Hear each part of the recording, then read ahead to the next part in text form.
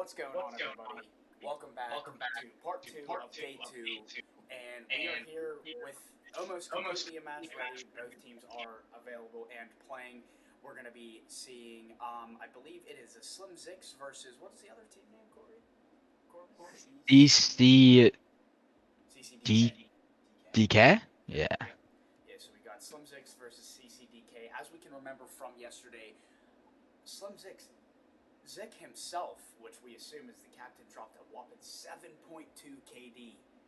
I mean, you can't make it up, man. The Slim Zigs were looking Ridiculous. good. I believe they got their original squad minus Big 40 Bag Boy is actually going to be subbed out. So they do have a sub in. So excited to see how he plays.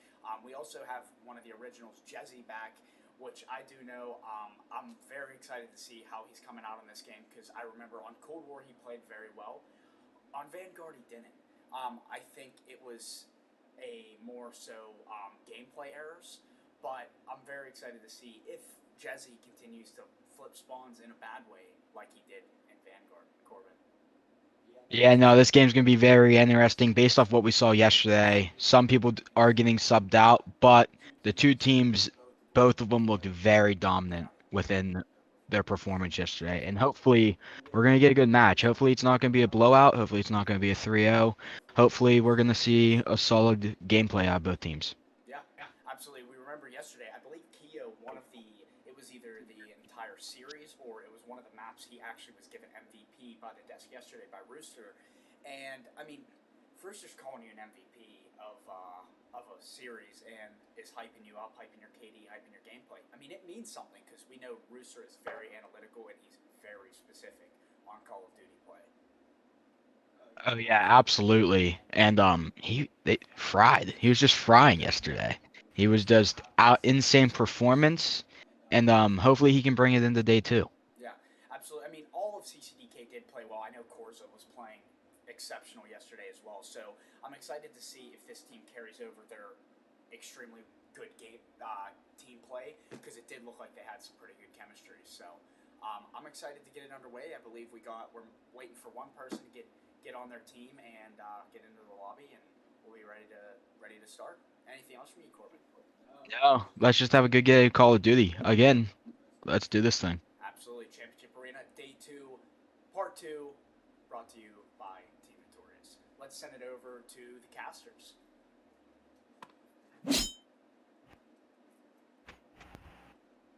Casters, what's up, guys? Rooster! We're What's back. going on? We are back. Hopefully this time it's for good. Hopefully this is the start of a smooth sailing day because we're already off to a better start than we were this morning. Oh, I agree with you, Rooster. And in all honesty, I mean, look at these two teams from yesterday. They just outslayed both their opponents. I mean, I really am excited to see this matchup because we just started round 2 of winners, Rooster. And oh man, and is there a lot of games still to go? Yeah, there are. Again, the bracket was randomly generated. We didn't know how these teams were coming out yesterday. But based on the performances that we did have from them, I mean, this is a potentially a grand finals matchup that we have here happening in round 2. I mean, one of these teams, based on what we saw yesterday, it is crazy to think that one of these teams is going to be starting it. Like they start their losers bracket run today. Yeah, no, I agree. It's crazy because these two teams, I mean, yes, there are other winners teams as well that are outstanding, but these two teams really showed up yesterday. I mean, dude, the Slim Zix came out destroying on their first hard point. I was just unbelievably shocked. It was unbelievable. Yeah, both of these teams. I think that they both 100-point clubbed their teams that they faced. Both dominated in their search and destroys, I believe, and I think that the controls were also like a 3-0 for both teams in control. So, I mean, each team had one person go completely stupid. And again, I mean, this is bread for a game 5. If this match doesn't go to a game 5, I will be thoroughly shocked and I'll be a little disappointed. I'll be disappointed too. This has game 5 round 11 written all over it. I'm excited for this matchup. I am too. And in all honesty, Rooster, I'm gonna go over real quick before this game gets started. I'm gonna go over some key players that I have in my eyes that I'm just looking at the whole matchup. And I really want to point out for CCDK, Keo, and I really want to point out Zick from the Real Slim Zicks. I really want to see those two go head to head, just outslaying each other, get in good positions. And I mean, let's see this first hard point soon. Oh man, I just can't. I'm shaking. I'm so excited, Rooster. It's going to be interesting. I mean, both teams did have to swap a player out today. Slim Zicks are swapping too. So really the only two player or the only player that oh yeah, two players. The only two players for Slim Zick that stayed consistent throughout this is Zick and Cam. So they're playing with two players that are they interchange them, and it's going to be interesting to see how they form because we saw how dominant they were yesterday with different players. So and I also believe on the other side of that, CCDK did also make a player swap, I believe. Yeah, So they're two. I mean, you can almost say two fresh teams, but I doubt that they are going to forget where they left off yesterday. yeah, and we're waiting on one more guy. He's just real quick getting this team swap going, and then we'll get real started real fast. And Rooster, any thoughts though for this first hard point on El Asilo? I mean, this map is kind of hit or miss right now. I really don't like that radio tower hard point. In all honesty. This is a very stringy map, especially in that building. You got both hard points almost on top of each other. So Yep. you are going to have to control basically one side of the map for an extended period of time. So breaks, rotations, and holds are going to be the key factor to this. If you rotate and you get broken, it is going to be extremely hard to break through again. So if you can pull off a break, which typically seems to be a very hard task, especially on this map based on where these hardpoint locations are, it is going to be very tough to stay in this game and make it competitive. So you have to worry about your spawning, where you spawn, and you have to worry about holding the hill. So I agree. I agree. And interesting. those two hard points right on top of each other, that is very good at chaining. I mean, not a lot of maps have that ever in hardpoint where it's just the hard points are right next to each other or on top of Yeah, each other like this. I mean, And if you chain those two hills, that's almost 120 points right there. exactly. Yeah. Typically, from standard Call of Duties that we've seen in the past, like you have one hard point on one side of the map, and then the next hard point flips to the other side of the map, making rotations important. For a team to have two hard points almost on top of each other, the same spawns are still going to apply for two hard points in a row. So you are going to have to hold those spawns for over, like you said, over 2 minutes to be able to chain those two together. So I think they're going to be very scrappy hills. We have noticed that the spawning system, like you don't spawn extremely far away unless the other team is spread out all over the map. So typically you do get close spawns, and I think that just feels a high action, high kill game. So it will be interesting to see how these play out. Yeah, I agree. And again, this map is very open too, so there's some sight lines to be held. And I know Keo, he likes to hold those lanes, so I'm really thinking maybe it's like, ooh, are we able to hold these lanes down for CCDK and get some picks? Maybe that radio tower hill might be a big hill for the CCDK, while the other hills might not be for Slim Zix. And out of just from watching yesterday, I did notice. I believe the 74U I believe that's considered an AR this year. I believe it falls under the AR category. I noticed yesterday when we were watching the Slim Six play, everybody was running that gun. So Yeah. it's going to be interesting to see if all four players are running the same gun again. I know it is a broken gun, so it wouldn't be out of the realm of possibilities that we see that again. But I believe on the other hand, for CCDK, they did have the standard 2 AR setup. So it's going to be interesting to see if they just throw that out the window. They got a new player in. If they decide to just say, hey, let's use the best gun in the game. Yeah, why not? Why not just use it for now? I mean, eventually it's going to get banned, so I mean, we're not going to be able to use it for long. So why not just throw it out there now? Hey, you get it in while you can, Yeah, because just exactly. really, like, pat them stats and uh, say goodbye afterwards. But yeah, it's interesting. There's a lot that goes into it. Attachments. Again, we talked about this earlier this morning. Like, there's a lot of variety out there. People, well, I'm curious to see if people mix it up. Yeah, and I mean, we're still waiting on one more guy. He's about to switch teams over though. We're almost ready, guys. Sorry for the long delay and the talking and everything. We just have to get everything set up. You know how Call of Duty servers are. They relatively don't work that well the first couple weeks of launch. So we're still trying to set that all up. But Cade, by the way, what is your favorite gun so far that you've been seeing? I'm curious to see what your intel is because I'm really rooting for that F-TAC to be that main AR. Yeah, I would agree. I think from an AR standpoint, I really like the FTAC. For SMG, things get a little bit different.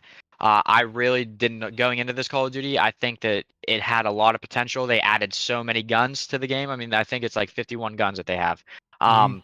It, I love the idea of seeing the SCAR back, the FTAC, the SCAR, and seeing that be a meta gun for the AR players, for the submachine gun players.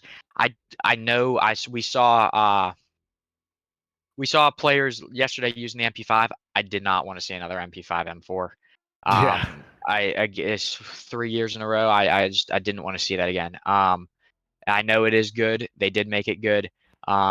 So the gun that I'm hoping for. I hope that I'm not exactly the technical name of it is, but the Vector. I'd like to see the Yeah, Vector the being Fennec, ran. the Fennec. Yeah, Yeah, that one's not bad. I would like to see that be ran a bit more. Along with there was one other gun that I had in mind. Oh, was it Um, the what was it? It was like it wasn't the 74U, but it was like that. It was something like that. I've I forget seen, what it yeah, is. it's the like Vasknov Yeah, it's like the 9 9 millimeter. yeah. Yeah. So I did see other players running that too. So yeah, I mean, there's just a variety of different guns that can be used. Yeah. So And it looks like we're starting up, Rooster, so let's get right into it. I mean, are you excited to see this hill in particular, this first scrappy point? Because, dude, it's one of the worst hills I feel like in this game right now because of how close and compact. Just if you don't have trophies down, you're just gonna get naded. You're just gonna get yeah, blown up. I agree. Typically, almost every hardpoint map starts scrappy first hill. I would be very surprised. This is a make or break moment because typically the first hardpoint is scrappy. You're not expecting a team to get a lot of time on it. However, flip the script around. If one team does control the first hardpoint when you're not supposed to be getting this much time, it could spiral out of control for the other team very quickly. Yeah, and I agree. And we're starting out here actually with most of YT, which is a sub for Slimzik. Yep. I'm super excited to see how he plays because he is running this 74U. Yeah, and I mean already. For CCDK, that's already 3 down, right off the rip. And they're set up to get some good time. Look, they are already holding this hill from the front. I mean, Yeah, it looks like already a 20-0 start with Dylan Targaryen going nuts. The new players already 4-0. Alrighty, holy crap! Yeah, this is a very scrappy hard point. I mean, finally we make a break for Slimzix. Finally, squad is wiped. We are able. Slimzix is able to start getting some time. And it looks like we're gonna stay with Jezzy here on the hard point itself. He has 3 players to deal with him. Oh. I mean, they jumped in together. This team is playing as a unit right now.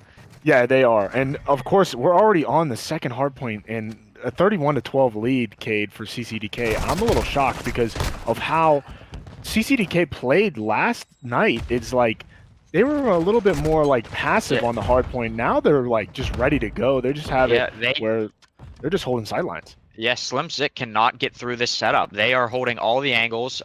Each player from Slimzik is pushing at one. Like they are taking one-on-one gunfights. I think that I would like to see them try to push more as a team and break into the hard point together. Like Cam just jumped in on his own. Mosif follows up a couple seconds delayed. You need to start. They need to slow it down and regroup and have a full team push to break into this hard point. I agree. I think that at this point you want to kind of get those trade kills in, and that is not anything that Slimzix is doing right now. They're not getting these trade kills. They are rotating though over to the next hard point, which is this radio tower hard point. Wade, I told you it is a hard point to do. It is hard. Look, this is Zik. He didn't spot out the other dude up top. You have to, and Oh, Dylan Targaryen had a streak already, and he does take out one of his teammates, but at the end of the day, it does not matter. They are still collecting time on this hard point. And yeah. Gold, were you expecting with the way both these teams played yesterday to have almost a 100-12 game on our hands already? Definitely not. I mean, first off, let's shout out Dylan Targaryen, the sub for CCDK. I mean, holy moly, he just came out frying with Keo. They're all working on all cylinders right now, Cade. And I mean, Mosiv YT, he started out 2-9, Cam's 2-11. It's a little bit of a tough break for them, but let's maybe see if they can turn it around with these next couple chain hills. I mean, this radio tower hill is hard to break. So I mean, Dylan Targaryen is 18-5. oh my goodness, that's a great, and he still has nice hunter killer drone still in that back pocket that he can use for this. We did not even get to see this player play yesterday. We were hyping up KO for his dominant performance yesterday, and Dylan's been sitting alone on the sideline all day. He is stealing the show at the moment. They are working all together so well. I mean, look at these angles that they have. I have not seen the kill feed light up all red here since the beginning of the game. Yeah, in that first hard point, in all honesty. But it looks like this back hill, this back building, this is a tough one to break as well because if go ahead, I'm sorry about that, Rooster. I was just about to say, Zik was able to get a pick and slip through, and now and then he gets immediately traded. Like, they're just trading efficiently, and Jesse was left all by himself to try to take out 2 people on the hill. Yeah, and having Keo in that top building up there where QD Season is actually looking at, that's a tough spot because you're trying to cross over to get this hardpoint time, and it's just like Keo's just mowing you down. And look at this, it's a race to the new hardpoint. It is a race to the new hardpoint. Jesse picks up a good hill on rotation, or a good kill on rotation. This is going to be huge for them. Dylan Targaryen does take down Jesse. Cam and Co have to be curious. Okay, see, he is getting beamed from across the map. Oh man. And that's the thing about this is, like you said, the Slim Zix, they're all using 74Us. Is that the meta? Because right now CCDK is frying with 2 ARs, 2 subs. 2 ARs. The 74U is a great gun up close. I am not 100% certain on how good it is at these extended ranges. This M4 that CCDK is using, they are hot. These M4 players are hot. They need to change something up, bring out a different gun to cool these players off.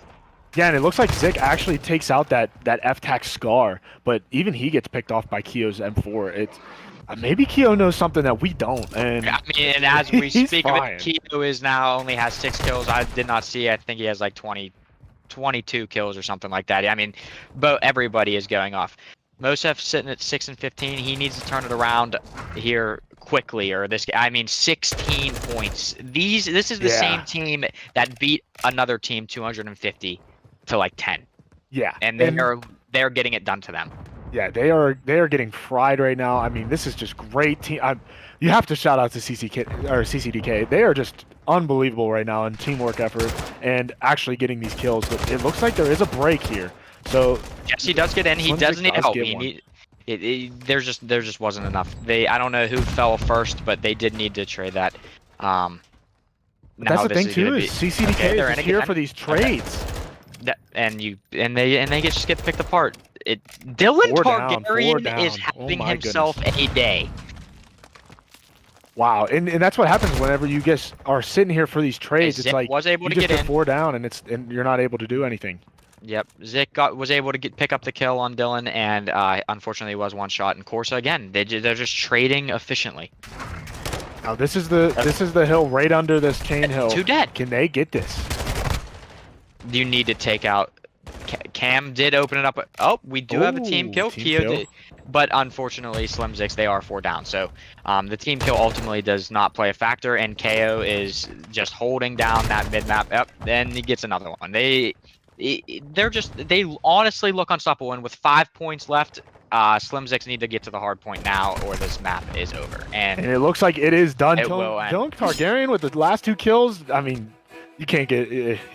He chalked it up. He said, "We're done with this. Let's get on to the next game."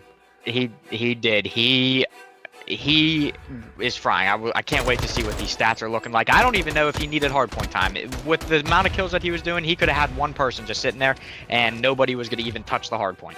And that's what happened. Is I literally think that 12. Corsa just had the time in the zone, and we just had Dylan Targaryen and Keo just go off and just start slaying. And that's a big thing with hardpoint is if you have people that can just slay and have those OBJ players just sit in the hardpoint for you, get those trades off and just keep rotating those hills, getting all that time. I mean, that's a quick game. That's 250 to what was it, like 20? That was a game that I thought I was hyping it before we started this. This was a match that I was excited for because I thought I was getting there. Slim Zix need to have someone needs to start giving them a pep talk and start getting them hyped up because that was not close. Yeah, and in all honesty, that's also a little thing where I want to talk about and touch on is that end game leader. Somebody needs to kind of just, hey, let's calm down, guys. Let's get it going. Let's brush off this first game. Let's win this search and destroy. Let's get onto this control and let's start playing our game because right now CCDK is playing their game and you can clearly tell Dylan Targaryen, the sub, came in and just started going off. They let him just do his thing while they played the hill. I mean, you can't write it any better than that, Cade. Yeah, absolutely. This upcoming search and destroy is going to be huge. If Slim Zix need a confidence booster. They got severely outslayed, and that was basically the recipe for that whole first map. We did see them trying to rotate. They just were losing the gunfights. So hopefully, again, it's the first match of the day. Hopefully, this is their warm up. That they got again first match jitters. Let's have it. This search and destroy, if they win it, they take it. They have a flashy play, something to spark them. We could see a different series, and I'm hoping that is the case. I do too. And we're getting this lobby set up right now. We're going to be on Brenberg Hotel Search and Destroy. And like I said, Rooster, this map I like in particular because you can run that sniper and kind of get picks off of A, bomb site, mid. I want to see maybe if somebody does attack it like that. I'm not sure though with this Slim Zix team, they might all run those 74Us, maybe an F-tac.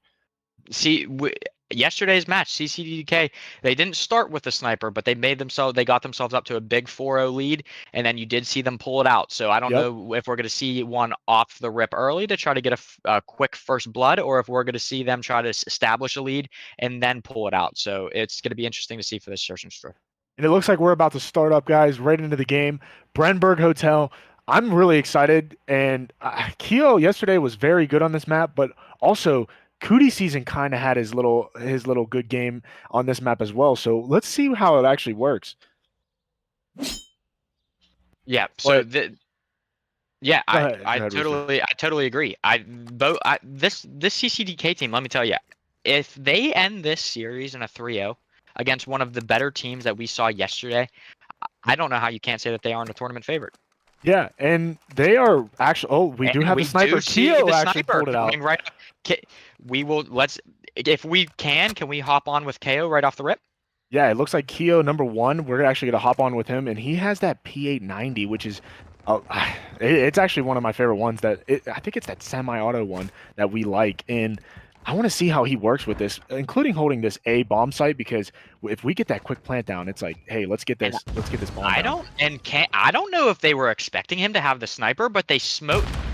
Slim Zix did smoke it off, and KO had no, and there it is. Ooh. I was gonna say he had no sight line on this bomb site, and Cam was able to open up with the first blood, and it quickly spiraled from a 3v4 in the favor of Slim Zix to a 1v3 in favor of CCDK, and there it is. 2 kills. I mean, like I said, holding down a sight line, get that bomb down, and let's just keep sniping. I love it. I love that snipers are back, and look at this little spot that Keo actually found. I mean, you can only see that head, man. You can't even do anything else. Pause on that. Pause on that, Rooster. You can only see that head. Yeah, that was a good one there coming out of you. Wouldn't expect anything less, but yeah, let's head over actually to Slim Zix, on defense. He is gonna, and it is odd. I mean, he pulled that sniper out on offense, trying to get a first pick to open up a bomb site. And again, Cam did get that first blood, and they lost with the man advantage. So we, again, hopefully they can clean that up and start capitalizing on those first bloods a bit more. And I actually like this. Look, they 4-stack A, and Slim Zix actually goes right to B into kitchen. Yep. They're just going to clear out these corners, and they're going to get a free bomb down. But look who's rotating over. Keo. They do. Excuse me. Yeah, and KO with the first blood, and I like this. I like this setup still. that they have is where they're gonna attack with Keo sniping, and then they're just gonna defend with all these M4s and ARs. And It's a really good strategy, to be that is honest. that is a quick round. A is definitely the preferred bomb site. It is going to be interesting to see how many teams decide to just hit B right off the rip, and a lot of teams don't prepare for that. Fortunately for CCDK, they were able to rotate over, and and I just don't think that Slim Zix got the bomb down fast enough. They cleared the corners and they needed a plant right away. CCDK, there's a lot of entrances to come in through on that in that kitchen area, and Slim Zix just was not able to hold all of them. Yeah, and Keo and Dylan Targaryen both at 7-0 combined, 3-0 and 4-0. That is huge because if they start getting streaks, bomb plants are easy to get down. I mean, we do get that smoke off by Slim Zix again. Look at number 4, Cutie Season. He is already snuck behind the players and does take down Jesse. They use that smoke as a distraction for him to push straight through the smoke and go up the stairs and get a free pick on somebody camping up in this top building. Yeah, and in all honesty, this is actually one of my favorite teams to watch because look at the way they are playing. They are playing together. I mean, to quick scope snipe, right? Just, dude, Mosef just shoulder peeked that a little too wide, and he was taken down. I'm not sure how Cutie Season grenaded himself. It did look like he threw that up to the top window, and it just bounced straight down and took himself out. So not a team kill. But a self-kill. We'll give some self-kills out here. Some props to them. Actually, I want to see what attacking-wise. Let's go over to Slim Zix. Let's go over to Cam because he started out pretty slow in that first map. Let's see if maybe he can start popping off here. Number 8, Cam. He has the bomb, too, and it looks like they're going to kind of push through mid here.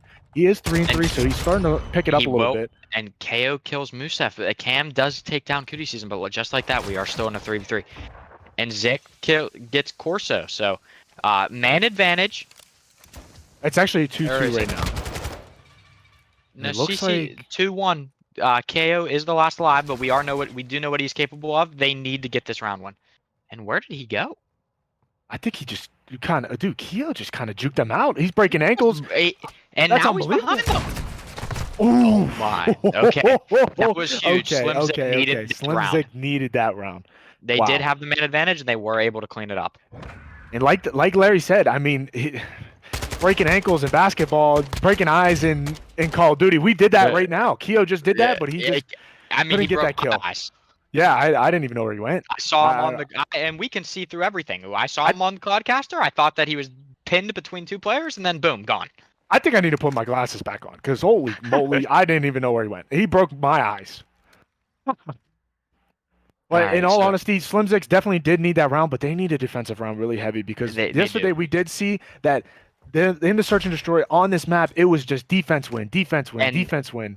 And Mosef is over at B by himself, and as you can see, all 4 players are pushing towards that B bomb site. Mosef has to at least try to take down 1 or 2 here.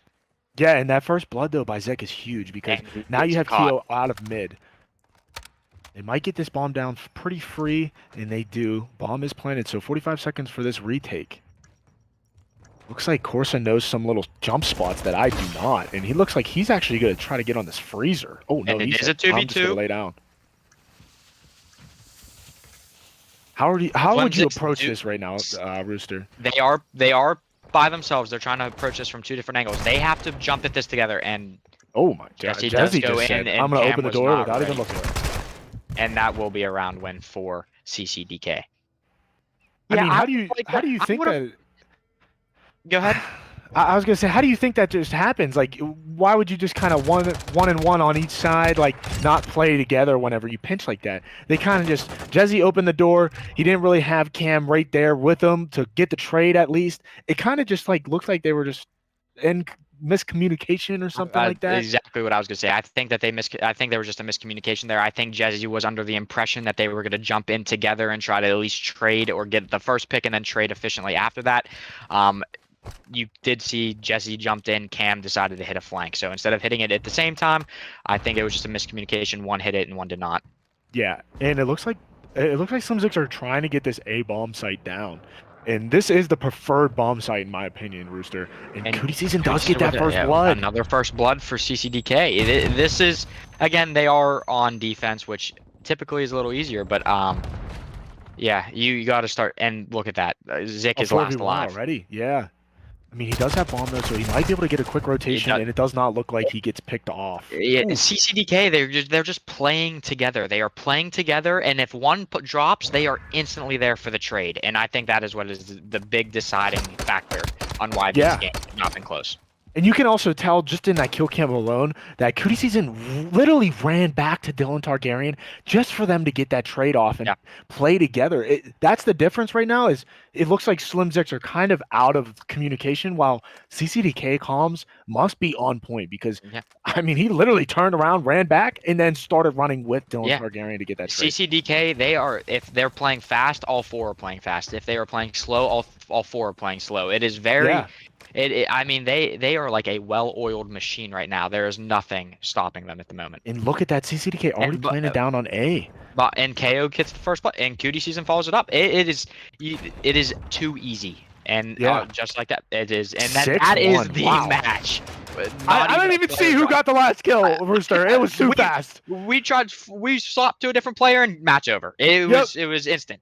Unbelievable. Great showing by CCDK, to be honest. Cootie Season, I mean, yes, we keep pointing out Keo, Dylan Targaryen, but Cootie Season kept grabbing that bomb, getting those quick plants down while throwing those smokes. I mean, you can't have 2-0-7 people on Slim Zix, man. You guys got to, maybe they got to find something, get something, maybe, hey, let's take a break. Let's take a breather. Let's get this control going. Let's try to get this reverse sweep. So, I mean, Rooster, what do you think about that so far? I mean, a 6-1 dominant win by CCDK. Like, can you ask for any more? I don't know. I said that map was. I think that was the map for Slim Zix. They needed that. I have it.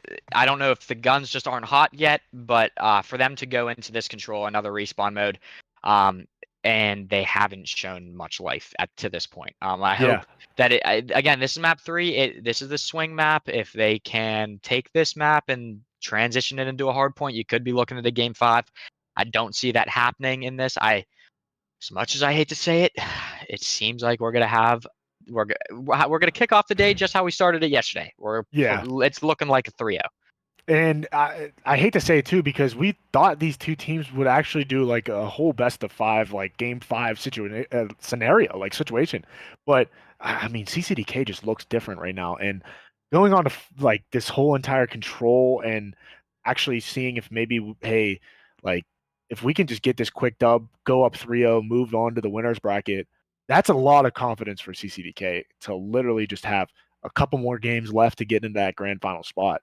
Yeah, absolutely. I'm sure CCDK saw the match. It was the first. I believe maybe it was the second match. I'm not exactly sure who played first, but I'm sure CCDK saw Slim Six match and was like, "These dudes just dominated the same way that we dominated. We might have to prepare a little bit more." And for them to show up and just absolutely smoke the competition currently, it's just that is a scary sight for the remaining teams in this tournament. I agree. And we're actually waiting on right now one more guy to get into the lobby, guys. So I'm happy that you guys are able to see this great Call of Duty. I mean, we've seen some very impressive Call of Duty so far. We're going to Mercado on Control. Rooster, how do you feel about this map right now? I'm a little bit iffy on this map. I think that middle lane is pretty fun to look down because there's different sites that you can kind of hold with that middle lane and mark it in the middle of the map. But I mean, on Control, you have those two different sides of the map where they're very hard to hold hills, to be honest. Yeah, it is. I do like this map. I think it plays well for hardpoint. Again, Control is a completely different game mode. And yeah, I do enjoy the structure. It's a standard Call of Duty 3-lane map. So it should play like traditional Call of Duty. There's other things that factor into the game that don't necessarily make that come true all the time, but yeah, it's a standard Call of Duty map, 3 lanes. I think it plays well for hardpoint. I'm excited to see. This is the first time I will be casting it for Control, so I'm excited to see how it plays out. And yeah, I think again, I hope that Slim Zix can turn it around and take this map off of CCDK, and maybe start the reverse sweep. Yeah, maybe. And it looks like we are actually heading over to Mercado Las Almas. Rooster, I'm excited. This is a lot of Call of Duty today, and we're already getting started on these big time wins by CCDK. I mean, I did not think Dylan Targaryen looking like an actual Targaryen with some dragons out here, just destroying the competition. I could only imagine what this team would have looked like yesterday if they had Dylan Targaryen. The game was already a complete and utter blowout. I think that if they would have had them, they probably would have 250 would and it wouldn't even have been close. This guy is putting up top tier numbers. Yeah, he's out of his mind. And we're actually starting off with some Zicks. Zick actually gets the first, or he gets a, oh, I thought he got the first blood already, but he doesn't. He does not. He is running that tack though. And Rooster, I think that tack might be game-changing on this map because there's a lot of sight lines. Look at this. You already have a tick on A, and that is, I believe 4 dead for Slim Zix already. You do have Cam and Jezzy coming off a respawn. They will be the first 2. I'm curious to see if they decided to give this up and just play B. Yeah, and already two ticks down, and it's 3 dead. It's like, I mean, this is going to be A. We're completely off the board in the first 30 seconds of the game. And you can't even be mad at this for CCDK because now you have 2 minutes and 45 seconds. And Cootie season is already on. That is a huge kill by Jesse. They really needed that kill because he could have easily just switched all the momentum down. Okay, Jesse has a lot of work to do. He's the only one left on this point. He does take down one. There is one below him and one pushing him from the side. And if I was to assume, they are going to push this together and they are able to take out Jesse. So that opens up the B point. Yeah, and already, Rooster, look at the live count, 25 to 16. It is. It is already dwindling down for Slim Zix. They have to watch these lives because you're getting streaks by Dylan Targaryen. Let's stay on here with Dylan. I mean, that is full streaks. He has not died in this match. He is on a 7 streak. Okay, Zick does make him weak. Oh my goodness! I thought he was about to jump up through that window. Oh my lord! Oh my Rooster! This dude is, he's got the flu. He's sick. Dylan is sick. He's literally too sick for this. I can't. This might be, like Larry was saying, this could be the COD Pro that we're waiting for. 20-7 in life count. And Dylan Targaryen is still picking up 2. I'm pretty sure they are killing them. I don't even know what to do. 23-4. What do you do? 23-4 lives, and there's already almost 2 ticks down on B. Dylan Targaryen died. He just died, I think, recently because he just died because he's on pace to be dropping nuke numbers. Oh my goodness, CCDK, quick round. I mean, you end that 2 captures with 2 minutes still left, Rooster. Go ahead. Let's hear your famous saying. Famous saying for us. Defense wins championships, but we're attacking. Rooster, we're attacking. They were on defense and they totally just got demolished. In life count. They didn't even need to capture that point if they didn't want to. They could have strictly won that just based on getting kills. I mean, 12-1 start by Dylan Targaryen. Cootie season with a 10-2 start. We keep hyping Keo up, but Cootie season actually started out this map hot. Yeah, absolutely. This map is extremely any control map is extremely difficult. You prefer the defensive side. I think that CCDK can win on any side, and it doesn't matter. And I think most of he's starting a little bit slow. He's 0-8, but I think we might need to see him and maybe one other Slim Zek kind of step it up, maybe start getting objective kills, start getting onto these points. But Cootie season just said, I don't even care. What objective kills are you going to get? None. Yeah, it is so hard. CCDK makes it look so easy. That A site is inside of that building. I mean, it is very hard when you are set up in power positions up there to rip people off head glitches and try to get into that point. So Slim Zix needs to make a move and they need to make it fast. Yeah, and it looks like they're actually trying to, if you see the map, Rooster, they're trying to attack, but it looks like they're just trying to take 1v1 fights, and it does not look like they're pushing together. Yeah, as I was just about to say, Jesse was able to get a kill and break in, but there is no other teammates there to follow him up. And of course, we do not get that first tick. No, they have progressed a little bit on each point, but have yet to get enough people on to make that tick worthwhile and get the time to move faster. Yeah, 21-15 in lives, and they finally get that first tick on A. That is a huge tick for them, and it looks like they actually will get the second tick eventually. Dylan Targaryen did use a streak. 2 ticks down on A. Now they are down. 13 lives. Yeah, they are down in lives. Zick needs to stay alive here. Mosif with a big double kill. And 3. He takes out 3. Look at this. And just like that. I mean, Ooh. Mosif did exactly what he needed to. I mean, he took down 3. He needed 1 kill out of his teammates to wipe the team. And unfortunately, Cam does kill Zick. So lives are dwindling. Yeah, Rooster, what do you do here? Do you just continue pushing A? Do you get one person try to go over to B? I think you kind of three-stack A, maybe try to sneak one onto B and just get a little bit. It looks like that's what Jesse was trying to do, but Keo said, no, no, no, I'm stopping that today. Yeah. They needed, so they have five lives left. They need to slow it down. They need to play as a team. They have one good push at this to try to four stack and dwindle that. Okay, down to 3. Yep. Looks like Corsair just said, I'm looks just like run this through might you be out of guys. hand. And Dylan Targaryen with a flank. Cutie season follows it up. 12v1. And it looks like Zik is last alive. I mean, yeah, that's a GG's right there for 2-0 for CCDK. I mean, that's a great round by CCDK. Slim Zix, I mean, like I said though, they might need to find a little bit of a groove here, but it looks like CCDK just kind of shuts it down. They're like, no, you guys are not finding any groove.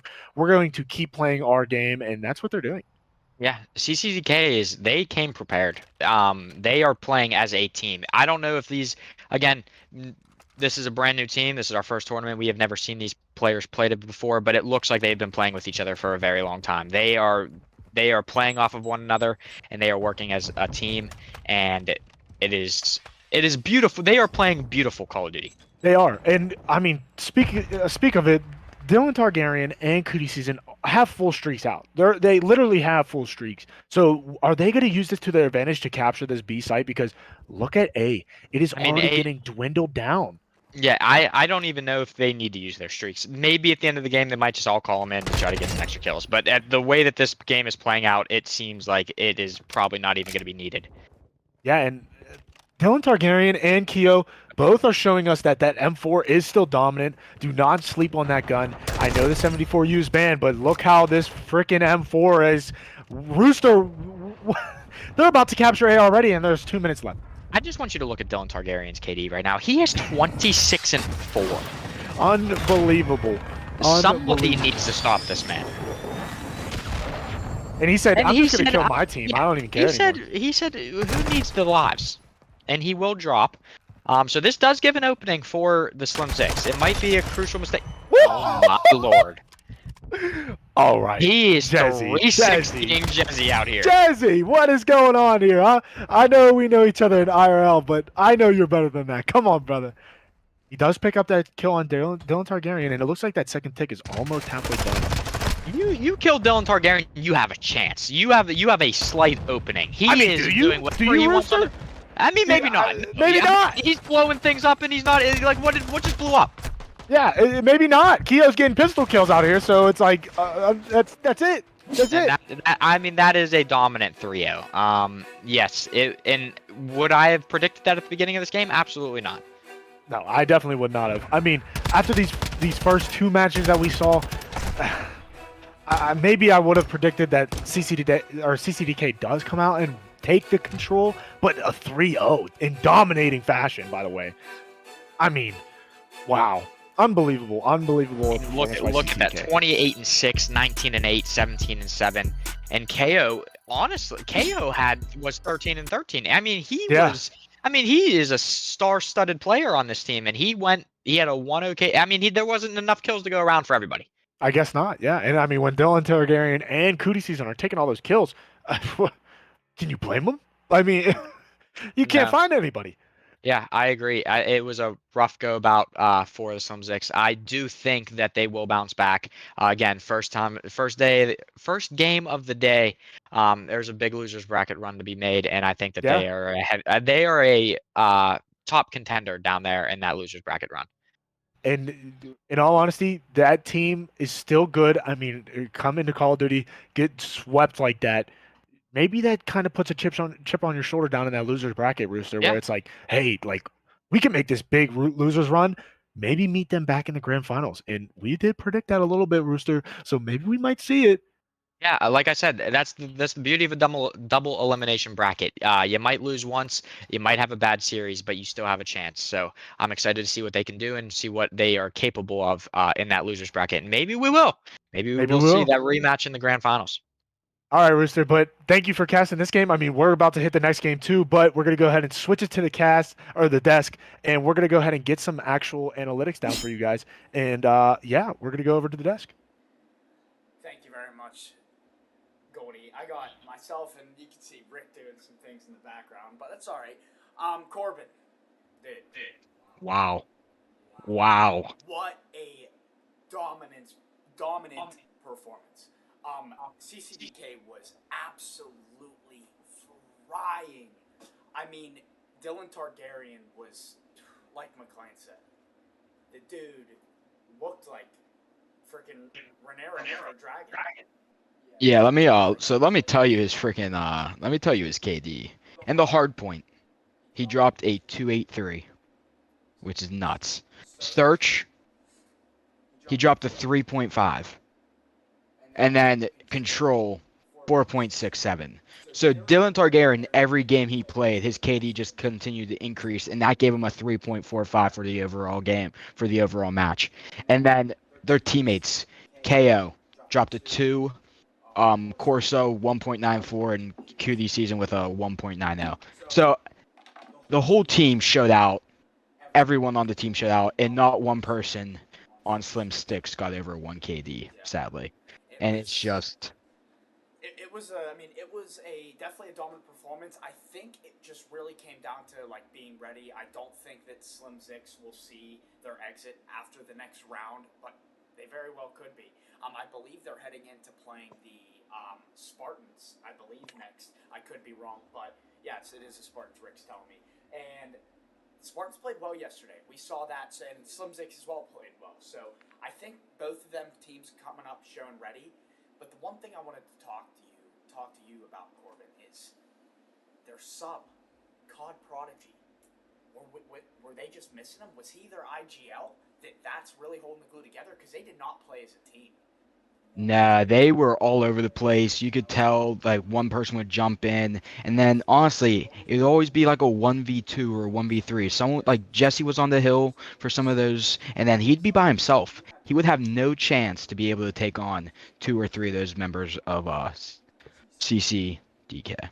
Yeah, and I can tell you this: our Team Notorious Player of the game will definitely be Dylan Targaryen. Absolutely, Phenomenal he played performance. phenomenal. And I believe, what are we going into next? We are going into the Kanto crew versus the Bruvs. Is that right? Yeah, so the Kanto Yep. crew versus Bruvs, both of them played well yesterday. Um, and I'm excited for it. So I believe we're going to go into a commercial break, and we will be back with more coverage. Awesome.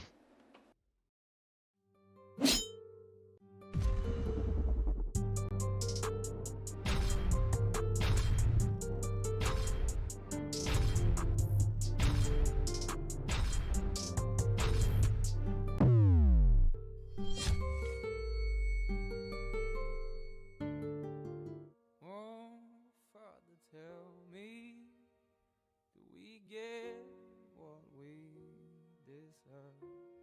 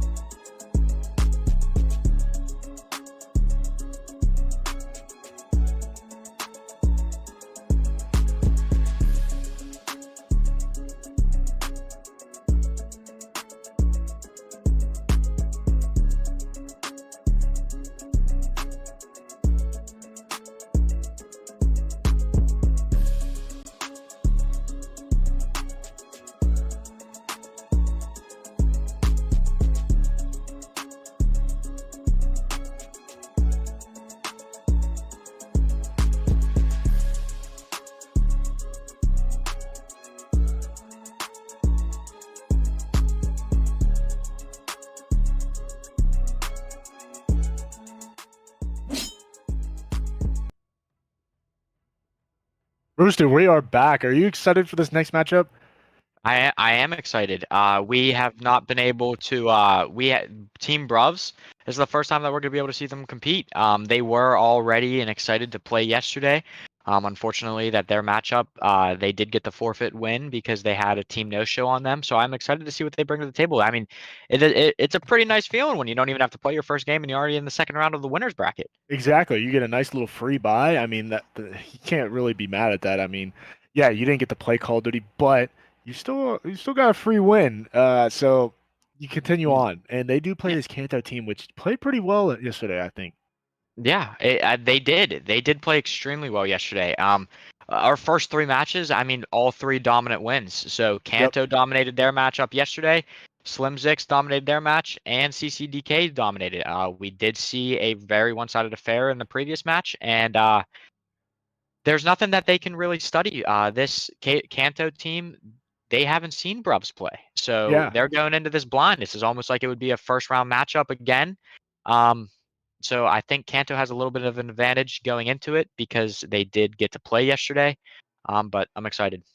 I am too. And the first map is actually going to be a hard point on Crown Raceway, which is that Formula One map that we always complain about. I mean, I don't really like it personally, Rooster, but I do want to see your thoughts on it because, I mean, it's not the greatest map. There's definitely not a deal where it is that great, but do you like it? Yeah, yeah. I'm not. I know that you and Bill have your take on it. I personally am not. I don't mind that map. I think that it's a fairly good map. I think it's a neat design. And for gameplay wise, at least Hardpoint, I don't think it's too bad. I know there are some cheeky spots that you can get into that make gameplay a little hectic, but yeah, I'm not as against it as you and Bill are, but I understand where you guys are coming from. Oh yeah, and it's not a horrible map. There's been worse. 100% there's been worse. But I mean, I'm not a big fan of it, but we'll see maybe if it plays a little bit different. We still are loading up the lobby, guys. So we're thank you for being super patient with us. Uh but I mean, we're excited to see this match just as much as you guys are. I know that Brubs has a great big following that's watching right now, and I Yeah, know this Kanto crew, they are really hype. They are a fun team to watch. So this is going to be good Call of Duty. yeah, this is gonna be good. I mean, we are able to see the chat of the stream, and we can tell. Bruv's got a following. They are getting hyped up in this chat. So hopefully this translates into a really good match. We got a lot of people rooting for him. So I'm excited to see what they bring to the table. I know what Kanto can bring to the table. We saw what they were able to do yesterday. Yep. I am excited to see the other side. Because I mean, let's please get us. This is winners round 2. Let's get it to a game 5. I would love to see a game five, Rooster. You know that. Yeah, it's we need one. We need one bad. Yeah, and we're just waiting on one more guy to switch his team so we can get this game started for you guys on Crown Raceway. I mean, hard point. Rooster, I know you love a hard point. I'm more of a search kind of guy, but I know that's your kind of game mode. You love running that hard point, you know. Yeah, yeah. I will say search is probably my least favorite. I like the high action, the high impact kill games. So yes, I am excited to watch another hard point. I know S&D is your thing, so I'll let you speak on that as much as you want. But yeah, I agree. But yeah, we're about to get underway. Oh, it looks like we just lost actually two of our guys. It looks like the lobbies are kind of giving us a difficult time, but we're just going to continue on with this and we're going to keep talking. Rooster, what are you thinking about the gun meta right now? Like, what do you think the primary gun for some maps like Crown Raceway and like Tarek, what do you think the gun meta should be like? I think a lot of people should be looking at what CCDK did today. Um, we know that the 74U is the best gun in the game. They totally flipped the script on us. They ran two M4s and two MP5s. I believe there may have been one 74U and one MP5. Not 100% sure, but either way, the 2AR 2 sub meta seems to be the way it goes. The M4 was able to take out those long downrange gun engagements that it seems like the 74U kind of struggles with. Yeah. So I am curious to see if teams copy that and translate or implement that into their gameplay as well, because it seems to be working. Yeah, and that M4, it was slaying today. I mean, I keep hounding how good that Scar is, but I, it makes me want to run the M4 a little bit more. Maybe Yeah, get some, runs in. I, it looked really good today. yeah, it does. Again, wish I wouldn't see it. But yeah, I think that you'll typically see the higher fire rate guns typically make it in. 74U is probably the only exception to that. In this game, it does shoot fast, but as a standard AK style weapon, they typically do shoot slower. I guess that they're just too overpowered to actually make a difference, even though it does. I think that is what you're seeing the difference between the M4 and the FTAC. The FTAC is known to shoot really slow, but it does have a higher damage rate for bullet rig, and for the M4, it just shoots extremely fast and extremely consistent. So it's, I guess that it could come down to preference, but like I said, we in the next coming weeks we will see a standard meta, which I would not be surprised if every team implements. Yeah, I do agree. And that's the thing about this is it's still week one of this game pretty much, where it's like we're still trying to find out new things, new metas to be like accomplished.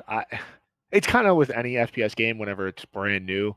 Uh you kind of like want to feel out the game first and then narrow everything down into like a bowl and you're like, oh, okay, well, I'm gonna pick this out.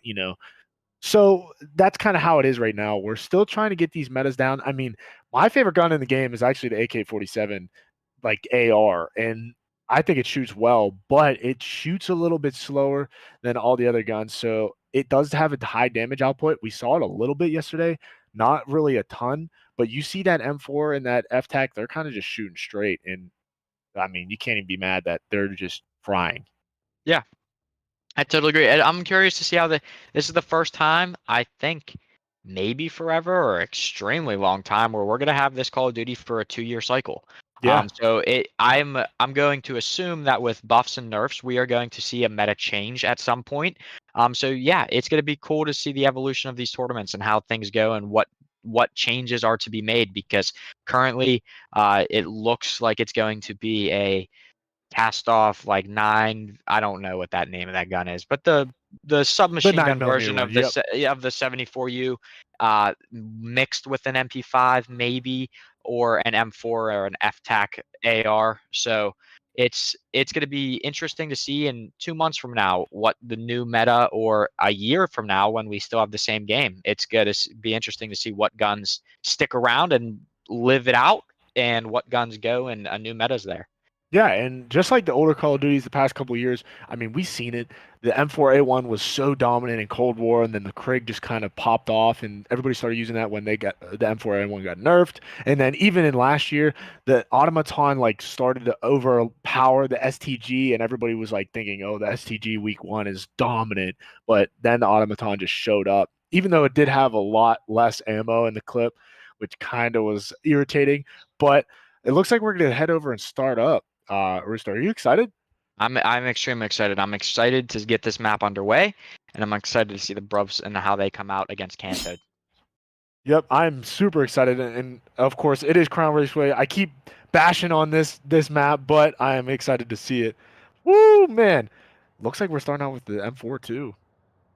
Yep, like I said, it looks like we're going to be seeing a lot of those today, especially these winter bracket teams. They're figuring it out. They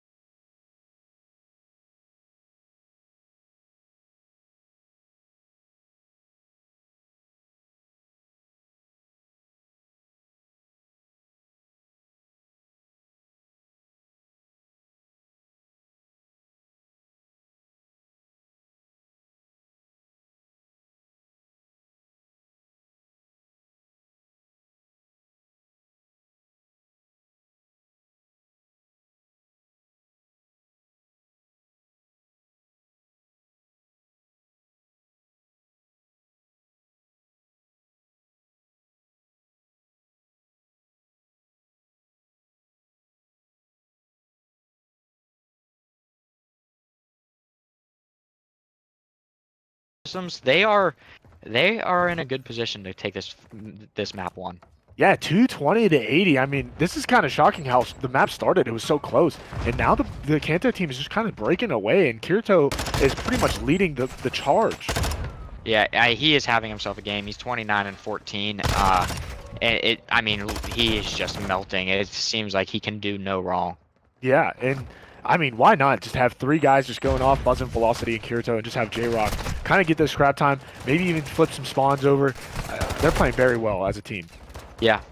This is a scrappy hill as well. It's supposed to be scrappy, but with only 4 seconds left in the game, I believe Kanto is probably just going to hop on this, get the last 2 seconds, and that will be it for map 1.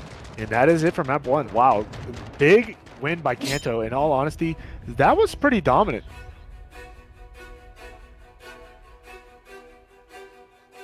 Yeah, we did have some audio issues. We're getting that situated. We should be good by now. Sorry for that whole entire delay with the audio. We got it fixed up though, guys. But yeah, other than that though, it was a great game by Kanto. I mean, Bruvs, you guys didn't play bad at the beginning. It's just, you know, maybe you guys didn't find that groove in that hard point. Yeah, I'm expecting a better game going into the search and destroy. Again, Bruvs didn't get to play yesterday. It could just be rust. Kanto did have an advantage. They were able to get a first game in. So they understand what they're going up against. The Bruvs, again, it might have not been such a close game, but I have full confidence that they will be able to bring this back in the search and destroy. I will make the bold prediction that I believe that Bruvs will take this next map. Yeah, and in all honesty, I could see it happening. I mean, it is the rusty feeling. You're kind of like, oh, we just started today. I mean, everybody got a warm up. Almost everybody got a warm up yesterday. We just got a bye, so it is kind of a little bit different. Wherever it's like, oh, we don't really know how to, you know, get used to this tournament style. Maybe that's why. Maybe they were just like, oh, we just are a little rusty. We just got to get the jitters out. Let's continue on to map 2, get this search and destroy going, and maybe they can take a dub. Yeah, for that map, fundamentally, they played it correct. They did rotate. It was just those first couple gun engagements whenever they got to the new hill. It spiraled out of control way too fast. They needed to play when the map started, when Kanto was able to develop a 60-point lead. I think the Bruvs may have just started to panic and needed to play perfect Call of Duty to try to bring that back. And it happens. Sometimes the gunfights just aren't going your way and things spiral out of control before you can get it situated. But I do believe that we will see a better performance going into the search and destroy. Again, I will say it again because it was the first match for this team. Maybe it was just the jitters. Guns need to still get warm. And I expect it to be a good series still. Yeah, and what other map than Farm 18 to start out on Search and Destroy? Oh, it actually is Tark. My apologies. I thought it was Farm 18. But, I mean, this is a very difficult map because of the fact that there's so many open areas. I mean, do you snipe on this map, Rooster? I'm curious. What do you think? If there's a map to snipe on, this would be it. I mean, it is so open. You and Bill can talk about whatever maps you hate the most. I hate this map. This is the worst map in the game. Hopefully, with the addition of some other maps down the line, this one can be taken out of the rotation because it is. There's nothing that I like about it. Control, the points are extremely open. It's very hard to be able to capture one of those. So, for search and destroy though, maybe it plays a little bit better. But it is just not a map that I am very fond of.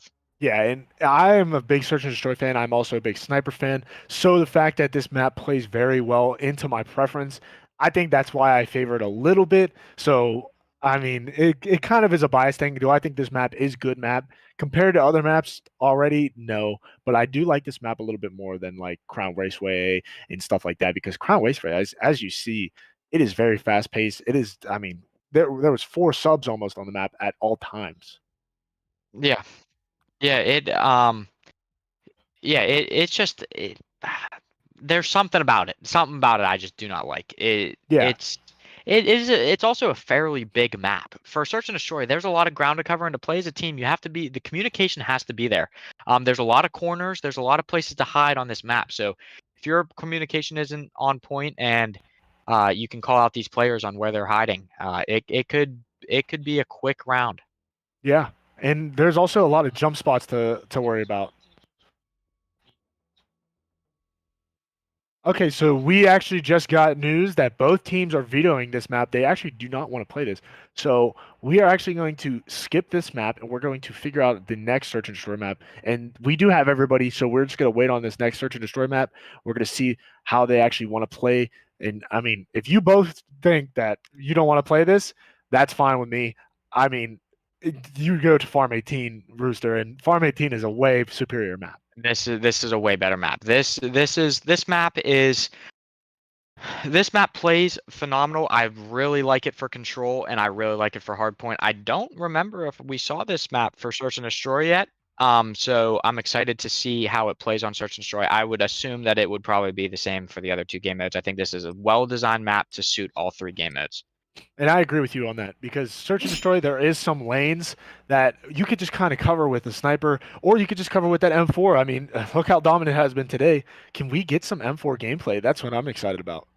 Yeah, I agree. This map plays well for the submachine gun players and for the AR players. You got a building in the center and the building on the right-hand side. That is perfect to be fast-paced and maneuver around for all these SMG players. And then you have the outskirts of the map that for your ARs to hold. So I think that it's a very well-designed map and suits well for both playstyles of the team. And I agree. We're actually going to start off with the Bruvs defending. We do want to see kind of how they defend this, and it looks like that Kanto is actually going to go to this A quick plant.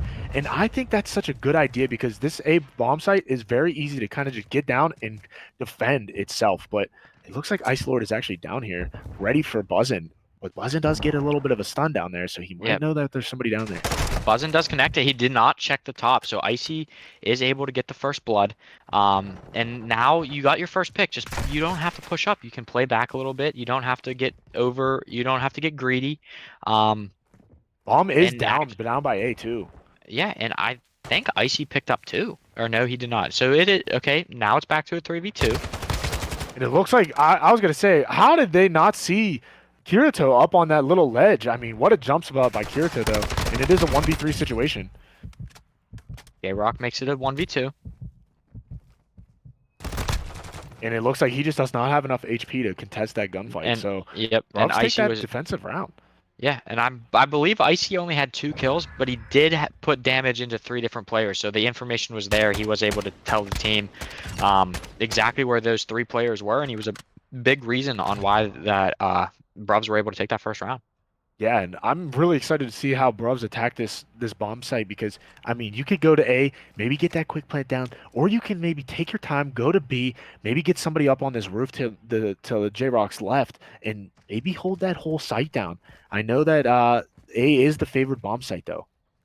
And Bruvs are going fast. They are hitting this A bomb site fast. Yeah, all 4. Whew, they're already down planting. Shmoo is 1-0 too. Icy does get picked first, but the bomb will be planted. So now you have to hold with 3v4, and Kanto has a 4v3 retake. They are in their favor, but as I say that, it is a 3v2 now in favor of Kanto. And it looks like Buzzin might be able to find one here. And he does. He finds 2. Well, he finds 1, but Kirito does clean up the other one. So that is very big for them. Big round by Kanto. It looks like Buzzin said, hey, you know what? Go ahead, Kirito. You got that kill. Let's just have you defuse the bomb. Yeah, and that was a perfect retake of the bomb site. They all 3 hit all from all different angles. I don't think Bruvs had an answer. They were just getting swarmed from all different angles, and they were able just to effectively trade those kills and pick up the round win. Yeah, so even with a quick bomb plant on A, big defensive win by Kanto, so it is evened up at 1-1. Bruvs, they got a decision to make. Do they send 2 to each bomb site, or do they just 4-stack maybe A, play the retake on B? Yeah, A is the favorite. I was just about to say, I'm curious to see who makes the first attack to B. Shmoo just ran right past. Yeah, he ran right past, and Kirito was able to spot that out and take the gunfight. And this is huge because Buzzin picks up this kill over by B site, and it looks like both Ice Lord and Icy are stuck over by A. Maybe getting this bomb down for Kanto is huge because now you can probably stick with these people up on this roof and maybe get some sight lines down. Yeah, and Kanto has to be curious. They have not seen or heard from these 2 players on the Bruvs in a long time. They might be aware that they are flanking, and based on their position, it does. And Icy is not going to spot Kirito laying down. Yeah, and Kirito, that's just good positioning by him. Why not just lay down mid, try to see if maybe somebody you can hear or just pick up? That's a huge win by Kanto. Yeah. That was big. An offensive round, again, defense is always supposed to be favored in these situations. So to be able to take some offensive round wins, that is huge for Search and Destroy. Yeah, and I'm super excited because I mean I saw Velocity. I saw you up there. I saw you up there on that roof. That is key. That is key. Whenever you get that bomb down on B, or you want to defend B, that rooftop, whoo, it's nice up there. You put shingles on up there. Yeah, and in 3 rounds, Kirito is 5-1 already. I mean that's a huge start by Kirito to lead this Kanto team. And it looks And like he look said, at "I'm just gonna fly." He's flying. I mean, has so much confidence in himself. He said, "I don't need to sit around and wait. I'm on defense, and I'm going to fly at the opposition." Looks like they're gonna rotate this bomb over Brubs. They're going back to B, and it looks like Kanto is not expecting this. They're thinking that they're gonna still stick with A. If they go fast, they might be able to get the bomb planted, which would be huge. They are only down 1 man, and Icy is able to pick up a huge kill. So it is a 2v2. Bomb should be able to be planted if they decide to do that. Yeah, and it looks like they're kind of just juking each other out here. I don't know if Velocity saw Icy or not. It doesn't look like it because he got tagged up a little bit, but Icy Velocity narrowly keeps escapes. he keeps narrowly or he keeps beaming Icy, but he just gets out of there. So yeah, I'm not sure if Velocities was able to spot both of those players. Okay, so we do. Okay, Velocities does take down 1. Bombs, that is bomb down.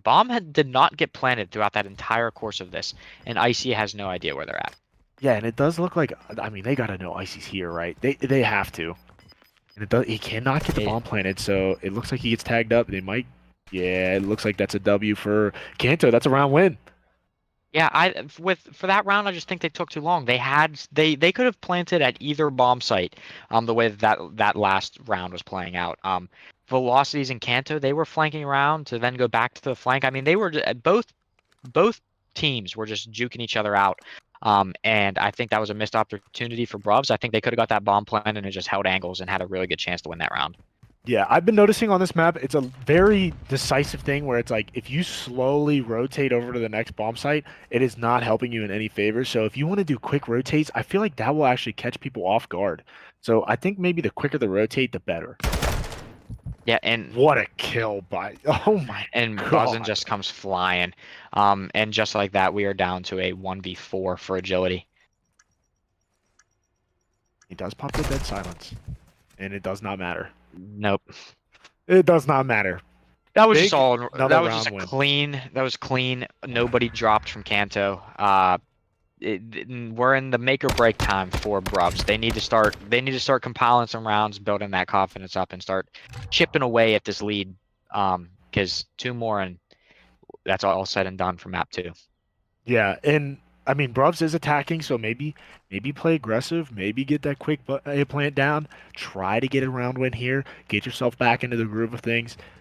I think that's probably your best bet, but it does not look like they're doing that. It looks like they're going to take bomb through mid and try to maybe decide then. Yeah. Yeah, agility gets taken down, first blood. Shmoo is able to trade that out. We do have a 3v3. Velocity is stuck up on that roof. He does get hit with the stun. This might give us a little opening.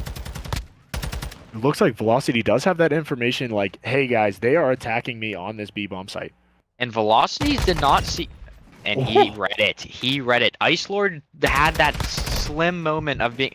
And Icy does trade it out. But as I was saying, yeah, Icy was able to sneak... or maybe it wasn't... Or it was Ice Lord. Yep. Ice Lord was able to sneak through when he threw that stun. And Velocity did a great job of being able to read the flank.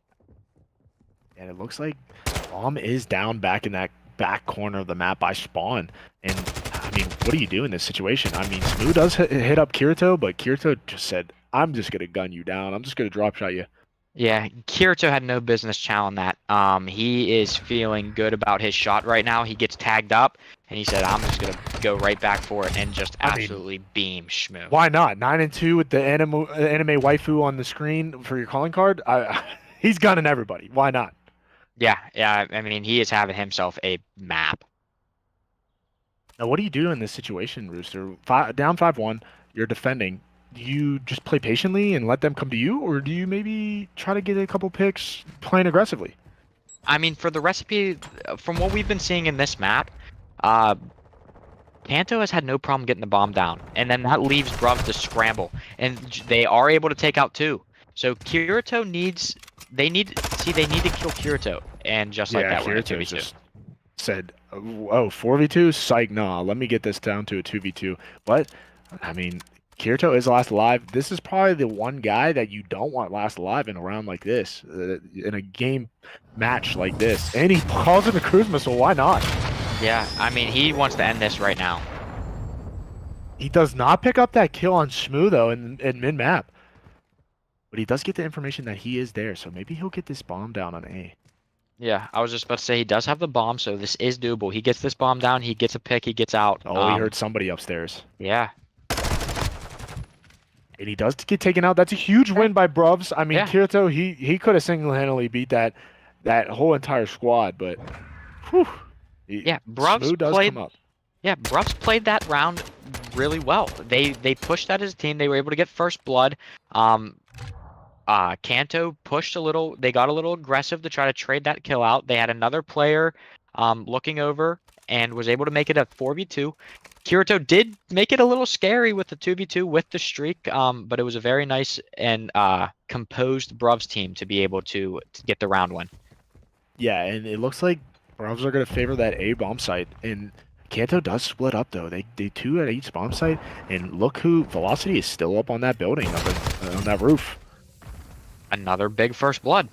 Yeah, so I mean, Bruvs are getting these first 2 kills in these last couple rounds. I mean, now it's They're down to reading 1v4.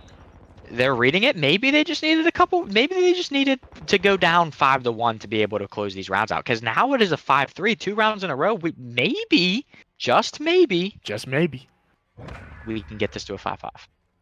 I mean, if they get to a 5-5, you got to be sweating if you are Kanto, because that is a huge momentum shift going into this next control if they're able to take this search and destroy match.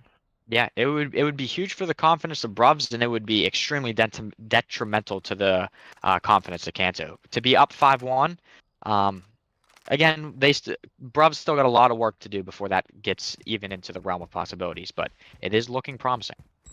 Yeah, it's very, very promising because of the fact that look where Ice Lord is. He's able to get some shots into Kirito, says, hey, there's only one guy that I saw over here on this A bomb site.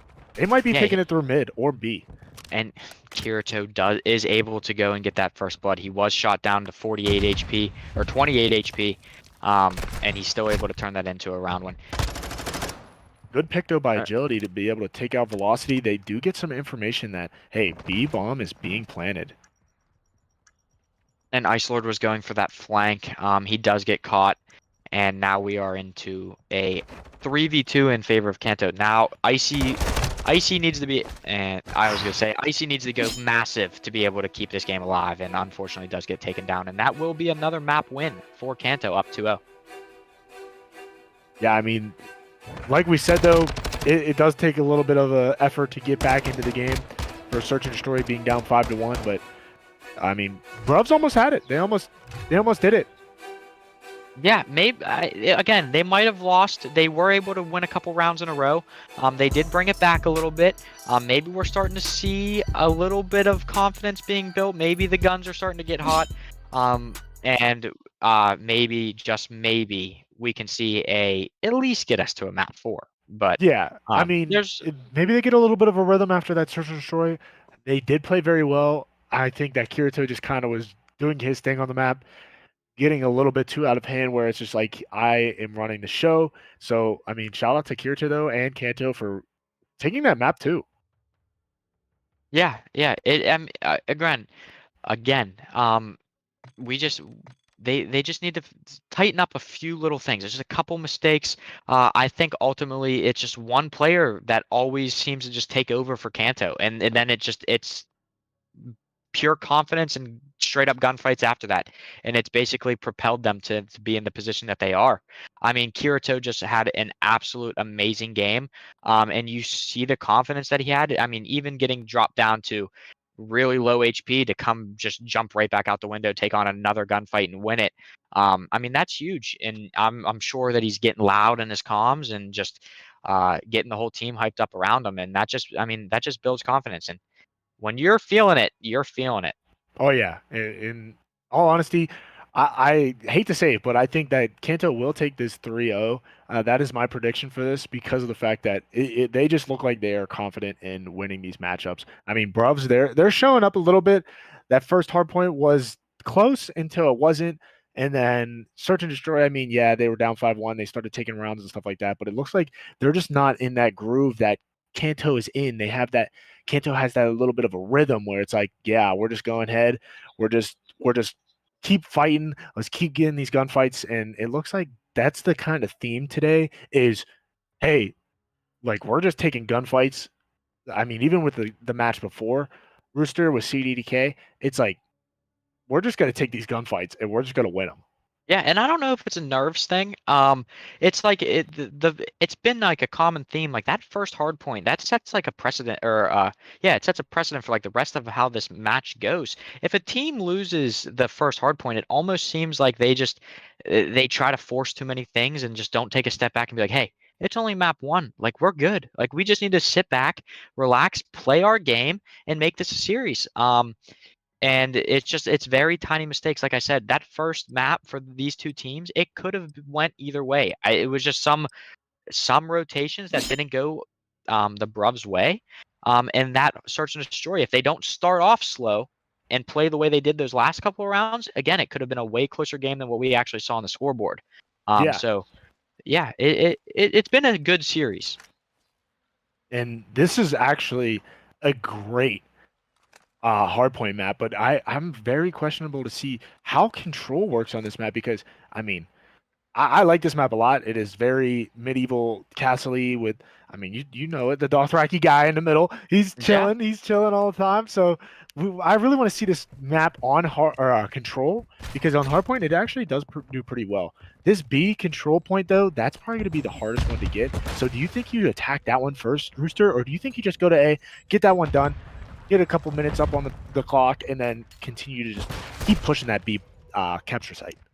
I think it would be standard to try to go for the easier site first, get as much time as you can to give yourself to go to the harder point. And just, again, like I said, you have all that time to work with to be able to capture the harder point.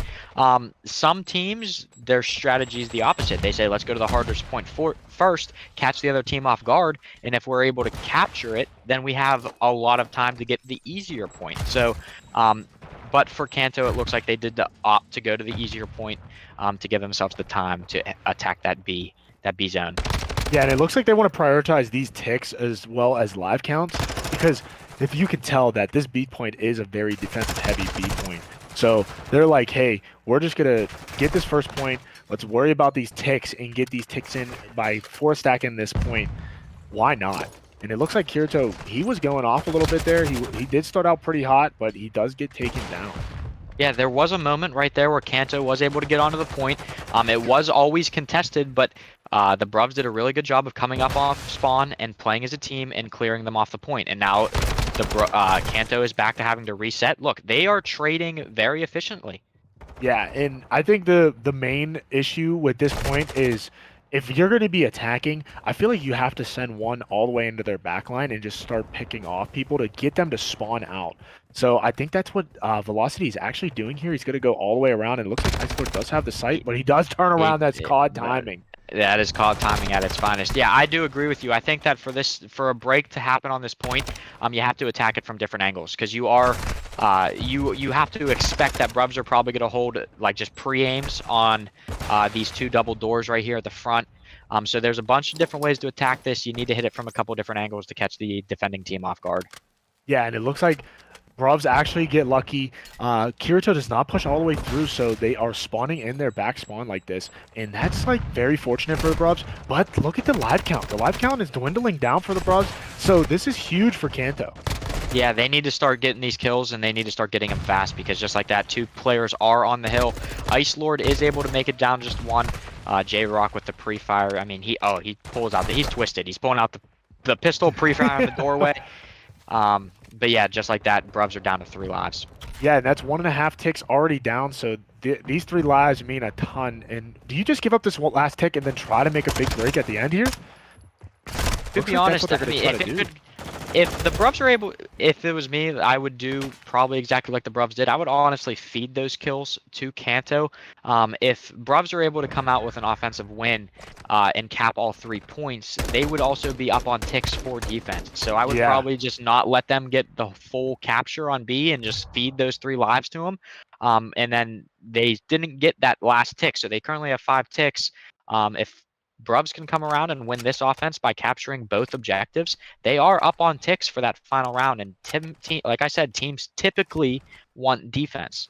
Yeah, and this map may be the exception for attacking, but I definitely highly doubt that because that B site is very hard to capture completely. But Kirito said, I'm just going to take this 2-piece, and then Shmoo said, I'm just going to take it back.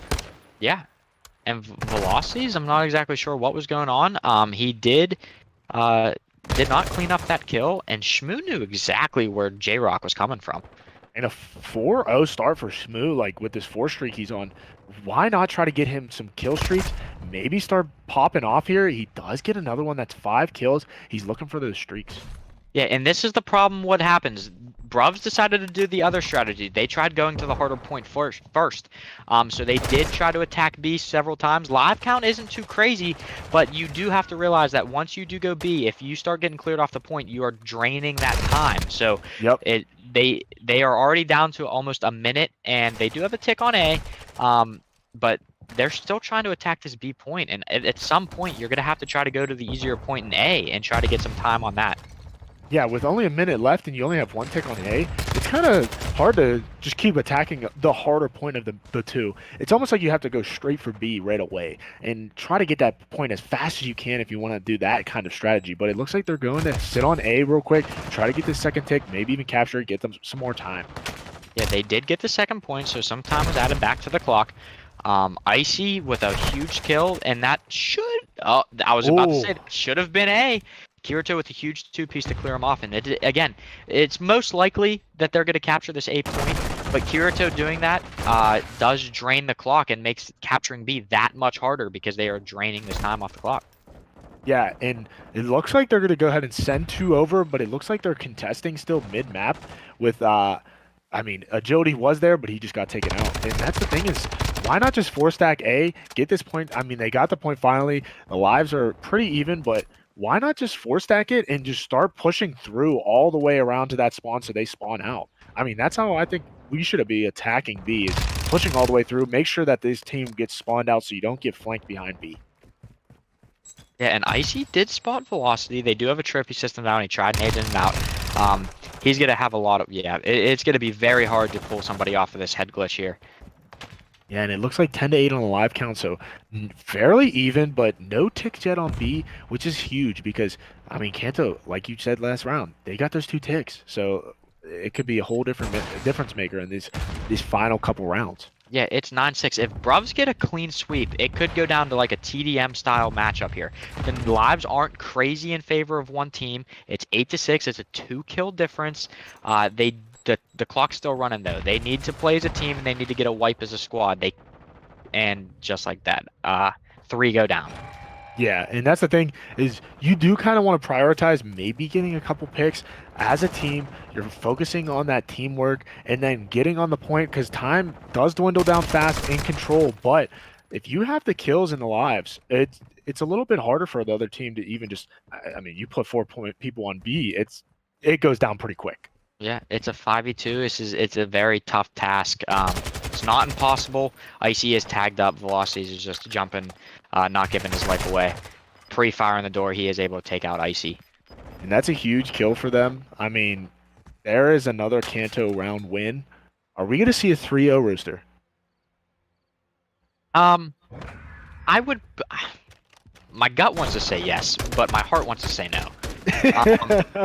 I would like to see again. That especially for being on offense, the Bruvs were able to keep the life count relatively close, and it's a lot harder to play the offense on this. So I would like to see. I'm going to say that the Bruvs are going to take this round. They're on defense. Like I said, it seems like the kills are starting to flow for them a bit. I think we could possibly see a round go to the Bruvs here. Yeah, and maybe we will. Maybe they'll turn it around. It looks like that Kirito is actually they're gonna 3-stack this B point, and they went they're for B on off it. the rip. Yeah, 2 dead. Now, if you are Kanto, these guys are all spawning in this building. They get 1 tick down. Do you just push through if your velocity all the way through? Because if they would have done that, I feel like maybe he wouldn't have got killed by Shmoo. And then now it's like, oh, we only have 1 person on this site for A with 1 tick down. I mean, that is a quick tick though on B. Yeah, I don't know if that was the plan of Kanto, but they did hit B off the rip. It drew the entire team of Bruvs over to B because they know how important it is for that to not let B go early. And then it opened up this A site, and just like that, there's already 2 ticks. Bruvs were able to clear them off, so time is not. They do not get the full zone capture, and it's hard to hold this. You can't expect them to be able to hold A for very long. Yeah, and we're about to actually capture A with 21 to 21 lives, which is pretty good because, I mean, the live count is even. You have 2 minutes and 40 seconds to go capture B with already 1 tick down. I mean, I hate to say it, but this might be a big round win for Kanto if they can get on this B site. Yeah, it is. Bruvs are just not able to get set up. Velocity is already on the point. He's already holding angles and pre-aims. Bruvs are able to break in. That is huge. They do need to get this kill. Kirito being able to be a menace back here is huge because it looks like he's just getting this. He's waiting for his team. Look, he's just laying down, waiting for his team. That's huge. And they're not even going to go try to push him. And he does eventually fall, but that could have been disastrous. Bruvs just decided to say, hey, turn to the front and leave him go behind us. And that was a bold call and ultimately did work out for him. And lives are still in favor of Bruvs. They might be able to full hold this whole entire point. I mean, 2 minutes is a lot of time, but look at the lives. They're starting to dwindle down a little bit. Yeah, I mean, it's 13-11. It's a 2-kill game. Unfortunately, I mean, 3 are dropped. We are, as we said that, I mean, 4 dead. This most likely will be the game. And look where Velocity spawns them out all the way back here by the A capture point. That's huge. That's already 2 ticks down. And it looks like they're about to start capturing this last tick. And it looks like Bruvs are nowhere close. They're about to get this whole entire site, and they do. 3-0 win by Kanto. Oh my goodness. I mean, that was just a phenomenal team push to end that game. Live count they were losing in live count. They cleaned up all 4 players before any trade happened, and I mean, then they just all hop on the point, and it was just the way how fast that tick begins to move when you got all 3 or 4 players on there. Bruvs just were not able to get there fast enough. Yeah, including when they spawn out like that, it's very hard because you're spawning out and you have to rush. You have to sprint to that last point, try to get those guys off the point. But then again, that time is going so fast because you have 3 to 4 guys on there. Yeah, I mean, like I said, we might see it a little bit different this year. I mean, in the past, we all know how important 4-stacking a point is. Typically, teams like to leave 1 player on, just pause the clock, let the remaining 3 players roam and slay and try to dwindle that life count and give us a little bit more time to attack the harder point. But you can see it is very effective. You get a quick 4 down. There's no need to go rush out and try to like kill them on spawn, rotating back to the hard point. You just or to the control point. You just put all 4 players on there, and you can easily get, if there's no ticks, you can easily get 1 to 2 before that enemy team even has time to make it back to that control point. Yep, I agree. And that is a 3-0 victory by Kanto. I mean, I am very shocked about that. But then again, they played very good. So any other thoughts besides we take it to a break, Rooster? No, I think a lot of these teams have a shot to make this losers bracket run. Kanto played great. I'm excited to see Bruvs play. It was only their first game. So I'm excited to see more out of them as the tournament continues to play on. All right, cool. So we're going to take it to a break, commercial break real quick, and then we're going to actually go over to the desk, get some analytics down, and then we're going to actually start up this next match coming up.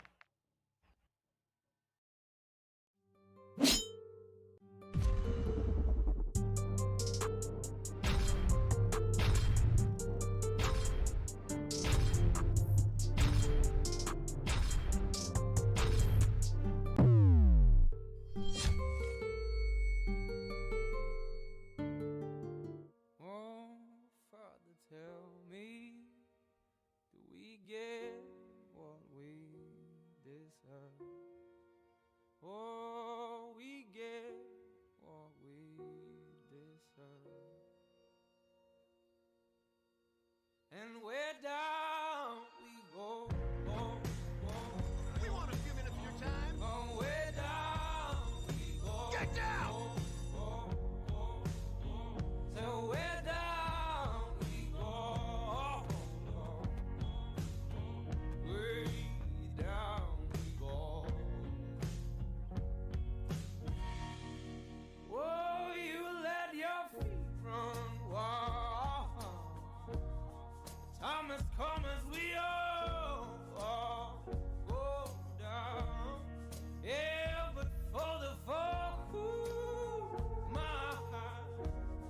Do you dare to look me right in the eyes? Yeah.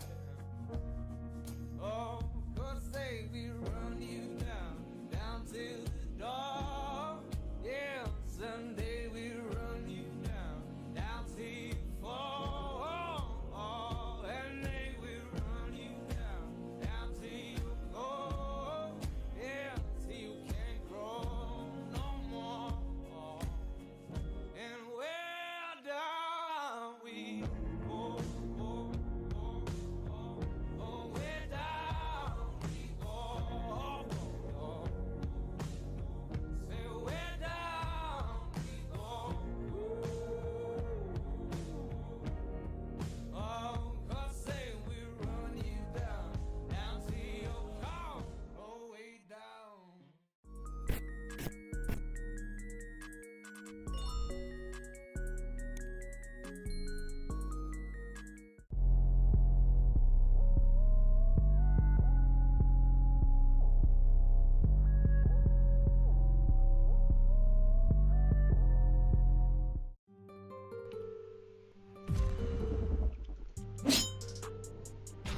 Welcome back, Corbin.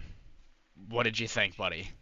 It was a good series, honestly. I mean, it was a little one-sided. Kanto came out, showed up, but gotta give props to the Brovs. Yeah. They fought, and honestly, with if you make a couple adjustments, they're a good team, and they can definitely make a run. Yeah, I feel like it was a very close game as far as, I mean, I know a 3-0 in control, you have, a 3-0 in the overall series, but I feel like that Bruvs did play well. I think, like Rooster was saying, they didn't have as much time to, practice. They didn't have a game yesterday, unlike the Kanto that did. So I am just overall excited to see how Bruv makes a run in the losers bracket. Let's bring us the statistics of that game, buddy. Those statistics. So the main person that we gotta call out is Kirito. If I'm saying it wrong, probably am. They dropped a 2.11, and everyone on Kanto was above a 1 KD. Every single one of them. Oh. And then sadly on the Bruv side, no one was able to break that 1 KD barrier. But again, kills don't always matter because those games looked a lot closer. The control rounds were close. A lot of it can look a lot closer than what the stat line says. Yeah. Sounds good. Well, it was a great match. I'm excited for the next one. We got Mystic versus Hoopla. Both teams played well yesterday. I'm very excited to see Mystic again. They played phenomenal yesterday, and I got Mystic winning this one 3-2 in a game 5. I like that. I think that's very cool. I don't like making predictions because I don't want to jinx anybody. So I'm just gonna keep my mouth shut on this one, and then hopefully we're just gonna see some great gameplay. Honestly, because these two teams showed out yesterday. Sweet. Well, we'll send it back to the casters as I see we're almost getting ready to go underway. Awesome. Unbelievable, Corbin. I can't believe you're not going to make a prediction. I love it, though. I love it. We're getting hype out here. Yeah. Guys, we are back, me and Rooster. Are you ready for this, Rooster? Because I actually have a prediction that I want to say, even though Corbin doesn't, I do. So what are your thoughts? Yeah, I am excited. I'm ready. Again, I've been waiting for that game 5. I would love to see one here. But I want to hear your prediction. You seem excited about it. Let's hear it. Yeah, so I actually have I want to see a game five as well, but I actually have Hoopla winning this 3-1. So I kind of want to Okay. see a game four action. Maybe that last hard point is going to be really close. I mean, I would love to see it if it's like a farm 18 hard point, but we'll see. We'll see what happens. But Yeah. I'm saying 3-1. Well, yeah. I again, I'm not gonna make a prediction, but I would love to see a 3-2 on either side. If you can get me a 3-2 on either side, I will be extremely happy, and it does not matter to me who wins. Again, both these teams we saw play yesterday, Bling Toes. I remember you and Bill. You love that name. You love calling his name. So I hope he can pull it out for you. Yeah, no, I'm excited to see him back up and in again. I mean, we have a couple of like people that literally like are their names are just funny, like Annie Franks, Bing's Toes. We just love that. We love to be entertaining like that. So me and Bill were just having a great time yesterday saying all those names. So I would like to see them actually go off and see some good Call of Duty. That's what I'm really hoping for, Rooster. Yeah, I completely agree. Hopefully this match gets underway here shortly. We are just waiting for one other player to join up on the lobby, and then we should be able to get this game underway. Um, but yeah, I am excited. I'm gonna keep saying it until I get it. I am going to envision a map 5, and hopefully it will just poof turn into reality. I mean, you keep saying that, Rooster, but in all honesty, we've only seen 3-0s. You're right. You're right. So Maybe I'll just start saying everything's gonna be 3-0 from here on yeah, out. And maybe we'll get some close games. I some predict the reverse 3-0. psychology. Yeah. So this map, someone's winning 3-0. Yeah, so I mean, maybe we got to start predicting 3-0s to get those best of five game fives. Yeah, I mean, I say 5-3. It's been 5 game 5. I keep saying game 5, 3-2, and it's been 3-0. So I am just gonna from here on out, everything's a 3-0. I like No, it. I like there's it. one team that has no shot. I like it. We're about to get started too soon. We are actually just waiting for one person. So, uh, what are your thoughts though on this last map, Rooster, or this previous match, Rooster? The one that we just casted over. Yeah, Yeah, I think that again. I think it was a good game. It's just we got some. Uh, we got a lot of good teams in the losers bracket. We know what these winners bracket teams are capable of. They're proving it to us. You're seeing some stars being born in front of us for this upper bracket. From here on out, I believe that they are going to be extremely close games, and I am excited. Everyone's always excited for that winners bracket, those winners bracket teams, but I am really excited for these losers bracket teams because this is where the hunger needs to like come through. It needs to prevail here. You're one and done now. You are playing yeah, a single elimination bracket, so it's going to come down as who plays his team, who wants it more. And this is where you can see great things happen in a Call of Duty bracket. yeah, and I agree. I think that losers bracket run is super important, and I mean, I really do want to see some crazy action down there because there's going to be some close games down there, and there's also going to be some close games in this winners bracket coming on too. Yeah, absolutely. I mean, think about the confidence for a team that has a bad. Say that you have a bad day yesterday, and you're knocked down to losers bracket in your first match, and you make that run, and you find yourself playing in the losers bracket finals for a chance to go to the championship, and you end up completing that long and grindy losers bracket run. Your confidence going into that grand finals is through the roof. Yeah, yeah, no, Yeah. I'm super excited to see. I mean, once you make that losers bracket run, it's like you feel like you're the best team in the world, like just going nuts in the loser bracket. So let's Yeah. see what happens. Yeah, absolutely. It looks like we do have all the players in the game. We are just waiting on confirmation before we can get the map started up and loading, which I believe is happening now. So we're gonna hop right into this. Yeah, no, and of course, Bremberg Hotel, Hardpoint, that's huge. That this map is I enjoy this map a lot, and I think that on Hardpoint it actually will play pretty good, just like it does on Search. Yeah, I would agree. This is a very well designed map. I do enjoy it. It's visually appealing to be able to cast over and watch. It doesn't make things too hectic on when crazy plays happen. You are able to see them develop a little bit on this map. Yeah, and it looks like we're actually starting off with Swin, and he's kind of sad that he's not with his boys over there on the other side. They just kind of said, "Screw you, Swin. We're just gonna put you away from your best buddies." Like that is kind of Yeah. mean. He said, "I'm gonna inspect my knife though," and that knife does look pretty good. Yeah, so both teams doing a 2-2 split. Looks like we will get some early action headed to this first, and Carpal is able to pick up the first blood. And it looks like Nobody's this touching. Okay, This so hill we do probably have our will be first time. scrappy because of the fact that there's so many sidelines to clear.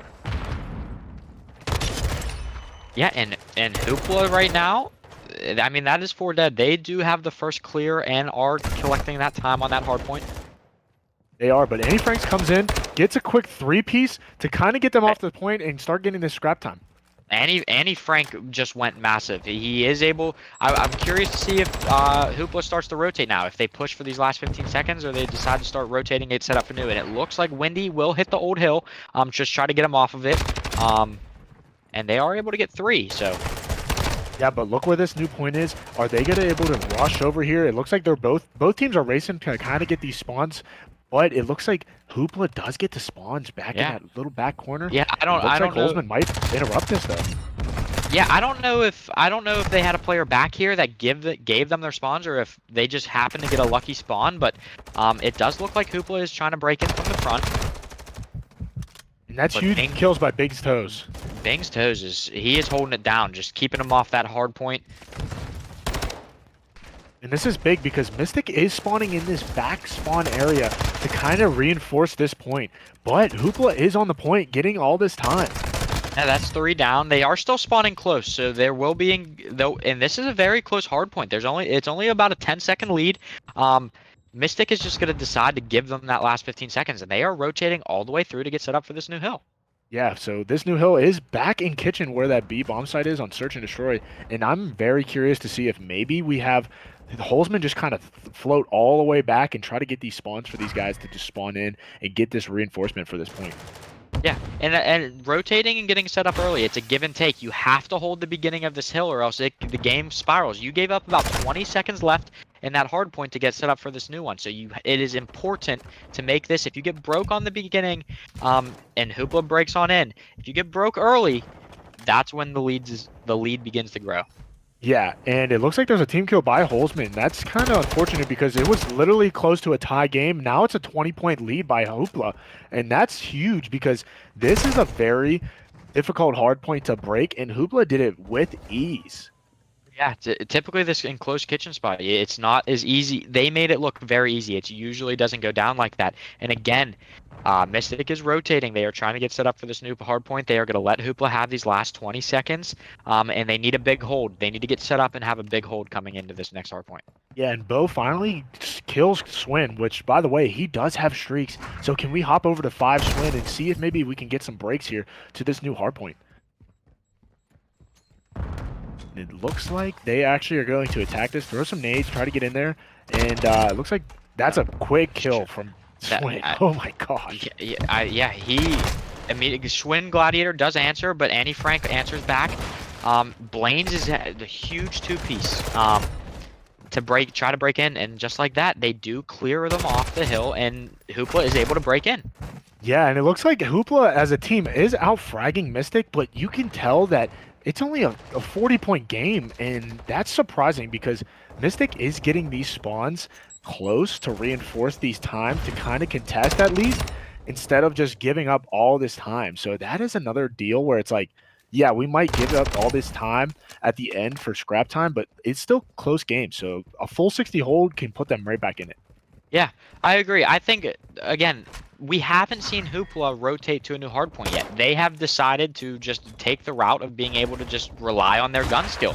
It has worked so far. Just like this, Hoopla was set up. They were ready. Unfortunately, just not able to get the initial gunfights to be able to hold on. And just like that, Hoopla breaks on in.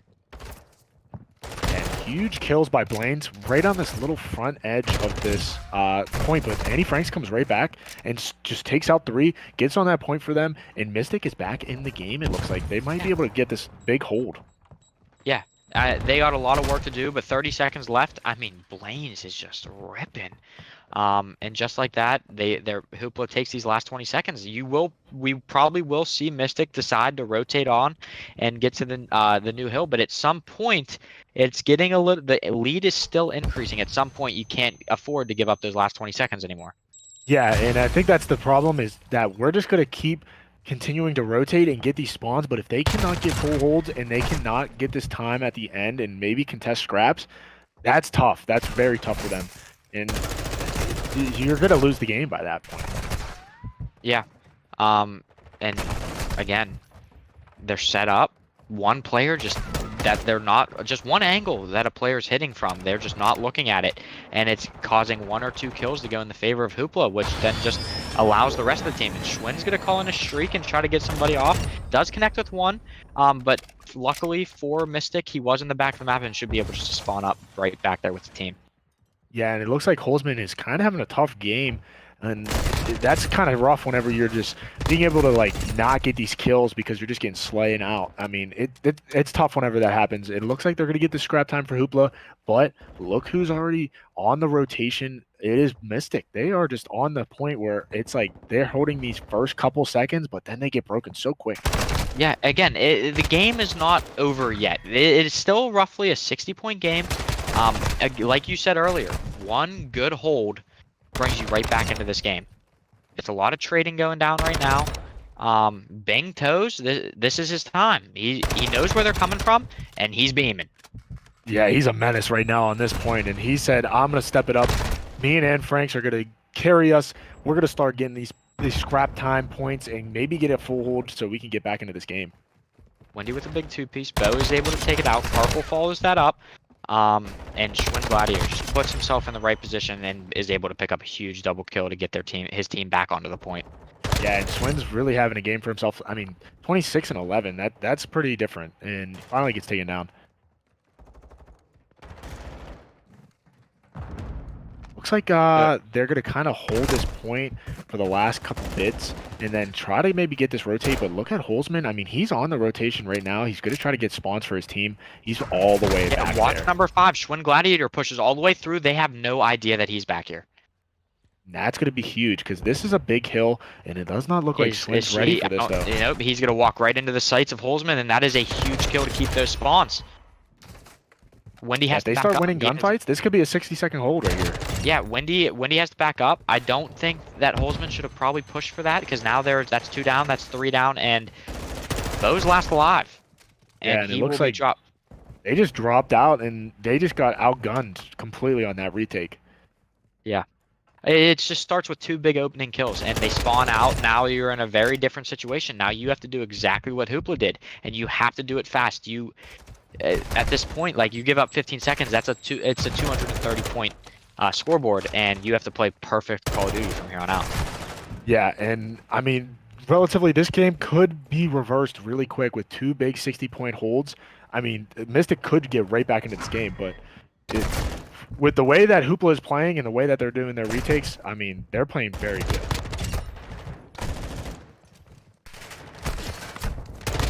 There's a lot of trading going back and forth. Hoopla does currently have the advantage. There's 1 person left in the hard point.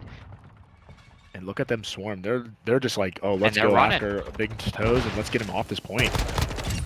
And I mean, that was perfect. Schwinn was able to get one of them. He just delayed enough time, and Carl was looking right over him for someone to push into that back door. And they broke in. Only 25 points before this first map is over. Yeah, and this is huge because, I mean, that could have easily went for Mystic for a 60 hold, but it looks like they just are able to break these points so well. Yeah, and they can't win it off this hard point, but it is going to be like a 4-point. All Hoopla's going to need is like 4 points going into this next hard point to be able to close this one out. Yeah, and it looks like Mystic is already on that rotation. So, I mean, the story has gone that Mystic has been on the early rotates, but Hoopla has broken very well. So, let's see what happens. Wendy already gets that pick off of Bing's Toes. Yeah, I don't even... And Schwinn, it follows it up with another 2. So, and if who was that? I believe that was Annie Franks. If he dies in that hard point, this game is likely very over. much could be over. Yep. I mean, Bing's Toes shown up big though on this hard point, able to get a lot of that time towards them, and I mean, and they're you holding. hold the rest of this. Yeah, you hold the rest of it. It's only a 40-point game, and you maybe can hold on. Yeah, start rotating around this point. Maybe, I don't know. Now this is where a decision has to be made. Hoopla is able to. They only need 4 seconds. They are able to attack this before they even rotate. So Mystic is in a really tough spot to where if they die right here, that and is it looks like game. that's what happens. Yep, that's game. So that's huge. That is very big for Hoopla. I mean, they were patient. They said, we're going to wait for you guys to rotate and then maybe get this last couple scrap points. I mean, Rooster, that's textbook hard points in all honesty. That's a close match, too. Yeah, I think that it just took too long for them to finally get a good hold. I think Mystic had the opportunity to make the comeback. If it wasn't only a 4-point game, they had the possibility of being able to rotate early, and get set up for that next hard point and make it a really scrappy final hill for the winning team. It just was a little too late for a good hold to come in. Like I said, they were stuck in a bad position. They needed to worry about rotating to the new hard point because Hoopla only needed 4 seconds, and unfortunately they were able just to pick the one guy off. They sent 3 to go to the old hill, pick that one guy that was stuck there just collecting the scrap time, and ultimately was able to close out the game. But that was a relatively close hard point compared to what we've been able to see today. Yeah, and it was very enjoyable to watch. I mean, shout out to both teams. They were playing really good. I mean, Hoopla, yes, they did take the first match or the first game, and they did it pretty nice with how they were able to retake different spots, how they were able to get that last bit of scrap time. But, I mean, like yesterday, we saw teams that weren't able to rotate fast enough and early enough. Now we've seen teams where they rotated a little bit too early, gave up too much time on that back end, and they were getting broken very fast. Yeah, the breaking the hard point was the story of that. Mystic, I think, played the objective overall better than Hoopla did, but Hoopla was able to rely on those one-on-one gunfights, big double kills being dropped by some of those players, and ultimately just being able to cause mayhem and be able to break on in, and then just kill Mystic off of rotation, trying to get back to that hard point. So they were able to break with ease. And hopefully we get to a map 4, we're able to see that play out a little bit different. Maybe see Mystic, on the other hand, be able to win those first gun engagements and be able to get a substantial hold on one of those hard points. Yeah, so we'll definitely see that in the upcoming games. I mean, hopefully it does get to that game 4 like I was predicting, and I really want to see another hard point off this because it could be relatively close, and maybe we can see a game 5, Rooster. Maybe we can see it. Yeah, I think that map was. I mean, it was a 50-point game, but Mystic was making that comeback possible. Like I said, if it wasn't only a 5 points needed for Hoopla to win, we could have been looking at a very scrappy potential like toss-up on who was to take that game. So if Mystic's able to capitalize on this search and destroy, we might be in for a long series. Yeah, and I agree 100%. I think that it might be taken all the way. I mean, these two teams are relatively pretty even. They had a couple of guys like Annie Franks, he was going off. Bing's Toes was doing pretty decent. I mean, Swin, he was going off as well. Windy, they were all playing very good, playing solid Call of Duty. I mean, I feel like this is going to be a scrappy battle. Yeah, absolutely. I'm expecting it to be. I would like to think that this would be a very close search and destroy as well. And even if it does end in a 3-0, I just want the matches to be close or the games themselves to be close at least. Yeah, We saw agree. one round 11 yesterday. Again, today nothing's been really close. It's just as long as we're getting good games out here, I am happy. Yeah, no, I definitely want to see some great Call of Duty, and it looks like we're almost ready to start up this search and destroy on El Asilo, that radio tower map, that super hectic inside the middle area building map. I mean, I really want to see what bomb positioning that they have on these because I haven't not seen any of the bomb sites on this map for search and destroys. So I really want to see what's the favorite bomb site for them to attack on. Yeah, I agree. I think that this map will play a little bit better for search and destroy than it does for hardpoint. I'm assuming that B bomb site's going to be inside, and that I believe actually B bomb site is inside the building on that lower level, inside that room. I would probably expect that to be the favorite bomb site.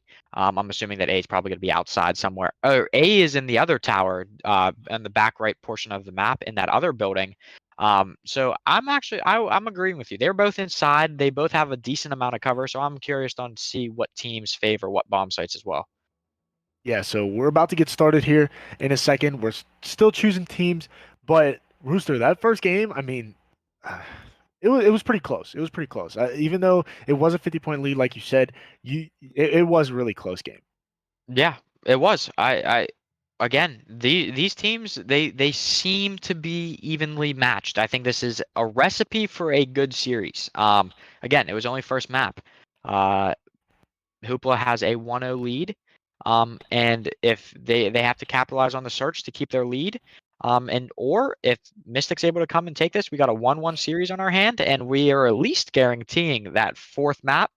And like I said, that hard point could have went either way. Yeah, and in all honesty, this search I feel like can go either way as well. Yeah, I agree. Again, I hope Game it's 5. 3-0. Game 5 though. Yeah, I hope it's 3-0. It's a 3-0. 3-0. But it looks like we're about to get started here on El Asilo. Search and destroy. I mean, I'm excited. I love search and destroy. I want to see some snipers. I'm not sure though on this map if there's going to be snipers, but we'll see. Yeah, I want to see some crazy plays. I want to see somebody just absolutely go takeover mode and hit some crazy shots and get some highlights out there. Looks like we're actually going to be starting off with the AUG here. I like this. I mean, the AUG is super good at these close range, mid range battles, but I wonder who's going to be covering him. Maybe these M4 players? I would like to see that. And I'm not sure what changed overnight. It seems like yesterday we weren't really seeing the AUG at all. Yeah. And today we've seen it almost being used in every match. Yeah. And so, I mean, we'll see how the AUG plays out. It looks like they're actually going to have almost 3 players running the AUG, 2 to 3 players each. And, I mean, we do have a sniper on Hoopla, though, so I'm excited to see that. And it looks like Windy is sniping on that outside edge by the radio tower. And that's a big first blood for Hoopla. Yeah, Swin is taking a big favor to this AUG, and I think he really likes it. So, And oh, just like that, Mystic answers back with 2. And they are able to retrieve the bomb. now that is huge. You do have bomb. You have 1 life advantage. Do you swing back and maybe take B, or do you keep attacking this A bomb site? It looks like their plan is to still try to attack this A, but I really liked what they did. They got the 2 kills. They were able to get people out safe, and they all regrouped to grab the bomb, and now they're hitting something as a team. And look, Hoopla has no idea that they are made their way over to this bomb site already. Yeah, and it looks like Binkstoes actually called that out. He said, dude, I ain't seen nothing over here. Let's get this bomb down on B. Let's defend it out here and maybe have them just come out and not even think that we're going to be looking these lanes. Yeah, and The now bomb it's is just down. and look at this sneaky play. I mean, he is trying to be one with nature. He is. He's in the brush. He said, I don't got a ghillie suit on, but I should because of all these little weeds out here. But Holzman does pick up one that makes it a 3v1. And Bo knows where Windy was. He did spot him coming out of that door, so they should have a rough idea of where he's going to be pushing from. Now, this is huge, though, that Windy has this sniper. He could get 2 quick picks on the outside, but he just said, I ain't got enough time for that. And there's only 10 seconds left on the clock. This is a guaranteed round win for Mystic. And Mystic will clean it up anyway. But that was a solid first round out of Mystic. Yeah, way to be patient. I mean, I feel like this is a way more patient map to be handled with because Farm 18 and those kind of maps, you can get a quick plant down. I mean, I feel like this map, though, it's very hard to get that quick plant down. You got to be patient, maybe get up in the live count, and then just make a decision by the information you have. Yeah, especially for the first round. You don't have trophy system. So if your plan is to attack that A bomb site, you're going to fly in there without a trophy system, and if you're going for a quick plant, you're just going to get naded right off that bomb, and there's really nothing that you can do about it. But it seems like perks or field upgrades are available to these players now by round 2, so it should be a little bit easier to get the bomb down on A if they decided to without getting naded off of it. And I wish that they could have saw what we saw because Schwinn and Bo are literally just looking at each other, and they could literally high five each other through that door. They definitely could. And it's a trade, and Bo is flying. He needs to be a little careful. Bo is kind of flying right here. He does not have a lot of health. Carpal does make it a 2v2. With the bomb is just laying there. It's not even planted yet, so Bling Toes is able to get a pick onto Carpal. And just like that, Windy's in a 1v2, makes it a 1v1. and he spots Spot him. That's And huge. he is able to clean it up. Wendy said I lost that last round, but this one's mine. That was a big 1v2 to be able to keep their team in it. Now we are tied up to 1-1. Now I'm wondering how Hoopla will play this because when he did have the sniper last round, is he going to pull the sniper back out, or is he just going to keep this M4 out and maybe just start fragging out? Yeah, I'm not sure. It looks like Looked like he I did can't have the really M4. tell. But Yeah, we'll stick with him to make sure that he does have that M4. I mean, now Mystic has the decision. Do we just push B? And it looks like they are. They're just going to full push B. And it looks like there's 2 people out here for Hoopla that are out here getting they're this ready information. for it. Yep, Yeah, they are ready ready. for it. And just like that's 2 down. He did spot the third. That's 3 down right off the rip. And he spots the last one, but Oh. Boo does get that snipe. Oh, Oh, he is getting just bombarded. yeah, but the movement is on point. I mean, he's just Oh, shooting. He was trying to wow. pre-fire somebody. Yeah, he was trying. He tried he tried doing what he could. But ultimately that was a very clean round out of Hoopla. They were able to read the play, and that round was over basically before it started. Yeah, and that's the thing with this map, I feel like, is that B push, if you do try to get that quick plant over a B and 4-stack it, it's like 1 to 2 players that are just holding down sight lines over there could just wipe your team out, and that's kind of what happened. Yeah, it is exactly what happened.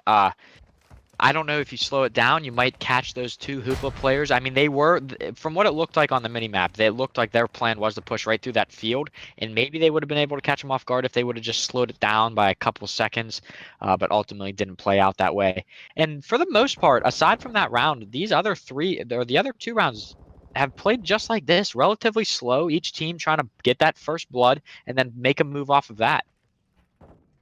And it looks like they're going to try to keep pushing this A bomb site. They have bomb. They're taking their time. Make sure you keep an eye out on Bing's toes outside number 1 on the mini-map. He is all the way up by radio tower, getting all the info he can. And it looks like Carpool gets taken down real quick by Bo. Yeah, that's a big first blood, and Bing's toes follows it up with a kill on Wendy. Bomb is down, though, in a 4v2. And this is a very, like, I mean, a lot of times you're like 4v2s, you know, the 4 team will win it, but this is hard for them because you have to break this and get all these guys picked up, and Swin is just going to frag out if he really wants to. Yeah, Mystic needs to play this as a team. They need to be in a position where if they run into a player, they can trade it. And with only 20 seconds left, I don't know if they're going to be ready for it. So it's a 1v1. So we're down to a 1v1. Schwinn versus, and he is able to take it. Swin. It was My a 4. goodness. Yeah, Hoop was able to win a 4v2, or a 2v4. I did not like the way that Mystic played that. They needed to be able to play that together. They did at the end, but at the very end, at that point, it was already down to a 1v1, and you threw away 2 lives when it could have been typically should have been an easy round 1. Yeah, that's the thing with this kind of map, this style, is like you have those 4v2 advantages, but the bomb is down, the bomb is ticking, you have not a lot of time left, and it's like, oh crap, like, where are these guys at? You can't even find them. So that's what happens whenever you play like this type of map where it's like a main building in the middle of the map and everything on the outside is kind of open. Yeah. You catch 2 players off guard, and Bling Toes opens it up with the first blood. They have the man advantage again. It is Annie Franks is 0-4. Which is surprising because he was fragging out last game. Yeah, he needs to turn it around. They're not out of this game yet. It's only a 2-round deficit. They do have but look at where Bomb's at. Bing's toes. Holzman is able to get a pick. I'm not sure who's holding the bomb, but if you can see, 2 players are pushed on the Holzman complete is holding the outside. bomb. So Holzman has the bomb, and he is completely by himself in that. Was completely by himself in that building, while the other 2 players push to the outside. Again, they're all separated, and you only have 1 kill to get. Yeah, and I mean, if you do have anybody, if you are Hoopla and you have anybody alive last, you want Swin. He is the gladiator of this team. He will frag out with this AUG, but it looks like they're holding this pretty well, and it looks like he saw the shadow of Bo. Yeah, he just barely sees his back. Okay, so he gets the pick. So 1v2, 20 seconds left. There's still a lot of time left. He can get a 2 quick pick. He popped a dead silence, but he does open that door. That's a lot of There's noise. only 10 seconds left on the clock. He has to go now, and Holzman is able to clean it up. Great cleanup by Holzman. I mean, Mystic gets back into that. I mean, only down 1 round. It's like you get back into this game. That's huge. Yeah, that is huge, but I do believe that this next round is going to be the decider for the rest of this map. If Mystic loses, they go down 4-3. This is a big swing round. You need to tie this game up here. You're only down 1. 4-3 or 4-2 is a lot scarier than a 3-3. No, and I definitely agree. And I think that whenever you get that next 4-point or like 4-2 round win, it's like, oh, what are we gonna do for this next one? Because if they win one round, then that's match or game point almost. So I think that if they go up 4-2, it's a lot better for them than having a round loss at 3-3. Yeah, but look, I mean, Hoopla is fast. They are already planting the bomb on A, and like we've said, it's hard to plant the bomb, but it's also a lot harder to even get back into that bomb site once the bomb is planted. Yeah, and it looks like they're already 2 down for Mystic, so this is going to be a lot harder now because bomb is planted for, I mean, Hoopla, and 30 seconds left. You got to find all 3 of these players. Looks like Bing's Toes is trying his best to try to get some information with those stuns. And it looks like he does hear somebody outside. He does, but Wendy gets that kill. Bo in a 1v2, and there's only 12 seconds left, but Hoopla is able to clean him up. Yeah, and in all honesty, I mean, both teams, they had the guys that they wanted for the last alive. It's just, Hoopla just had way better of a chance doing that. Yeah. I mean, it would have been even if Bo was able to pick up that kill onto Windy, it would have been extremely difficult to even fly back into that bomb site, snap onto that dude, and be able to defuse the bomb with 7.5 seconds. So it was a tough situation.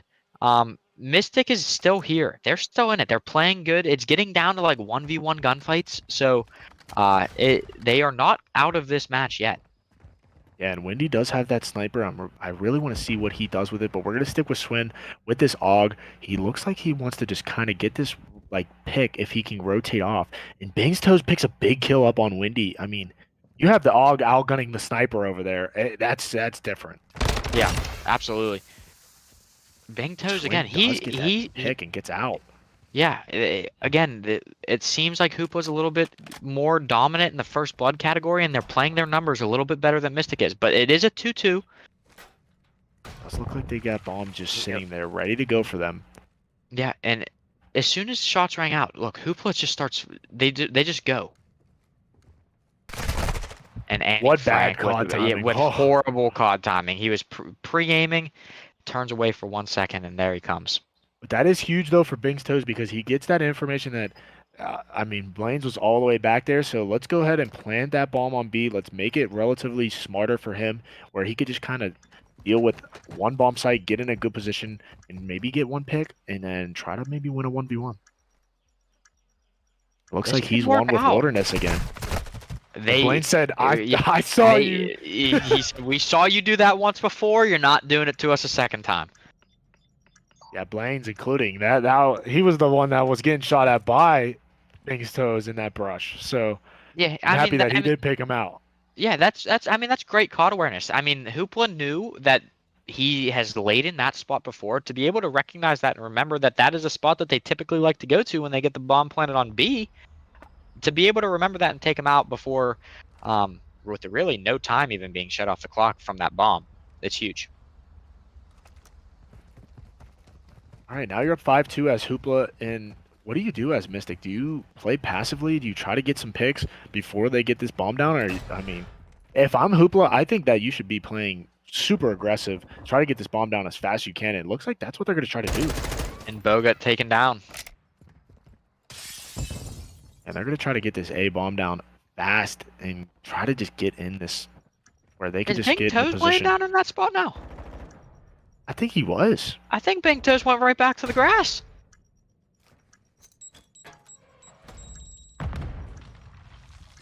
(2v4) situation, 30 seconds left. Boltzmann does find one. He will be traded out. All right, Annie Franks, this is your time to show up. 1v3 to stay in the game. And he will be taken down. Well, I don't want to be the one to say it. I mean, you did predict the 3-0. Rooster, you did predict it. I did predict it, but it was a prediction to not actually be correct. And looks like we're going down that alley. Well, it was relatively close. It was 3-2 in the round count, and I mean now it's Yeah. 6-2. So Yeah. they took that second map, and I guess we'll have to see what the control has in store for us. Yeah, Annie Franks went 0-8, struggled drastically on that map. I'm not sure if I believe that he was running an AR. I feel like for just those tight corner, like tight, quick gun engagements, it probably just wasn't going his way in a lot of those gunfights. So that could have been a factor on why they weren't able to make that game a little closer than it turned out to be. But yeah, so I think You have any other comments to make on that game in particular? But no, I'm not. I'm just excited for this control to see where it goes. Okay, well, I think we are going to send it to a quick commercial break. So we will be right back.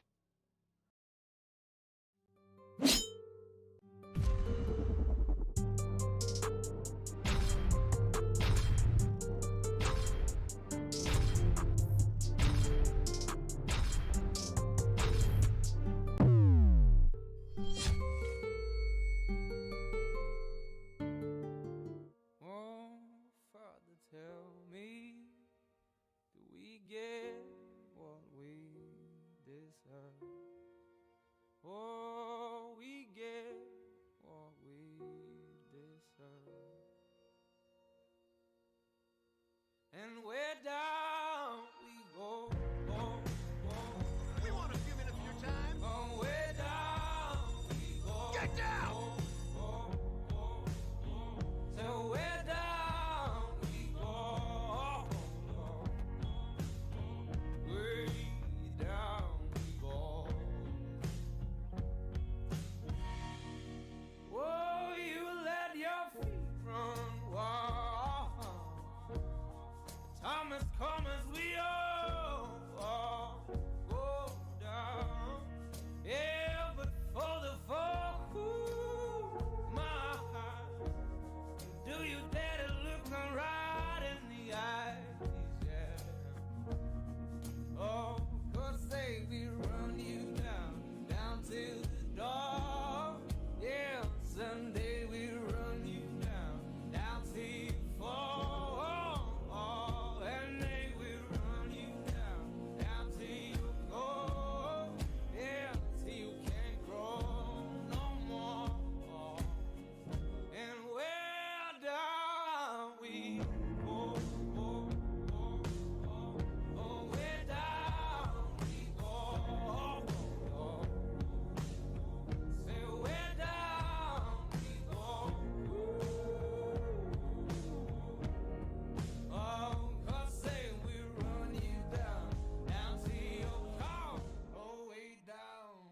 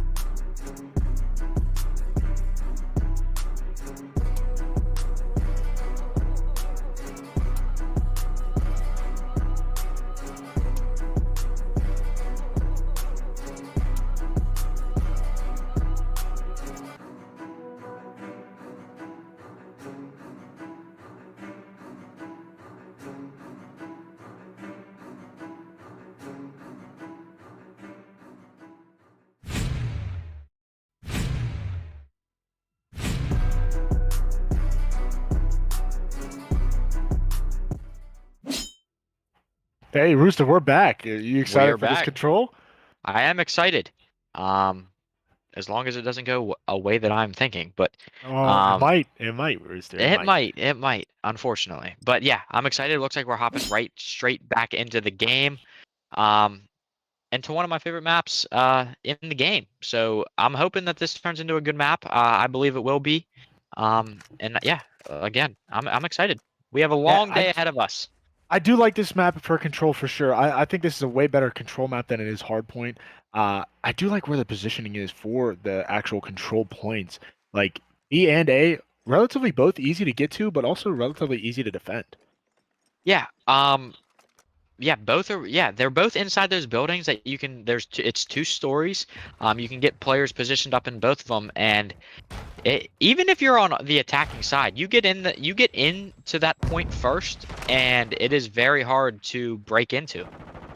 Yeah, and it looks like already. I mean, and Annie Frank said, "I'm just gonna turn up now." Didn't turn up in that search and destroy. I'm sorry, guys. Let's go ahead and get this first tick.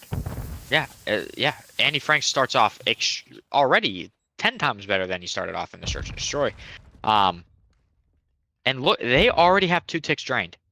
Yeah, and there's 2 minutes left, so they're gonna be around 2 minutes and 45 seconds for this last tick, and they are. And I mean, you have a lot of times now, and there's already somebody on B taking that first tick, and Hoopla's not ready for that. Yeah, no, they are. I mean, they are in a very good. Mystic is in a very good spot to be able to get this first round. I mean, 2 minutes and 30 seconds to get 3 ticks over there at B. Um, it does look like Hoopla is getting a little. Like they're getting set up now. So we're gonna probably see a more traditional play style coming out of both teams for this B control point. Yeah, and it could have been a lot faster, I feel like, with this capture for B, but it looks like they're kind of split up, Mystic was. They relatively stayed a little bit too late on that A site and did not help out whoever was single-handedly down on B. But, I mean, these are pretty good holds by Hoopla. If you're Mystic, are you attacking this 4-man, trying to get these picks, or are you just going to try to 2v2 it? I don't. It's hard to say. There's a lot of different angles. What they're doing right now is not working. It's very close on lives. Bling Toast brings it within 1.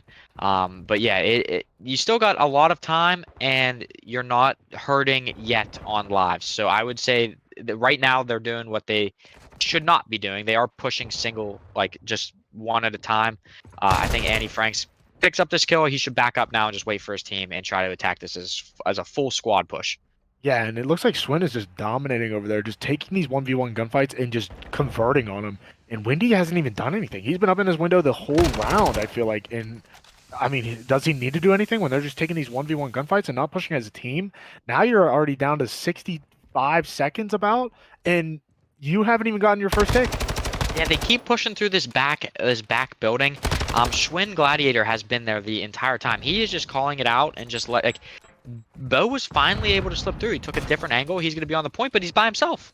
Yeah, and I mean, yeah, you're on the point, but you can't get off of it because they're already swarming you. And it went from a 2 life differential to 11. So again, they weren't able to find anything, and now they're in a really tough spot. And Schwinn Gladiator is going off. He is on, he's on a 10 spree. Wow. I didn't even notice. He was just going off, holding that angle. He said, I'm just going to keep going. Yeah, he died right off rip and hasn't died since. The Mystic team literally started out so well, and look at this. Windy and Swin just said, I'm just going to turn up, and we're going to just hold this and full cap this hold for B. Yeah, this is definitely going to be a round win for Hoopla. On the positive side, you were able to cap A. If Mystic can come around in the next round and have a really good hold for their defense, we could have a game on our hands. But they cannot let Hoopla cap a point as fast as they did, because to be able to hold off this squad for 2.5 minutes is going to be a very hard task to complete. Yeah, and I mean, Mystic coming out hot right away, capping that A point and already hopping over to B. But the determination that Hoopla did, I mean, the way they held that B site was perfect. There's no other doubt about it. There's no way to say anything else besides that was perfection. Yeah, it was a very well defended B point. Again, they got taken off of A early. They were able to regroup and just completely lock down B. Aside from aside from Bo getting on that point for maybe 2 seconds, I don't even think that Mystic was able to touch that B zone. And it looks like I see Hoopla. They're already attacking this B site, but Swin is over here to just kind of contest A. I think that's actually a really good idea because now everybody's swarming over here on this B site while Swin can just kind of go off and just hold this A push by himself. I was Maybe get a tick. Yeah, I was a big nade and double kill for Annie Franks. Was able to get him off B. They are capping A still. But to be able to deny that tick on B is huge. Yeah, and it looks like they're going to continue pushing this B push, and it looks like they're actually going to hop on here. Maybe this could be a full cap for this red team Hoopla. Yeah, they got 3 on it right now, and watch how fast this is going to go up. Purple pushes out to try to get any of the players rotating from that A point, and this is just a tough task for Annie Franks. Yeah, and it's climbing fast right now. Mystic needs to find out either give this point up and just hard defend A or whatnot. But that was a great decision by Hoopla. Send your boy Swin over there to single-handedly start taking maybe 1 or 2 ticks off of A, and let's full cap this B point. And Schwinn just did use his streak, so Mystic did opt to go and just defend A. Schwinn called his streak to hopefully try to get a couple kills to give them to give Hoopla an opening to push onto this A zone. Unfortunately, did not connect with anything. So Mystic is set up. Now they basically have to do what they got done to them last round. They have to hold this off for a full 2 minutes and 20 seconds and deny Hoopla from being able to capture this point. And they only have to get 2 ticks. Yeah, they do have the live count though. It is fairly even right now. I mean, if you are Mystic, this is not a hard task to do because it is a lot easier to defend on this map than it is to attack. But, I mean, 18 to 19 lives, it's like Wendy and Swin are calling in their streaks. Yeah, it again, even if it looks like Annie Franks is gonna have a huge gunfight to take, and he will lose it. Holzman gets taken off a rotation trying to get back to the point, and they are now broken in, and it looks like this could almost be a 3-stack again, and we could be seeing the end of this round. Yeah, and it looks like already a second tick has passed. They're already working on that last tick, and Swin he's just a kill streak himself right now. Yeah, he is a kill streak. He doesn't need the kill streaks. He already is one. Yeah, that's enough said. They said, you know what, Schwinn, go out and do your thing. We'll sit here and just collect this time while you go ahead and completely and utterly just destroy them trying to get to us. And that's what happened, and that will be a 2-0 lead in favor of Hoopla. I mean, he's shooting so straight that I think I might need to start running the AUG Rooster. I think that's what I'm going to start doing. I think I'm going to put on the AUG tonight, and I'm going to run it. Yeah, I mean, we haven't seen the F-TAC really being used at all. I mean, it is basically being an M4 in the AUG, and I'm guessing we're seeing why. And it's working. It's working very well. I mean, you talk about we both did. We talked about the 74U being the most dominant gun, but I mean, today it looks like the AUG and the M4 are they're different. They're just different. Yeah. Maybe who knows? Maybe Championship Sunday we see 2 completely new guns. I mean, the way that it's going, I mean, it seems like every gun in the games might be just dominant. And that's okay with me because I want to see more guns being able to be played. So, I mean, already a 27 to 28 live count. It looks like Blaines, though, picks up Wendy. I mean, that's your boy, Blaines. What are you doing? They are playing very slow, though, on this Annie Franks testing. Blinktoes is trying to follow it up. So Hoopla is doing very well, though, with contesting this B point.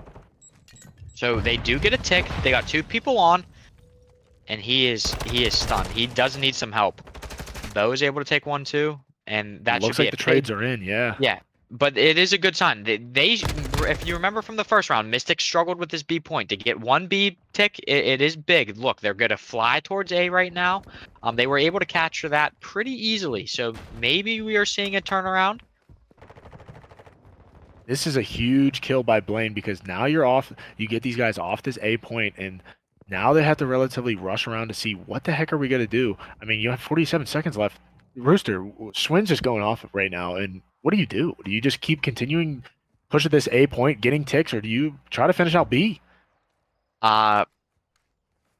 Based on I mean, we can see everything, so it's kind of hard for Mystic to be able to know where these players are sitting, but if A is typically what's worked for them. I Yeah. would probably. It's a little bit easier to capture. You can just have people go sit up on the top while you just capture this point. So as long as they're able to do that, they just need to buy themselves some more time to try to attack this B zone. And Schwinn is just knifing. He's just knifing everybody. I mean, at this point, you do give up A. I guarantee that Hoopla's just going to rotate over. They gave up A. I mean, there's still relatively a decent amount of time to go cap this B point, which there is. Minute 45 seconds, not terrible. But remember, last time they had 2 minutes and 40 seconds, and they couldn't even capture B. They couldn't even get it one tick. Yeah, they need this. This is what I was saying from the first round. They need to play as a team. Currently, they're all spread out. They need to regroup and take a site or pick a lane and hit it together. It looks like Carpal does find Amp Frakes in the middle of the map, but there's a trade there for Holzman. Holzman, he does need to step it up a little bit. 4 and 21. Having a rough day, that's okay. I mean, it happens. It's Call of Duty. Okay, this is good. Wendy's hit down to 6 HP, has to back up. This should have cleared some space. And it looks like it does. It looks like they're kind of creating room here.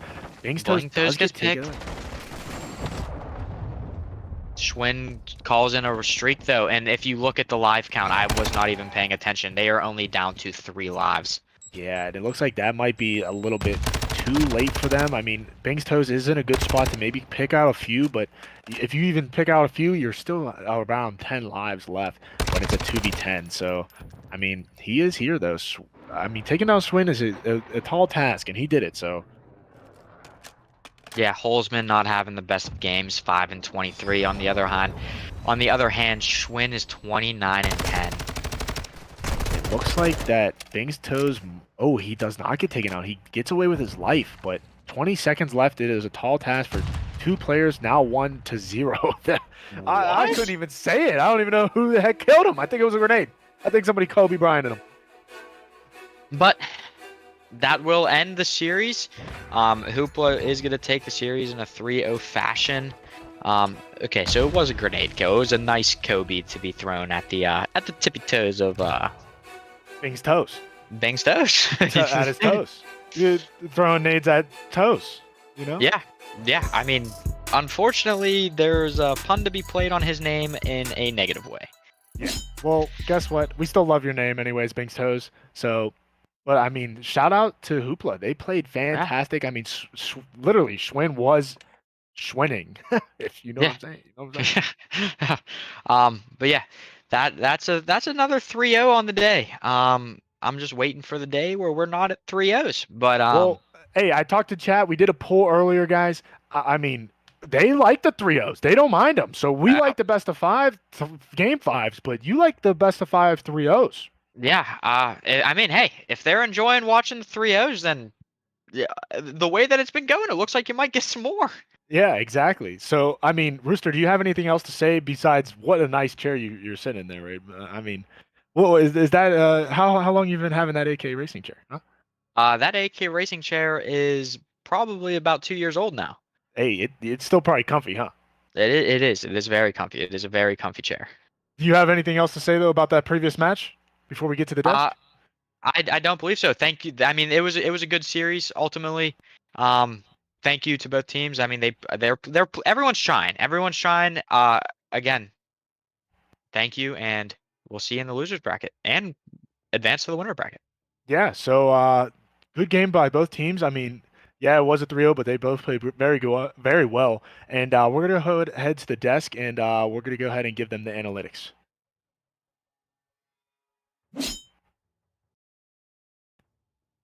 What is going on? We are back. I'm here with Corbin and Rick himself, the GOAT Rick.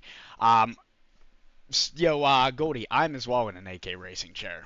Best chairs ever. I'll never stop. So, Corbin, what are we thinking, dude? 3-0. I predicted a 5-3 in Mystic's favor.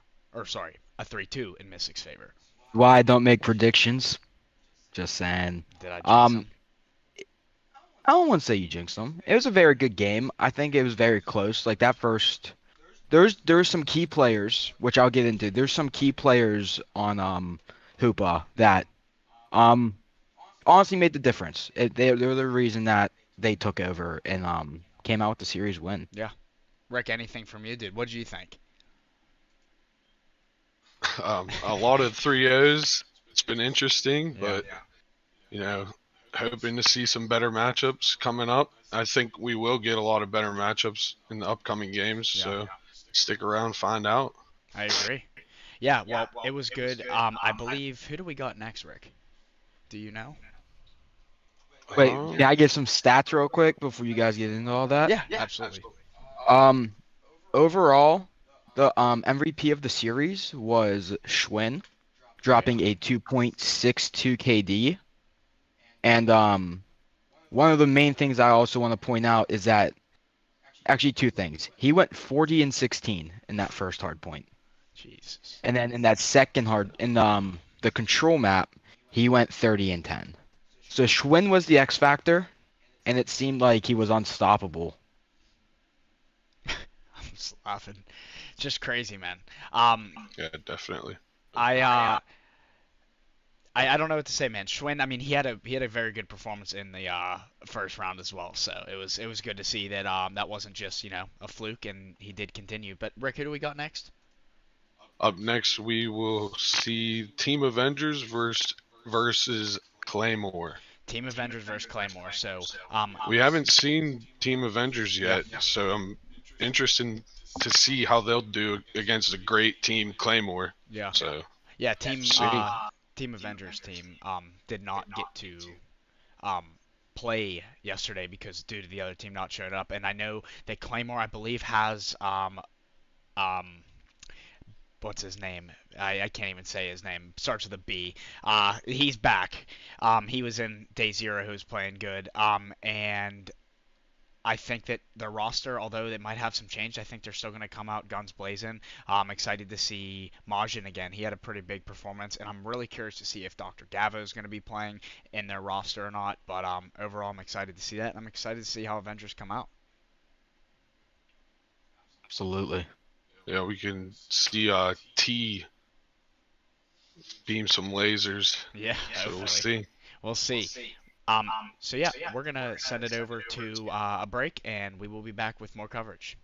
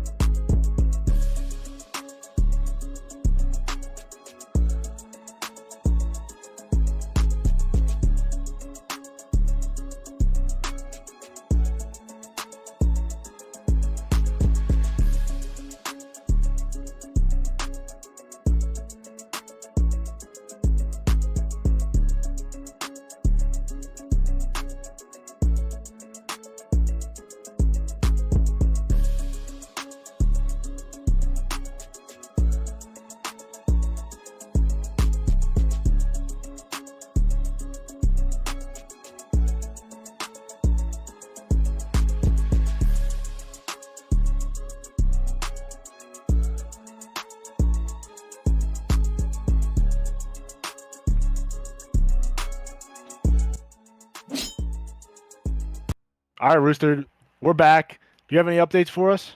Yeah, so currently waiting on on the other team.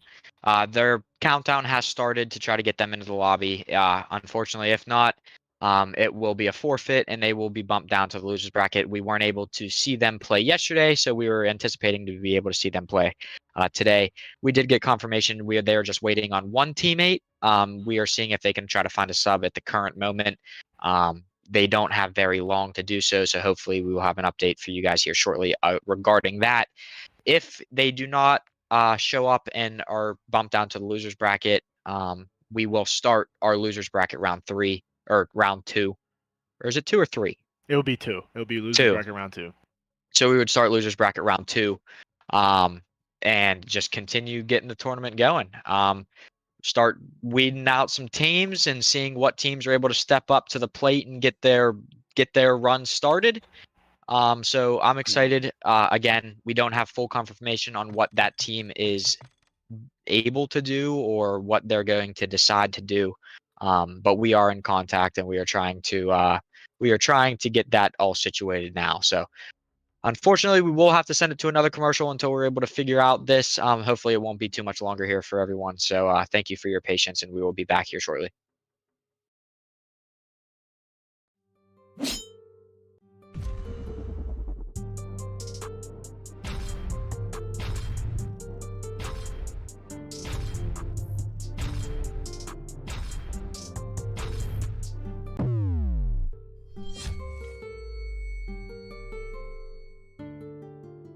Oh, Father, tell me, do we get what we deserve?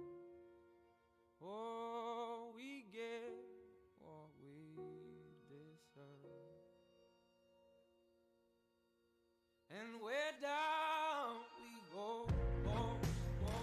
We want a few minutes of your time. Oh, we're down we go. Get down! So we're down we go. Way down we go. Whoa, you let your feet run wild.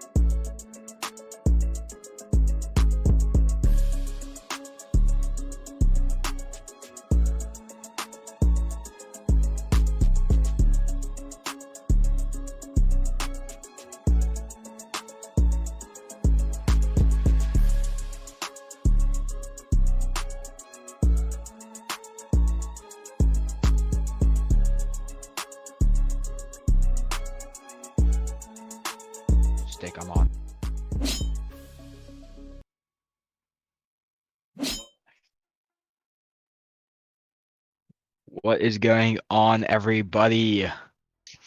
How is everyone doing? We had some good COD going. There's a short delay, but I'm sure we'll get back to that very soon. Chap, how have you been today?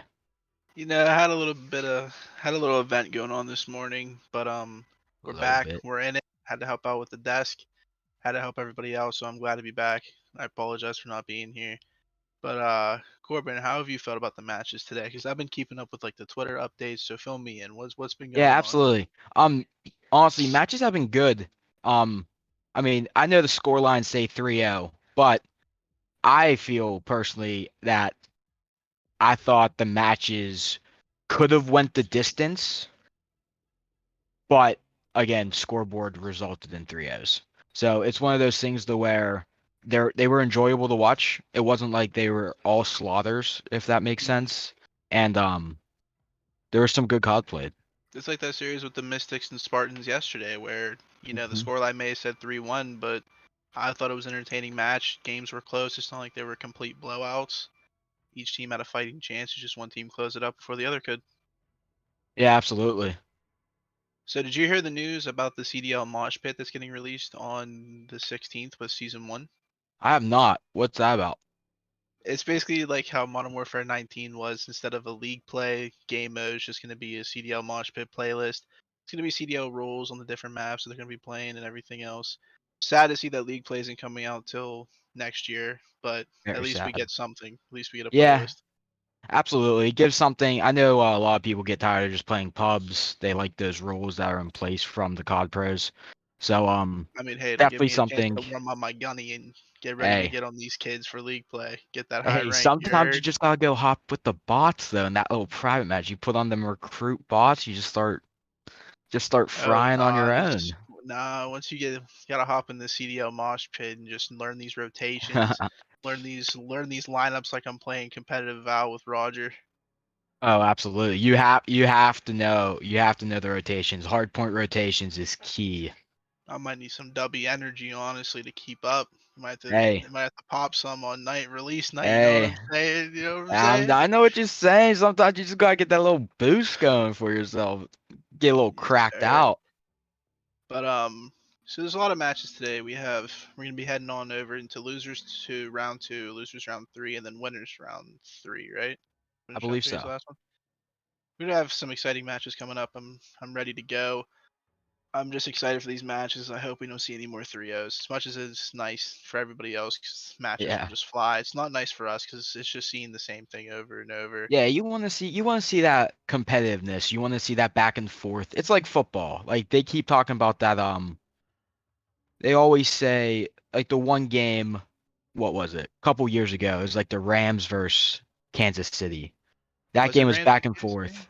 I believe so. It was like You talking back about and the high forth, scoring game, or are you touchdown. talking Yeah, about touchdown that's after Kansas City and the touchdown. Rams? And it was a battle. Like one team would score a touchdown in a minute, another team would score a touchdown in a minute. You want to see that back and forth. You want to see someone win the hard point. You want to see someone win the search.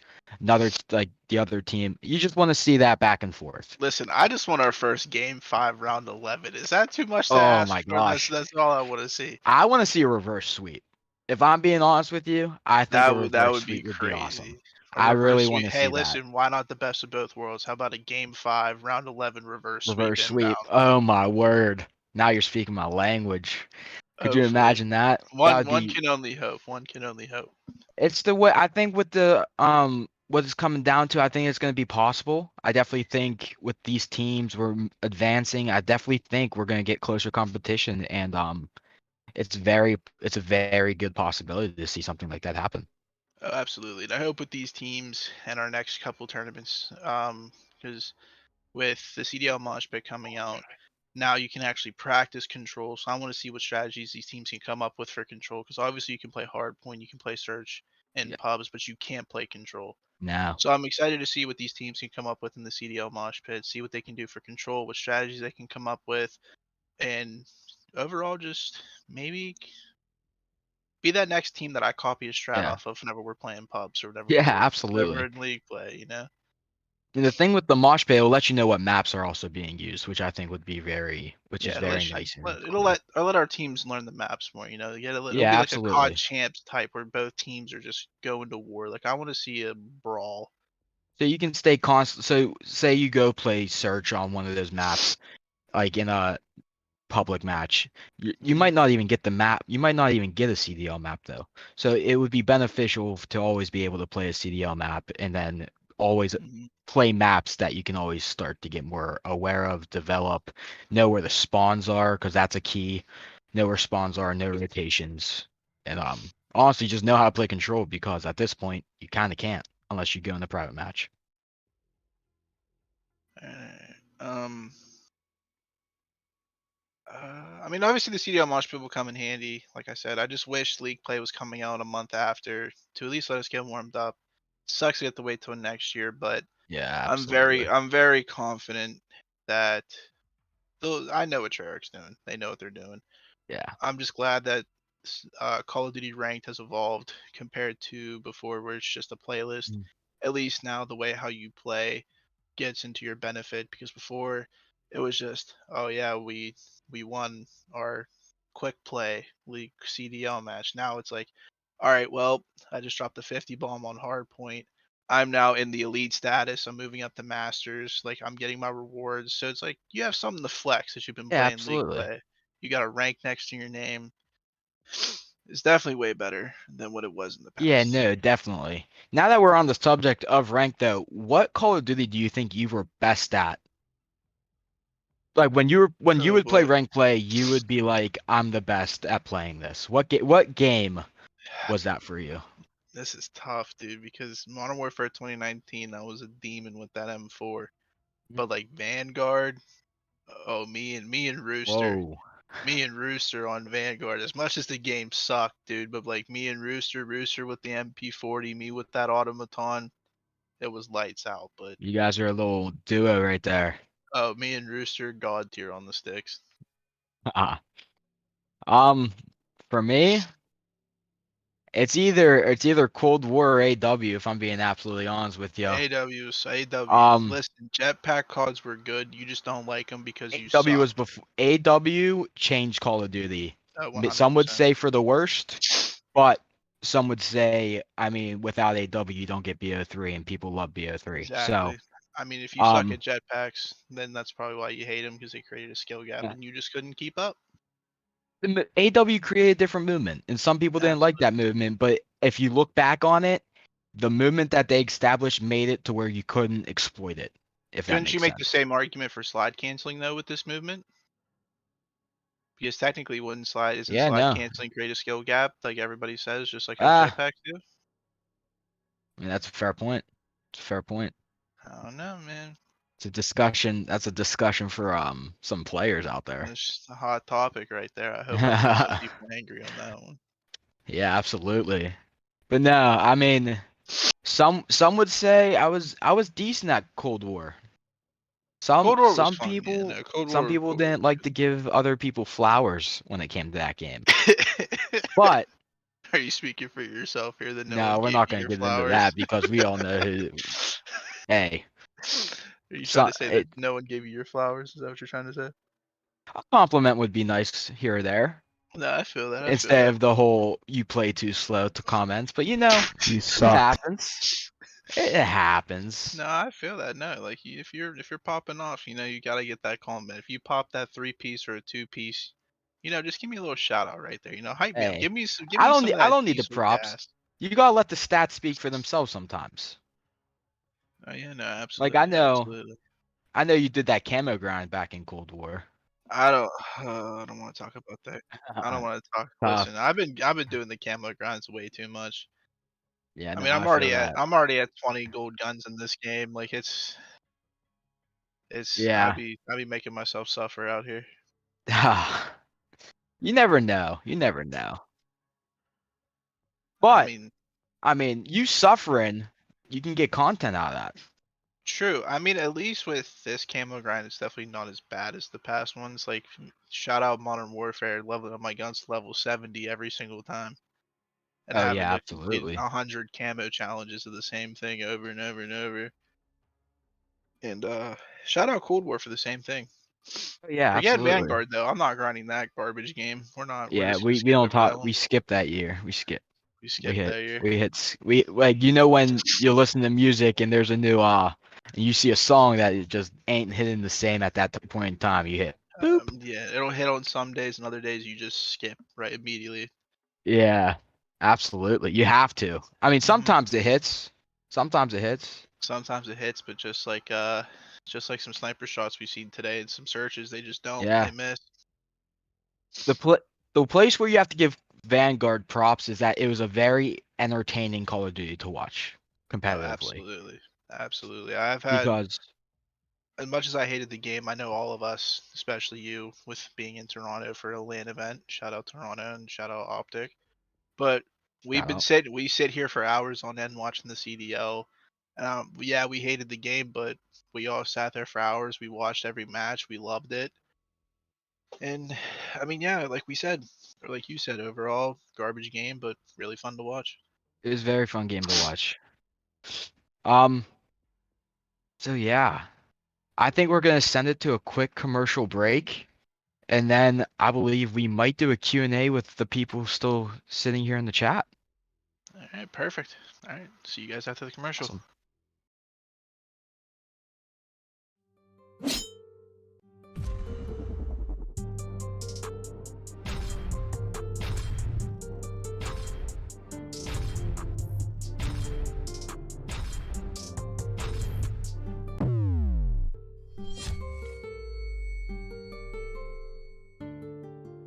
Oh, Father, tell me, do we get what we deserve?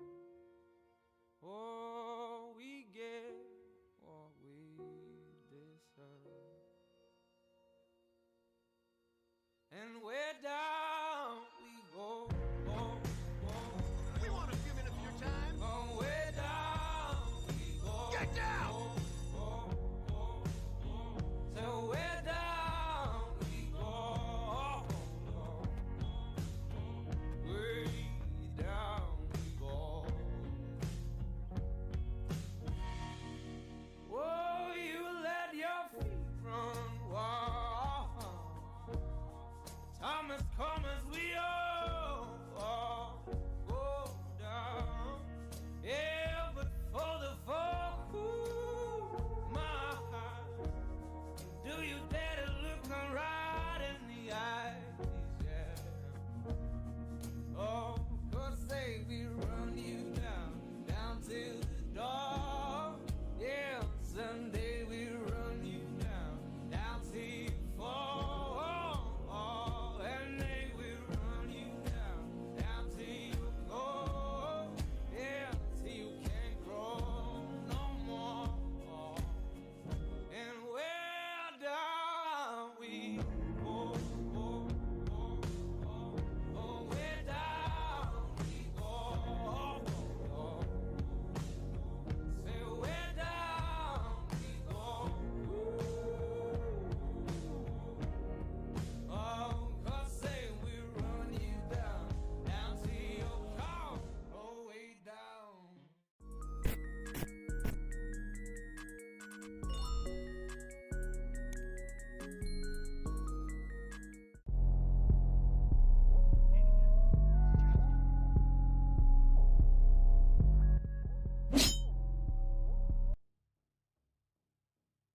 What up? Goldie, are you there? Oh, I'm sorry. I thought we were going to deaths, not captures. My bad. So what's going on? What's going on, Rooster? What's up? Just waiting to get this match underway. Yeah, sorry for all the delay. I mean, thank God for you guys being patient with us. I mean, it's been awesome having all these good matches and everything like that. So, but Rooster, how you doing, man? I'm doing good. I'm excited. I'm ready to cast over some more COD, man.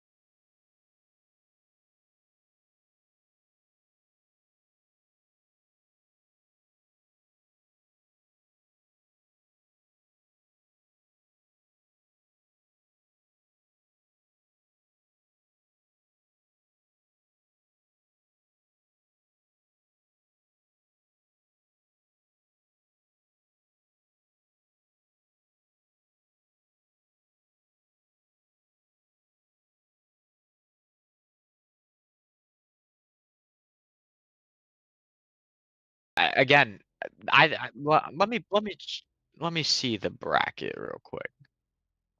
I mean, we got a lot of good teams down there. I mean, you have the Spartans versus the Slim Six. I mean, the Spartans played a very close match that ended up just not going their way, and they're versing Slim Six. So I mean, they might even upset them. You have no idea. The Bruvs had a tough game, but they do advance. They got a bot, or the Bruvs did have to forfeit out because of a player not being able to make it. But so the Villagers advance. You still have Mystic there. They did have a rough map that we just casted, but they can still always make a run. Ice Cold had a map that they lost to. I mean, there's a lot of good games to be played, and I think that there are a handful of teams that you could say that could make this bracket run.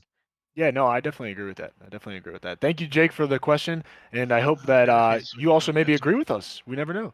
But we also have another question. Chap at the desk asks prediction for winners bracket finals. I mean, Rooster, CCDK looks pretty dominant, so I actually have them going all the way to the grand finals. I don't know about your predictions, but I actually am interested to hear what you have to say. I mean, I fully agree. I think they're the team to beat. I think that if they get upset and even the possibility, or like the thought of the possibility of them actually losing in that winners bracket is, I mean, I don't even think that it's possible. So I'm excited to see them continue to play, because right now they actually do look untouchable. I will say they do match up against Kanto. That upper side of the bracket was a very stacked bracket, and they have made it look easy. Yeah, so I mean, you never know. Kanto could maybe pull in a little bit of upset. I don't want to say upset because I mean Kanto's been destroying everybody too. So who knows? Yeah, I think that if a winners bracket, I would say finals. I think if I had to pick actually, so I guess it would be winner bracket semi. I would probably pick CCDK and Team Claymore to make the winners bracket finals. Okay, I like that. I like it. Hey, thank you, Chap, again at the desk for giving us a question. We also have Jared Malanik says, question for Goldie: who's your favorite casting duo in the CDL? I mean, come on. Do you see my head? Come on, Jared. Do you see my head? I am a Maven Merc fan. I mean, I love Miles. Miles is my guy, but Maven Merc, I love that. What about you, Rooster? How are you thinking? Yeah, I would agree. My favorite casting duo is definitely Miles or Maven and Merc. I mean, and Miles and Chance, they are very close second though. Oh yeah. I really liked watching them cast over the last 2 years, and there's a reason that they're like right there for fan favorite casting duo. So I would agree. Yeah, and I mean, of course, you guys, let us know if you guys like us. I mean, me and Roosty, there was also Gary and Bill last night. Me and Bill, let's see who you guys' favorite is. Maybe we'll get a little poll going later to see if maybe you guys can choose us. But thank you Yeah. again, Jared Malanik. Thank you. Jake has another question. He said, how does the team feel about the lack of the Fennec uses? I mean, in all honesty, the Fennec use, I think it's getting there. We've seen a lot more of it today, but that AUG is being pretty dominant. How do you think, Rooster? Yeah, I would agree. I just from playing the game over the last week and a half, 2 weeks, I thought that the Fennec would be used a bit more. I'm actually surprised that it's not being used. It has extremely fast fire rate. Maybe teams are just not using it, because one thing that I noticed while using it is that it doesn't hold a lot of ammo. So if you have to run an extended clip or something else and you're taking an attachment away from like accuracy or something, or recoil or something along that nature, you're kind of losing out on that attachment just for the pure fact that you have to have more ammo, because the gun shoots extremely fast, and it kind of takes away the ability to like pop two pieces. So maybe that is a reasoning. I don't know. I think that the gun is a very good gun, but especially up close, it just shreds people up close. But then you have the distance factor, and I just don't think it's as strong at distance as some of these other guns that we're seeing the teams use. Yeah, no, definitely, definitely. Thank you, Jake, again for another question. Jared Malanik asks, "Who's your favorite duo that you cast with?" Rooster? I've only casted with you, Goldie. So, Hey, I mean, yeah. so I I guess that can't. you are my duo. Yeah, and I can't be like, saying Bill because you're with me right now. So it's Yeah, I might definitely just you, quit. Rooster. If you were to say Bill, I'd probably just have to leave. But thank you, Jared Malenik. And it looks like we're getting this game ready, situated. Anything else before we go ahead and hop over to this game? No, that I think that would basically wrap it up for me. I think that I mean, I'm excited. We Slim Zix, they took a hard L this morning, so I'm excited to see how they bounce back. Yeah, and definitely thank you guys, chat. If you guys want to, keep asking us questions in the chat. Hopefully we can answer. We will have another Q&A probably later down the road tonight and in tomorrow. But yeah, let's go ahead and hop over to this game.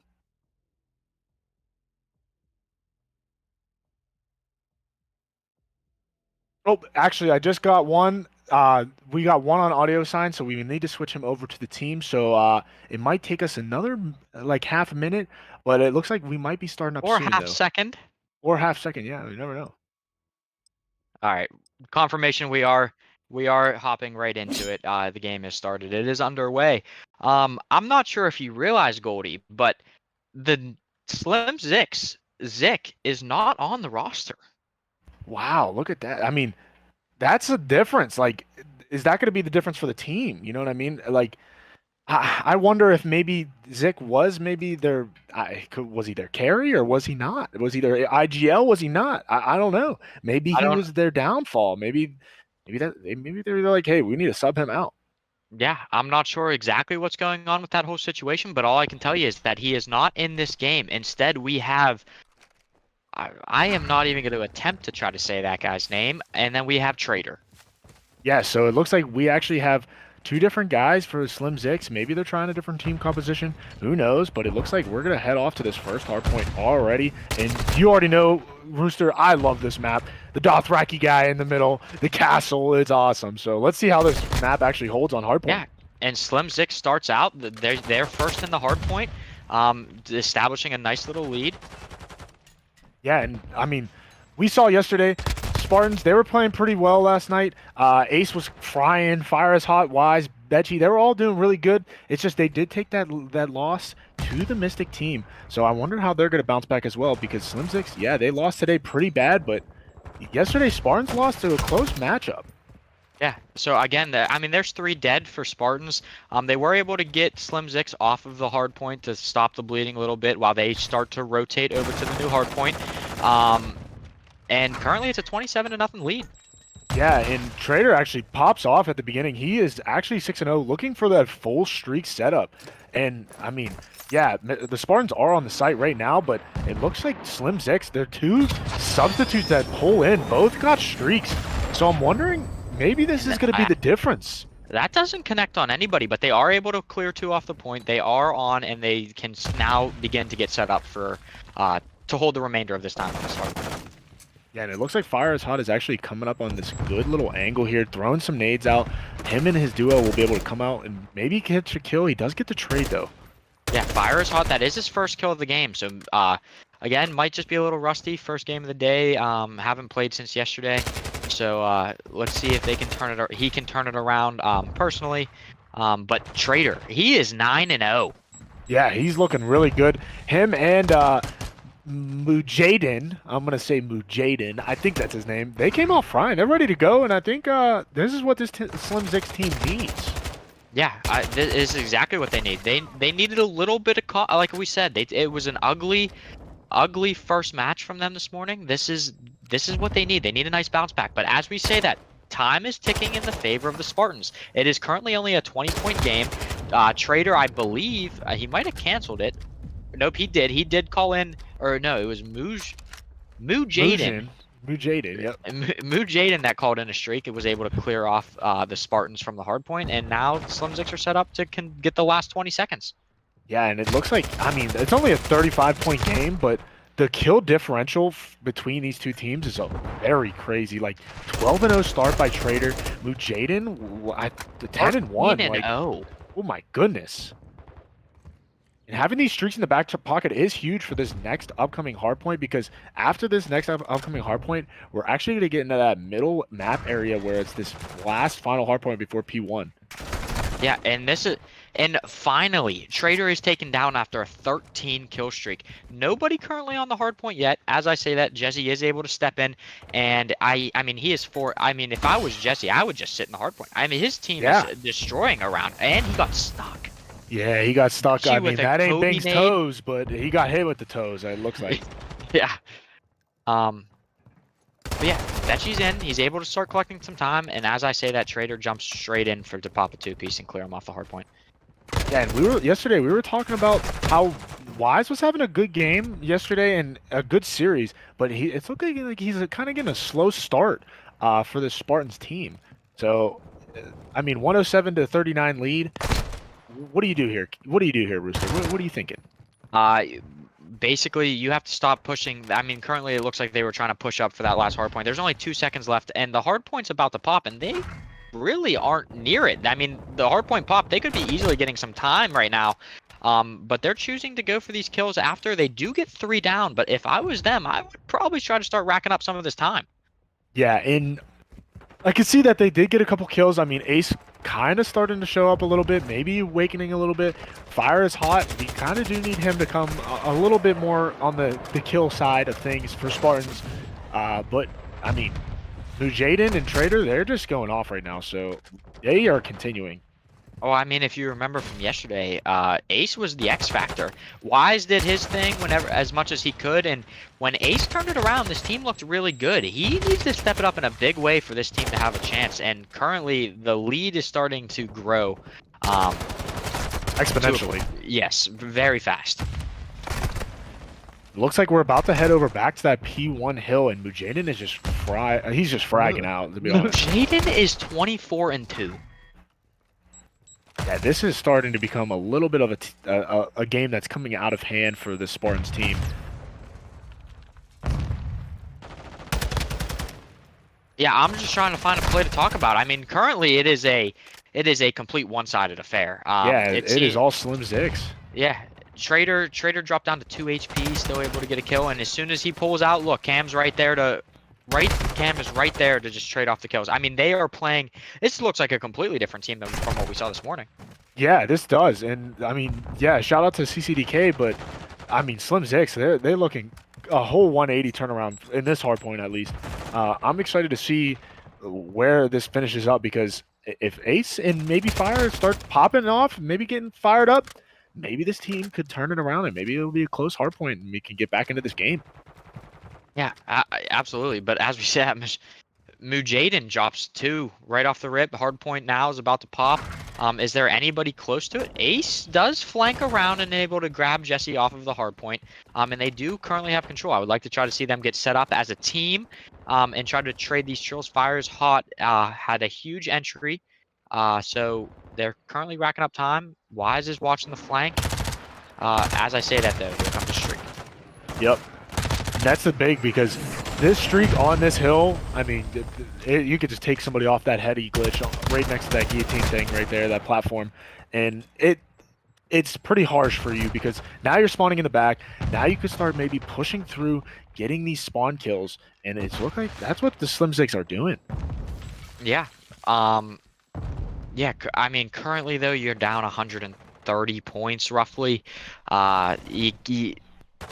The Slim Zix can just win off scrap time. They don't have to even get set up. You just kill the last guy off the team as they're rotating. You just take 15, 20 seconds every time, and this game is over. Spartans really need a big hold here. Yeah, this hold and this museum little basement hold, that's going to be the next point. If they start maybe holding these two and chain these 2 hills, they could get back into this game, but it looks like Slim Zix are just like, yeah, we're going to control this whole back area. Yeah, and if you just look at the map, I mean, it is taking way too long for the Spartans to get close. They are spawning so far out. As soon as they have 3 dead, here comes Trader with a 2-piece to just halt the push entirely. So, there's not much else to say besides Slim Zix is playing extremely well. They are just out-fragging everybody. Trader, 27-5. Mujaden, 36-5. Yeah, that's the highest amount of kills we've seen today, right? By far. Yeah. Especially, and it's not. You would think that people have the capability of dropping 35 or 30 plus kills in a game that is typically a lot closer, but this is a very one-sided affair, and not a lot of time. Like it hasn't taken that long to play this game, and he's Yeah. still able to drop that high amount of kills. Oh yeah, and I mean the score is 241 to 76, and it looks like they're actually maybe not even close to contest this, but they do get a pick off of Cam. Maybe they can swing in here. Looks That's like a 2v2 they trade. don't want to contest. Wow. Oh my And- goodness, I'm surprised about that. Yeah. There's not. I mean, to just break that down, I think there was just two standout superstars on the side of Slim Zix that came in, and I mean, they were just on takeover mode. Yeah, and it was the two substitutes that came in. They came out frying, ready to go. They must have been warming up or something before this match because they were shooting straight. Yeah, I mean, they were. I mean, 31-6 and 37-7. I mean, that is just. I mean, those are two high Yeah. KDs. Yeah, so I mean, definitely a big showing, a 180 turnaround for the Slim Zix from this morning, and maybe we have another 3-0. I'm not 100% sure. I thought the Spartans, they started out that game decent, but then I think it kind of got away with them with Mujaden and Trader kind of getting those kills, racking up those spawns, kind of just spawn killing them off, and I mean, it just happens. Yeah. I think that it after the start, they Slim Zix asserted their dominance early, and then from there they just never let their foot off the gas. I just don't think that the Spartans had an answer, and before we knew it, the game was over. It was just basically those games happen where you feel like nothing's going your way and there's nothing that you can really do to get out of it. That's why we have map 2 as a search and destroy, because it kind of slows the pace of things down a little bit, allows you to take those gunfights that you feel comfortable with instead of having just as soon as you realize that you're down 30 points in a hard point, you just start flying to the hard point to try to make up a deficit, and again it just spirals out of control. And unfortunately it was not a very close map 1, but I'm hoping that they can find some footing here for the search and destroy map 2.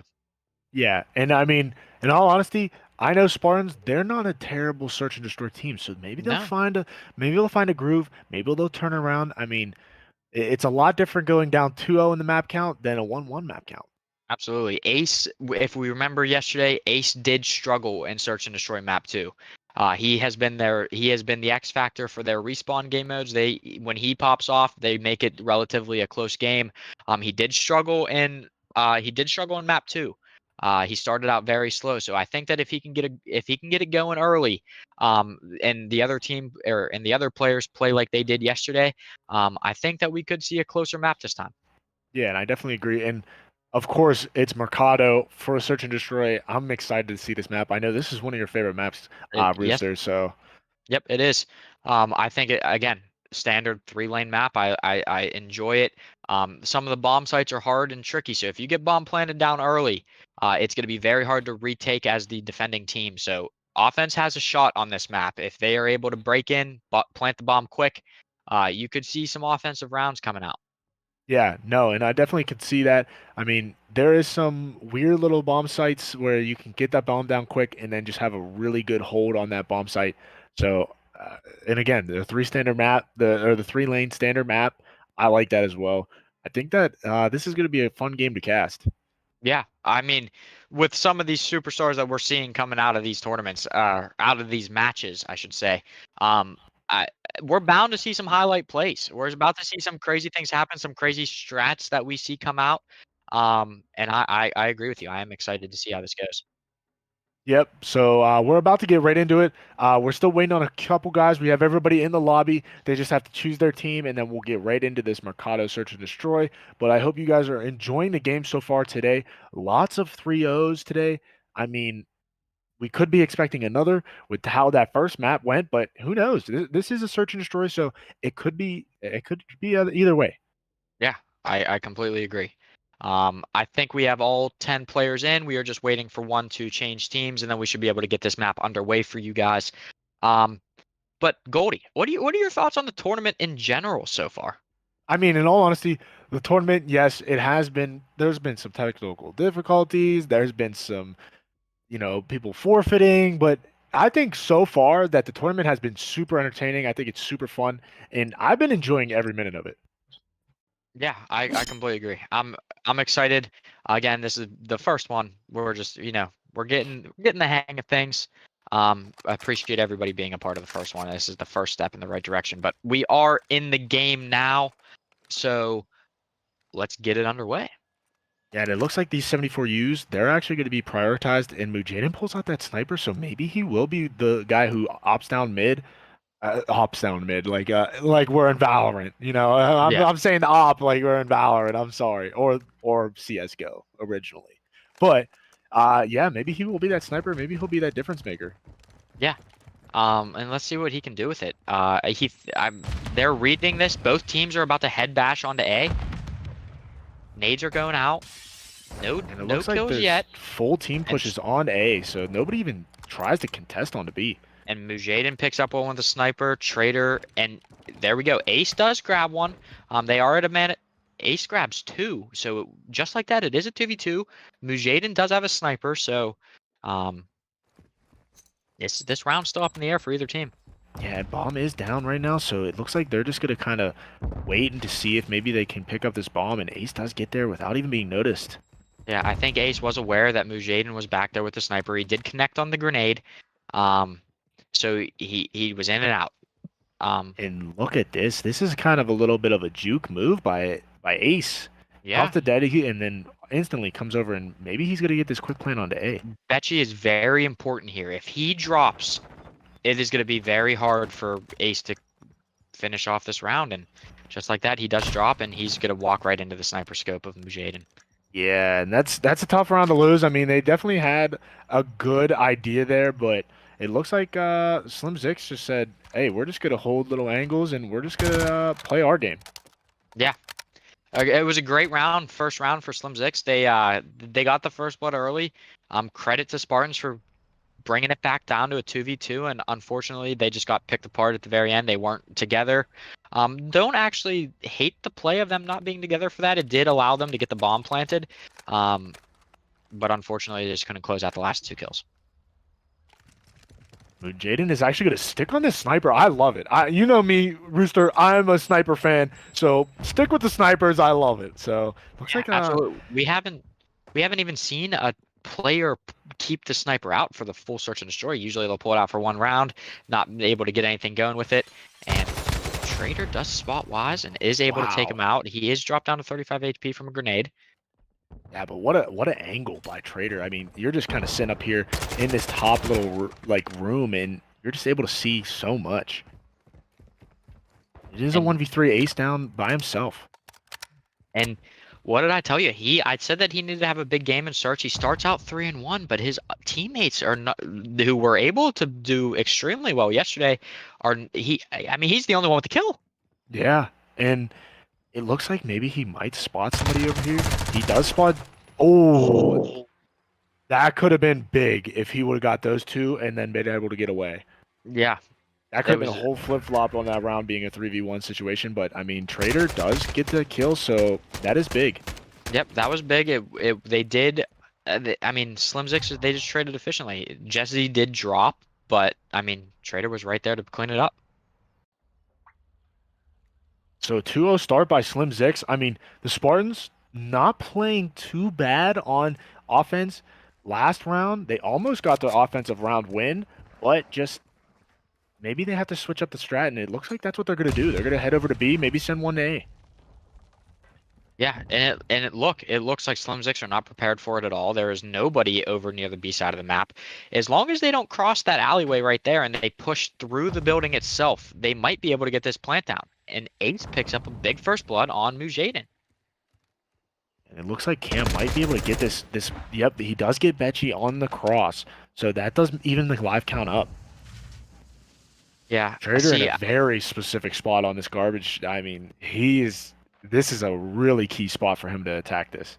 Yeah, I think that Spartans might have just taken a little too long to try to get the bomb down. Fires hot with a questionable dolphin dive, and Trader follows it up onto Wise, and just like that, we are in a 1v3 again for Ace. Yeah, and if anybody can do it, it is Ace. He did hear Jezzy. He does have the footsteps. He's stomping around like a crazy maniac. but still a difficult task with this 1v2 because Bomb is down in this building. And it And looks like Trader just held it. yep, Trader probably heard him. It was a good read. Just stay there, pre-aimed. He had no time left, so he would have had to have made a move anyway. So good round by the Slim Zix. I mean, Slim Zix are up. What do you do in this situation, Rooster? Do you think that maybe they should just try to be aggressive still, keep attacking that A bomb site? You're up 3-0.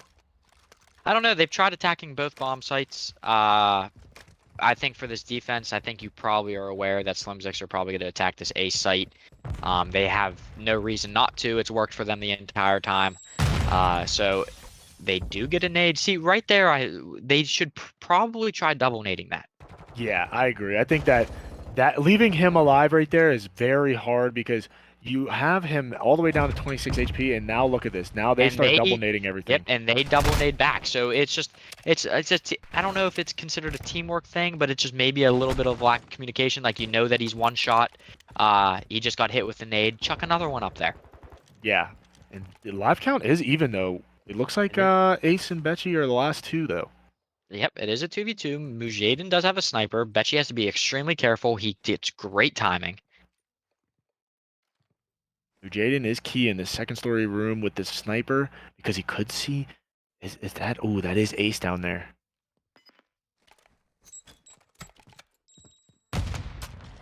He doesn't get a hit marker. They still have no idea where he's at.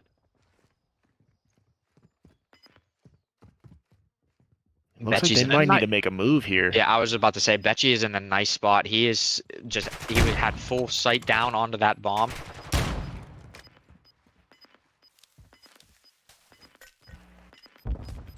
Looks like Mujadin is not going to be able to pick this up. Yeah, this is going to be a round win for Spartans. Wow, good. I like how they played that, to be honest. I like how patient they played. I like that they were able to kind of work around both Betchy and Ace were like probably communicating to each other like, hey, I have an angle on the bomb site. You just stay alive as much as you can. We know that the sniper of Mujadin is up in that second story. And look, he already swaps off to that 74U now. Yeah.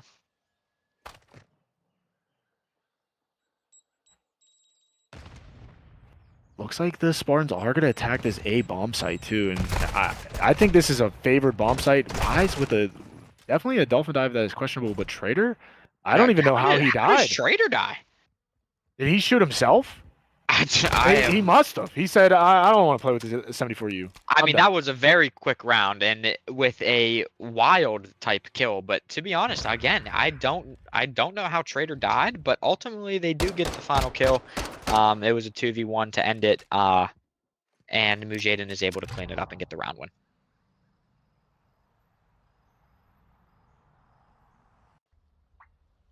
Four to 1 lead by Slim Zix.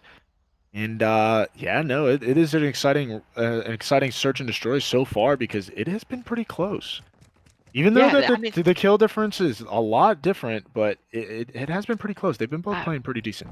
Yeah, the Spartans like Ice really isn't there. Trader learned from that time. See, he didn't push in right away, and he is able just to rip fire as hot right off of that head glitch.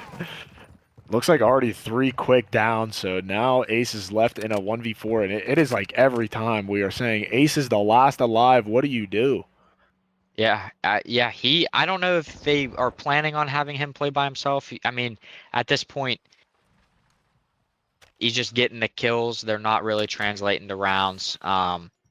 Maybe he needs to play with his team a bit more to try to effectively get onto a bomb site or defend a bomb site, and he will just end up just getting shot in the back. Yeah, so 5-1 lead by Slim Zix. Didn't even drop a player that last round, which is very crazy because the way that they approached that bomb site was, I mean, they were stunned and still getting headshots. It was nuts. Yeah. I believe that there is a player on the Spartans that is currently sitting with no kills. Might be joining the agency. We'll have to see, but yeah, it's been a rough go for almost everybody on Spartans besides Ace. And it looks like they're just going to have Ace sit back, watch this flank push through mid maybe. But Wise does get get a kill.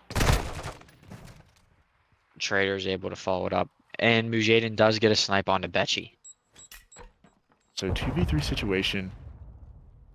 Doesn't look like Fire is Hot actually got noticed there. So he's still in a decent spot here with this M4. Yeah, and Look at Fire number Spot 5 is on the, sitting at on the 0 map. 6, so Look at number 5 on the map, Rooster. Cam is at a good angle to cover all of mid and this B bomb site. So he's watching the crossover to see if maybe they get this bomb planted down, and he can also hear B. yeah, but it might not even have to rely on Cam. Trader is able to grab one. Ace does take him down. Cam just decides to back up, play as a team, and I honestly like that play. And Mujaden with the whiff, but Ace does pick up the Ace. kill. Just a little too aggressive. Slimzik does take it. Yeah, and that's gonna be the map. Again, it's just a dominant performance from the Slimziks.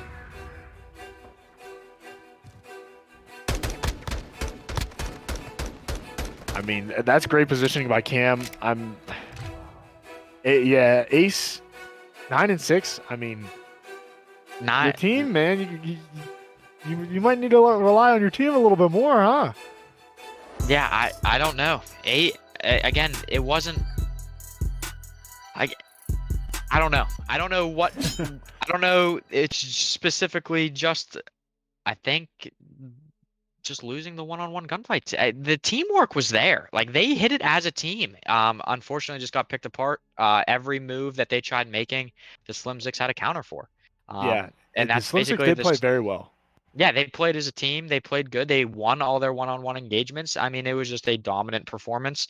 And again, nothing against the Spartans. They had a game plan. They tried to hit things as a team. Unfortunately, every move that they tried making, Slimziks were prepared and they were ready, and unfortunately just didn't go their way.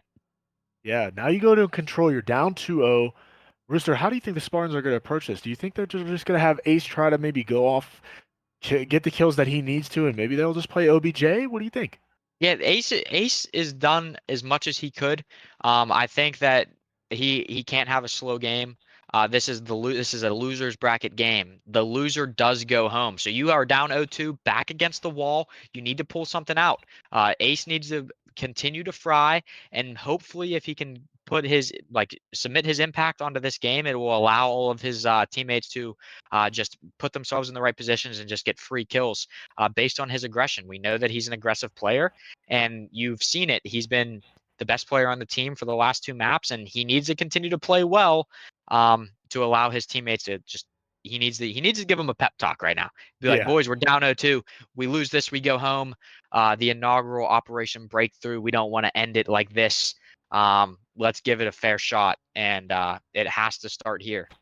Yeah, and it looks like we're actually setting up the lobby right now. We're almost ready to go. We have 2 players in auto assign. We're gonna try to get those guys on their relative teams, and then, hey, we're gonna get onto this Crown Raceway control. Rooster, what do you think about Crown Raceway on control? I don't mind it. I don't think it's horrible. It does play weird. If you control mid-map, you're basically going to control this game. Mid-map, there's so many different alleyways and different nooks and crannies that you can just slip in and slip out of extremely quickly. So if you're finessing your way around that middle part of that map, you are in prime position to be able to take this map.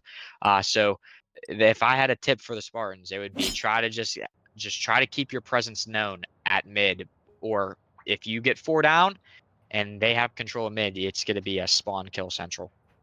Yeah, and in all honesty, there's that little mid building that we always look at whenever it's that first P1 hill on hardpoint for Crown Raceway. I think that's going to be a pretty decent angle to hold all of mid too, because I mean, there's two different little doorways that you can kind of have maybe peek around a corner, get a couple kills, get back into that building. So maybe that's a key point as well. And it looks like that's where the A control point is. Yeah, I'm assuming that A is probably the easier point to capture on this. You get a nice breakthrough onto onto this point, you can hold a lot of head glitches, and it will be nice. That B zone is out in the middle of the open on the street. You're gonna have to rely on a lot of trophy systems to be able to get that point captured. So Yeah, and it looks like Jaden is just for snapping. defending, it looks like for defending, they're just gonna split 2 and 2. Yeah, I mean Mujaden and Cam just basically took out the entire team on their own. Yeah, and speaking of that, they're on that B site, and they're pretty much holding it down over here on this B area. But Trader on the other side with Jezzy, they're holding it down as well. But it looks like Ace said, "I'm gonna step it up and let's get this one tick." They have to be weary. I mean, Trader is about to get some free pickings here. He does get hit with the nade by what? I don't know if Fire is Hot is the one that threw that nade to get him weak, but that was a big play. They got 2 ticks on B already. Yeah, and it looks like that progression for those 2 ticks on B, maybe he'll free them up on A over on that A site. And look, they're already on it. So, I mean, decent strategy by the Spartans. It did cost them a lot of lives, but being able to get these ticks maybe will help them out later down the road. Yeah, but I'm not exactly sure the play call here by the Spartans, because Fire is Hot is the only one on this point, and they have no desire to move towards him. I don't know if they're trying to use him as a distraction and go back and finish B, but I mean, I guess it's working. They already have 2 ticks. Has 2 ticks. And it looks like we said that B had 2 ticks, but they did not. They only had 1 tick. Get the second tick. It looks like we're going to have to start maybe narrowing down these lives. And, I mean, 11 to 23, Slim Zix, yeah, they might have gotten 3 ticks out of the way for them, but their life count is way different. Yeah, unfortunately, if they did have to, as we say, that's 2 down for Red though. If they did have that second tick on B, I think that it would have been a little bit more manageable, even though the life differential is so large. Only if they would have been able to cap A and then had those 2 ticks at B, we could have been seeing a bit of a different story. But they did get the second tick on B now, and they only have 4 lives left, and they have to pick one of the sites. This is going to be extremely hard to pull off. Yeah, and it looks like they're already going to pick off. Cam is getting these 2 pickings. He said, just bring them on over here. I'll take them out. And it looks like Wise is the last one to be alive. And they're just going to swarm. Only dropped 10 lives in that entire...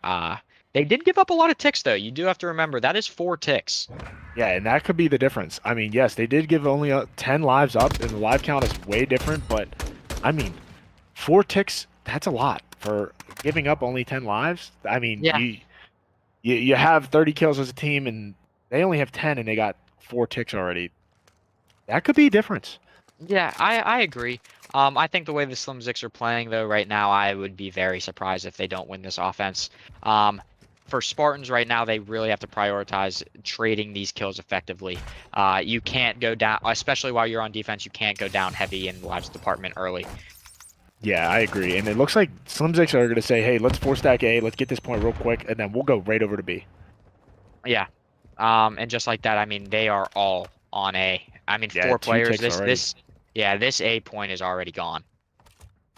So now they have 2 minutes and 40 seconds to go capture that B point. And, I mean, it looks like they're already going. They're saying, let's go ahead and hit this hard. And they're hitting it from every angle. Ace better be prepared for this. He is not. Trader does take him down. Fireshot's going to try to follow it up, but he gets taken down too.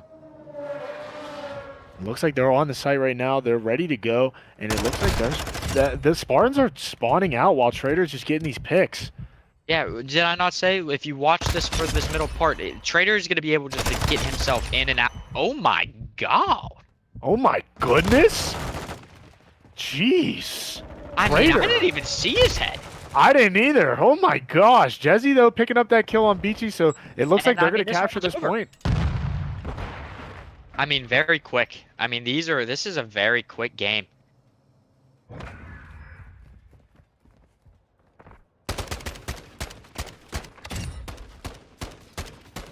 I'm speechless. Yeah, I'm not exactly sure what do you think Spartans have to do here? I mean, I don't even know. They need to frag out, in all honesty. I think they have to have Ace kind of go nuts, frag out, and I think that will be the difference. If they have Ace kind of go off, frag out while these other guys focus on objective, that will be their best interest. But I mean, when you have Jaden, Cam, and Trader just doing everything, what can you say? Yeah. Trader does get taken down. We do see Wise pull out the Hurricane.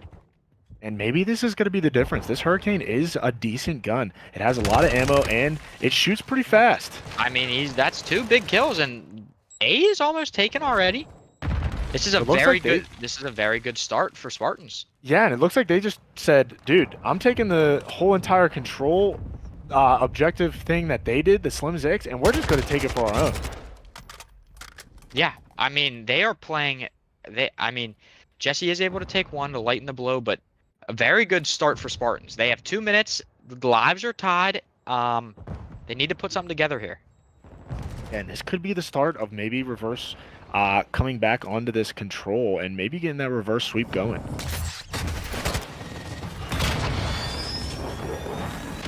Looks like that missile is going to get somebody. It's going to get Wise on that point. So 23 to 25 lives, and it looks like they're actually going to be spawning out. So it's going to be a little bit of more of a team push now.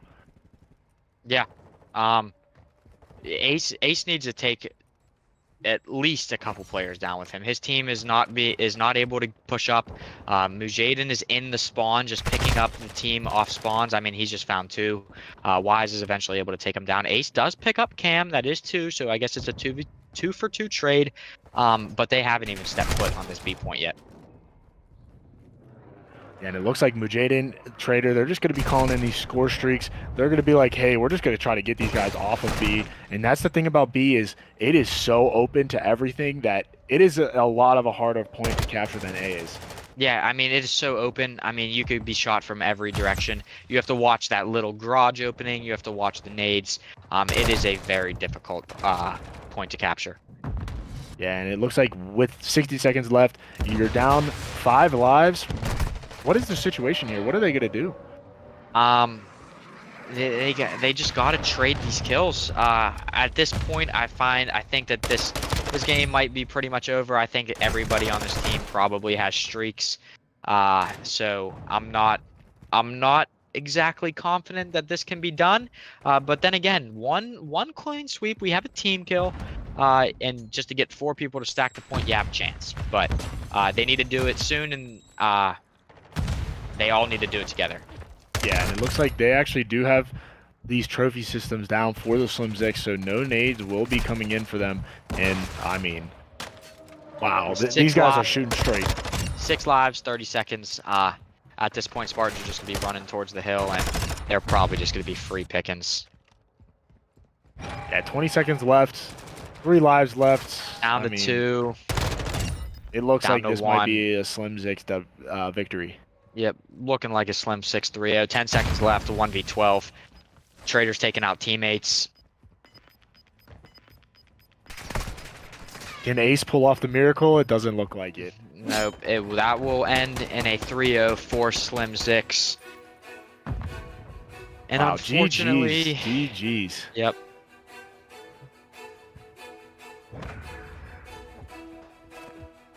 I'm just like shocked how many 3-0s we're having, and it's unbelievable. Yeah, I was expecting some of these matches to start being a little bit closer, but I guess not. Yeah, and I mean, shout out to Slim Zix. They move on. They're maybe going to go ahead and push through this winner or losers bracket run. But also shout out to Spartans. They played pretty decent this whole entire weekend. So, I mean, it sucks that you have to go home, but we appreciate you being here and everything like that and playing these games. And I mean, yeah, hopefully we see you in the next tournament. Yeah, I completely agree. I appreciate everybody, all the players. Unfortunately, this does end your run, but again, this won't be the first, or this is only the first. It won't be the last tournament that is hosted by us. We appreciate you playing in the inaugural Operation Breakthrough, and we do hope to see you again. But Goldie, I have a question for you. With the performance that we just saw out of the Slim Zix, Zik isn't here. So yeah. What's going on with the team? Do you think that we see? I mean, we just saw how dominant they were with these 4 players. Are we going to see another roster change? Because I don't know what is going on with Zik's situation, but the team name, he sounds like he should have been on this team. So Yeah, I mean, in all honesty, those two subs that popped in, I'm wondering if maybe they stepped up and did a little bit of IGLing that changed it up. I mean, they definitely were slaying, but maybe they were like, "Hey, we're gonna go ahead and take over for you guys. We're gonna maybe do some play calls." I mean, they played really good. That was more of the Slim Zix team that we saw yesterday with Cod Prod, but I mean, they didn't even have Cod Prod today, and they still outslayed really well. yeah, I mean that was a good game from them. Again, we saw what happened earlier. It was a good rebound. Um, I'm excited. I'm excited to see who they match up against next. And yeah, I think that I did say that they were one of the favorites to make this losers bracket run. So I think they can probably pull it off. Yeah, and I don't know about you, Rooster, but I'm excited to hear the analytics of this match. Uh, I think we're gonna go to a quick commercial break and then right to the desk.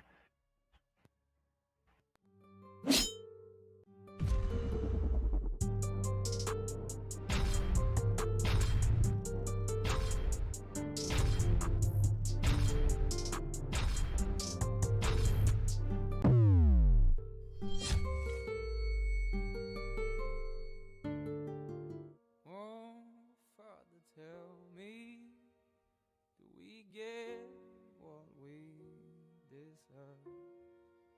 Oh, we get what we deserve.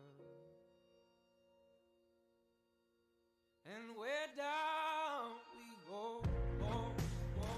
We want a few minutes of your time. Oh, where down we go. Get down! So where down we go. Way down we go. Oh, you let your feet run wild. Time has come as we all go down. Yeah, but for the folk who my heart, do you dare to look me right in the eyes? Yeah. Oh, 'cause say we run you down to the door. Yeah, someday we run you down till you fall. And they will run you down till you go. Yeah, till you can't grow no more. And where down we go. Oh, where down we go. Say where down we go. Oh, 'cause say we run you down till you come all the way down.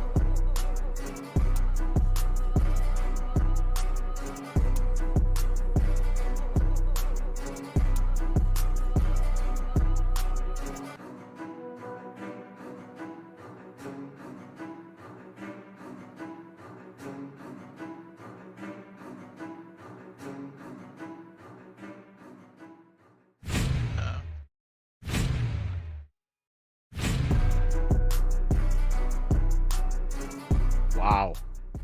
Just wow.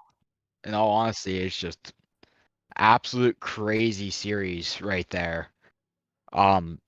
Thoughts? like I don't know what to say. Honestly, it was just I mean, insane. I have no idea what to say either. That was a wild matchup that was a completely different look for the team based off what you guys have been saying from this morning. Yeah, let me hit you with some statistics because that crap was crazy. So Trader, he dropped a 3.26 for the overall series, and Mujaden dropped a 4.86 for the overall series. So they were snapping. They were nice with it. Like they were going hard. And they were picking up the kills. So, I mean, they just look like a good team, honestly, right now. And I don't know.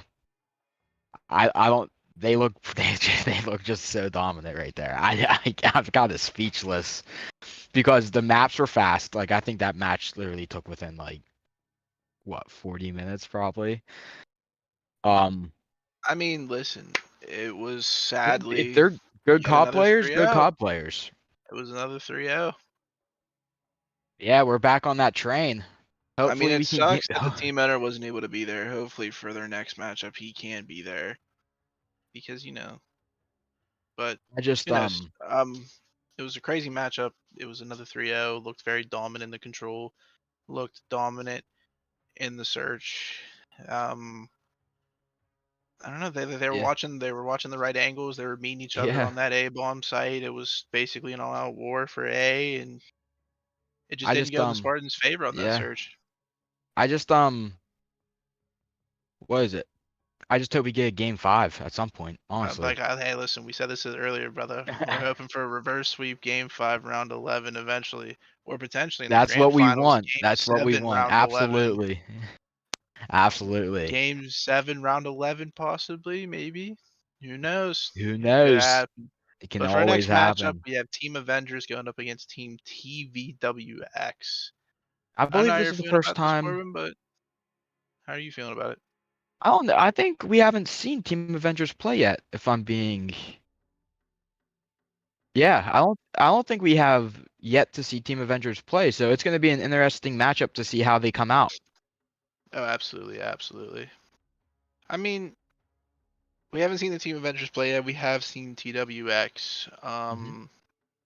Unfortunately, TWX, I believe, they lost to the Kanto crew. And that was a dominant. I think Kanto won that in a 3-0, if I'm correct. I believe so, yeah. So, I mean, who knows? Maybe they're just getting unlucky. Like Yeah. we said, it's Call of Duty. One day you're gunning straight, it's on fire. The next day you're getting twerked on, can't even drop a kill. So, Absolutely. who knows? Maybe TVWX can come out here and absolutely slay. Or maybe perhaps Team Avengers really just shows us what they're about and becomes Yeah, the next Avengers, absolutely. becomes the next top dog. Hey, you never know. Yeah, A who lot of knows? competition still left to play. Who knows There's who a the lot of winner's going to be yet? a lot of competition, but hey, I mean these tourneys are crazy. Absolutely.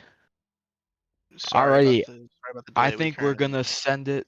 But We're going to send it to a break real quick to get these next teams in here, and then we're going to get ready to go for the next matchup. yes, sir. Thank you.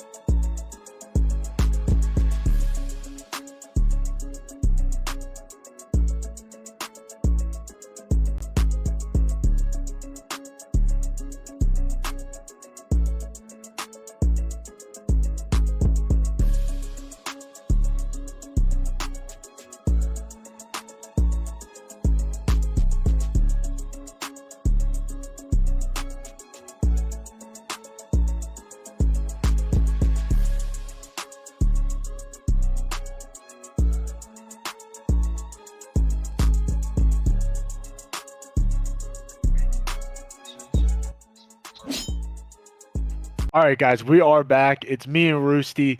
We are here. We're gonna update the bracket for you guys because we did have a little bit of a predicament with these teams, Team Avengers and TVWX. So Team Avengers, they actually did forfeit their spot because they could not get all their players to come and play. But TVWX did not respond, so we're actually going to forfeit both those teams. We're going to move on with this Mystic and Ice Cold match, and then those teams, whoever wins that, will move on to the losers round 4. And yeah, so we're actually going to have this next matchup. We're actually doing it right now. We're setting up the lobby. But yeah, sorry for the delay. We're just trying to get these teams to answer, trying to get these teams going. But Brewsty, today's going pretty good so far. I mean, there has been a couple forfeits all morning.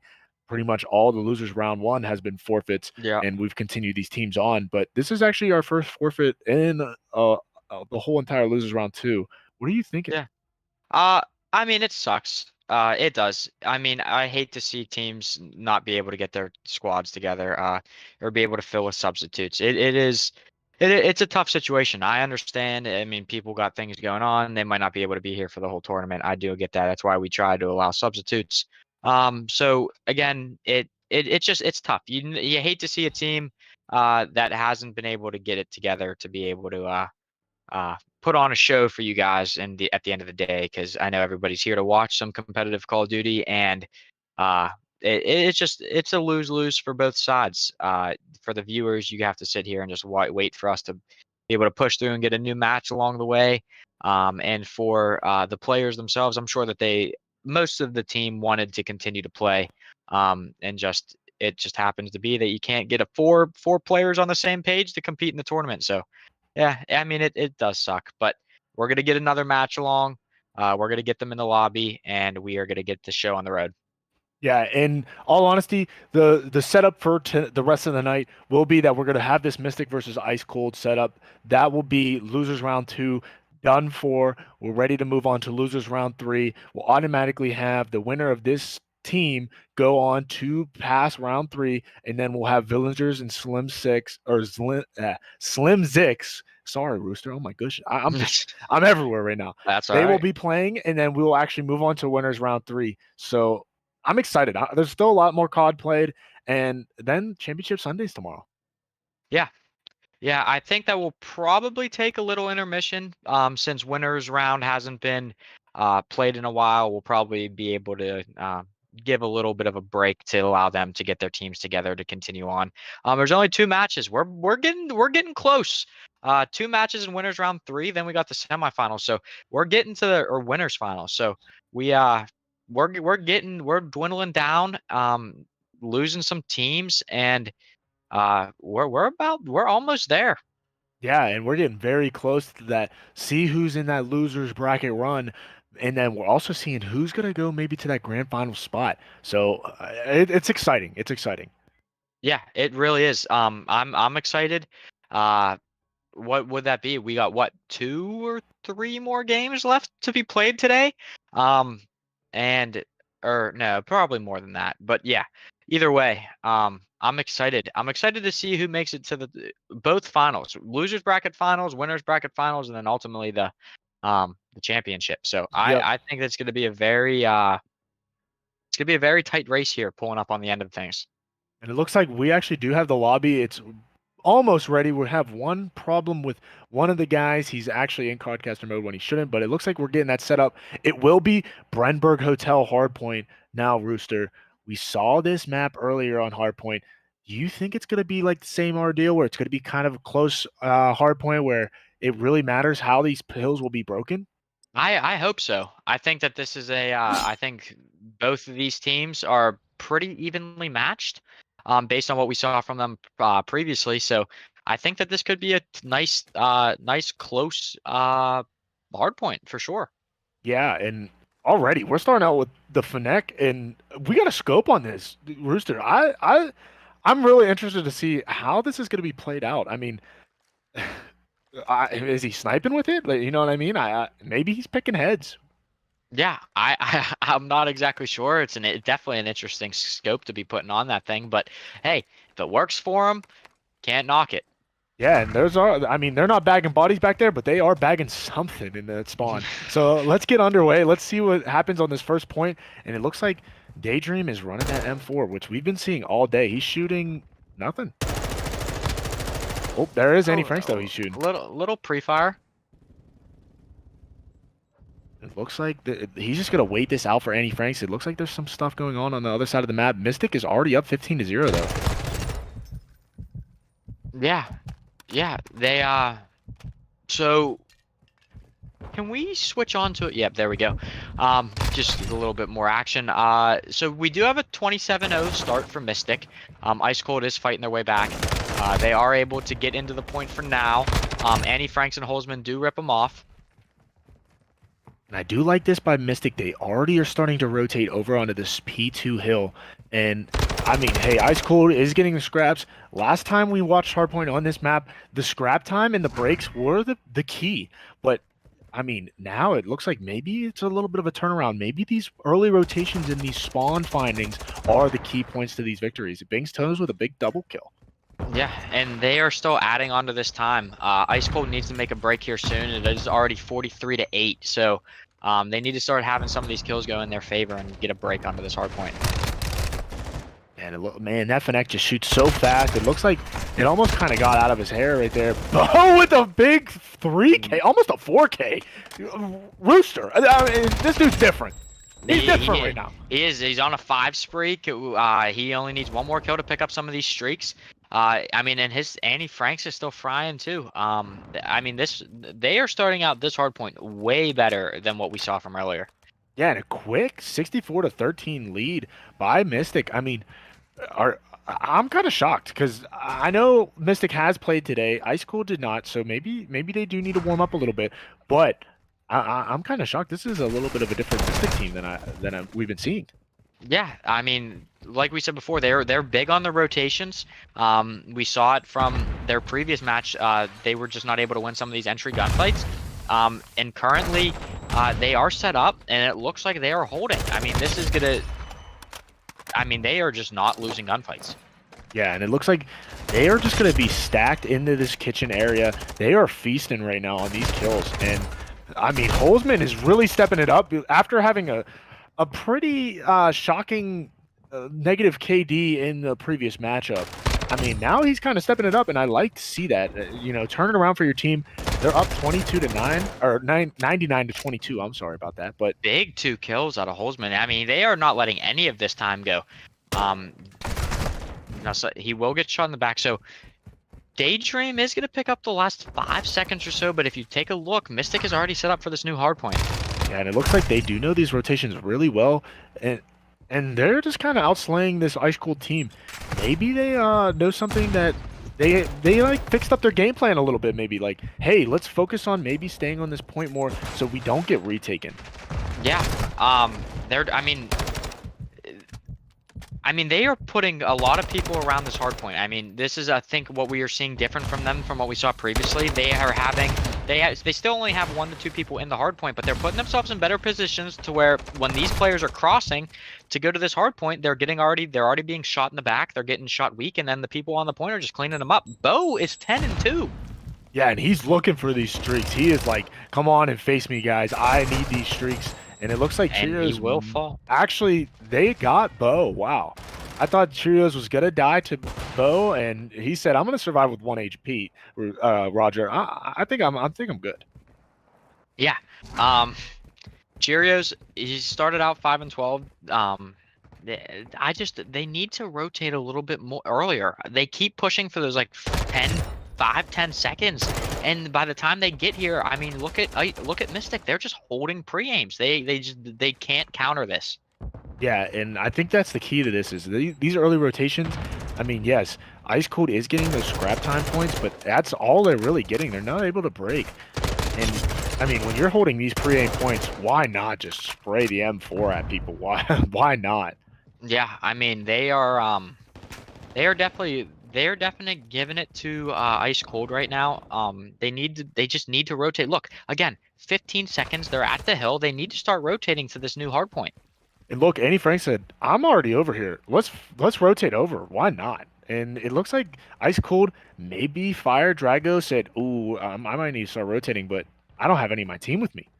Yeah, I mean, look, they got the last 5 seconds on that hard point, but look, Mystic set up, and like I said, Bing Toes is looking down mid. These players crossing from this old hard point are just going to be spotted out and called out to the rest of their teammates. Yeah, big kill by Bing's Toes and Holzman, just holding down the line right now for these guys. Holzman, a complete turnaround, 21 and 8. Yeah, this is a Mystic team that I would be worried of. I think that they lost their match earlier, and I think they were like, you know what, we aren't going down like that. We are going to give ourselves a very good chance to make our way through this losers bracket and have a chance to face off against the team from the winners bracket. Yeah, and already a 220 to 46 lead. I mean, this game is starting to get a little bit out of hand, and as you can see, number 5 on the minimap, Bo, he's already rotating for that P1 hill and getting these kills. So not only are they getting the scrap time, but it looks like they're about to just hold P1. Yeah, I mean, Daydream's still fighting for this scrap time. New Hill pop. That's 3 dead for the side of Ice Cold. And Mystic is only 10 points away from closing out this map 1. Definitely doable. I know the P1 hill is very scrappy, and there is a contest going on right now, but this is only 9 points away from victory, and it looks like they're actually getting the feed where the kills are going their way. There's 4 down for Ice Cold. That is 4 down, and that does look like that should be it for the remainder of this game, and it looks like Mystic with a pretty dominant first hard point. And that's good. That's good from them because it looks like maybe they got a little bit of a cleanup on their comms. They're like, hey, we might need to focus on not getting retaken on that hard point. Let's get these early rotates like we were earlier in the day, but let's get these holds. So I'm very excited to see what Mystic has to offer still. Yeah, I totally agree with you. I think that I think Mystic is on kind of like a little revenge tour. I don't think that they were happy with the way that they performed earlier, and I think they came out and made a statement in this opening hardpoint. Yeah, and I mean, Ice Cold, maybe they're getting the jitters out again. You know, first game of the day because they had a free buy game that they had earlier in the day where they just were able to go and move on. But maybe, maybe they just need to warm up. Maybe that was their warm-up game. Maybe this Search and Destroy is different. I know Mystic, they didn't have a great Search and Destroy earlier in the day, but, Search and Destroy is always hit or miss with Call of Duty. I feel like it's always like, hey, it's either you're there or you're not. Yeah, absolutely. I mean, S&D wins championships. If you have to, obviously we haven't seen any, but if for whatever reason you end up getting taken to that game 5, it is very important to have your S&D on point because you play it twice a game mode or you play it twice a series, and you got to rely on it. It's the last game mode that will be played if a series goes the distance, and a lot. I think Mystic. I think they have a lot to prove here for this upcoming Search and Destroy. They dominate this. They're looking good. Yeah. In all honesty, we're getting this lobby set up, and we're excited to go to Search and Destroy because, I mean, what other map? Farm 18. Farm 18 is the map. So Yeah, I'm it excited is. for it. Yeah, I completely agree. It's probably one of the better maps that we have in the rotation here, and it plays well for just about every game mode. And I agree. I'm excited to see what these teams are able to do on this map. Yeah, but we're almost set up where we have one more guy. We're just waiting on him. But anyways, Rooster, what are you thinking about this matchup? I mean, you saw a little bit. Holzman turned it around a little bit. He didn't have the greatest series last time they played earlier in the day, but now, I mean, starting off 21 and 8. Yeah, And kind of fine. Yeah, he showed up. Maybe he realized that he didn't have the greatest series, and he said, "Hey, team, like I'm gonna show up for you guys this time." And I think that is what we saw out of him. And I think that that's great for this team. I think this team needed somebody else. Bo has been frying all tournament. I think that he just needed a little bit of a companion to like just, hey, we need to be this duo. We need to put the team on our back and like put our foot down, and we're gonna make a run. Yeah, and I'm excited to see this team because both these teams, they are competing still. I mean, loser goes home. They're done for the round remaining of the tournament. If they're done, they lose, they're done.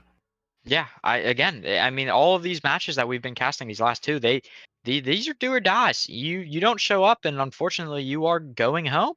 Yeah. And I'm sure that no team wants that to happen. So, I mean, we need to see a bounce back out of Ice Cold here. Yeah, and we'll see it. Of course, Search and Destroy, super fun game mode. But I mean, Rooster, we're sitting comfy. I mean, I don't have my AK racing chair, but I know you're sitting in one. How's that feeling right now? Sitting back, casting like a beast.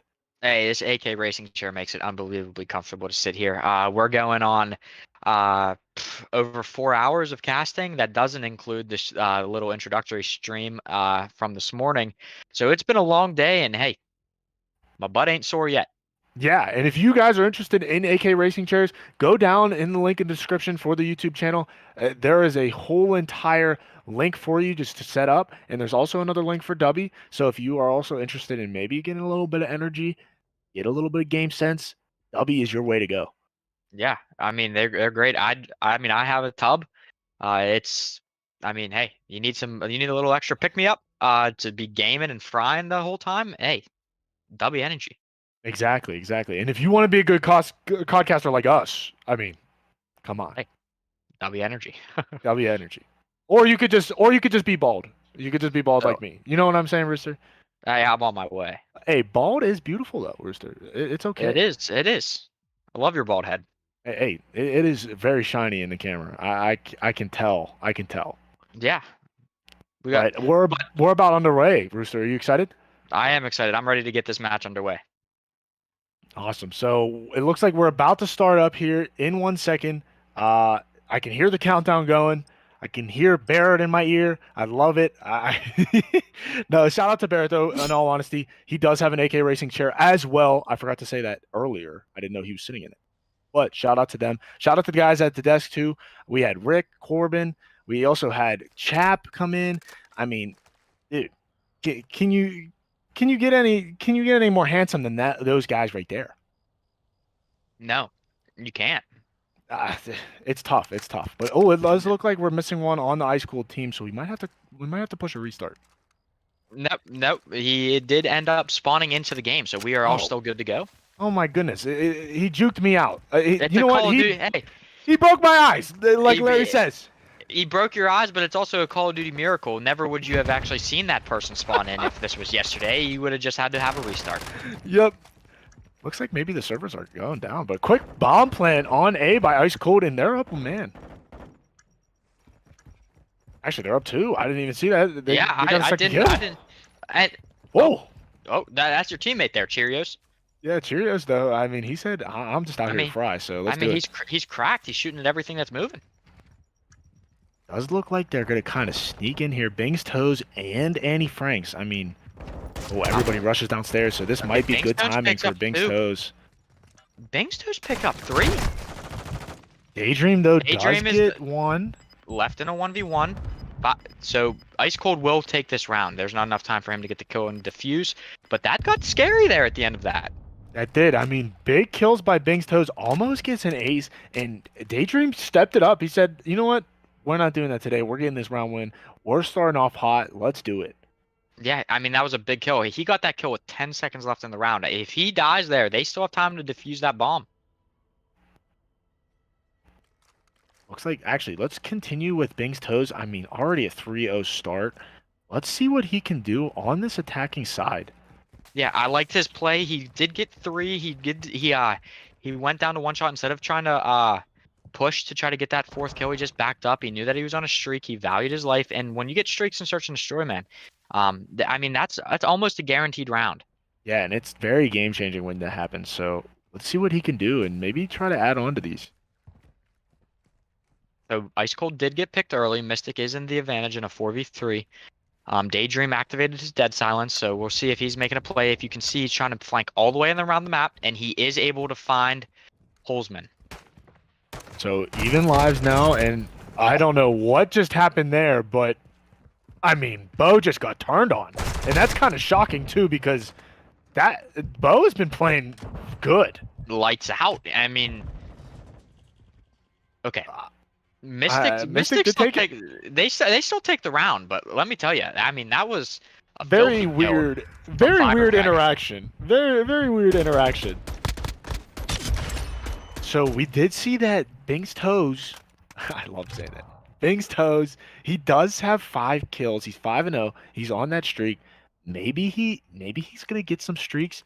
Maybe he'll turn this around for his team. They did get that last round win, but I think we should maybe head over to Ice Cold. They did win on that attacking round previously. Yeah, I'm curious to see what the play call is here from Mystic. Bing Toes being on a 5 streak, he just needs one more kill to get a streak in his hand. So I'm curious to see if they try to bait for him to like feed him that last kill, or if they're just gonna play it the standard setup. But Bing Toes does get a kill anyway, so I do believe that he does have streaks. One more to get full. And it does look like they got the bomb back, so maybe they'll make a quick rotation over because it looks like Holzman said, hey, well, they might be over here at B. Yeah, I don't know if Daydream realizes that number 6 and Bing Toes has already been around their spawn. I'm sure that he probably saw him rotate into the center of the building, and if you can see Bing Toes is ready to collapse, I think he does. Does fire prematurely, so we'll see. Oh, I thought that we were about to see our first Dolphin dive kill. I did too. I was really excited. I actually like clenched my butthole a little bit because I was ready for that. Oh my God, Daydream! Daydream left in a 1v4. He has taken out 2 already. He is 5-1. Oh, I thought he was gonna ace. I thought he was gonna come back and maybe ace. I liked it. I liked it. I thought he had a chance there. Annie Franks just camping it out. Just he said, I'm just gonna hold this. I'm not giving him a chance. I mean, smart play. He knew that he was gonna probably try to push out of there eventually.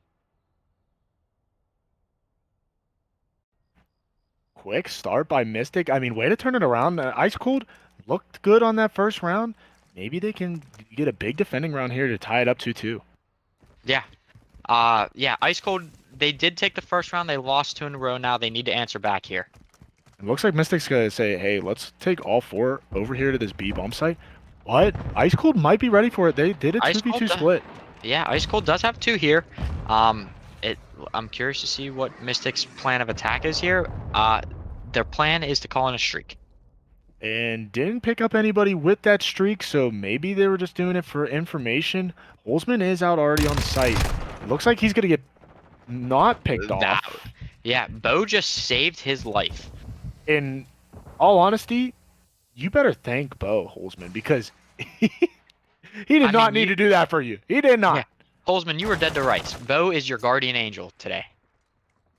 Looks like Bing's Toes does see maybe Daydream is there. I mean, he said, I'm going to throw a nade just to make sure that you are there, and let's double peek this. And look, Bo saves Holzman, and Holzman now picks up 2 kills on the round. And that's a quick 4 down. Mystic with another round win. Now you're up 3-1. It's looking like, hey, maybe we can get this up to 4-1. Maybe we should start pulling away. I think, if anything, Mystic... maybe they should try to 4-stack a site, just do a retake maybe. I would be curious to see if they do that, though. Yeah, it seems like they're just getting picked apart. Daydream's trying to do everything he can. He's sitting at 5-3. Everybody else is 0-4, 0-3, 1-4. What is it? 0-4, 1-4, 1-4. So, I mean, he's trying what he can. He's 5-3. But yes, I think that you just probably have to 4-stack something and just play off the trades. Yeah, Fire Drago does do find get the Bo. first blood. But Bing's Toes is quick, and that is the last person, if you're Ice Cold, that you want to be taken out. Yeah, but it is a 3v2 situation. Yep. 4 up for Ice Cold. Bears just picked up a nasty 2-piece with the pistol. And they're ready for this. That quick bomb plant, maybe it changed the round for them because they quickly planted that bomb. They were able to get it down to those narrow, like, one-man up feeds. And they played that really well. That was a great round by Ice Cold to almost bring them back into the game, get that rhythm going again. Yeah, I completely agree. I mean, you saved it from being a 4-1 to a 3-2. I mean, you're still right there in this game. You pick up a defensive win, which I might agree with you. You might just have to 4-stack. You know that Mystic's gonna hit this as a team. Being in a 4v2 is it's just not working for them right now, and it looks like they're doing that. Got some Dolphin divers out here. Looks like we're going to go put that A-bomb down site real quick. This is the favored bomb site. Bo with the first blood. Already in a 4v2 situation. Daydream evens it out. Cheerios. Oh, that would have been I mean, massive. that was a good flank kill, though. It does free up. The Daydream does. Oh, never mind. Daydream does get caught in the back. But yeah, Cheerios almost went. I mean, you might have just saw what the limitation is there for the Fennec. I think he missed a couple shots, and before he knew it, he just ran out of ammo, or else I think he would have had a nice two-piece right there.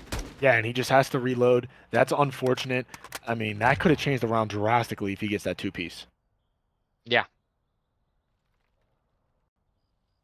But we do have a 4-2, and Ice Cold has been doing very well in this attacking. I wonder if Mystic's going to be ready for it, because, I mean, the fast plan today has been working for Ice Cold, so I would expect Mystic to make an adjustment and probably stack this. And Yeah, it I looks would like they're assume so, still doing the too. 2-2 split, and it looks like Ice Cold's going right back for the... That A push, and Annie Franks, I mean, Yeah, Daydream just didn't crouch scam. walking all the way up and says, Daydream, where are you going? You're dreaming out here. Yeah, Fire Drago is able to take one.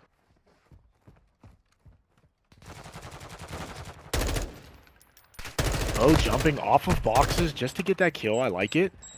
Kobe's a nade. Yep, Fire Drago in a has- very big 1v3, and that's tough to do. That's tough to do. Yep. Yeah, unfortunately, I mean, teammates dropped around him. He was able to take out one with them, but unfortunately, it just wasn't enough.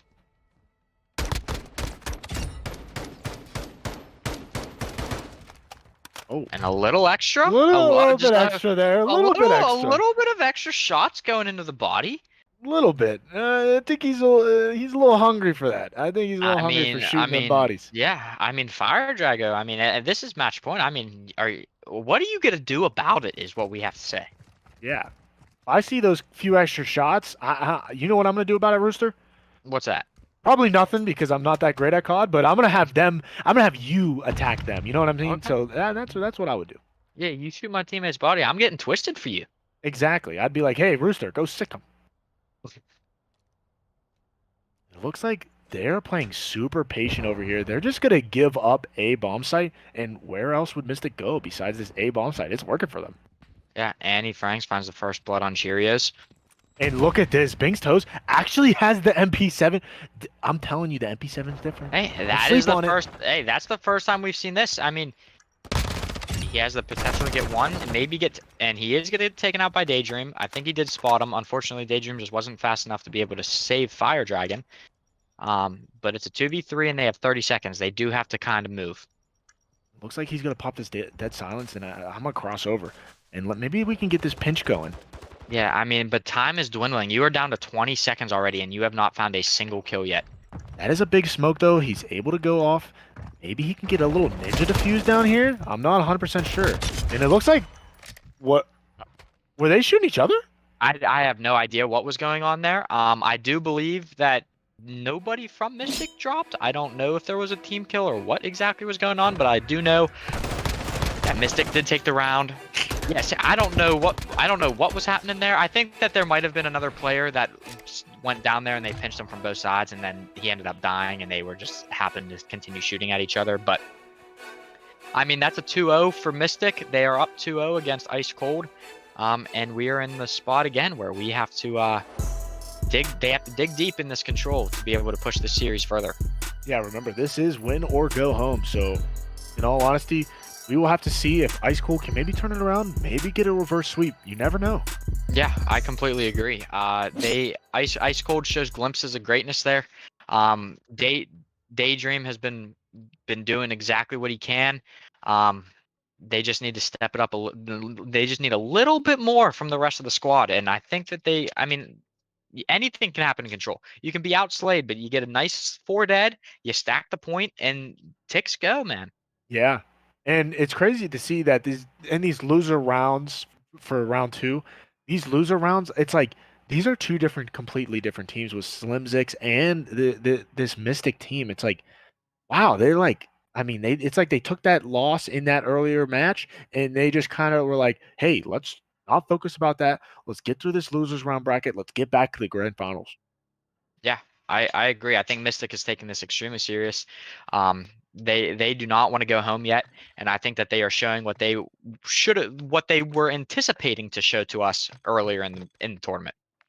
Yeah, and I'm super excited though. We're about to get this next control underway. I'm really tempted to see what map we're gonna play because there's a couple maps where I'm like still a little bit like iffy on about control.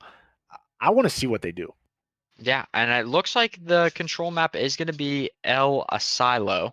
So again, it can be very tight map, especially within the buildings. But then again, there's a lot of long gun engagements that can be had on the outer perimeters. Yeah, so I mean, we're getting everybody filled in the lobby right now.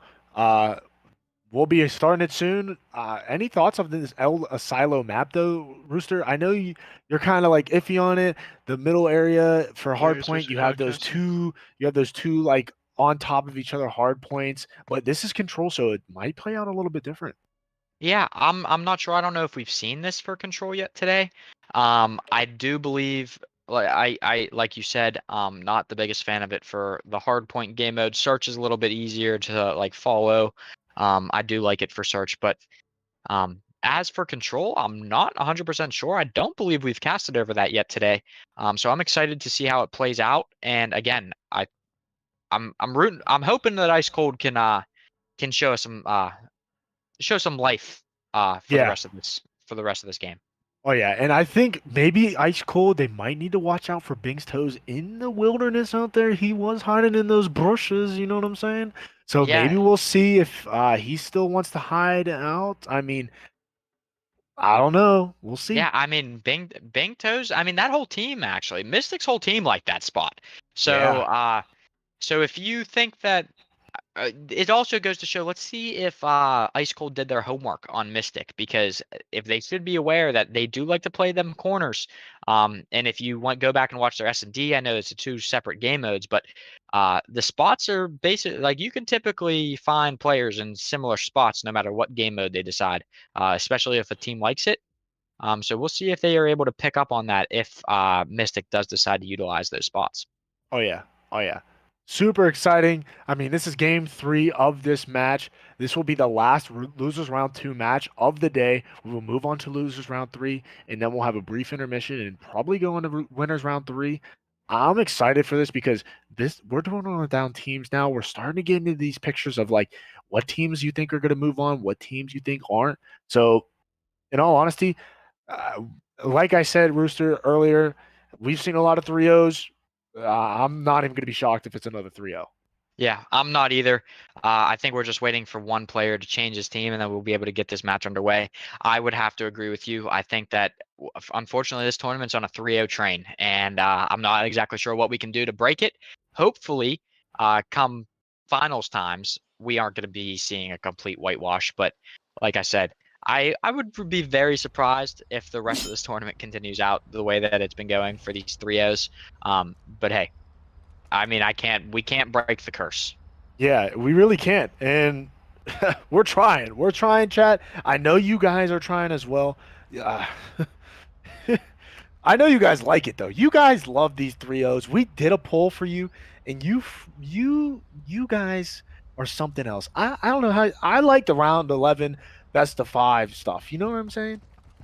Yeah, I do too. I'm right there with you. I'm not exactly sure what the favored point would be. I would assume that A would probably be actually, these both look like they're going to be pretty hard to capture. A lot of different spots that you can be shot from. If you can see where Holzman is, I mean, he has a perfect sight line right down onto that A point. Yeah, and that's that radio tower that I'm always saying is a very hard spot on hard point. Well, why not making use of it on this control map? Bo with a triple kill. Yeah, but I mean, Bo is picking up right where he left off. He is slaying game modes are his game modes, and he is not afraid to push the limits here. Look, Yeah, he's and it looks already like he's just he jumping spotted over the other one. buildings and shit. Yep, and he knows exactly where Bears is. He's gonna take him down too. Did they get a tick on B? I actually do not know if they got a tick on B. They It have looks not like it. tried to clear it or anything like that. But Bo's gonna pop this dead silence, try to get through, maybe get behind some players. He looks like he better be does. careful. He does. Fire Drago is gonna have. I mean, Bo is on a 7 spree to start this game, and if you look at the life differential, we are already down 10. Bo finally drops it. I mean, he has kill streaks, so he's definitely going to try to use those on the attacking round. The live count already dwindling down for Ice Cold. Bing's Toes with this AK-47. I love to see it. I mean, it might be named different in this game, but everybody knows this gun. Yeah. I mean, Ice Cold needs to figure it out here soon. With only 40 seconds left and you're down 13 kills, you have to do something as a team. Yeah, and I'm really wondering if maybe this A site what- might be a little bit more favored than the B site. Yeah, Bing's Toes is throwing elbows, taking down Cheerio. But they are on A. Bing Toes is able to get one. Fire Drago does need to try to. I mean, Holzman comes soaring from the sky. Yeah, he just came from the heavens and just said, you know what? I'm just going to take you out. And Talk Franks about a has been fallen sitting. angel. Yeah, that's what I'm saying. Annie Franks has been sitting over here all by herself, or just trying to. I mean, with no real action aside from the opening break, trying to get on B. Daydream couldn't do anything there either. Bo picking up another 3-piece. Yeah, 25-3 life count and only one tick for Ice Cold. So that is going to be a Mystic round win. 1-0 start for Mystic. I mean, Bing's Toes 8-0. Bo's been slaying. This team's starting out hot. Yeah, I mean this is a team that we thought had a good chance to make a winners bracket run, and unfortunately had a tight game and ended up falling to the losers bracket. And they do not want to go home. This is their tournament on the line, and they are showing no signs of being sent home. Oh, yeah. In all honesty, I think Mystic, they are playing great Call of Duty right now. So shout out to them. I mean, look at them. They're already smoking stuff off. They're ready to get on this B site. They're not even going to use streaks to clear this. I mean, Bo has no business winning that. Yeah, he's just beaming. At this point, he's just on fire. He said, I'm feeling it, guys. Move out the way. I know you guys want your kills, but I'm just going to get mine. I mean, look, Annie Franks is 2-3 now. And as soon as we get back onto Bo, I think he's died once. And I think he's like 19-1. Yeah, Bing's Toes only died once. 16-1. Oh, it's 16-1. I mean, talk about like piggyback carrying. And we were talking about Holzman stepping it up in that hard point. It looks like Bing's Toes just stepping it up here in this control. Yeah. Ice Cold maybe needing to find something. I mean, the lives are still relatively even, and you do have a chance to hold this A point. Cheerios picking up a big kill, and I mean, you gotta wonder, hey, who's behind this door? Yeah, Annie. I was about to say. Annie Franks made a sneaky little play. He decided not to shoot at anybody, but Bears and Cheerios were able to clean him up. This is going to be a big hold, and it looks like look how slow the Mystic team is going to play this out. Looks like they kind of want to play it out as a team, but yeah, Annie Franks is just kind of going. Yeah, they might be trying to play it slow, but I mean, look at Ice Cold. The lives are close. They're holding them off. Yeah, and that's what you need. I mean, look at these streaks being called in. They're not getting anything. No, they didn't connect with a single person. Yeah, and they're finding the kills. They are up 1 in the live count, and it looks like maybe this might be a good hold. Still 1:40 left though. Yeah, still a lot of time left. But I mean, they're not getting outslayed. That was the story of the first round. They got smoked off the rip at the beginning. Bo does open up the point with a nice 2-piece. Ice Cold does have to respond. Daydream picks up 1. He will be taken out. It looks like they're going to spawn out, and there's already 1 tick down, and it looks like this is going to be 3 stacks, so this second tick is going to go quick. Yeah, I mean, Ice Cold has to go. And they have to go. Already almost captured. And, big contest, but not enough time. Just not fast enough to get onto that point. Mystic pushed up, they spawned them out, and they just, like we see, another example of how stacking the point can be so effective. Oh, yeah. And I will say this real quick. Sorry to interrupt, Rooster. I know this is in between the rounds. But shout out to Frisky. He said, Goldie, do you wax your head? No, but I do put cocoa butter lotion on that, John. So it does look nice and shiny, and it's soft. Yeah, nice. Yeah, and I mean, hey, the cocoa butter, eh? Hey, I'm telling you, Rooster, it works. Put some cocoa butter, aftershave. Whew, it's looking good. Yeah, I mean, if my hair keeps going the way it's going, I might have to take some tips. Hey, I got you. I got you, Rooster. I got you. Don't worry. Bald is beautiful. Vault is beautiful. Looks like Ice Cold taking a slow approach to this B capture site, and I don't know if they're ready for this. Annie Franks is. I mean, Cheerio's just unfortunate timing. He walks straight into the bullets, but Daydream answers back with a two-piece of his own. And it looks like that's kind of the motto as Daydream is getting these big kills, but it's like too little too late at some points, I feel like. Yeah, they're answering back, but it's just, it feels like they're not able to do anything with it. Bo does kill his teammate, and it has opened up the point. There are 3 players for Ice Cold right around this point. 2 are gonna drop. Daydream is still alive. He is sitting back in this thing. It might be smart for him. I know he's picking up all these kills, but it might be smart for him to try to push up with the team, and try to capture this point a little bit faster. Yeah, and it looks like they might get this second tick off.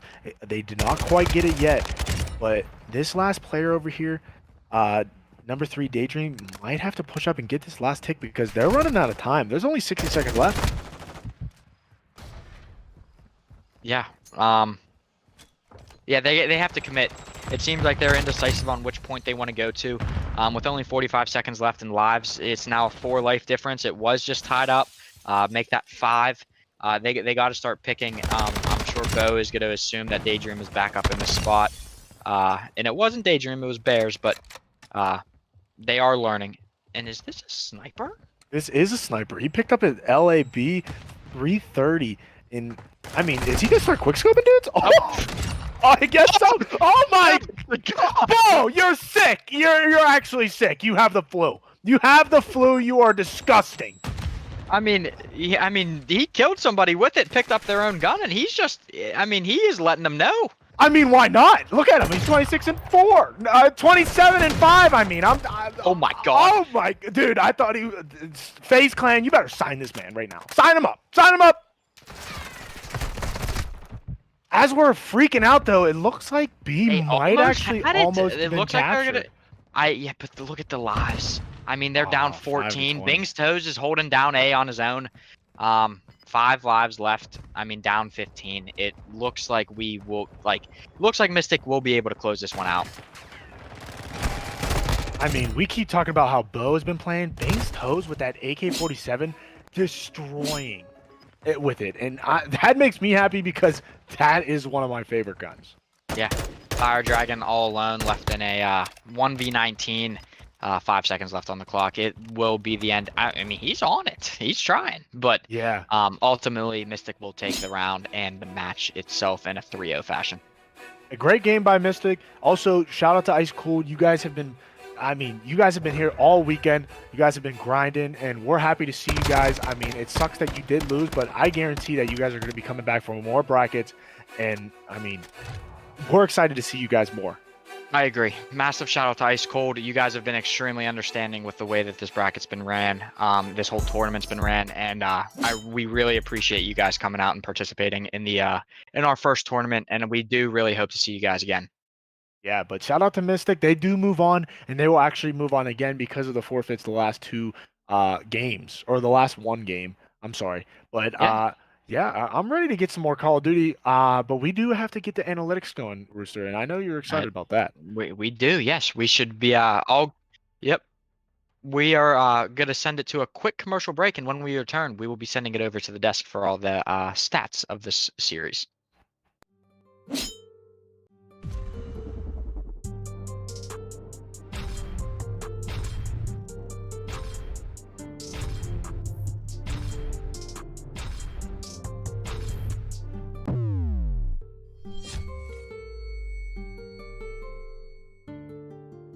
Oh, Father, tell me, do we get what we deserve?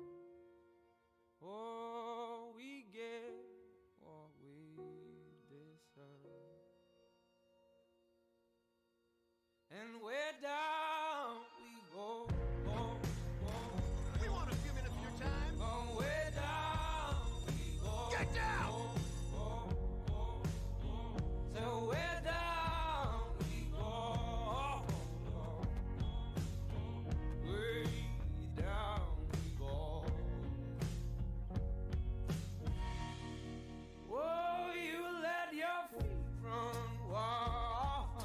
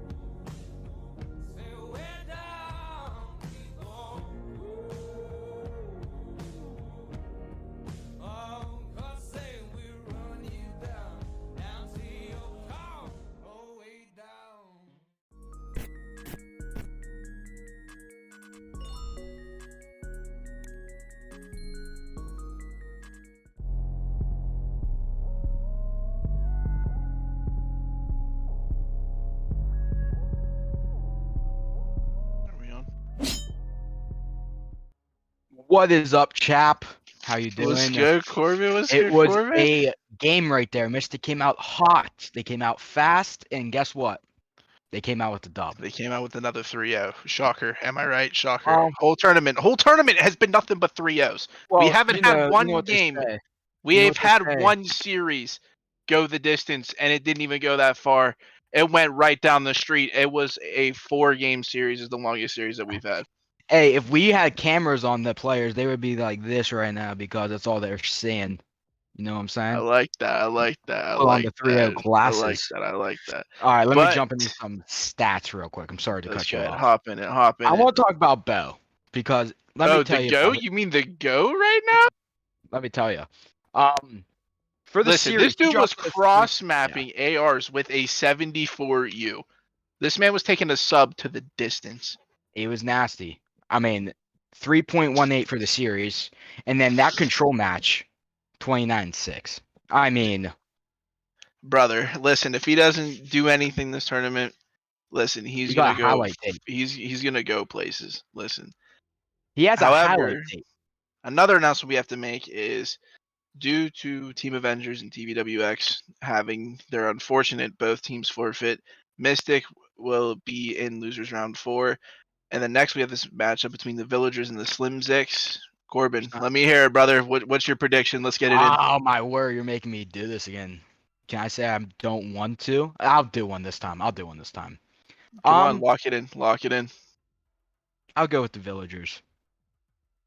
Oh, okay. What's your series prediction here? Let me hear it. You want the hot take or the cold take? Let me get both, brother. Let me get both. Hot take, 3-0. Oh, Cold take, what's the cold take? 3-2. 3-2. Okay, Green Fab round 11, or you think they're gonna come out dominating in this in the last SND? Come on, Corbin, feed the people. Come on. Let's go round 11 because that's what I He want. wants the game 5 want round the round 11, 11, folks. absolutely. He wants it. He The wants theme, it. yeah, the theme of what's your prediction? What's your prediction? My prediction is, I don't know. It depends. It depends on how Slim Six come out. It depends on how Villagers come out. Because again, we haven't seen the Villagers play that much. They've had Very true. forfeits. We don't know how they're gonna come out. We don't know how Slim Six are gonna come out. Like they were Very just true. warm. They were hot. We don't know if they're gonna come out cold. But I'm gonna go with Slim Zix. I'm gonna say 3-1. I'm gonna say Yeah. Villagers take 1. Respect. Alrighty. We going back. All right, I'm Yep, gonna we're send you going to back- my yep. boys, the boys, Rooster and Roger. Rooster, some crazy predictions at the desk. Are I you mean- excited about that? I mean, yeah, I'm here for the underdog. I am too. I mean, that is a bold, very bold prediction after what we saw from the Slim Zix. I mean, to vote against them, let alone be a 3-0. I mean, hopefully they can pull it off for Corbin there on the desk because they got a tall task ahead of them. Yeah, and I mean, I think you are handsome, Corbin, but I have to disagree with that. I think the Slim Zix are actually to come out, and I think they're going to maybe 3-0 this team. Yeah. I mean, based on that last performance, I mean, how can you even vote against them? But Yeah. yeah. I mean, we are currently waiting for one more player. And outside of that, we should be able to get our game underway here shortly. But yeah, I mean, Roger, how you feeling? I mean, dude, I'm feeling great. I don't know about you, Rooster. I'm fantastic. I've been seeing a lot of good Call of Duty, a lot of hype plays. There's just more to come. You know what I mean? Yeah. There's just more to come tonight. And pause on that. But hardpoint next match. Let's do it. Let's do it. Let's see what happens. Yeah, I agree. I think it is going to be critical for the villagers to be able to play as a team for here. You know that Slim Zix are going to come out and they're going to be very slay dependent. They're going to be kill hungry. You have to lighten the storm here. They're going to come at you with everything they got. They're going to come fast. You have to play as a team. Communication is going to be key. Make the right plays, rotate, give yourself the best chance you can to take down this power horse here in the losers bracket. Yeah, and Slim Zix, I mean, we said it. We could see the Slim Zix and that CCDK. Maybe they're going to end up in the grand finals, but maybe the Villagers are going to say, nah, not today. We're going to actually try to make our losers bracket run. Yeah, I completely agree. Villagers, I honestly I feel bad for them. I mean, every tournament or every match that they come up against, they're ready, they're here, they're ready to play, and then the team that they're supposed to face is just Not. don't show up. Maybe Yeah, they they're have just a not little bit of a here. fear factor built into them. Every time they get a team to match up against them, they just like, yeah, we're out, man. Yeah, and maybe that's the whole entire ordeal of this situation. Maybe they're just like, hey, villagers, they sound really scary. I mean, I know in Minecraft, those villagers do kind of sound scary. They're Yeah, little, you know what I'm saying? yeah, They're a little scary guys. I mean, especially when they turn into zombies. Yeah, don't even get me started on that. Nighttime in Minecraft, Rooster, you already know. I Yeah, I I, I get scared. I get scared. yeah. I mean, I ain't leaving. I ain't leaving the house. Yeah, so I don't know what Zix are, but I do know what villagers are. Yeah, I do. I do as well. Um, but yeah, I think we're still waiting on the. I think we're still waiting on the one player.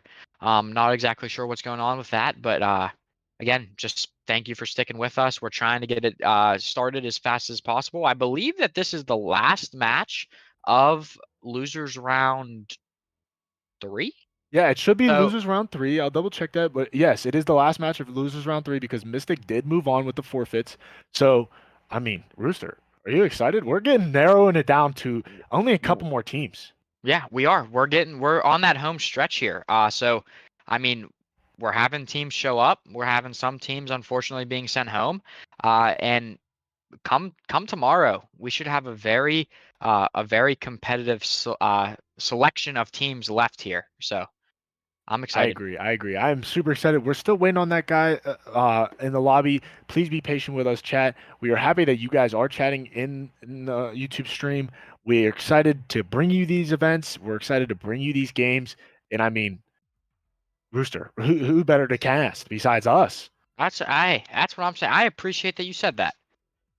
Hey, you're my duo. You know, I can't help it. I can't help it. You're my duo. Hey, that is true. We've been going at it for a while here today. So I mean, we still got several more matches to get through, but hey, we're here together. Yeah, exactly, exactly. But Still waiting all on right. this lobby. Sorry for the whole entire technical difficulties. So Yeah, we might send it to a quick commercial, maybe just a we'll be right back as soon as we can get everything underway. But yeah, I think that's what we're probably gonna do. Again, we apologize. We're just waiting on one more player to get into the lobby.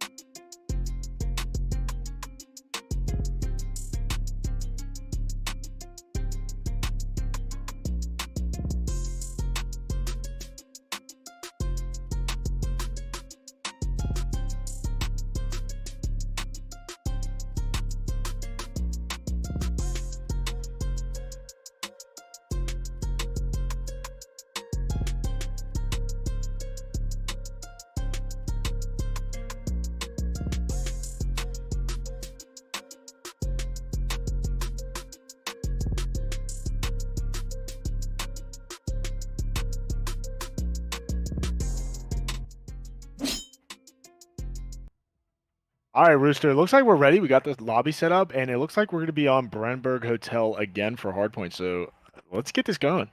Yeah, I'm ready. Last losers round matchup.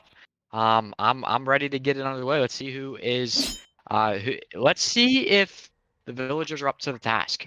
Yeah, and I would like to see what's going on with this because, I mean, Villagers we haven't seen much of. We've seen the Slim Zix. They had a rough start this morning, but then they bounced back in this late losers round run through, and maybe they'll start off popping again. Yeah, again, villagers had a lot of people back out against them. I hope that they can shake off some of the rust from not being able to play. I believe that this was the roster, at least 3 of the original members of the roster that they wanted. So hopefully there's some chemistry there that they've built over the last couple weeks that they can push them through this. I mean, this is we're not going to sugarcoat it. This is a very tough matchup for them. Yeah, it is. And this Slim Zix team, they're no joke right now. They fragged out the other time that they just played in the losers round. I mean, already quick start though by Slim Zix, already up. It looks like they have control of that P1 hill. Yeah, I mean, that's going to be 4 dead right off the rip. Trader is in the hill, collecting some of this time. He is beaming. Yeah, he already starting out hot. I mean, gets taken down though off the hill, but right on his back end is Mujaden, and he does pick up one off Frisky. Yeah, I mean, like I said, for this team, Slim Zix, they are very kill dependent. They are going to have to play as a team and try to take these guys out together. One-on-one gunfights is just not going to be the answer, and Trump does fine too. He does, and Mujaden though still on that streak, so I'm wondering if maybe he can pick up these kill streaks, and it looks like he might, and maybe that's going to be the key down the road in this hard point because they're already up 52-2. Yeah, I mean, you see, villagers were rotated. Mujaden is behind that head glitch on that desk, and he's just ripping heads. Mujaden already starting off super strong, 9-0 start, and getting away with his life still. Look at all this time just going to Slim Zix's way. I mean, they're just picking up all this time still. I mean, Frisky picked up 1. Trump picked up 1. Mujaden still is yet to die. He's sitting on a 10 kill streak. Now I'm wondering if maybe they should just rotate over to New, try to get out of this hill because it looks like they're not going to get any scrap time if they do that. And all the way into Kitchen is the next hard point, and I mean, Slim Zix aren't even ready for it. Yeah, I mean, they need to start. I mean, they are just. I mean, every time we move, it's a double kill. Moly! Yeah, every player. I mean, he is on that hard point by himself. Note FPS. I mean, he's gonna need some help because they are swarming. I mean, at this point, you need to take down Mujaden to just get anywhere on the map because he is still fragging out. Yeah, Trader was having himself a series the last go around, and now this time it is Mujaden. It's just pick and choose on which one wants to have themselves a game. Yeah, and Mujaden 16-0. Is he gonna nuke out? But he finally drops. Holy moly! Finally will drop, and Frisky and Co is able to break in. They need to hold the rest of this time. They need these 20 seconds. And I mean, a nice snap by Frisky. Yeah, and that's big needed because, I mean, yeah, we're going to get this scrap time. We might cut down that lead a little bit for them. Oh, Cam drop shotting. Or no, real quick. Oh, my goodness. I mean, look at Jezzy. He's already on the rotation. The villagers a little slow to get here. I mean, they will have 2. I wonder if Jezzy is going to be prepared for it. He does take out 1. Looks like he is prepared for it. He does get both. Now he has backup from you, Jaden. Who other than him would you want backup from on this team? Yeah, and this is the worst case scenario here for the villagers. When you have Mujaden just roaming this middle part of the map, I mean, he is going to make it so difficult for the villagers to break into this hard point. Yeah, and he's holding on to those streaks, which is a pretty smart idea from him because he might want to just use those. They do break in. I was gonna say, not worst case scenario. They weren't able to get on the hill, but at least they were able to get Slim Zix off of it for a couple seconds. Again, it's just so hard. It seems like they were able to do the hard part. They broke in for a couple seconds, and now they have to do it all over again. Yeah, and it looks like villagers do pick up a couple kills. It looks like they might be able to get benefits off of this because they might be able to spawn out and get onto this other hill. But it looks like Trump is the only one over here. Yeah, I would like to see the villagers start rotating to New a little bit earlier. Again, it feels like they were trying to fight for basically garbage time. And when you're already down 100 points, you need to start rotating for the new hill. Note was able to find one. Cam just turned around, held the pre-aim, and that was the end of him. Jaden just jumping around corners, crying right now. I mean, talk about 24 in one start. Yeah, I mean he is having himself a game. Yeah, I mean, he a is a 17 menace right now. 7 streak right now. I mean, he doubled up in streaks. He said, I don't even need to use the first set of streaks. I'll just keep the second set on me, and I'll maybe get a third. Blaniak with a nice 2-piece, though. He's sitting at 8-11. He's trying to do everything that he can. And then Trader just follows it up with a 3-piece, though. Yeah, Trader actually having a decent game himself, but it looks like this team is already not ready for this rotation, and the Villagers are just going to get picked off and apart on this little rotation, because if you're crossing that and you're getting caught, it's like you have no chance. You're just in the sideline of mid. Yeah, I mean, Trader with the team kill, but I mean, at this point, I mean, it really doesn't hurt. I mean, Jesse still on this point with Trader. Trader does get taken out, though. Yep, and Blaniak with a kill on Cam and a kill on Jesse, so the hard point is open for now. And it looks like Note said, I don't even want you to climb up there, Trump. I'm just going to blow up you and the van. Yeah, I mean, who else, though? Note on D0, you know?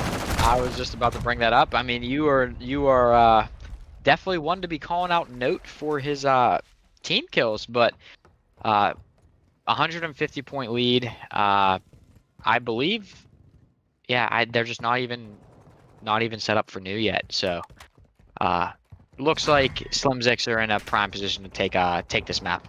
Yeah, it looks like it, because Trader finally used his streaks, and I mean, Mujaden said, I don't even want to use my streaks. Trader, you could just go ahead, use all yours, and I'm just going to keep mine until the game. I don't even think I can have him next map, but screw it. We're just going to keep him on. Blaniak again. I mean, he's only 4 kills negative. He is really trying to keep this game close. Cam said, I don't even want to see your face, Jesse. Let's just take that out, and Trader picks up a 3-piece for it. It looks like they can win off this point, so they might just hold it. Oh, it looks like they did hop off, so... Yeah, they cannot win on this hard point. We will be going to another rotation. So, but yeah, I mean, right here, I would love to see the Villagers just leave and rotate. Frisky seems like he's the only person that is back here, and he's going to have a sniper out. The sniper? An interesting choice of guns to use for a hard point after kind of getting blown out here. Yeah, I mean, that is going to end the game. I don't know how Frisky got it, but immediately, I don't know if he accidentally selected it, but right there at the end of the game, he did pick up a kill using a submachine gun. So, questioning stuff coming out of the Villagers. Yeah, out of the Villagers to end that game. Yeah, I mean, great showing by the Zix, but I just want to shout out to Corbin, because Corbin said 3-0 for Villagers, and it does not look like it. Yeah, I mean, Trump and Blaniak were tried everything they could to get the team to rally behind them. Unfortunately, the slaying power out of the Slim Zix was just unfortunately too much to handle coming into that hard point. But it does seem like the Villagers' guns came prepared. They didn't. I mean, they gave it their best shot. For a slower game mode like Search and Destroy, I'm really curious to see how it plays out to where the map slows down a bit. They can hold a bit more pre-aims. And let's see if they can try to steal one. Yeah, I mean, this is the best time to do it, is this Search and Destroy. Then you can even up the series in a 1-1. And, I mean, that's the best case scenario, because if you go down 2-0, that control, that's a hard game mode to choose. Yeah, I completely agree. I think that what needs to happen is the Villagers' plan of action here is to steal 1 respawn. You steal 1 respawn and you can win your searches, you're in a really good spot. That's typically how it ends up going with a lot of these high slaying dependent teams, is that they typically struggle in Search and Destroy. So I'm not saying that's the case with the Slim Zix. We haven't really seen them be tested a whole lot in Search and Destroy this far. But if the villagers come prepared and they might steal a search and then maybe a heart or like a respawn, we could be looking at a game 5. We could, very much indeed. I know Frisky does like that sniper. He did pull it out at the end there of hardpoint. I don't know if it was on accident, like you said, but if he starts sniping on this map, I mean, it could. This is the best map to do it. It's Tyrak. I mean, there's a lot of open space for snipers. Yeah, absolutely. I mean,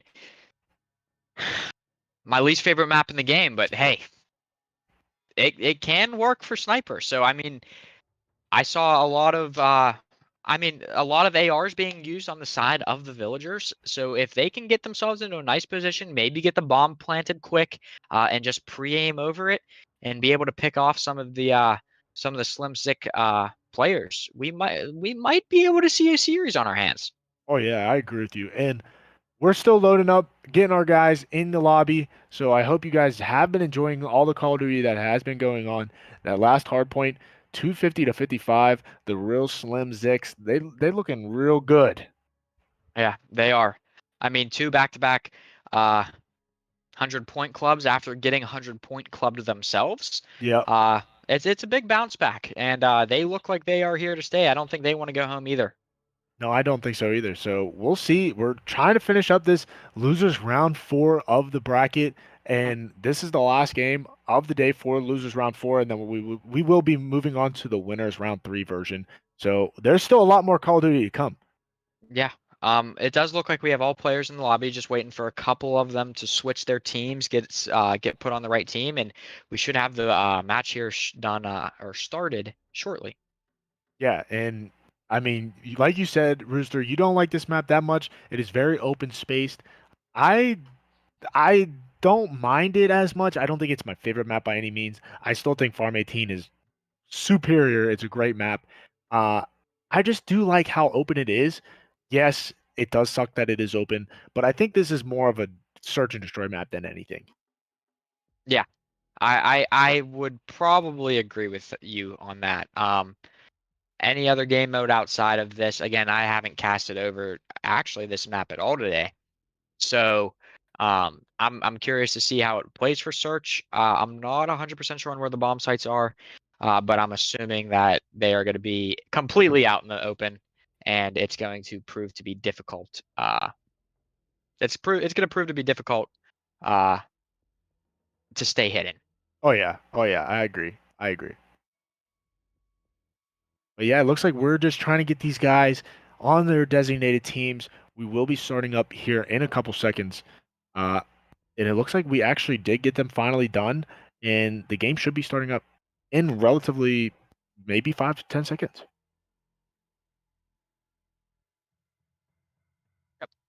I believe we got the okay.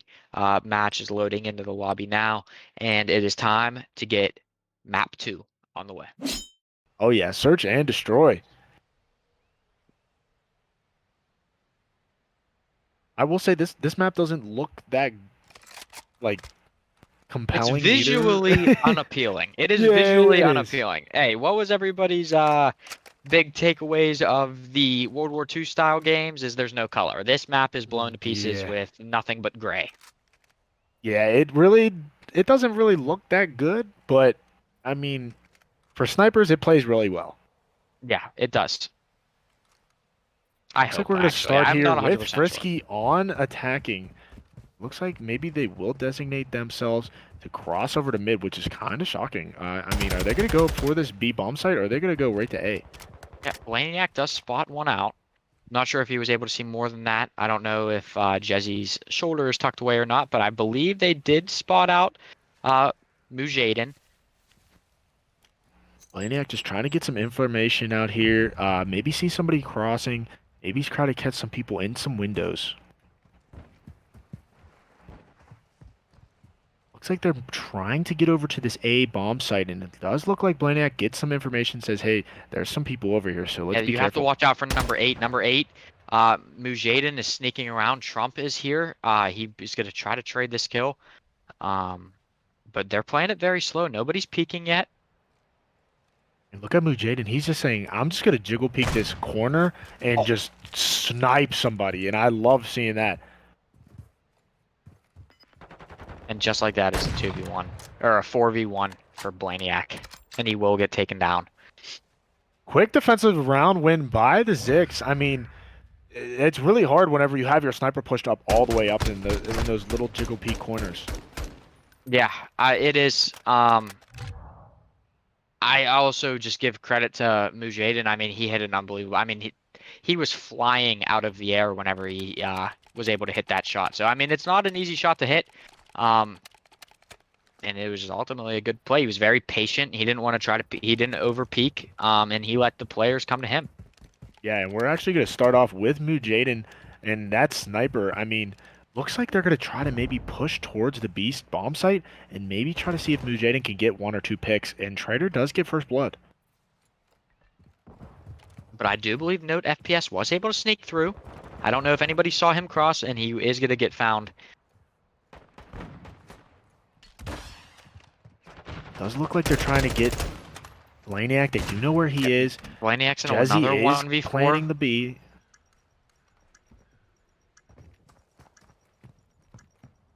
Now, what do you do here? 1v4 again by Blaniak. Do you even just try to contest this, or do you just kind of throw your life away? Yeah, I mean, I'm sorry, I was just too focused in on the play. I was hoping that he was able to do something with it, but I mean, a 1v4, especially against this team, it is going to definitely be something that's hard to do. If you look at, I mean, just look at the bait and switch by Mujahideen. He took a couple shots, jumped around the corner, and Cam's just looking over him with the AR, because don't forget, Mujahideen did have the sniper, so he definitely wasn't prepared for that gunfight, or to take that gunfight at least. So. But that's just good communication, good bait and switches. I mean, we always talk about trade kills are important, but bait and switches are even more important because you're keeping that guy alive. Yeah, I mean, look at that replay. Or if you just look at the replay of that last round, I mean, you just had one. That bait, like the bait and switches, is perfect. It just shows why these Slim Zix are such a good team. They are. I mean, they're just playing off of each other, getting themselves out of sticky situations by just their teamwork. Yeah, and it looks like there's a very big grenade kill at the beginning of the round. Taking out Note, that is tough because now it is they actually evened it up though. Yeah, it is evened up. I don't think anybody's looking at this way if he peeks out Mujahideen with the snipe onto Frisky, but Trump gets another one. That is huge because that is evening up the live count, and they're taking down Mujahideen, so that is sniper down, and it looks like they actually get that round win. That's a Villagers win. You are, I mean, hey, it's a 2-1. It could have been a lot worse. Yeah, being down 3-0 is a lot more frustrating than being down 2-1. I mean, Trump with 3 that round. And it looks like he is actually pulling out that Scar, and that Scar maybe might be the difference in this game mode. Yeah, I totally agree with you. Let's see what they can do. I would like to see, actually, if we can go to number 1 Trump and see what he's up to. Maybe we'll see if he can maybe make some plays here. Yeah, currently just looking at a wall, trying to maybe swapping out some classes. But I mean, Trader was ready, just pre-aiming the spawn. Blaniak has to be careful. He is spotted out. He has 2 people looking at him. Not sure if he's aware. But yeah. Yeah, Trader out here with the autumn camo. I mean, talk about MW2, if anything. The Scar with the autumn camo. Yeah, but look at where Note FPS is sitting. He is sitting in a corner. They are not going to know he's there. He is yet to be called out. Oh my goodness. Oh my goodness. Note, I respect the hustle, Note. I respect the hustle because I would have done the same thing. I mean, hey, you can't hate on the man for trying. I mean, he could have evened it up. It could have been 2-2. I mean, thankfully, Trader was paying attention, but Note, unbelievable. I respect the hustle. If that smoke was there for a couple extra seconds, he would have been able to pull that off. And he just snuck up right there. I mean, talk about ninja diffusing in this game. I mean, that I know the villagers are probably not unaware of how hard of a task they are, or how hard of a hand they have been dealt matching up with a team of this caliber in the losers bracket. So I mean, hey, you got to pull out everything you can to try to make it work, even though it was not a successful round win. You got to try everything you can, and the 2v4 out probably was one of their better plays that they've had to make. Yeah, and still only down 3-1 though in the round count. I mean, they're still relatively in this game. Trader does activate Dead Silence to kind of get through here. Blaniak Wondering if escapes. he does escape with his life. Frisky, unfortunately, does not. Blaniak does have a good positioning here, evening up the live count. I think Blaniak saw his head. I'm not sure. The way that he was moving, maybe he didn't. Trump big with double who, kill. though? Oh, Jaden said, I don't care. no, better be careful. Oh, he does tag him. Note with the movement, but Mujaden said, I don't care about that movement. I'm sniping you. Mujaden with the shot. I mean, that's just for a sub player. I feel for Note, man. That's just a hard angle to hold, especially when he has a sniper and you only have an SMG. Yeah, big star by Mujaden and Trader. I mean, they're. I feel like I've been saying their names a lot. Yeah, I mean they're definitely showing up, man. They've made a difference here, and you can tell.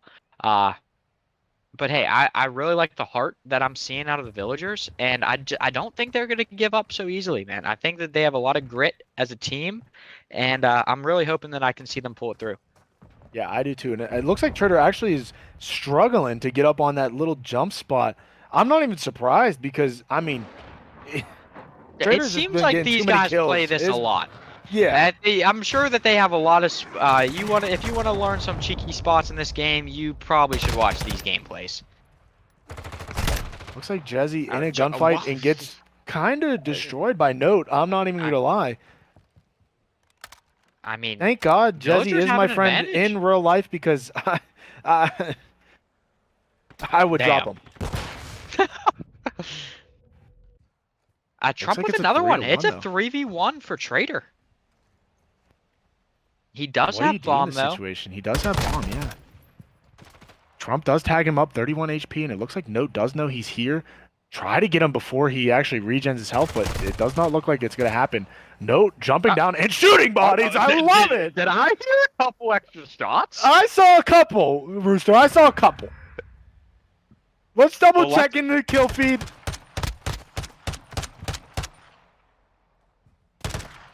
Okay, there was one or two. There was one or two. There was a couple. We're getting hype. It's 4-2 rounds. We're still in the game. Don't count us out yet. I don't know if that's going to set Trader off though. It looks like he does swap to the 74U though. I mean, he might be a little. He might not have thought that was too kind. They might not be ready for what's about to come. Looks like the Kobe nade does not connect with anything or the flash. And it looks like Mujaden does get that pick off of Trump, so that's big because Trump has been kind of the difference maker for this Villagers team. I don't know if Note is aware. If I'm not sure if Mujaden has an angle on Note, but it seems like he's stuck and he is able to nade it. He was able to see where he was at. So bomb down, Blaniak all by himself, kind of in a weird spot, all the way back in their spawn. So, I mean, Trader is over there by him though. Looks like Trader takes him out. Yeah. I mean, that was a clean round.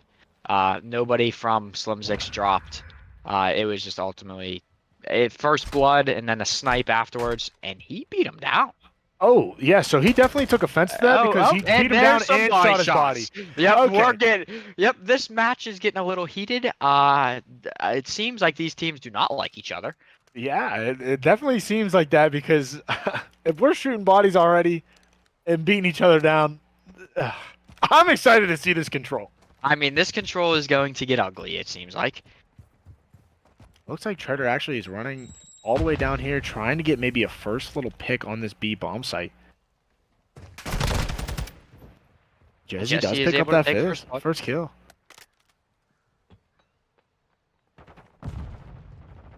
Trump answers. Trump does answer, and I feel like Trump is their calling, like, right now for this Villagers team. He is stepping it up. I mean, 8-6. Is he the only positive one on Villagers right now? I would probably say so, and let me tell you, he is. I mean, Frisky is sitting at 0-8. Looks like they're just gonna kind of play this slow. Slim Zix said, "Yeah, it's even live count. We've been actually playing very well, but let's try to get another pick." make it down a man. Trump says, I don't care about that. Jaden Waniak does left it get on that. 1v2. They did spot him, so they should have an idea of where he's coming from. But Mujaden and Jesse left in a 1v2. And remember, they do have bombs, so Laniak can kind of play time here. What Maybe find a timing? kill. Yeah, that is tough timing. Maybe Mujaden spotted him. Bad timing for Waniak, but good timing for Mujaden. Yeah, big 6-2 to win for the Slim Zix. Could have completely changed around. It does look like he spotted his gun there. Yeah. And he just kind of said, I'm just going to camp you out and let you peek. Yeah. Big map. I mean, from the sniper, he's dropping 12 and 2. Big opening picks. Yeah. I mean, that's a pretty dominant stat line. Frisky sitting at an 0 and 8. I mean, Trump did what he could. He was, I think, ended 8 and 7.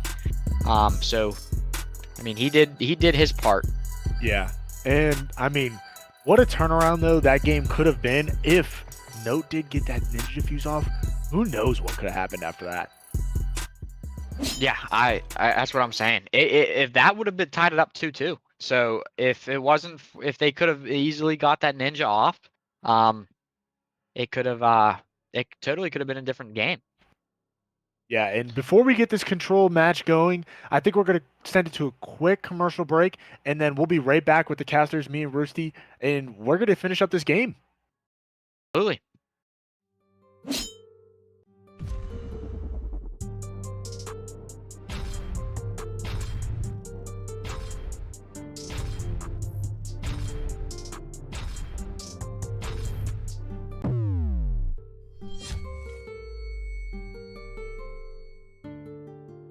Oh, Father, tell me, do we get what we deserve?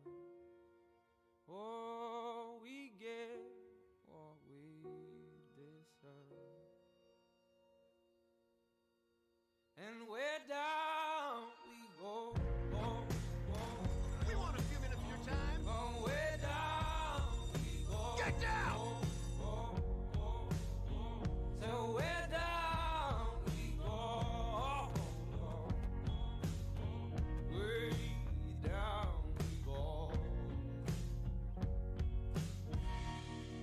Whoa, you let your feet run wild. Time has come as we all go down. Yeah, but for the folk who my heart, do you dare to look them right in the eyes? Yeah. Oh, 'cause say we run you down to the door.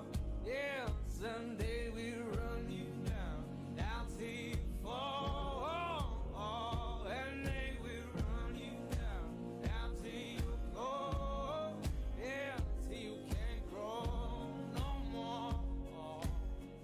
And where down we go. Oh, where down we go. Say where down we go.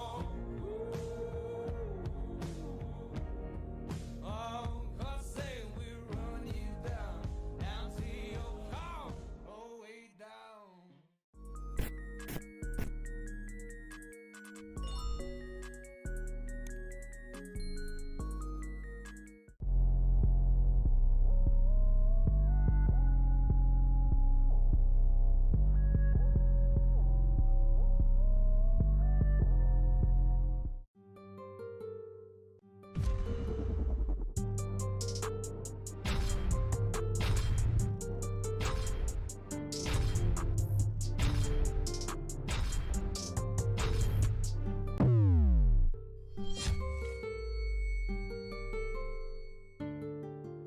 Oh, Father, tell me. All right. We are back.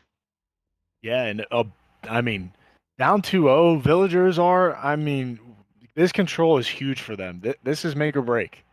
Yeah, I mean, I mean, value and effort. They stole 2 rounds off of them in the search and destroy. I mean, they're a tough team. So it's like we said, we knew that it was going to be a tough match for the Villagers. They got to dig deep here, man. They got to dig deep and work through it. Frustration cannot set in. They need to come together as a team and discuss on how they are going to take down this powerhouse. Oh yeah, and I think the search and destroy was relatively a decent showing for the villagers. They did make some good plays. I mean, they just weren't there for the kills. I think that's what happened was just the Slim Zicks were just out slaying them, and that does happen. I mean, when you only have one life, it's like, geez, like you can't really do much if you're getting outslayed. Yeah, yeah. I mean that's what search and destroy is. It's a kill dependent game mode. You only get one life. It's about positioning, being sneaky, and getting as much information if you can. With Mujadin being able to use that sniper and be able to call out where everybody is um, on the other team. I mean, it just made it easy for the other team to start surrounding them and pick them apart. So uh, it was well played. I'm excited to see what they can do for this control, and we're hopping right into it. Yeah, and of course it's on the map with the Dothraki rider in the middle of the map. I love it. I'm super excited to see this map. I love watching this map in hardpoint and control.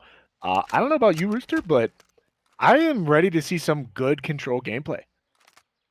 Yeah, I'm ready too. I think that who starts on defense? The Looks like the Zicks Slim start. Zicks are Yeah, starting on Slim defense. Zicks. Yep. If Villagers can put together a good opening offensive round, I hope maybe like set the pace for the rest of this match. But we are going to see Trader open it up with the first pick of the game. Now, and I did say this earlier in the day, with this map, B is a harder point to contest and actually capture, but if they can get behind those enemy lines, push those spawns out, B could be captured really quick if you 4-stack it or 3-stack it. Yeah, I mean, this is not the start that you want if you are the Villagers. You are already down 6 lives, and not a single player from the other team has dropped yet. And they haven't even touched a point yet by any means. Yeah, it's this is definitely not the start you want. But let's see if they can bring it back. And they finally do find a pick on Cam, but no trades at all going. I mean, what can you do? You're already down. Almost half your lives are gone, and Yeah. they only extinguished one. Yeah, I mean, Blaniac and Trump do answer, but I mean, look at Trader. He's already has streaks. And it looks like they're actually getting this hold pretty much well down. This team looks like a well-oiled machine, like you like to say. Yeah, I mean, this is just exactly what you did not want to happen. And I mean, with only 10 seconds left, it seems like this round's already done and dusted. Yeah, and I mean, talk about pure domination on this first round. Holy moly, they didn't even get to touch the point at all. No, it was a quick 4 dead, and then it was spawn kills from there.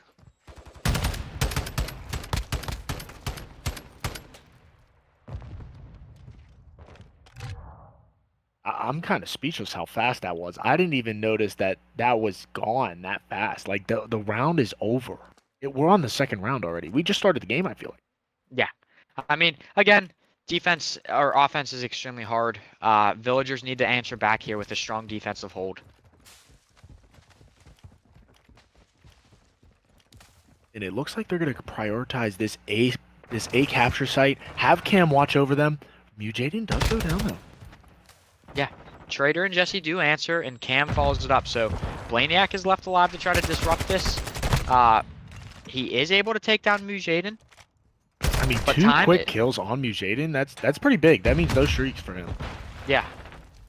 But Cam answers with 2 right back. And time's ticking slowly. It seems like they only have one player on now. They're starting to stack it and just look at the bar fill. Yeah, They are I mean, able to look how secure it. fast that was captured already. I mean, it was slow, but now it's already gone, just because Yeah. of the fact that they had a couple extra bodies on it. Yeah, absolutely. I mean, now you have 2 minutes and 2 minutes and 30 seconds to work with to try and capture this this B zone, and Frisky threw a nade and took out one of its teammates. So in a game, but look at the lives. It's not a crazy big difference compared to. I mean, only down Round 4. one, yeah. Yeah, you're only down 4. You're shooting back a little bit. I mean, Note picks up Jesse on the flank. Cam does take down Blaniac, but if you look, they are capturing the zone.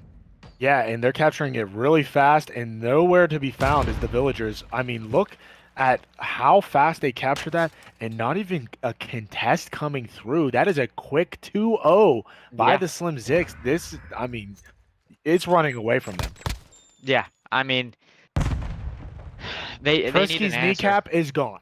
Yeah, I mean a perfectly thrown grenade right into the doorway. Happened to stick onto his leg, and see ya next life, Frisky.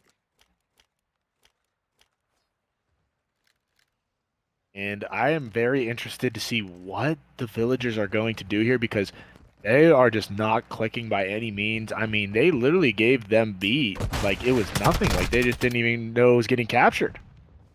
Yeah, I think that they were probably a little unaware. I think they were too worried about holding the one side of the map, and without realizing they just had 2 people on the point for that long. Again, unfortunate, because they were holding their own in the lives department. And we remember how bad they struggled on this offense, but they are on. As I say that, a quick 4 down. I mean, Mujaden's like that meme where the guy comes out the door and he just starts screaming and shouting. Yeah, I mean, Trader's set up here perfectly. He doesn't even have to move. He can literally just hold this angle and just. Who's going to contest this? Yep. I mean, this is a god. This is a god head glitch. I mean, they just keep walking into it. I mean, just like Robert Baratheon said in Game of Thrones, who meets the Dothraki head-to-head in battle? Clearly, Juan Trader does not. He just said, I am the Dothraki. Yeah, I mean, he is. I mean, there was absolutely. I mean, he shouldn't even have moved. I mean, he could have just stayed there. Who was picking him off that head glitch? I mean, unless you were able to coordinate some grenades to take him off of that. I mean, with only 10 seconds left, they can't. It doesn't seem like they're going to be able to get to a point. They're just holding all these high angles, all these head glitches, and it just makes it so hard to push through. Yeah, and it looks like the Slim Zix actually are going to take this in a 3-0 fashion. I mean, talk about just mad 3-0s today, and we're just going to add on another one for this game. So, yeah, I mean, this is unfortunate. I get the slaying power was just there for the side of the Slim Zix, and unfortunately, the villagers just were not able to answer. I thought they showed some glimpses of greatness, especially in that round 2 of this control, where they were able to keep the lives department close. Just unfortunately couldn't clear them off of the B capture point. Yeah, the B capture point to extend that round a little bit longer. Yeah, but I mean, in all honesty, shout out to the villagers. They still did play really well.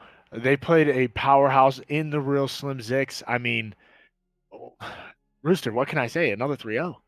Yeah, I mean, I don't know what we got to do. I really don't. I don't know what we got to do to get it to a past a 3-0. I'm hoping. I mean, we're getting deeper and deeper into this bracket. I'm hoping that teams start to butt heads a little bit and it starts to go the distance. We're gonna try to get through a couple more matches. We got a winners bracket up next.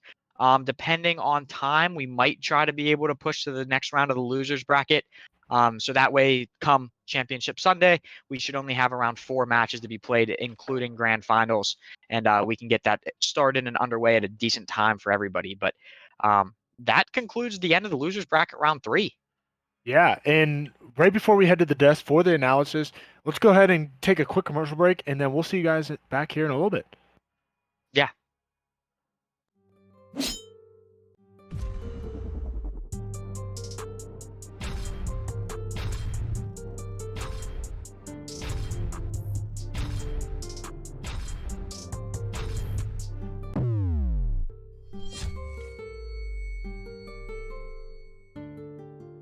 Oh, Father, tell me, do we get what we deserve?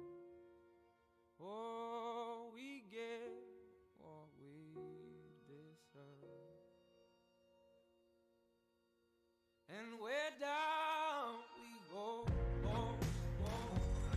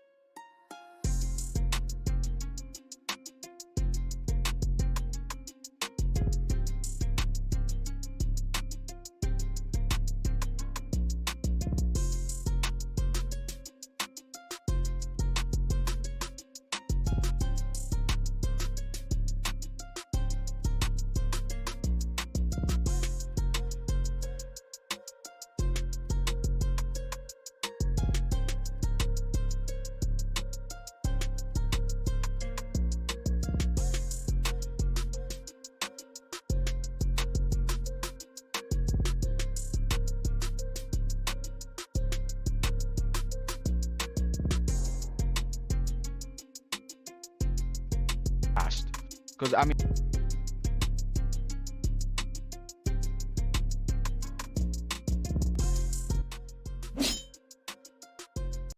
what is up, chap?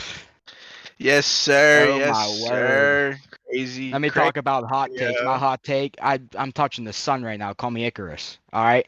Huh? So there's not much to talk about. Let's just be No, real. not at all. There's not really that Um, much to have a conversation I'll about. tell you the statistics, but I mean, I think everyone who's watched that knows the statistics. So Mujaden dropped a 4.54 for the series, and Trader dropped a 2.71 for the series. I mean, Cam also listen, went off and dropped. I mean, Cam went off and dropped above a 1 KD. Also, he dropped a 1.39, and that wasn't the best series out of Jezzy. listen, forget about Jesse and Cam for a minute. Let's talk about Okay. Trader and Majin, dude. They They fried. dominated this. They They're dominated the filthy. series. They are nasty players. I'm They're good sorry, at the like game. respect to Jesse and respect to Cam, but let's just push them to the side real quick. Majin and Trader They're dominated great that players. series. They've I been mean, dominating every series, which is crazy because it makes sense for why they've been dominating. Like I if mean, you look at them, they're getting the trades, quite literally Trader on the trades. You got Majin out here pulling out a sniper and just going so Filthy. good on Tark, Filthy. which is a map that is meant for snipers, and I Majin mean, playing his part. Then you it got just seems Trader like punching a dude in the face and then letting him know with a dominating body shot to say, yeah, I don't know whose body you're shooting at because I know for a fact it was not mine. it was told they got. But what's it called? It just seems like they have experience playing the game. They know where to look, they know what to do, and it just seems like they've played Listen, this game a lot. For the 2 weeks listen, it's been out, it seems like they've played Corbin, often. we can't bluff this. We've went to school with Trader.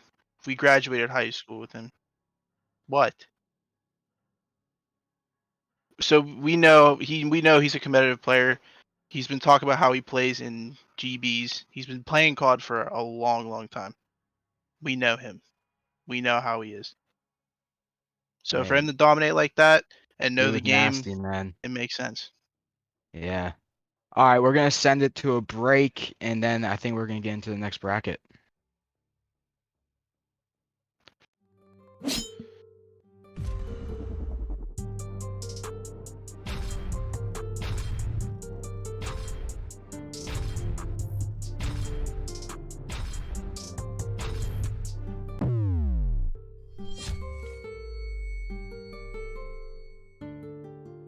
Oh, Father, tell me, do we get what we deserve?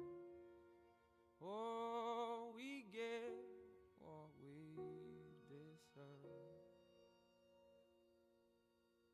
And where down we go, We want a few minutes of your time. oh, where down we go. Get down! So where down we go, way down we go. Oh, you let your feet run wild. Time has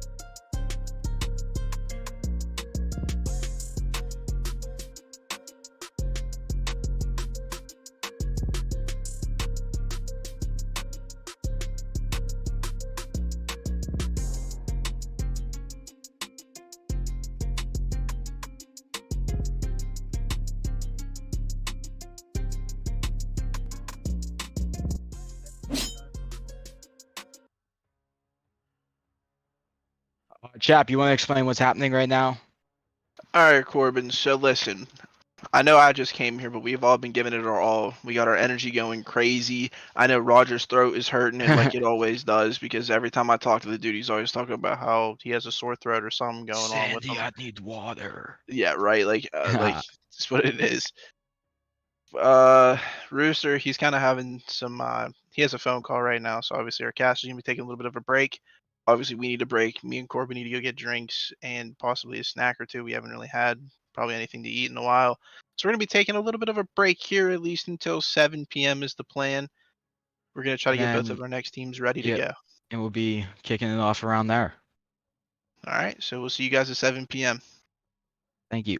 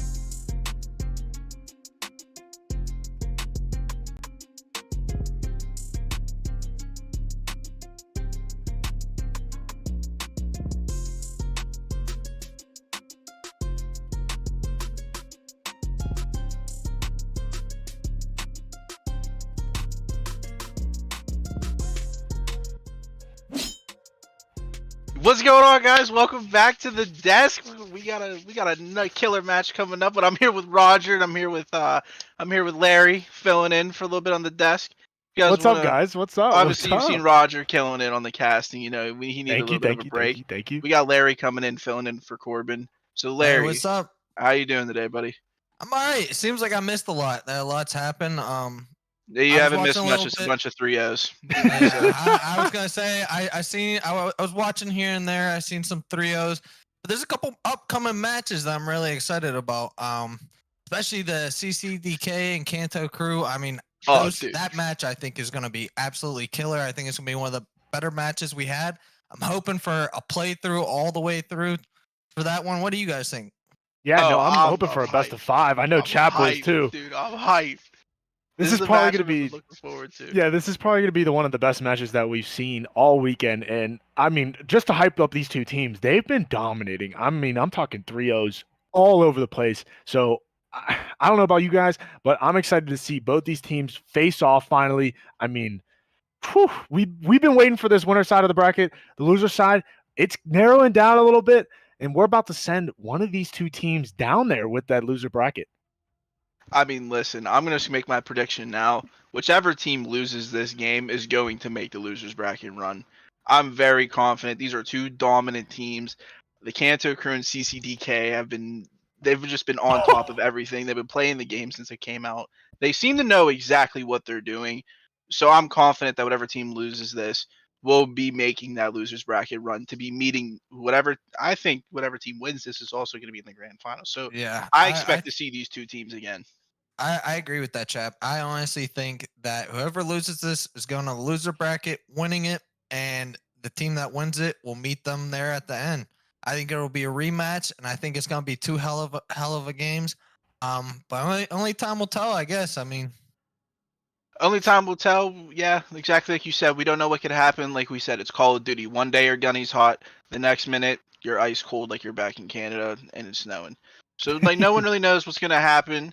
So I'm fairly confident that Kanto and CCDK are gonna be bringing us a killer series. I'm predicting a 3-2 score for Kanto to beat Ooh, CCDK. I I'm like that. I predicting a like that. Game I like that. 5 SND. I'm not gonna predict a round 11. I don't think it's gonna go that far. I have actually a 3-1 win by CCDK. I'm expecting them to go all the way to the grand finals, so I'm excited to see this game a lot. What about you, Gary? How you feeling about this? and like I said before, I mean, I'm just excited. I'm ready to see what they bring. I'm wondering how they're gonna play it. I mean, they're definitely gonna have a lot more pressure than what they're used to. It's definitely gonna be two competent teams that talk a lot, communicate, strategize really well. So I mean, it's definitely gonna be an exciting show. I'm also for CCDK, but I mean, hey, may the better team win.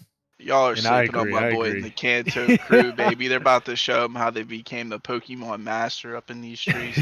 I know you love that Kanto They're crew a about to lot. dominate. But don't be sad or anything. Like these are not the last, like 4 games left today, and then there's even more tomorrow. I mean, we're heading to Championship Sunday. We're almost done with Saturday. I hope you guys are enjoying the whole entire tournament so far. And I think we're gonna head over to a quick commercial break before we actually get into these games. Anything else from you guys? Let's go I think Kanto. yeah, let's go CCDK. I mean, hey, Woo! But yeah, we're gonna head over to a quick commercial break, and then we'll catch you guys on the flip flop.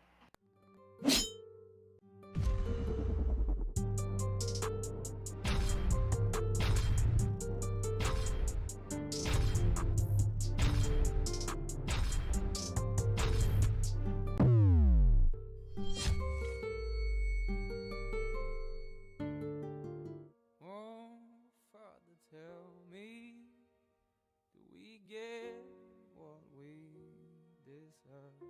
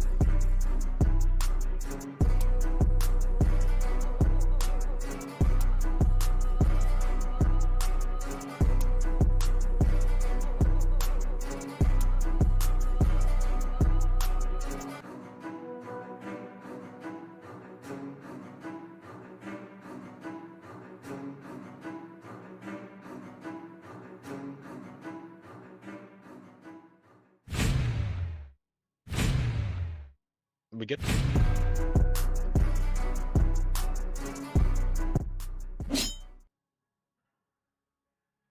All right, what's going on, everyone? Welcome back. I hope everybody's excited for winners round 3. As you can see, Goldie has left me, but we do have a fantastic replacement in Bill, who did cast with Goldie yesterday. So how you doing today, Bill?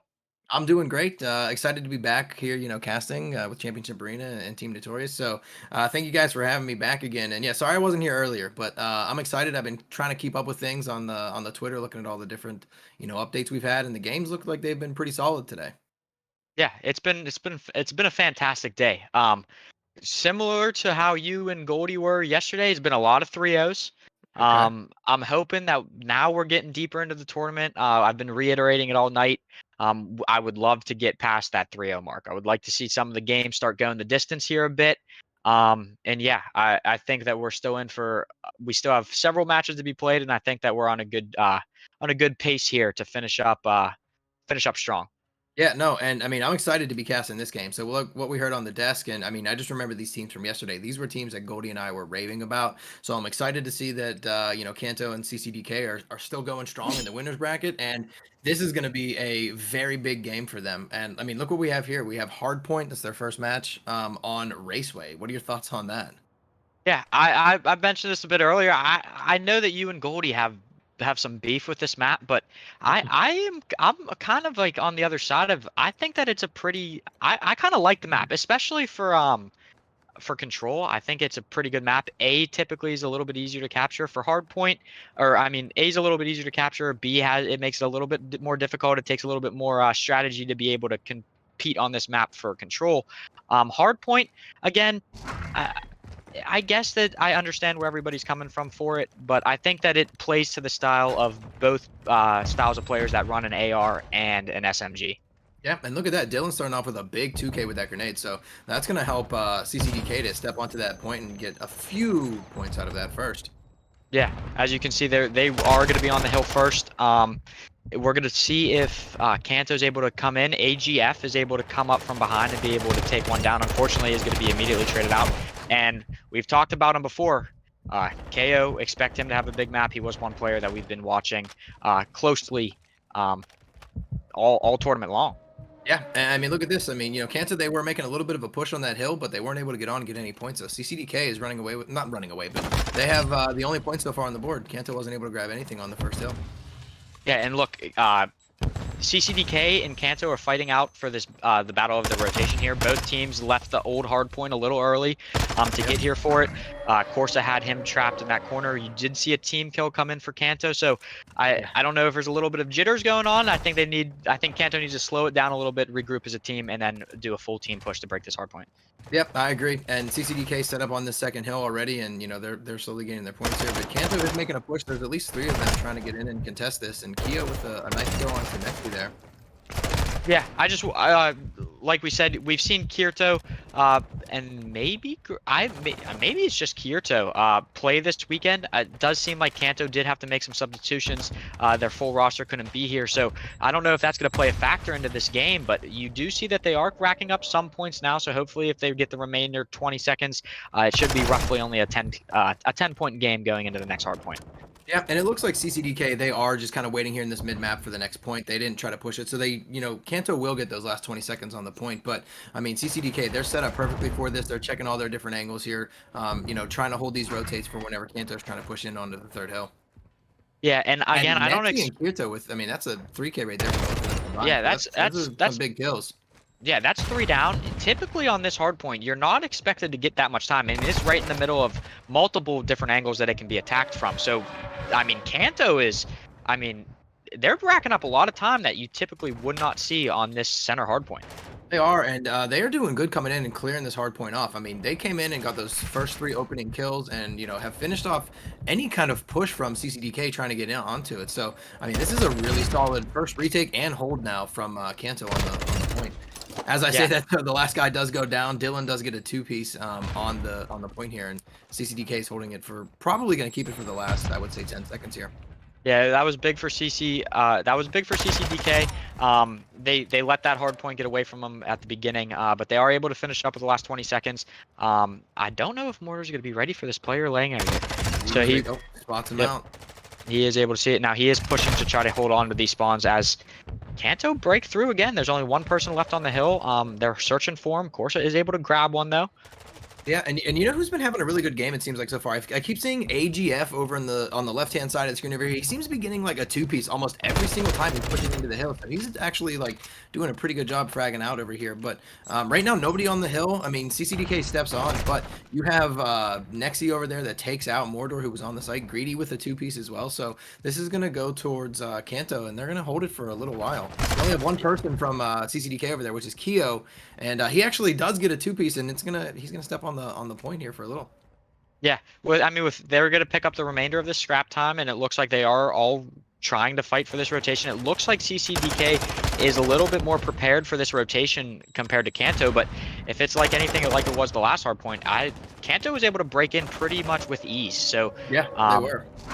If it wasn't for a couple early breaks on some of these hard points, it might be a way different game in favor, like a way bigger margin of a lead for CCDK than it is currently. Yeah. Dylan with a nice 2K to hold off the push from Kanto, and look at Kanto. They've kind of spawned on the opposite side of the map. I mean, they have a harder push now to get back to this. I mean, they're further away, so they were spawning out a little bit. Yeah, Kirito is able to grab 2, get them off the hard point for now, and they are, I mean, they're in the hill now gathering up those points. But yeah, like you said, those spawns were not where they wanted to be, but they did a really good job of picking up the kills that they needed to and breaking this hard point. They did, and who was that? Kirito. He's not looking. He was looking the opposite direction. Mordor comes in and picks up a 2-piece, really, 2-piece pretty easily to get them onto the point. So that's pretty big from them. They were looking the wrong direction. Yeah, and again, looks like CCDK is primed to get these last couple seconds, and I believe that you're going to see Kanto start to rotate over to that next hard point. Yep, and Kanto already has 3 players over there for this next hard point, so they should be able to step onto this, no problem. CCDK does have 2 that are coming over instantly, or closer to Mordor and Corsa. They walk in, and Corsa with a big 2-piece to clean that point up. Yeah, they both took down all 4 players, and opposite of what we've been saying, Kanto's usually been the one to be able to break that hill early. CCDK comes right back with one of their early breaks of their own. Yeah, and hey, like you were saying, Kanto, they had to make some substitutions. Maybe these guys just, they have some like early game jitters. They need to shake them off. This is the first match, first game of their match. So who knows? Maybe when we go further into this, they're going to look a little more, together. But not that they're having a bad game by any means. But in that point right there, it was 4 versus 2, and the 2 players for CCDK were able to wipe all 4 of them on the point. So maybe just a little bit of miscommunication. Yeah, I hope so. I think that's a very good. That's a very good question to ask. Maybe it is just a little bit of pregame jitters. They haven't played as a team yet this tournament. And again, it's not like it was just a 1 or 2 player change. It was 3 players that needed to be swapped out. So there could definitely be some lingering issues that are being displayed here. Yeah, and that's a big change. 3 players, right? That's a pretty solid change. But right now, this point is contested. Kirito trying to chase down Corsa to get that kill. He does grab it. So this is a lot of, he's the only person right now for Kanto that's over there. His other teammates have spawned out, so this is going to be a rough go for Kirito. He does pick up 1 on Keo. And right now, the point is contested, and he's trying to hold it off. Next, he gets a kill onto Dylan, and still, the point is still in favor of Kanto for now. Yeah, unfortunately, a team kill from a car blowing up inside there will take one down, but it does look like they were able to hold steady and should be able to grab these last 20 seconds, unless nobody gets on it. He's not stepping on it right now. I'm confused on. There we go. He stepped on it now, but he lost. A solid 4 or 5 seconds there, and then when you start getting down late into the game like this, all those, every point counts, right? So yeah, especially for a close game. Yes, exactly. So that, for right now, we'll see how that plays out in the end. If they lose by maybe 4 or 5, then, that could have been, that could be a deciding factor. Yeah, but if you look at Kanto here, they are spread out across the map right now, and CCDK is set up very well on this next hard point. Kirito, though, coming in from the left-hand side and getting a big kill. Yeah, that's 3 kills. Last player left should be, I guess there's 2 players left. Dylan is still lingering around somewhere, but it looks like they are getting pretty close spawns until Kanto just wipes out 3 of them. So they should be able to grab another 10, 15 seconds. Yeah. CCDK trying to make a push in here. Keo with a nice 2K there. Headshot and a grenade kill. Corsa also follows up with another headshot. So that's going to be 3 players wiped off that point, and CCDK is going to stand on that hill for now and try to grab. I mean, so Kanto is not letting up the garbage time go for this hill. I think we're getting into that point where letting up a lot of garbage time really isn't going to work well. I mean, you don't want to give up 20 plus seconds here, right? So they're trying to get themselves back on this point. Only 3 seconds left though. They should start rotating to the next one. And look who at the minimap, look who's already over there. CCDK with 2 players on the next point. Yeah, that's where these hard points get really hard for the team. When you're losing by such a margin like they are, you can't afford to give up 20 seconds of scrap time. And it looks like they're trying to use this streak to get. It does pick up a team kill, but Mortar is able to follow it up. One's a team kill. Yeah. So. Yeah, I mean CCDK, they could win off of this hill right here if they hold the entire thing. So Kanto really needs to do something to get in here. Another team kill from Forza onto Mortar from a car blowing up. So that's something that we got to look out for. There's been a lot of team kills in this match so far. Yeah. I was honestly expecting CCDK to pull that away. I had a couple unfortunate team kills, one with a streak, one with an explosion. But I think that you're at the point now in the game where CCDK can just afford to push one guy at these scrap times, pick up 5-10 seconds on these next 2 hills, and that should be game. Yep, yeah, and I agree. And Nexy's over here trying to fight for this next point. He needs to step on it before CCDK does. And CCDK is currently on it, and unfortunately Nexy does go down, so CCDK is... There's probably one more push for Kanto to try to hold this off so they don't hit the 250 mark, but they need to start making a move quick if they want to actually... They need to get on the point and contest it. And they got to go. They're not stepping on. They're taking these gunfights, but they're not stepping on. AGF almost got on the point, and that's gonna be first game to CCDK. Yeah, I thought that they just played that map extremely well. They broke the hard point whenever they needed to, and they rotated. A lot of the times they rotated first, got set up. Kanto in the beginning of the game was the one breaking the hard point most of the time, but once CCDK kind of got their guns a little bit warm, they were able to rotate and hold down those hold off those early breaks from Kanto, which I believe ultimately decided this hard point. And that best play right there that was just shown was the one that we talked about earlier when there was 4 players for Kanto on the site, on the point, and Dylan came in and you saw that he got a 3K himself. So, I mean, that was a big swinging point in the game there because you have all 4 players for Kanto sitting on that hill and you think, all right, we're going to hold this, we'll take out, whoever walks in. And, I mean, Dylan just went, like a monster and got 3 of them. So that's pretty solid. And, I mean, I thought it was a good game overall from both teams. Kanto has a few things they need to work on, and like we said, maybe it's just a little bit of those, first game jitters. Having new players in there as well. What'd you think about the game, though? I thought it was fantastic. I actually wanted to bring this up. I don't know if you noticed. I know you and Roger casted over the CCDK match yesterday, but Dylan actually wasn't even one of the players on that roster yesterday. He got subbed out. Not exactly sure the reasons for it, but today he started the tournament and he was a player and he absolutely fried. So him being back in this lineup has improved this lineup tremendously, and they have. Even with this one, have shown no signs of slowing down. Yep, and I was going to say, Dylan's name didn't stand out as somebody I remember from CCDK yesterday, so that does kind of make sense on why I didn't recognize it. But no, yeah, I mean, clearly it worked well in their favor, right? So. Yeah, I mean, it's been, he has been a huge part of this team. As you saw with that final kill cam, he has brought the slaying power that that was kind of. Keo was the one that we were hyping up yesterday, who was the outstanding player. With Dylan coming in, them two together, they have been bringing a lot of slaying power that teams have found trouble to combat against. Yeah, no, I 100% agree. And yeah, Keo, like you said, that was somebody that Goldie and I were calling out and hyping up a lot yesterday. So nice to see that, they have some other players on CCDK that it can also just get out there and frag and do well. Excited to see this search and destroy, though. What is it? What are we playing on here? Looks like we're playing on Brenbra Hotel. Probably saying that wrong. How would you pronounce that, Rooster? Am I saying that right, or what do you think?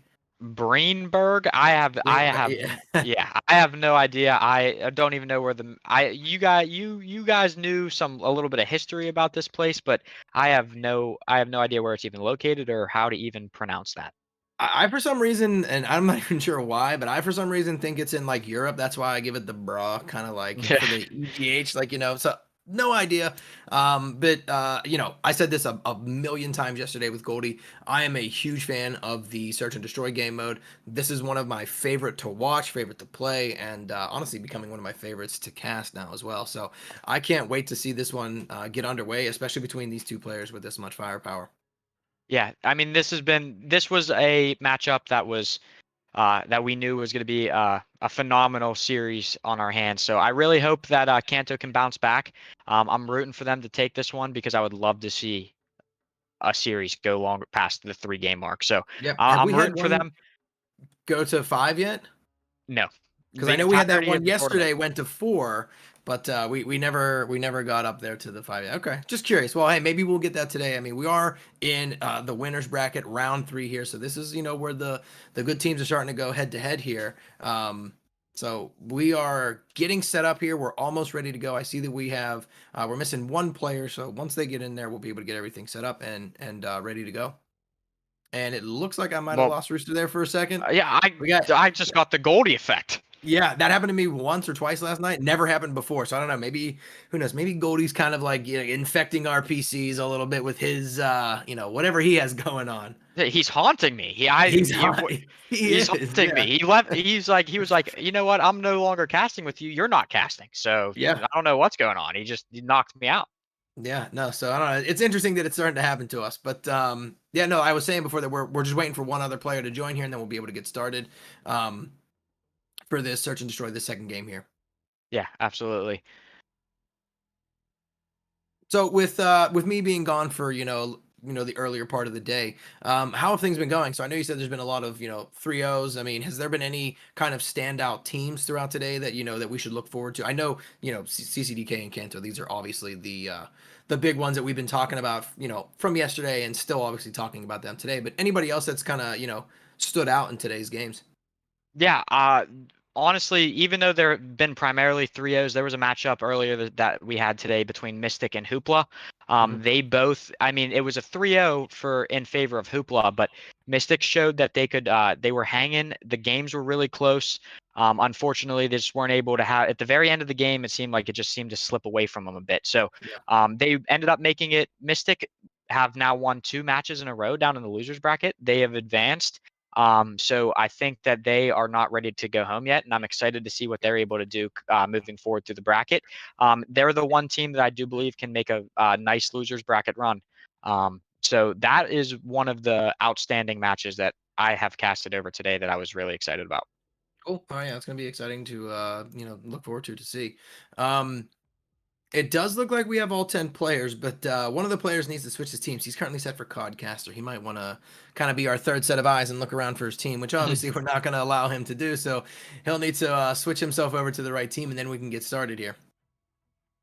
Yeah, absolutely. Yeah, definitely don't want one of the. I mean, maybe. I mean, one of those players sitting in Codcaster mode. I mean, what's he want to do? He just wants to see through walls and just shout out for his team and try Hey, to I'm 3v4 I'm it. sure But his team wouldn't mind if they had that little oversight yeah. to see everything going on, right? Yeah, I'm sure a lot of teams would love to be Yeah. set in that mode. But yeah, as soon as he gets on switched over, we should be able to get this game underway for everybody. Thank you for your patience. Yeah, no, of course. And I know you guys have been doing this for a long time today. So, I mean, just, huge shout out to all of you guys and the staff members who've been doing this. I think it started at 9 a.m. today, correct? Yes, it started out at 9 a.m. With a lot of unfortunate events. We were supposed to start with the losers bracket. One team from every match did not show up. So basically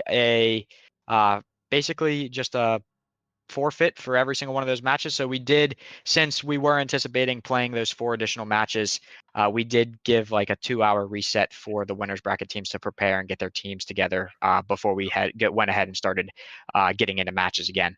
So technically started at 9 with a 2-hour break in between, and then restarted the stream up at noon. Still, still a long day. And right now, for those, who are watching, it might not be in our time zone, or, if you watch the VOD, it is 7:30. So still a long day. And, again, huge shout out to you guys for doing this, and huge shout out to everybody who's been sticking with us in the stream. And also to everybody who has been here playing in the tournaments and sticking with us. Yeah, absolutely. And Looks like we might be having some issues with the one guy switching off of Codcaster here. I don't know if they're going to have to reset the lobby. But it looks like we're going to send it over to a technical difficulty screen real fast just so we can get this figured out. And we'll be back, guys.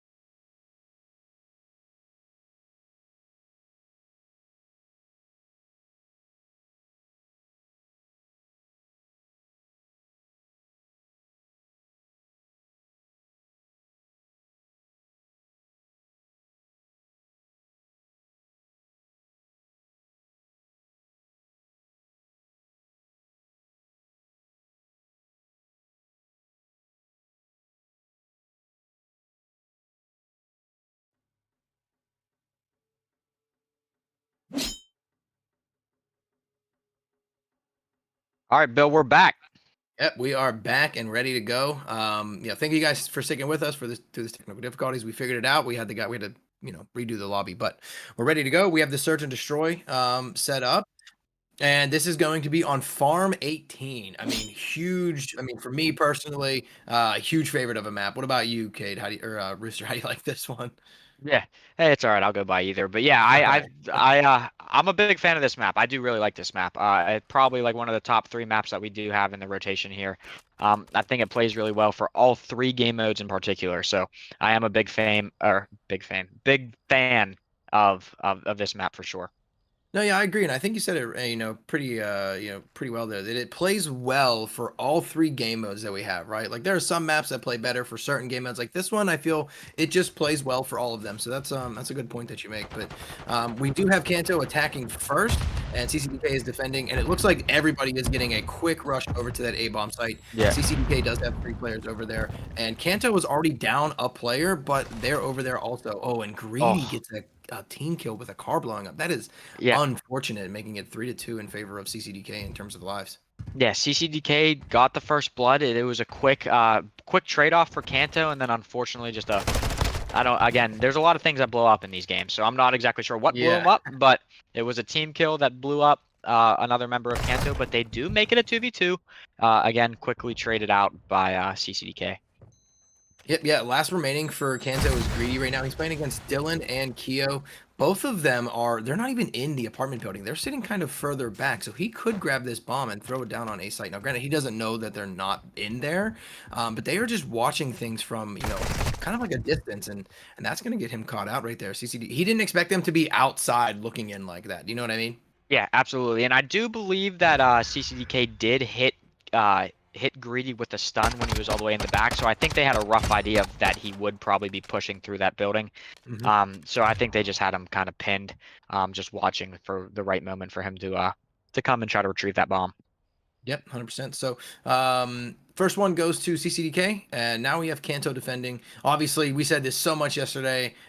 Defense wins championships, and let's see what Kanto can do, see if they can defend. It looks like they're going to send at least, but it looks like they're sending 3 players over towards A, and 1 player might play mid or go over to B. 2 kills, though, coming out, so it's a 3v3 in terms of lives remaining right now. Yeah, again, Kanto had a big first blood. It was quickly traded out, and typically you're going to see a lot of people fly towards one of these sites, and then as soon as one player dies from either one of the teams, it typically slows down a bit. But it looks like CCDK is just on top of it and just knew exactly where everyone was coming from. Yep, and right there, I mean, Kanto, so they, like you said, they got the first blood, but it was quickly traded out. But within the first, 30 seconds of that round, there were 3 players from TCDK sitting on that A bomb site with no one was down there from Kanto to even, oppose them from being down there, right? And it was still a 3v3 at that point, so I don't understand, kind of what happened with, maybe there was, again, miscommunication, or why nobody was actually down on that A bomb site. Yeah, I totally agree. We've been seeing that a lot today.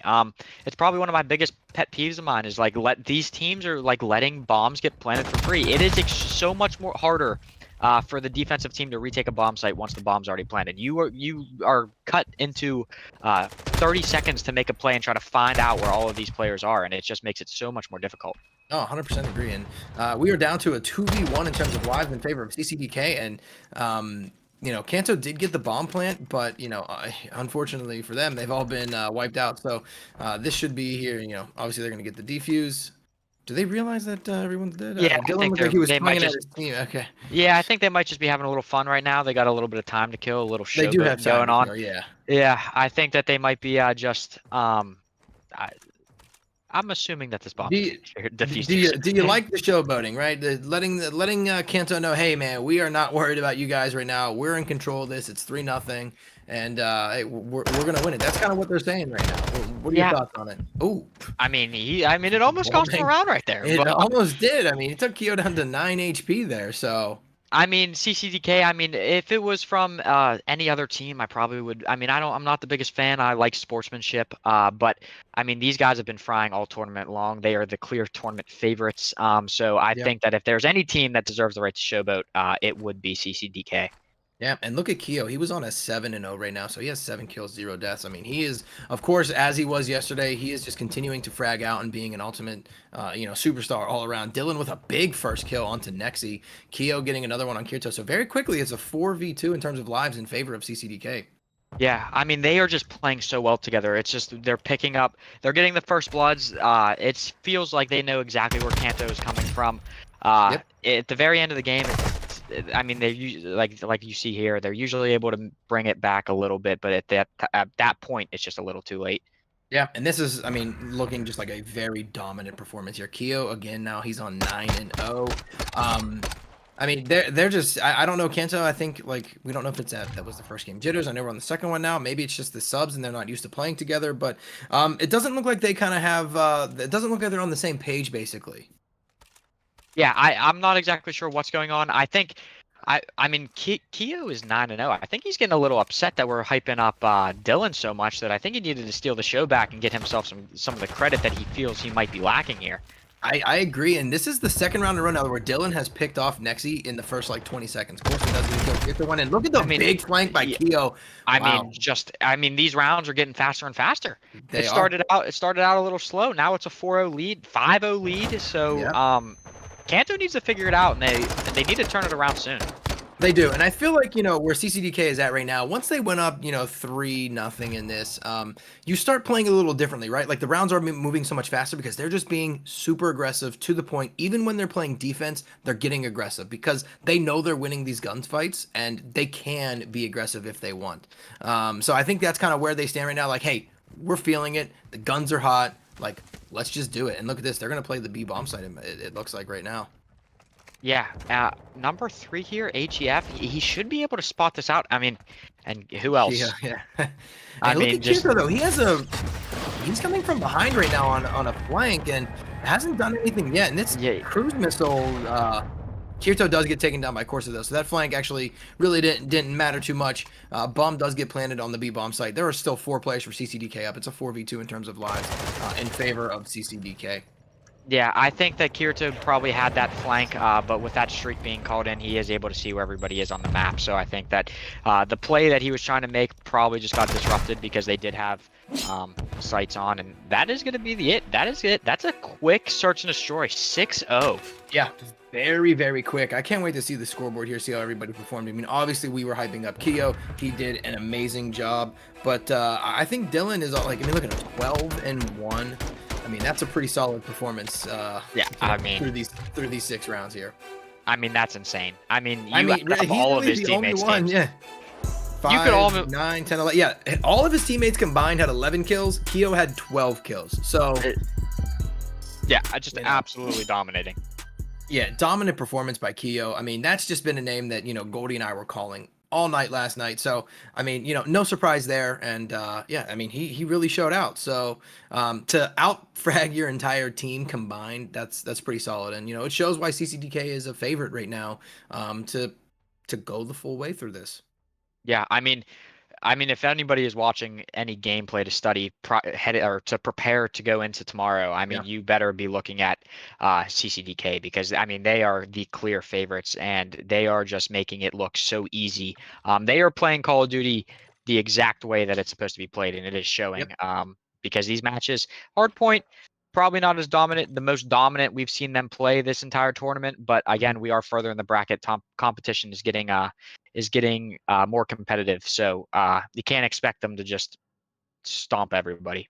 Right, yeah. And I think even like another benefit for CCDK right now is obviously the guns are hot. They were hot yesterday, so they're clearly very good with like their positioning and their aiming, but their rotates have been good. The way that they've been, performing flanks, just everything kind of movement wise has been on point as well with CDK. So, I mean, it's kind of a full package right now. And like you said, I mean, people, if they're looking and studying, this is a team they really need to be paying attention to for moving forward. Yeah, absolutely. I don't know any of these players, but just the way that they play, it seems like there's chemistry there, and it looks like these guys are prepared for this tournament. Oh yeah, 100%. Yeah, I don't know any of them either, but they came prepared and they really like. We have a lot of good teams in this tournament, right? Even some of the players or teams that are down in the losers bracket, they look well together. But CCDK looks the most complete, in my opinion, in terms of just everything that they're doing. but yeah, we're gonna this isn't out of the, it's not too far out of the woods just yet for Kanto. They still have a chance. I mean, yes, CCDK is up 2-0 overall right now in this match. But moving on to control here, Kanto can turn this into a 2-1. Yeah, absolutely. I hope it does. I think they have the tools. I think they just got to piece it together. I think a lot of them are very good individually. Again, we have mentioned it multiple times throughout this casting is that it's basically a whole new team. So I think that they have the talent. I think they just got to piece it together, and hopefully on a respawn game mode, it gives them a little bit more time to just get warmed up. And if they can steal it. Yeah. Oh, and it looks like I lost Rooster there for a second. We're having a lot of Discord crashes here for some reason tonight, guys. But hey, he's coming back in now. Rooster, you there? I'm back.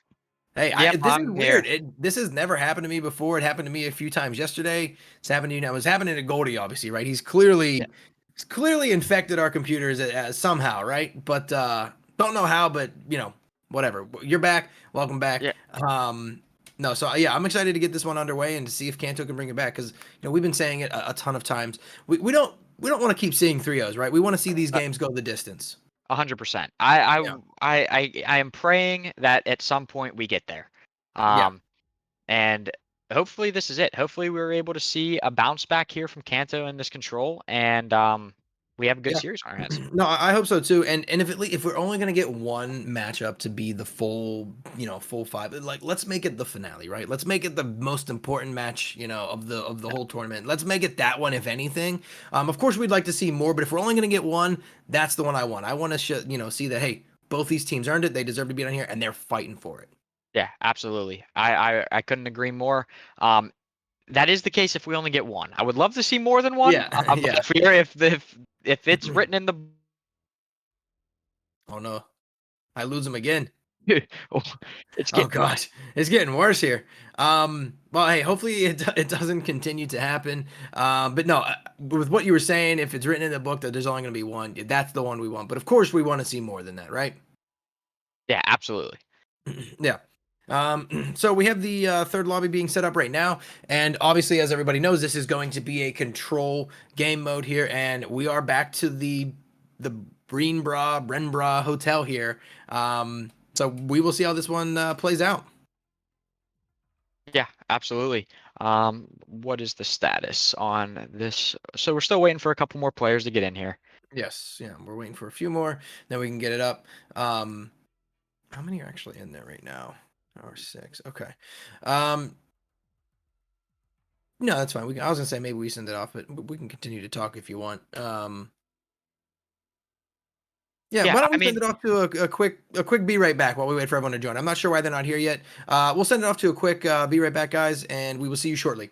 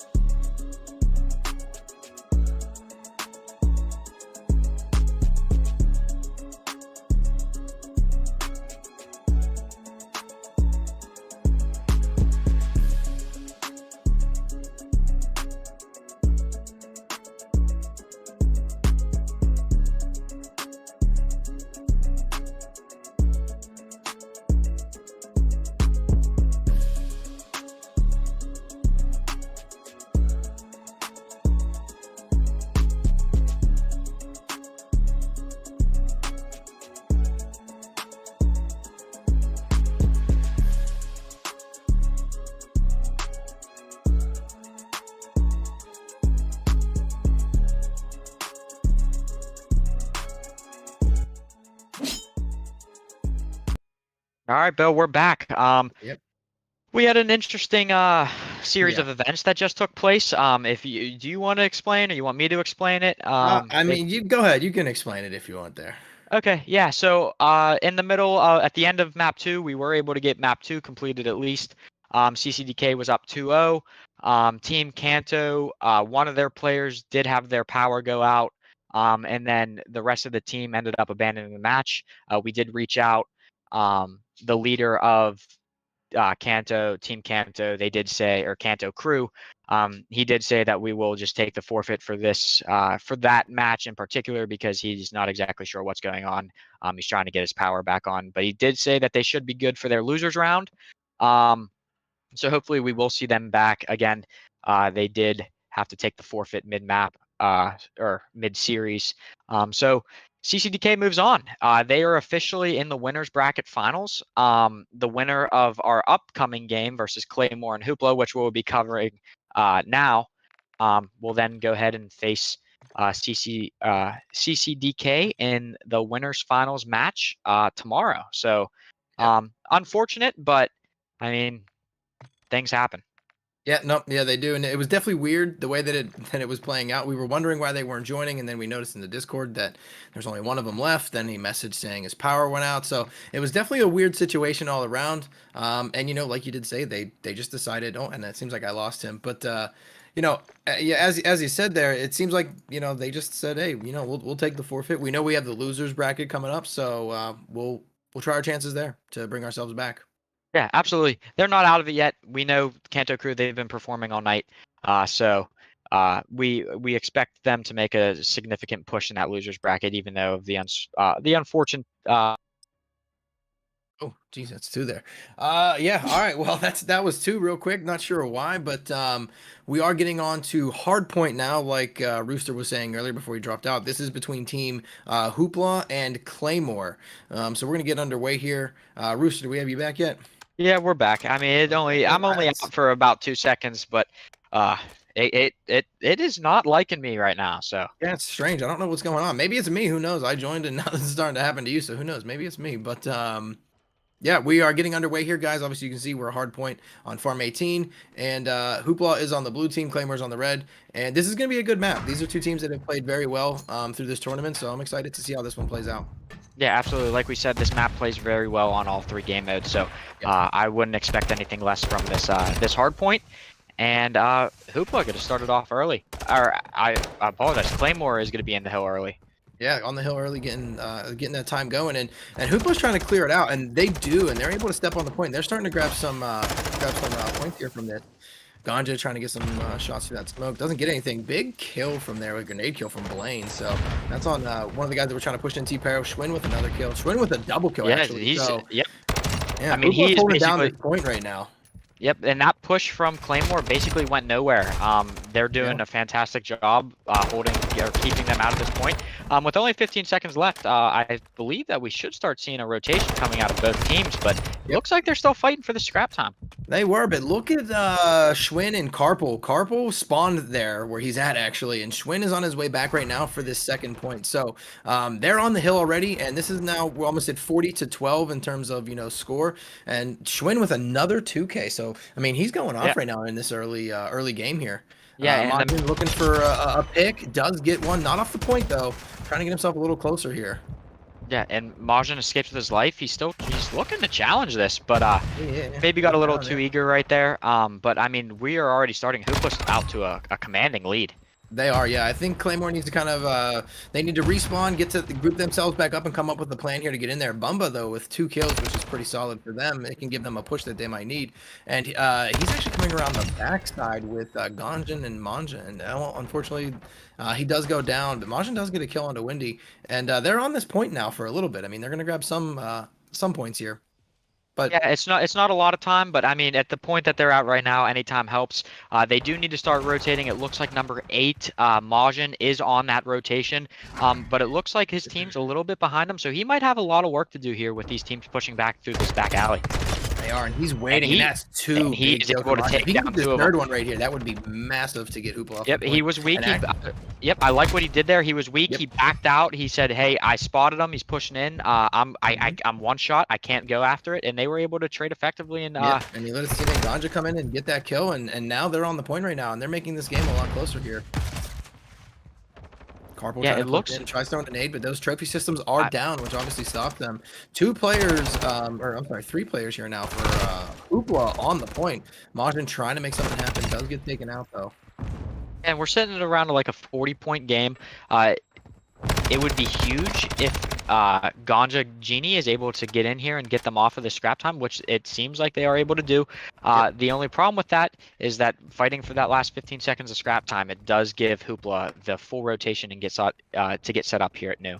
It is, and there's Schwinn with a 3K, which is massive, and Carpel's already on the next point for Hoopla. We do have Manjin coming around the back here, though. He's gonna be facing 2 different players. He takes down Carpel, but Windy's able to take him down, so that rotate doesn't happen. Windy's not stepping on the point right now, though. So on the hill, this could go towards. All right, Schwinn steps on it right now, but that was missed seconds there.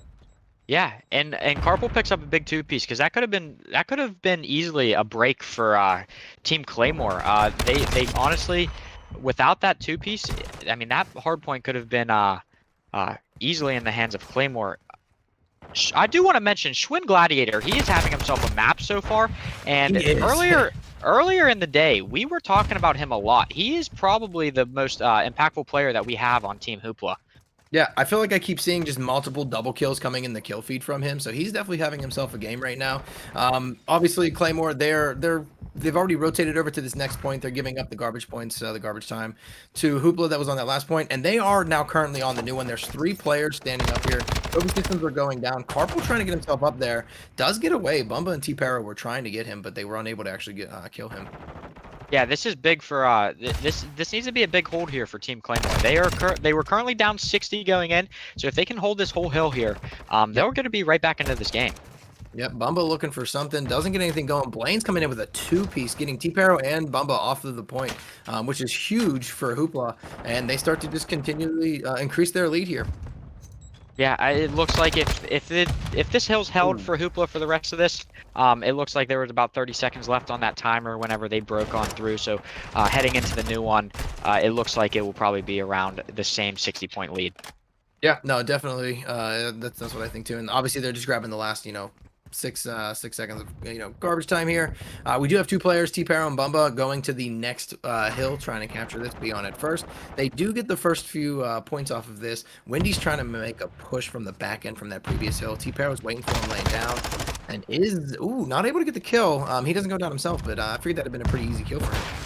Yeah, this is on this map. I think this would probably be one of the ones that I would consider a money hill. Pushing through the smoke right there, and that's Blaine's pushing through. A team kill comes out from Ganja onto T-Paro, and Blaine's pushes through the smoke and gets down Ganja. So very costly. Ganja with a team kill and being pushed through the smoke. Yeah, as I was about to say, and Bumbleberry takes out Majin. I was going to say that this hard point I think would probably be considered the money hill. There's really only two entrances into this hard point, so it should be a little bit easier for teams to lock down. But as I said, that Claymore does get broken. Hoopla is controlling the hard point. Yeah, no, yeah, that was a big one. That pushing through the smoke, T-Paro wasn't looking for it, neither was Bumba, and it's just unfortunate for both of those. Plus the kill from Ganja definitely didn't help the nade kill, the team kill. Yeah, and even though it wasn't a full 60, they were able to control about 20 more seconds than what they were. So it's now only like a 30-point game. Yep. So it's definitely not over yet. Schwinn pushing down though onto this next hill, takes out somebody. So this point is open for Hoopla right now. We do have two players from Claymore coming down the backside, and Ganja with a big two-piece. Schwinn does take out Ganja, but T-Paro takes out Schwinn. Wendy takes out Paro. So the point still is in favor of Hoopla right now. But that was a lot of back and forth down there. Yeah, it was. I mean, both teams traded effectively. It came down to a two-piece there by, I think, Wendy, and I think that was really the decider of who was able to control this hard point. Yep. Blaine's gets Bumba out on the rotate, trying to come around from the backside. Blaine's does go down though to T-Paro, and right now Hoopla is, they're just sitting here racking up this time. I mean, we're down into the garbage time of only 10 seconds left, which I'm assuming Claymore's going to give up and start pushing towards the next one. And yeah, you already see Bumba and Ganja on the new point, waiting for it to, which they're right next to each other, so not far of a rotate to go, but they're already over there waiting for the new one to become active, and it just did. And for some reason, Bumba steps off right now. They didn't step onto it, so that gives them more time to Hoopla. Yeah. Ultimately, they are able to take control of this hard point. But they, at this point, down 70, they do need a solid hold here to bring themselves back into the game before this. Yeah, they're gonna have to get this whole point, I think, this whole hill, right, to make this a little more interesting, right? Keep it close. Yeah, absolutely. And Majin and T-Paro do hold off the first two. T-Paro is called out and 3 down. Though. Yeah, that's gonna be unfortunate for Claymore. This is gonna put Hoopla up over to the 200-point mark here, and obviously that's starting to get you into the territory of hey, next hill can win it. So we'll see what happens here. See if Claymore can regroup and bring themselves in and contest this and bring it a little closer and potentially win it. Yeah, number 8, Majin, he looks like he's on top of the rotations here for this team. He is set up. He is going to have Schwann, and he horrible COD timing, just slips right past them. Yeah. And Schwinn with the 2K, and he's coming in right now. Majin finally catches him out that time, but that was horrible call timing there. He was watching that entire time, and then the second he looks away is when he pushes through. So that is unfortunate, but it did work out in the end for Claymore. They are on the point right now.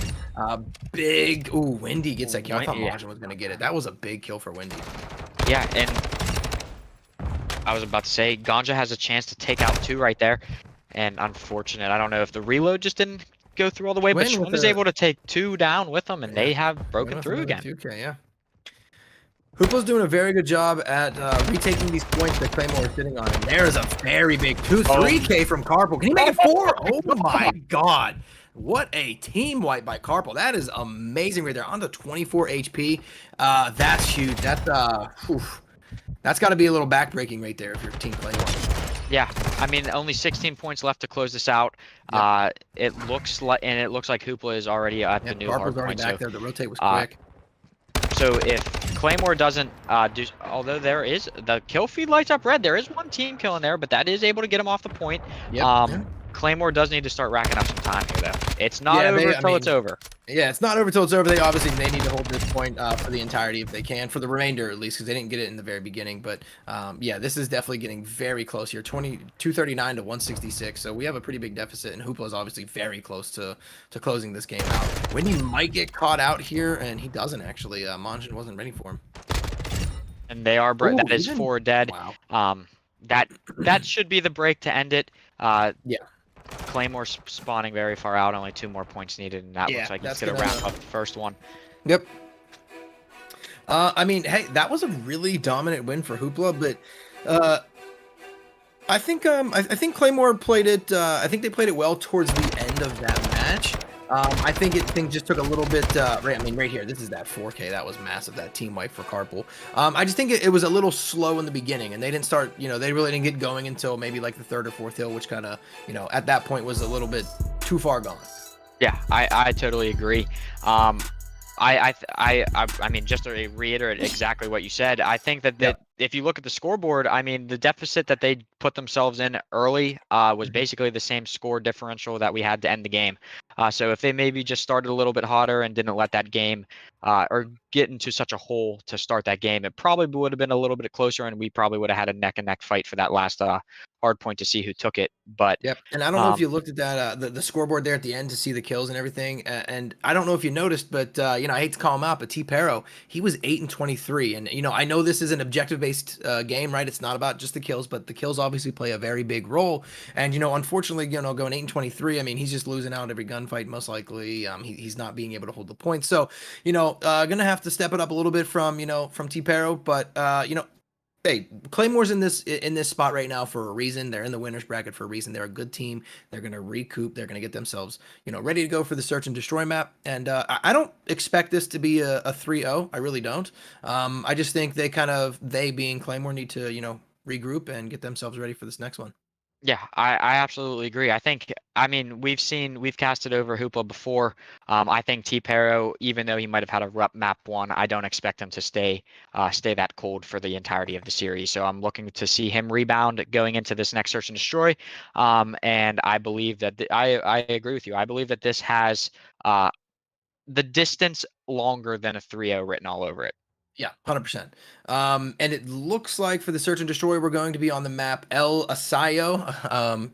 Do you want to try maybe saying that name? Am I saying that right now? Goldie and I tried getting different pronunciations last night, and we don't know if we ever came up with the correct one.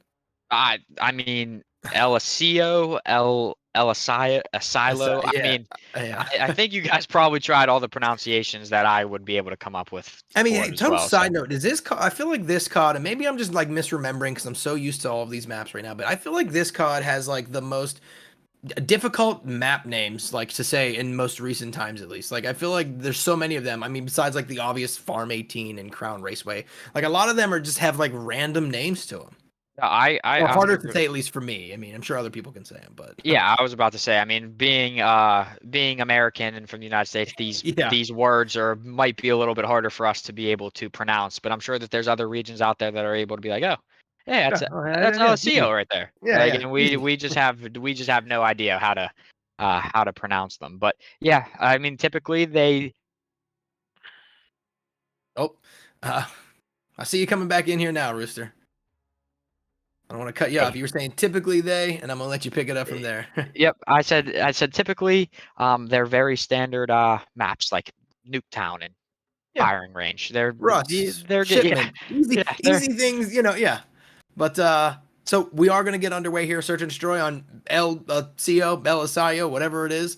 This is our second game of this match here between Hoopla and Claymore, and I'm excited to see what happens. Like I said, I don't think this has 3-0 written over it. I think Claymore's going to do something here.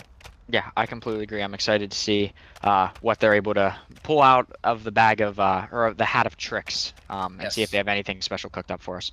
Yes, 100%. All right, so let's get ourselves underway here. The match is starting in 10 seconds. Yeah, and we're going to get going here shortly. And right now we have Hoopla attacking first, and Claymore is defending. So let's see what they decide to do. Yeah, it looks like a standard 2-2 split for Claymore. Hoopla does need to pick up the bomb, so they did have to turn around for the bomb. Schwinn Gladiator does have a sniper. I love seeing the sniper on a search and destroy. I really do. Now they're attacking though, so that's an interesting. Oh, nice shot by him though on the T-Pero. So that brings it down to a 3v3 right now in terms of lives. Windy and Carpal taking down Majin and Ganja very quickly, 3-1. 3v1 to start off early. Yeah, that's gonna be tough for Bumba. I mean, he might be able to get 1 or 2 here, but overall, I don't know. Oh, and Schwinn jumping down and gets him with the. Oh, he picked up. Okay, did he have a pistol or I mean the SMG that whole time? I wasn't paying attention if he had. I am not either 100% way. Sure. Either way, does hop down and is able to finish off Bumba. But yeah, I mean, Schwinn had a big round, 2 kills. So, I mean, early round victory for them. Claymore on the attacking. Hopefully they can get the bomb down early and just pick a couple corners and maybe walk away with the round win. Yeah, obviously, you know, I think defense is obviously an easier one. What do we have here? It looks like Claymore, they're all going to be favoring this A bomb site. Everybody's inside of the building right now pushing. And Carpo's going to be up top. I don't know. We switched off of it, but Schwinn right there does take down Ganja. T-Pero is going to get the bomb down onto A site though, so at least they have the plant down and they can try to hold these defensive positions while Hoopla tries to push in. It is 3v2 in terms of lives in favor of Hoopla. And we do have a team kill. Yeah. Oh, that's tough. I didn't even see that. Bumba makes it. Yeah, that's tough. Makes it a 3v2. There's 30 seconds left. Time is on their side. So if they can get. That is a nade that is unfortunate. Yeah, could have been worse for T-Pero. He does go down to 78 HP, but 3-1. T-Pero's the last one alive. Does get 1. Can he get the second? Oh, runs out of ammo. Does he get it with the Oh, wow. Okay, he got it with the pistol. He did get it with the pistol. Unfortunately, there was just enough time left to get that defuse off, but I mean that got scary there. I mean 3v1, T-Pero almost pulled. If he would have been able to fight him off without having to reload and swap out to the pistol, he might have had a fighting chance on getting that third one as well. I agree, and I mean I think the biggest, the deciding factor of this round, unfortunately, that team kill from Bumba. That's a little bit something that you don't want to have happen in that scenario. You have 3 people up, there's a chance they win that because T took down 2 himself. Yeah, I agree. A couple little mistakes there ended up costing them the round, but again, it's only a 2-0 deficit. They get a round on the board here. They're on defense. And look at Windy and Schwinn there. Both one's 3-0 and Schwinn is 3-1. So I mean, those guys obviously are the 2 top performers right now for this game and in this match right here. Yeah, so Bumble should see this.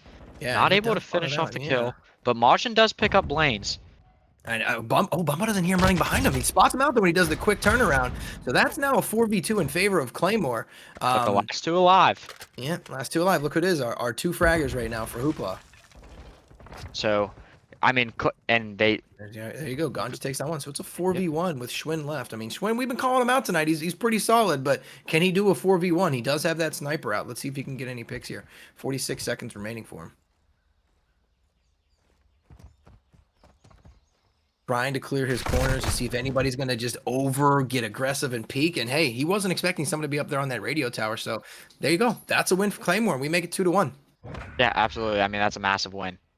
They needed that to stay in this game, boost a little bit of confidence. And like you said, I mean, if it wasn't, they have to be thinking, if it wasn't for a mistake team kill, they probably would have won that last round as well. And and it should be 2-1 in their favor, but instead it is 2-1 in favor of Hoopla. Claymore with a nice response. Let's see what they can do on offense. Yeah, and you know, we brought it up before, but their last attack was good besides that team kill. So if they can get back in, get that bomb down, hold those 3 corners, have the 3 people up and hold the corners, it could be another, could be 2-2 here. So let's see what happens. They are favoring the A bomb site again. Everybody seems to be pushing for this one. Schwinn does take down T-Pero though, and that is the bomb down. And Carpal follows that up with a kill on Bumble. Oh, and Schwinn pushing through the smoke. They're not waiting for it. Oh, wow. Ganja with a very nice kill. He wasn't. I don't know if Ganja saw him push through or something, because it looked like Schwinn was shooting and stopped. Wow, Majin with a big 2-piece. And there you go. 3-piece. Majin took down 3 right there. Oh, was it 3? I missed the. Jeez. All right, Majin. Hey, still in favor of Claymore, right? So I mean that, or no. Yeah, Majin got 3. No, Okay, yeah, you are right. Maybe I was wrong. I think Ganja might have gotten 2. Okay. I'm not 100% sure. I thought that I might have just gotten a little No, yeah, excited. Ganja, yeah, he did get 2 because when Schwinn pushed through that smoke and started shooting at Ganja, he stopped almost as if like, hey, I got enough hits, like I'm gonna kill him, and then Ganja was able to react, turn to his left, and get the kill on Schwinn, which is a big opening. Yeah, I mean we talked about a simple mistake on the side of Claymore with the team kill. I mean, Hoopla just tossed away a 2v4. Yeah, no, 100% they did. So here we go. Claymore is defending, Hoopla's now attacking, and it looks like they're all just playing. Again, the A bomb site's really the only thing that everyone's favoriting right now. We do have Ganja over on the B bomb site right now. Just in case, just to see if anybody pushes over there, but Hoopla is all inside of the building right now, trying to favor this A bomb site. But it looks like they're just looking for a pick right now. Both teams looking to see if they can get something. And T-Pair open it up first on a kill with Windy. Yeah, and it surprises me a little bit that, I mean, with having Schwinn Gladiator sniping, you would think that they would probably want to play on the outside of the map, trying to get him, like, get the bomb planted on B, have him be able to, like, play all the way in the back of the map and hold over his teammates with a sniper. I find it very odd that on offense, they're taking the bomb inside when you have one of your teammates running a sniper. Yep, and I don't know if you saw, but Majin did take down Bumba, so that's another team kill for a Claymore. That's been kind of the story of the night for these guys. They've had a lot of team kills. Some have been on random explosions, but there have been a few where the shots have gone off and they're just accidentally killing each other. So got to clean it up a little bit, got to tighten it up. But right now, I mean, looking good for Claymore. 3v1 in terms of live. 14 seconds left, and there you go. Claymore does take this one. Yeah, luckily for Claymore, it did happen when a team kill did come in when they were up or were in a 4v1. So not the worst case scenario for one of those team kills to come in. But look at Majin, 7-2. Yeah, that's big for him.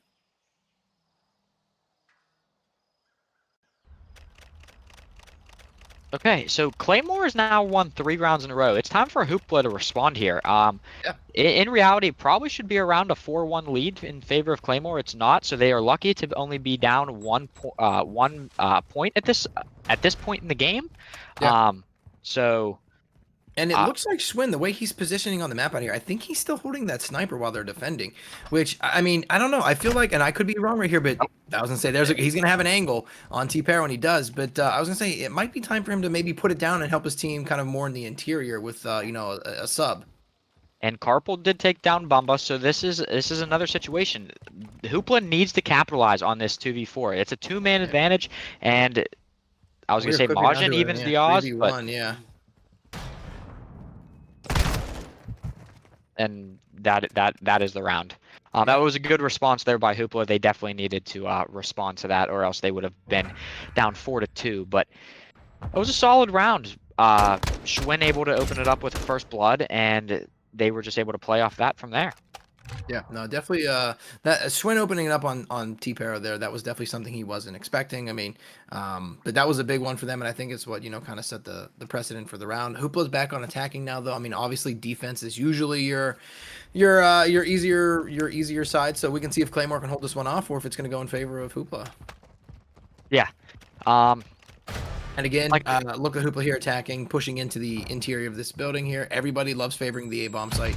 Really, nobody seems to go towards B for some reason. And Blaine's just jumped right onto site in the first, 20 seconds here and is getting the bomb down. So all 4 players are still up on both teams. Oh, Majin actually takes down Windy, so it is 4v3 in favor of Claymore.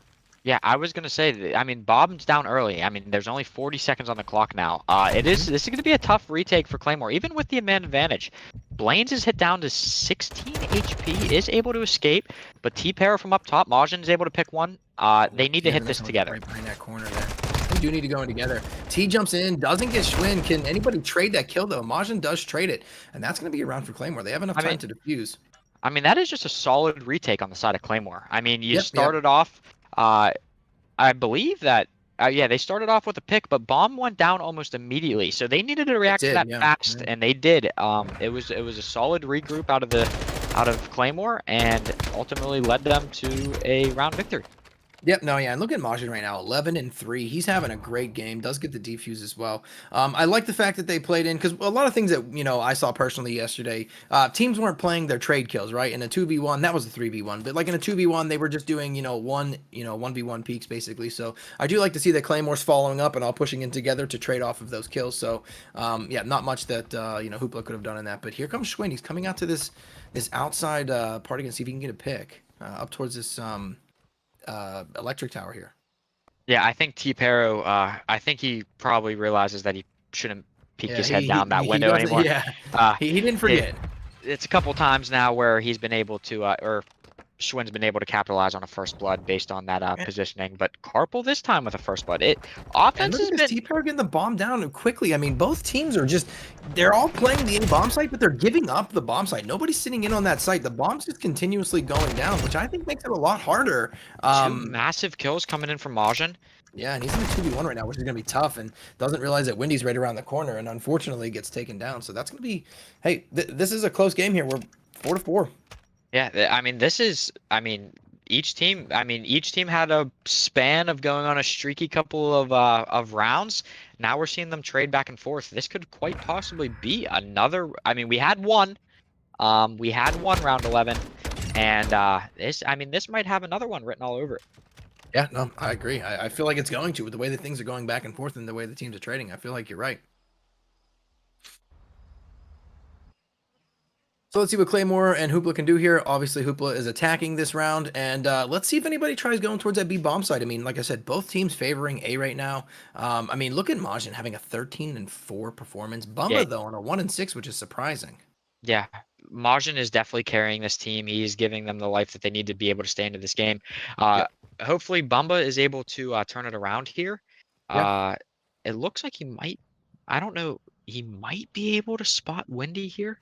Yeah, I wasn't sure if he can. Oh, he's gonna be able to. If he's still looking down that way, he definitely spots him. Schwinn does get the first kill on T-Paro though. So them two are battling it out on the outside, and Schwinn just has his number here. He does. We're down to a 3v2 in terms of lives in favor of Hoopla. And again, they're just favoring the A bomb site. Claymore did put 2 people on the B bomb site just to see if they were going to go that way. And big kill from Bumba. He needed that. The bomb's going down right now. He doesn't realize and gets taken out from behind, unfortunately. Yeah, I mean that was just another one of those rounds where Schwinn was able to get the first blood. Majin was able to trade that out, but then it was then ultimately traded out again by another member of Hoopla, and they just weren't able to recover from the 2v3. Yeah, no, they weren't here. We go into match point. Obviously Hoopla here. They're on 5 right now. So this is do or die for Claymore here if they want to even this up. Yeah, and Claymore's been struggling a little bit on the offensive side of things, being able to get the bomb down and then continue to hold the bomb site. But they need to do it here to stay alive. Yeah, 100%. I mean, yeah, both teams seem to be getting the bomb down almost kind of like instantly, but it's just that holding it once the bomb has been planted is where they've been struggling a little bit. So let's see what happens. And you can tell, I mean, Claymore is playing this so much slower than what they have been this entire game. They're trying to find at least like one little pick. They know this is kind of do or die right here. And they want to play off of that pick if they get one. Wendy, though, on dead silence here, going to be coming up. He's going to run right into Majin and does catch him out and gets the kill. So that's first blood for Majin. And that is not the player that you want to drop first. He is having a fantastic game, and he has been one of the reasons that they have been able to stay in this game for as long as they have. Majin needs the team to make some magic happen here. They do, and look at Wendy, and I think that's Schwinn up there as well. No, it's Blaine's. I apologize. They're above right now. Claymore. Claymore's in the room right below them, so they have like a kind of weird advantage where they can just drop down on them and kind of execute all together at once if they wanted to, push through the different doors and everything. So this is going to be a tough one. Blaine's does take down T-Paro. It's a 4v2. There's only 20 seconds left, and honestly, with the amount of time that's left right here, they need to. I mean, they got to get the bomb planted, obviously, but they're running out of time. And Condra goes down. He was the bomb carrier, and Bumba goes down there, and that's going to be game for Hoopla. Yeah, I mean, Hoopla with a 2-0 lead. Again, there's a couple rounds that we could talk about that just ended up being the ultimate decider in this game. I think it was like round 2, I believe, what caused with a team kill that could have went in the other favor. It ultimately was a really close game, and it could have went either way. I think just at the end of the game, Hoopla clutched up with some ice at the very end to take the last 2 rounds in a row. Yep, they did. I mean, look at Majin, 14 and 6. I mean, that's a very big performance by him. T Paro 6 and 8, not bad. He did step it up a little bit compared to his last performance. But I mean, overall, I thought it was a good game. It was back and forth, just right down there to the last 2 rounds, though. Hoopla was able to take it and win that one to make it a 2-0. I really don't think I said it before. I don't think this is going to be a 3-0 performance. I really thought Claymore was going to win that one to make it 1-1. But what are your thoughts going into this control? I still don't think that this has 3-0 on it. I think that, I mean, you're seeing how close these games are actually going. It's the closest that we've seen in a really long time throughout these matches today. So I still don't think that um, I don't think that Claymore is going to give up. I think that they have a really good chance to take this control. And who knows? Maybe we'll even see our first reverse sweep. So Yeah. which does involve going to a game 5. So maybe we could get a reverse sweep game 5. I mean, that would be a whole nother story. But yeah, they're not out yet. I'm not counting them out yet. I still believe that they have some fight left in them to get us to a game 4. No, yeah, I agree. Like I said, yeah, I don't think it's going to be 3-0. I really don't. Claymore, they are playing well. They're playing good together. Just a few little mishaps that they need to kind of work on and correct. And I think they can go through and make those adjustments into this control. But yeah, I don't know. I guess we'll see what happens. And yeah, I don't want another 3-0, but we'll see what happens here. Yeah, I completely agree. No more no more no more 3-0s, please. I mean, Yeah. 2 more games after this one. Let's get a little bit of distance here going, and I think we're gonna wait and try to get this, or I think we're gonna get this next lobby created and set up. I think while we wait, we're probably gonna send it to a quick commercial break. Yep. Thank you, guys.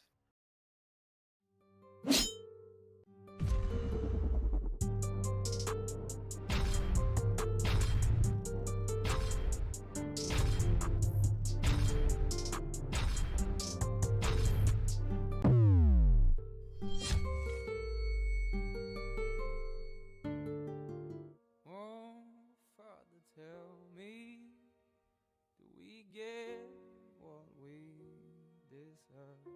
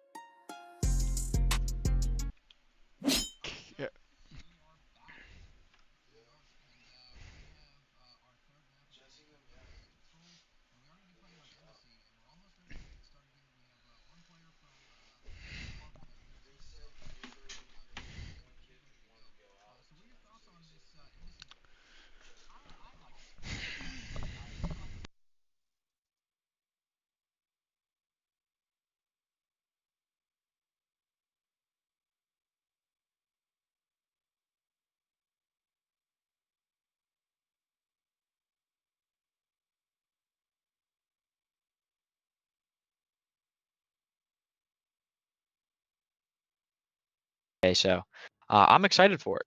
Yeah, I don't mind this map. Embassy's not terrible. I mean, it's not one of like my favorite, but if I get it in rotation, I don't, I'll play it out, right? Like, some people they get that border map, the car one, and they see it in the lobby and they're just like, nah, I'm gonna back out and they leave. This one, I don't mind. But yeah, no, we're just waiting for that one player to get himself switched over. Then we're gonna get started here.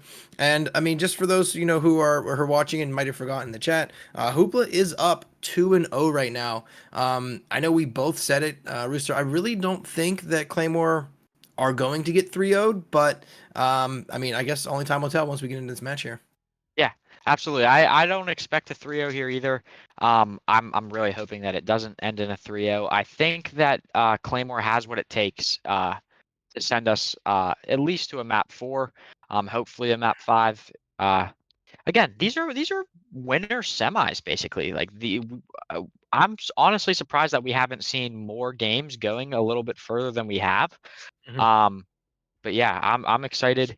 I think that they can do it. And I'm a root for them. I'm rooting for this game 5. So I will root Yeah, for yeah. this team to be able to pull it off. Yeah, no, I agree, and it looks like we have all the players ready, and they're on their respective teams. So we are going to get this map started here, and yeah, I mean, I'm gonna rooting for him as well. I agree. I want to see not another 3-0. So I mean, I will be rooting for Claymore here. Obviously, you probably shouldn't be picking sides or teams, but I do want to see at least the 4th game, maybe that 5th game, right? So we're getting started here and loading up the game right now into Embassy. Yeah. Again, I'm not exactly sure on where these control points are going to be. Yeah. I'm assuming that one of them is probably going to be inside on that bottom level of the building over there on the right-hand side. And I think the other one's outside by the palm tree. Yeah, it's a B site's on the. I don't know if it's really a palm tree, but like that planter section or whatever that's on the outside near like the tennis courts or whatever it is. So it's a kind of open area, but we'll see how this goes. And Hoopla is attacking first. And we keep saying it, defense wins championships, and Claymore has to have a strong defensive showing here. Not that they have to come out and win this first one, but I think it would give them definitely a boost of confidence. Yeah, it looks like both of these points are kind of somewhere out here in the open, if I'm not mistaken. Yeah, no, yeah, you are right. They both are. And, yeah, so this might be a hard map to capitalize here on offense, but look at Bumbo. We talked about him having a rough start for that S&D, and I mean, he opens it up with 2 in his own, but Blaine is still on this zone, capturing A. They already have 1 tick. Yep, did get the first tick down, and right now there's 2 players for Claymore coming over. Bumba and Majin. They're trying to come over towards that A point. They do get 2 kills. There's another team kill from Bumba on Majin. Yeah, so the team kills have been really haunting Claymore right now. Yeah, and Schwinn follows it up with a 2-piece. Yeah, I mean, if Claymore don't get here soon, that quite possibly could be the first control point. Yeah, and Majin takes down Schwinn. That was a big kill there because that 3rd tick was almost complete. And, unfortunately, Wendy and Carpal, they both step on this point here. And that's going to be 3 ticks for the A site. So Claymore really need to hold B and hold it well. There's 2 minutes and 15 seconds left. Yeah, as long as they watch their flank here, I think this is going to be a very hard. I would probably assume that A is probably the easier of the 2 to capture. With them, look, Bumba opened it up with 2 already, and horrible timing there for T-Pero. But you got a lot of ground to cover. Hoopla basically has to clear them off the top of this roof, or else it is going to be extremely difficult to get any time here on this B zone. Yeah, no, this is a pretty another kill from Ganja with another. Do they just enjoy doing it? At this point, it's almost like it's on purpose. Yeah, and those team kills have been very detrimental to them in the past, and they are not helping right now. I mean, they both were on the roof for a very long time, and he just stood up and straight up shot him in the back. So I'm not really sure what that was about, but yeah, Blaine's trying to get a long kill on Bumba, does not actually get it down, and so far they have no ticks at all on this B site. 18 to 17 in terms of lives in favor of Hoopla right now. Schwinn's pulling out a sniper. Very, very interesting play going around here from everybody. 17 to 14 in terms of lives in favor of Hoopla still. Schwinn does have that sniper rifle, and it looks like Hoopla could step on this if they wanted to. There actually isn't anybody from Claymore on the actual site just yet. Schwinn and Wendy with a set of kills there, and again, nobody stepping on the site right now.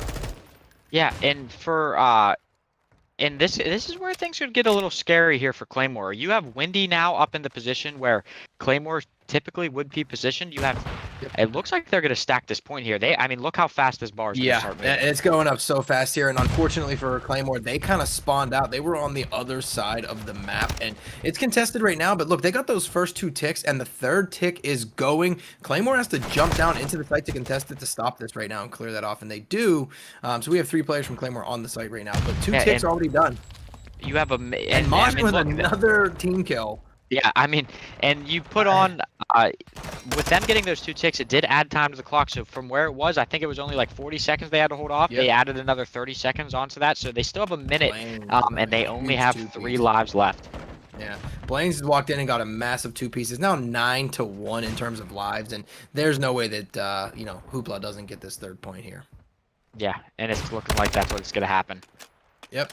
I mean, the talk of that round for me is, were there 2 or 3 just that round team kills from Claymore? Yeah, I think there were 3. I think so too. I mean, that's just massive, and those are some mistakes that really can't be happening at this stage of where we are in the winners bracket. Yeah, and I mean, Blaine's just in that final kill cam right there. I mean, he just ripped. I'm not sure exactly who it was, but right off that head glitch, he just was able to take down 3 on his own, and basically really break that point open. Yeah, no, he definitely did. I mean, let's see what Claymore can do attacking-wise here. It looked good for them for a little while they were initially holding that B site, but, you know, it just eventually fell apart starting with those team kills. So let's see what they can do for attacking-wise. It looks like they're sending 3 players toward the A site, and Hoopla is split right now. 2 on A, 2 on B. Yeah, I mean, maybe they're sending them. Oh, you said, okay, A site. Yeah, Hoopla I was was thinking split with it, yeah. Yeah, I thought that we were sending them to the B site. I mean, I mentioned this a little bit earlier today. There's basically 2 different breakoffs that you can have on control that teams can really choose from. One is to go totally bum rush the easier objective and capture that as fast as they can to add as much time as they possibly can to attack the more, like, the harder point. On the other side of that, teams have the option to basically do what Claymore's doing right now and decide to attack the harder point first. Right. And then they're doing if pretty they well happen right now. to, yeah, and if they happen to get it capture the harder point first, it should make it a little bit easier to capture that easier zone, especially with the amount of time. Teams typically don't do that because if their first couple pushes initially get shut down at the harder zone, you're now scrambling to try to go back to the easier zone, which typically the other team's set up for. Yep, and Claymore has this B, which is the harder one taken. Nice shot by Ganja there. So they do secure B site, and they have 2 minutes and 15 seconds left. They are down 2 in lives here, but that was a nice hold and take from Claymore. Yeah, I mean, again, lives aren't crazy out of hand yet. They are down 4, but we know how fast that objective moves whenever you have 4 people on it. So 1 clean team wipe, and we have a series, and we have a game. Yeah, and that was a big kill from Monjin and T-Pero there to like kind of start to even things up here. They do wipe too, so they need to, if they can get this kill onto Schwinn, that would allow them to step up onto the A side a little more and be a little less contested. Yeah, and even though they didn't get that kill, oh, I mean, wow, huge big kills from T-Pero there. Can he get a 3rd on Carpal? He's trying for it. Yeah, and I just want to highlight, even though they didn't get that kill there on Schwinn, Mazda was able to do enough damage that was able to make Schwinn back up, so it did clear the point for them to get onto. Unfortunately, their trophy did just blow up as that grenade came in, so it unfortunately did take down T-Pero, but... And the point is currently being, Hoopla is on it right now. So they cleared out, that second tick was halfway done for Claymore. And Hoopla did clear it out. They're on the point. 14-11 in terms of lives. Still in favor of Hoopla. We just made it 13-10. So, you know, they're still not too crazy out of hand, but it's starting to get down there for Claymore. They're down to 9 now. They're into the single digits here. We're going to play a little smarter and not kind of just throw away lives at it. Yeah, I mean, there's a minute and 30 seconds. They don't have to panic. They can really set up a good push here and start playing for some picks and then play off of it. I mean, Schwinn pulled out the sniper again. If I was Claymore, I mean, with 5 lives left, you basically only have 1 more crack at this, and they are still continuing to go right into the sight line of Schwinn holding it down over there with that sniper. Yeah, no, that's tough to keep running into it here, and we're down to 11-4 now, 10-4 in terms of live. So this is the last push here for Claymore with them having 4. Majin with a nice 2K though. Yeah, you would think that they probably would push onto that, but Majin is still going. Yeah, no, he is, and yeah, they didn't push onto it. Wendy and Schwinn are both kind of watching that lane down where down towards the cars, and right now it's 7-4. I mean, Claymore kind of bringing it back. It was Yeah, this 9-4 is at one doable. point, so this is definitely 100% doable for them. And look at that, all three of the players for Hoopla are just laying there on the ground waiting for it. T-Paro But does get a pick out of that though, and Ganja standing on the point, so they're trying to get this second tick. Him and Majin are both standing on the point. Ooh, unfortunately, he does go down from behind. 4-2 in terms of lives.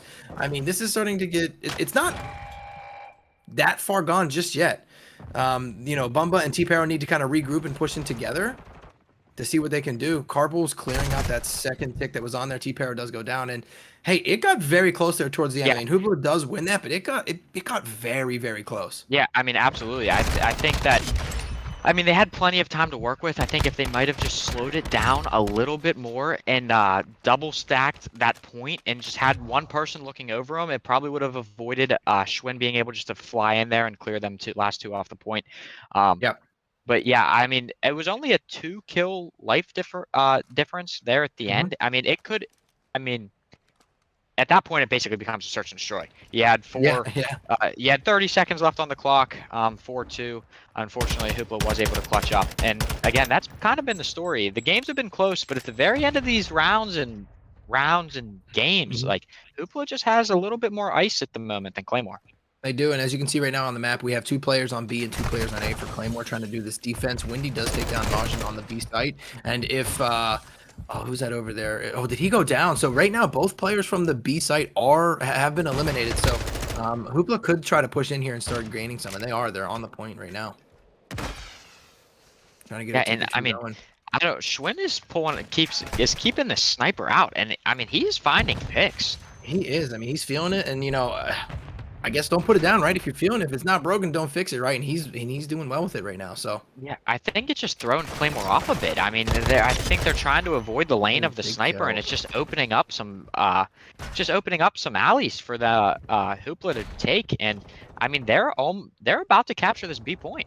they are, and I don't know if you just saw Carble's on a 5 killing spree right now, and they do capture the B point. So I mean, that's big. I mean, we said it earlier, the B point is definitely the harder one to go to capture right now. So Claymore, they have to set up in a very good defensive positions here. Ganja and Majin both getting 2 kills to hold off this this A site here. Yeah, I agree. Majin about to run right into Schwinn. That sniper again, Bumba, is he gonna get caught out right here? His head's gonna peek up. Neither go down, but that was a close one for Bumba. He almost got taken out. That shot went like directly over his head. Ooh, in the car. Majin gets the kill. Take all the. I mean, they needed that. A little bit of an assist there from the car, but ultimately it does work in the favor of Claymore. And again, they're just getting themselves in a little bit of a life deficit here. They need to. I don't know if it's just losing a little bit of gunfights or if they're fearing the sniper a little bit, which is allowing them to push up. But I mean, look at that. I mean, that's 4 dead. Yeah. And that's going to allow them to get at least the first tick on A, and they're starting to get their second now. And, I mean, look at the life difference. You were saying it before, 21-12 in favor of Hoopla, and this is just starting to run away from Claymore right now. 10 life differential. Yeah, I just think Hoopla is, I mean, they got the, I don't know if they've played this map a lot, but it just looks like they know exactly how to push the map in their favor specifically here. And that's going to do it. That's going to do it. And yeah, that's, hey, another 3-0 for us tonight. I am surprised. I really am. I thought Claymore was, gonna win one of them at least. Yeah. Unfortunate that Claymore wasn't able to close out one of those games, but I definitely don't think that this team is out of it by any means. I think they're going to, even though they are going to be bumped into a loser's bracket, that's only their first loss throughout the tournament. So they're definitely not out of it by any means. They'll go back, they'll regroup, and we will see them play one more time tonight. There are 2 more matches to be played, and they are one of them. So I believe that they should be warmed up now. That should be their warm up. It's been a while, so I expect them to. I expect to see them back deeper into the bracket. Yeah, no, I agree. I was a little shocked, and I know we both were, that they lost at 3-0 there. Like you said, that was their first loss through this entire thing, and they're not done yet. They're moving down to the losers bracket, so they definitely have a chance to kind of bring this back and go to the grand finals, of course. But hey, we'll see what happens when they go into the losers bracket. But is there anything else you want to talk about for this match, or anything that you saw? No, I believe that that'll do it. I think that we should send it on down to the desk and get the analytics of this series. So yeah, let's send it on down to them. Yeah. All right. I think we're gonna do a quick commercial break, and then we're gonna send it over to the desk while they Okay. calculate all the analytics and everything. Yeah, my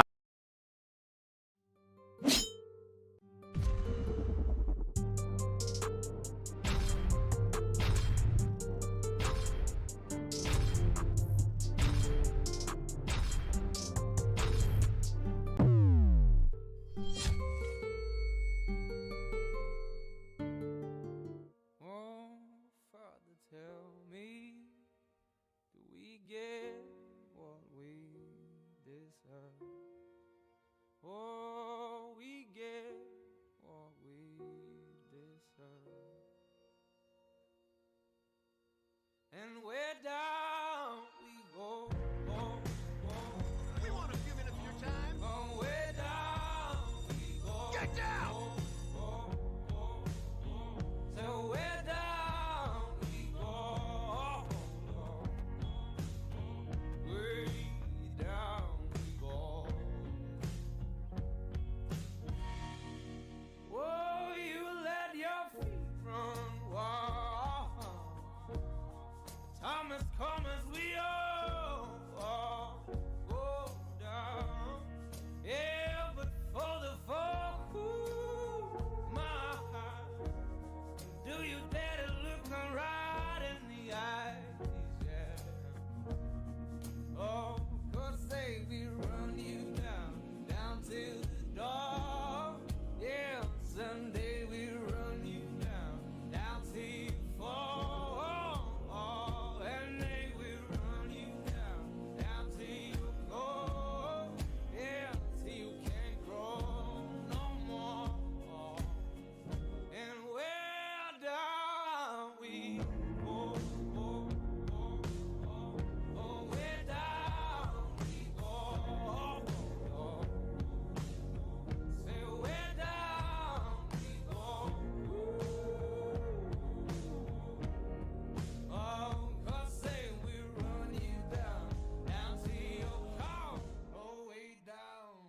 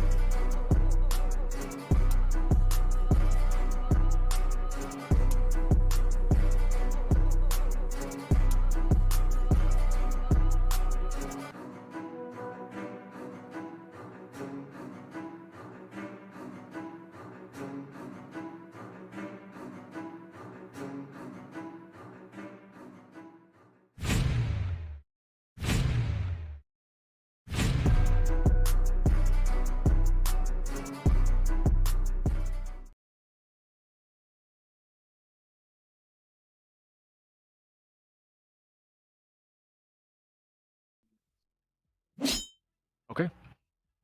What? So Corey, you're leading the charge, brother. am I? Me? Yep. We on, Jared? What is going on, everybody? We just saw a crazy matchup. Again, it was a 3-0. It was a 3-0, 100%. But yeah, no. Gary, Mac, what were your thoughts? In all honesty, I mean it was a fun match to watch. I did see Swin. He was owning with the sniper. I mean, you can't Yeah. help that. He was picking people off. But I mean, we also have to point out Majin in that search and destroy. I mean, they did take the L in that search and destroy match, but he really did step up his game, and he was playing really good. Absolutely. Yeah, I mean, for sure. I thought they were actually going to be able to hold it at certain points, and I thought that they were going to be able to advance it a little bit further than a 3-0. So I'm kind of shocked, but stuff happens. But as we always say, it could be a bad day. They'll have another chance in the losers bracket. But I mean, you saw my man Swen. He jumped off the stairs, got a kill. Now my Yeah. question is, Oh, geez, here we go. here is my question. Now you got drop shotting, and he dropped from the stairs. And my boy definitely indeed shot, but that's still not a drop shot. So what do you call it? That's What a do you fall call it, shot. Goldie? I don't even know. I don't even know. It's a fall shot. He A fall fell. shot? Fall shot. I I don't guess we know. could say it's a fall shot. I don't know. There's no comment. No There's one person comment. I do want to touch up on because Schwinn did drop a 1.27 KD overall for the series. I do want to focus on someone who really wasn't talked about, but did drop a 1.89, which was Windy. Wow, Wendy's. I mean, shout out to him. I saw a couple people in the chat even saying, "Man, I like how Wendy plays," and I do too. He does play at good angles, and he gets those picks for his team. I mean, shout out to him. 1.8. That's a good KD. Yeah, he had the best KD in the lobby, and just someone who was like not really talked about, but he put in work. Like that last control map, he dropped a 2.1 KD. And then in that search, he went 10-4, which was a 2.5. So he Wow. put in that work to be able to help his Yeah. team win. That definitely stuck with this team, helped this team out a lot where he needed to be, and some teams will be moving on to winners, some will be moving to losers, but both teams I think will excel wherever they go. Yeah, Yep, and I shout out to agree. them for the dub. Hoopla, they got the 3-0 match set. And I mean, Claymores, you guys are not out by Not any out of means. it. You guys Nope. are down to the losers bracket, and you guys can make a huge run down there. You guys will be playing later tonight. Yeah, absolutely. They have a chance, and they have a good one. They played pretty good. Oh yeah, but anyways, anything else from you two? No, I'm all good. Yeah, no, I have nothing. I'm just ready to watch, see how they do. Cool. So Absolutely. we're setting up this next lobby right now. We're gonna have the last two matches of the day be from the loser side bracket, and we're gonna go ahead and head over to a break while we set this game up.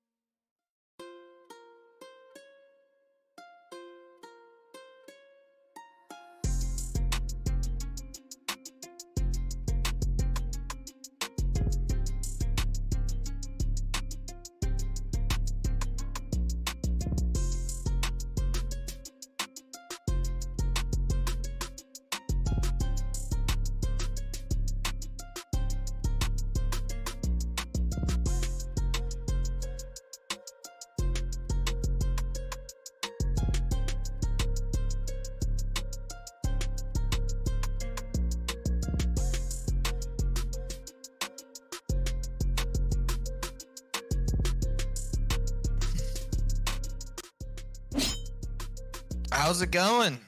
So Hey. now I'm casting. I'm here with my Yeah. man Bill. Glad to be here. I'm ready.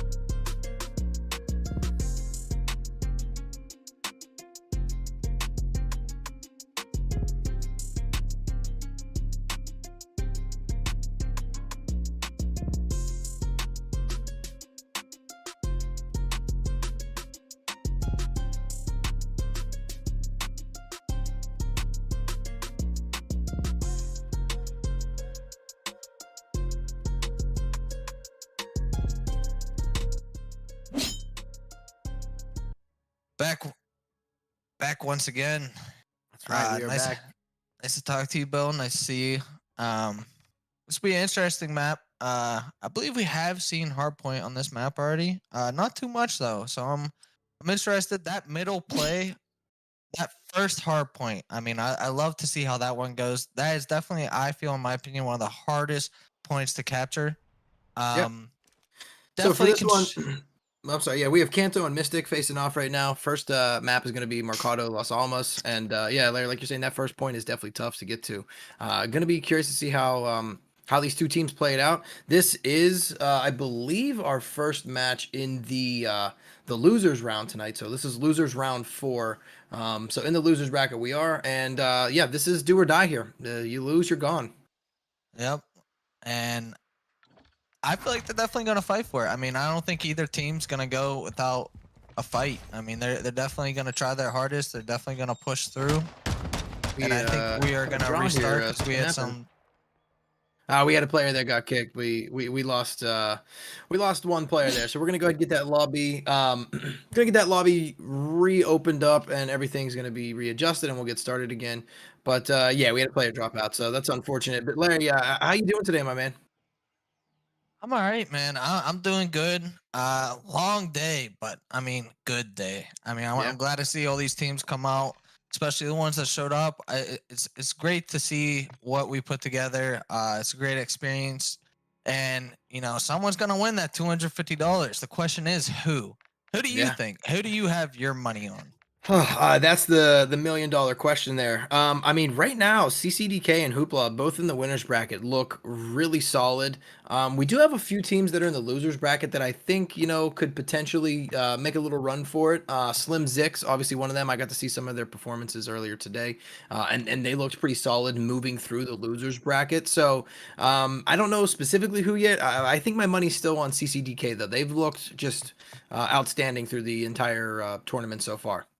Yeah, I would have to agree with you on that, Bill. I mean, CCDK has shown nothing but greatness in here. Yeah. I mean, they come, they play, and they have been winning left and right, destroying teams.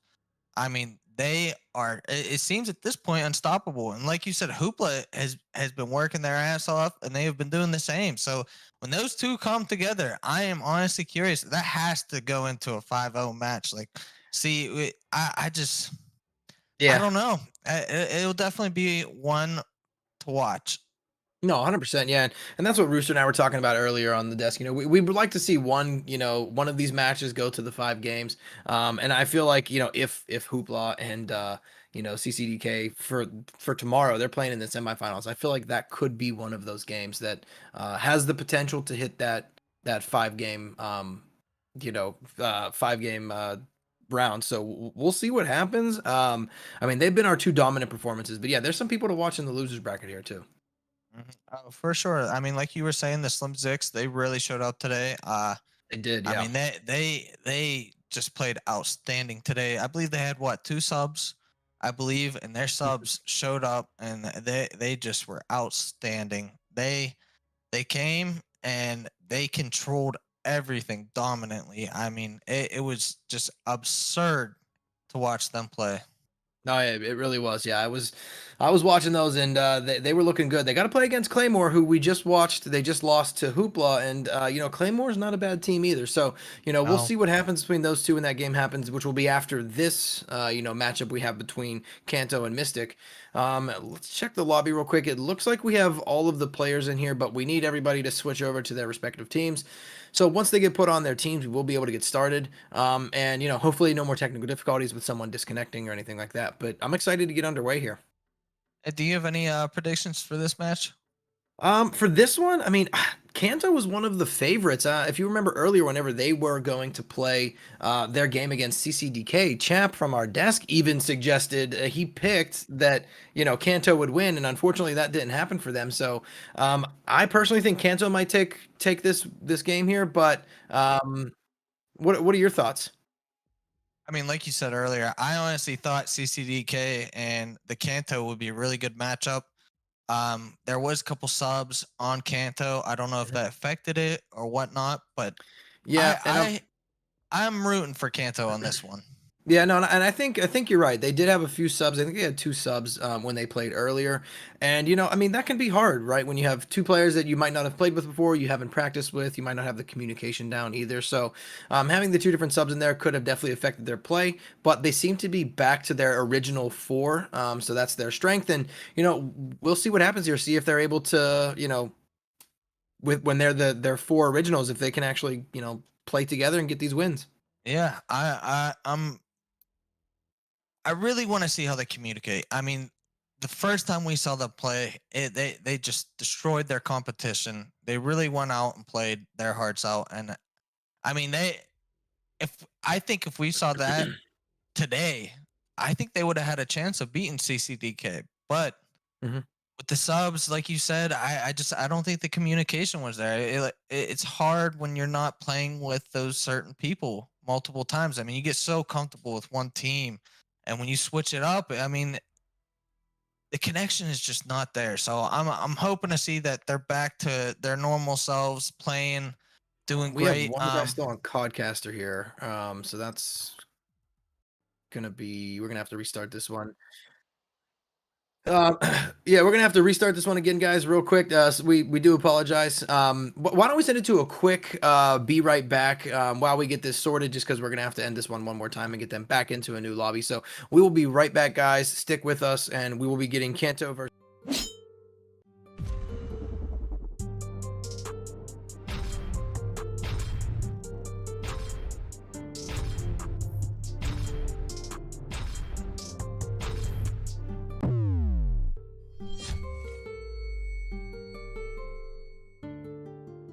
Oh, Father, tell me, do we get what we deserve? Oh, we get what we deserve. And where down we go. We want a few minutes of your time. Oh, where down we go. Get down! So where down we go. Way down we go.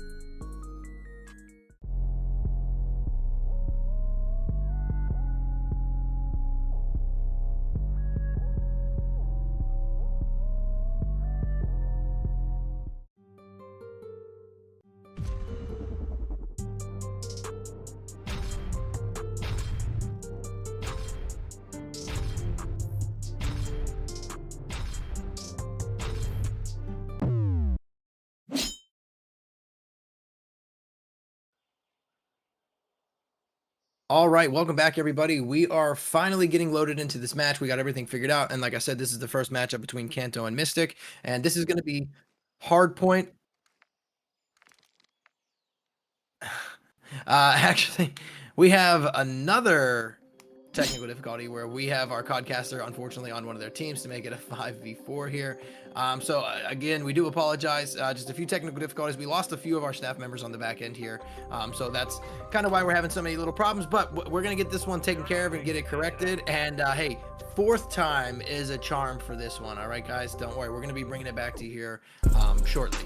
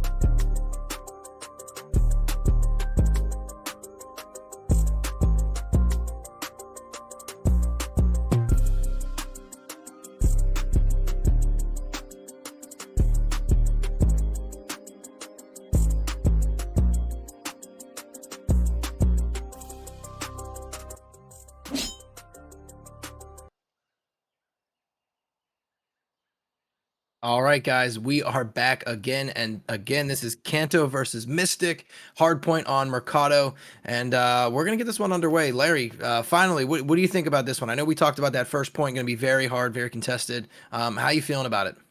Yeah, I mean, like I said, I'm curious how this first point is going to turn out. I mean, if one team can take it over, I'm wondering if they're probably going to be the dominant team here. I mean, that's a really hard point to take control of. I mean, anything can happen, though. It's a very scrappy point. Yeah, very scrappy point. So we have Kanto over here on the blue side and Mystic on the red, and we are underway.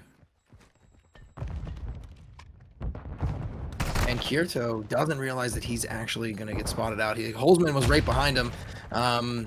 Nobody on the point just yet. Kanto actually just steps on. They got 1 point from it, so not a lot going on right now. Very scrappy. Velocity, though, with the team kill. That has been the theme of the tournament almost. So many team kills going on.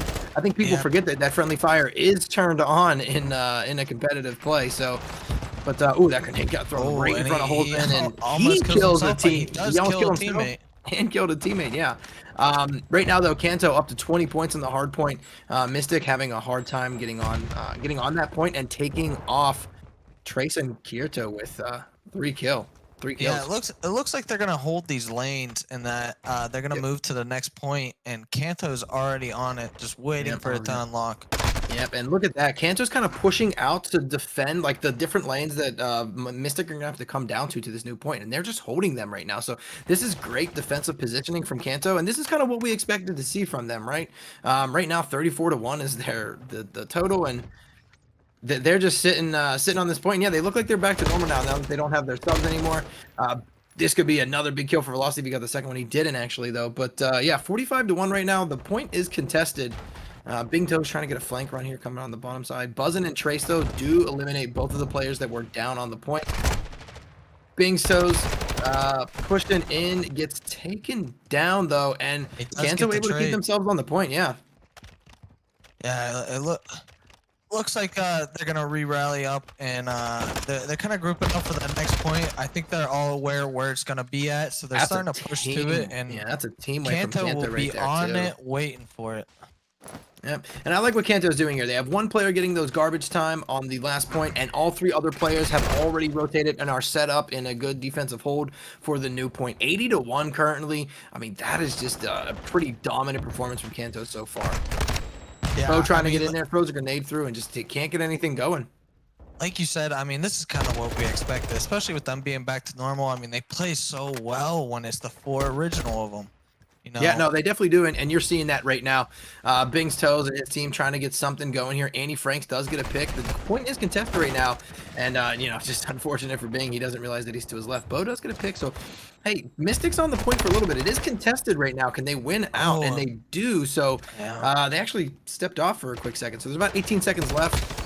And hey, Kanto is still sending a few players to this point to keep it contested, and they're actually on the point. Bo needs to drop down and sitting up contest it. top. I don't think they're aware of him, and he will take the kill. Yeah. He steps off the point though, and I think they could have used, even if it's 4 seconds, 5 seconds. I think they could have kept and afforded 1 person on that point while the other 3 push. Yeah, I agree. You know, all points right now, kind of, you know, everything matters at this point, especially at 100. I mean, we're over 100-point lead here for Kanto, about 110 right now. And yeah, it's just not looking that great for Mystic right now. Kanto setting themselves up in great rotate, holding defensively very well. And they're, like I said, they're looking back to some great form here. Yeah, Kurita, just a couple seconds ago, peeked around the corner, popped a couple shots, pushing all their team back, and their team, the unfortunate spawns kind of halfway across the map. Unfortunate on them, but yeah, they spawned out, and that's, you know, just definitely not what's going to be what's needed for them. And Kirito on a 5 spree right now, 5 killing spree, and you know, look, he's got the knife out right now in his hand. Just, I mean, who knows if he's going to go for a knife kill, but he's not worried about this team. Apparently, he keeps his knife in his hand. So, starting to get the next rotate. Mystics already sitting on the point. They're just waiting. They want to get some points if they can. And we'll see how long they can hold it, because they currently are on that point, which is kind of out in the open here. It was near Hill 2, and this one's out in the open. Kirito does come around, gets a big 2K though, and that's going to clear Mystic off of the point. Yep, and it looks like Kanto's going to hold the point once again. I mean, Mystic has right tried now. multiple times pushing through, and they just can't seem to get through Kanto's defense. I mean, like we always say, defense wins games. Yeah, defense wins championships, and Kanto's looking good right now with their defensive holds. They do actually lose a few players. The point is still contested. Trace is holding it down right now, trying to keep Mystic off and hold it, you know, wait for reinforcements to come back from his team, and he does successfully, which is very, very good for Kanto. I mean, granted, they are up 185-15 right now, so it wouldn't have mattered if Kanto got, or Mystic got a few points, but big hold from Trace, and he's 12-3 right there. With the Buzzing 7 with the 2K streak as well. Yeah. He is just frying people left and right, no cares in the world. Yep, he is in velocity right there with another 2-piece. They're going over towards the next point here, the next hill. And nobody's on it currently, but Kanto's about to step on it right now. And they're at 200-15. Mystic has to have like a massive turnaround to make something go in their favor here. Velocity takes down Bing's Toes. He tried jumping through. And Bing's Toes, man, that's a guy that I was calling out a lot last night. Love the name, but unfortunately they're not showing up right now. And yeah, 212-15. And this is just, you know, has run away for Kanto. I think they're definitely going to be wrapping this up pretty soon. I think this game is pretty much in the bag. Maybe Search and Destroy will be different. I mean, not so much objective, more tactical, kill-wise. I'm wondering if maybe they'll play towards Mystic advantage, but yeah, I mean, only time will tell, and we'll find out shortly here. And I'm pretty sure they can win off this point. If they don't lose, yeah, they can win off of this point here as long as they stay on it for these last 7 seconds here. Don't step off once, and they will win off of this. And I don't know if Andy Franks doesn't realize that. He needs to step on the point to contest it, and he's not. And this should be game right there. Yes, so, yeah, I don't think they realized that. Maybe they didn't realize the seconds were going. They're too busy paying attention about running in. But yeah, I mean, a dominant performance for Kanto there. I mean, 250-15. That is look at Kirito, 22-9. Like, what a showing by him. I can't wait to see the scoreboard here. See how everybody did. I mean, look at this. 22-9 for him, 22-9, 17-12 for Buzzin, 17-12. 14-6, 14-5. I mean, those guys all had amazing KDs. They had decent time on the hill as well. So, I mean, just what a dominant performance there, Larry, by Kanto. Yeah, they played objective really well. They weren't just worried about the kills too. I mean, they were playing objective and kill wise, Yeah. and it just worked in their side of things. And now it's time for search and destroy. I mean, Mystic is really gonna have to step it up on this one if they Yeah. want to hold their own. I mean, Yeah, no, that was Kanto- a very dominant 250-15. I mean, that might have been our, I think, biggest win so far, at least that I've seen and casted on a hard point to date through this tournament. So that was a really massive discrepancy. And, in terms of that, I think Mystic needs to, kind of regroup while we're getting this next lobby set up. It is search and destroy, so it's more tactical. It's not, like the super objective base. It's not respawn mode either. So yeah, we'll see what happens with it. I mean, do you think Mystic kind of rebounds themselves here and gets themselves together, or what do you think happens? hoping so. I mean, they definitely need to talk to each other right now. This is the time and see what they can plan to strategize for this next match coming up because they need to do something and they need to do it quick. They do, yeah. I know we are getting the next lobby set up. I mean, we can sit here and wait and talk if you'd like. I see we already have 6 of the players in there, which is going to be we're almost full within the lobby. So yeah, I mean, like I said, I expected Kanto to win, and I think they're going to win this match overall. But I didn't realize it was going to be so dominant in their favor. Yeah, I was definitely expecting a little resistance from Mystic. Unfortunately, we didn't see that, and Kanto kind of took it by ease. I mean, I did expect it a little bit, especially with the normal players being back and all. Right. But hopefully, I really hope Mystic can get a couple rounds won here and at least give a little bit more resistance on this side of things. If they play slow, smooth, I think they'll be fine. I mean, I know Kanto likes to play a little fast pace, which they can. I mean, they're great players. They definitely have the skills to be able to play at the fast speed that they do. So Yeah, and you got to think too. Kanto's coming off that big win there. They might be just ready to continuously just frag out, and they might be playing aggressive, which could potentially catch Mystic off guard because a lot of teams they do want to play it a little slower on search, see if they can get a pick, see if they can work a site, and you usually play off of that first pick that you get, but they might not expect Kanto to just come out like just flying down, the lanes, and I don't actually know what map we're on. I didn't pay attention whenever I was looking at the lobby, but unfortunately, it just crashed, and they're getting it back up right now. I believe we will be playing on the hotel bill. Oh, was it hotel? Oh, it's Farm 18. It looks like. It's not Farm 18 as well either. All right, we're getting it switched over right now. We apologize, guys. Yeah, so we're gonna back send to it. Vanguards, ladies and gents. No, we'll stay here. It seems like people are going to start getting ready. No, yeah. So I mean, I'm excited to see how they play this. I think Mystic, like you said, though, they might play it a little slower, but I think they're going to have to be prepared and keep it in their mind that Kanto's coming off a big performance, and they might want to just try to get it over with quickly and just run down and just outfrag them because they were winning a lot of those gunfights in that last round. Yeah, I definitely think Kanto's going to be aggressive on this side of things, try to get the first pick off right away so that they can just push up and dominate. And like you said, I don't know if Mystic's going to be ready for it. I mean, hopefully they can pull it together a little bit. And I can't, I don't know if playing slower for them would be better or more aggressive. I honestly don't know. Yeah. Do you have any opinions on it? I mean, how do you think they should play this match coming up? I think for your very first one, if I'm Mystic, I'm gonna play slightly conservative, and I'm gonna sit back just a little bit to see if I see anybody rushing. Because if Kanto is getting aggressive, sit a little further back where they're not gonna expect you, and try to work a pick or two. If you're not seeing anything, then if I'm Mystic, I want to get aggressive. I want to rush a site. I want to just put as many bodies on that site as I can. Because typically on a defensive stand, you usually have your team split 2 and 2, maybe 3 and 1. So try to use that man advantage to your, advantage and try to just rush bodies onto that site. Yeah, for sure. I think if they get that first pick, I think that's definitely when they're gonna need to start playing a little bit more aggressive, play conservative at the start of the match, take a pick, and then just rush full on. I think that should be maybe kind of what they're looking at. Yep.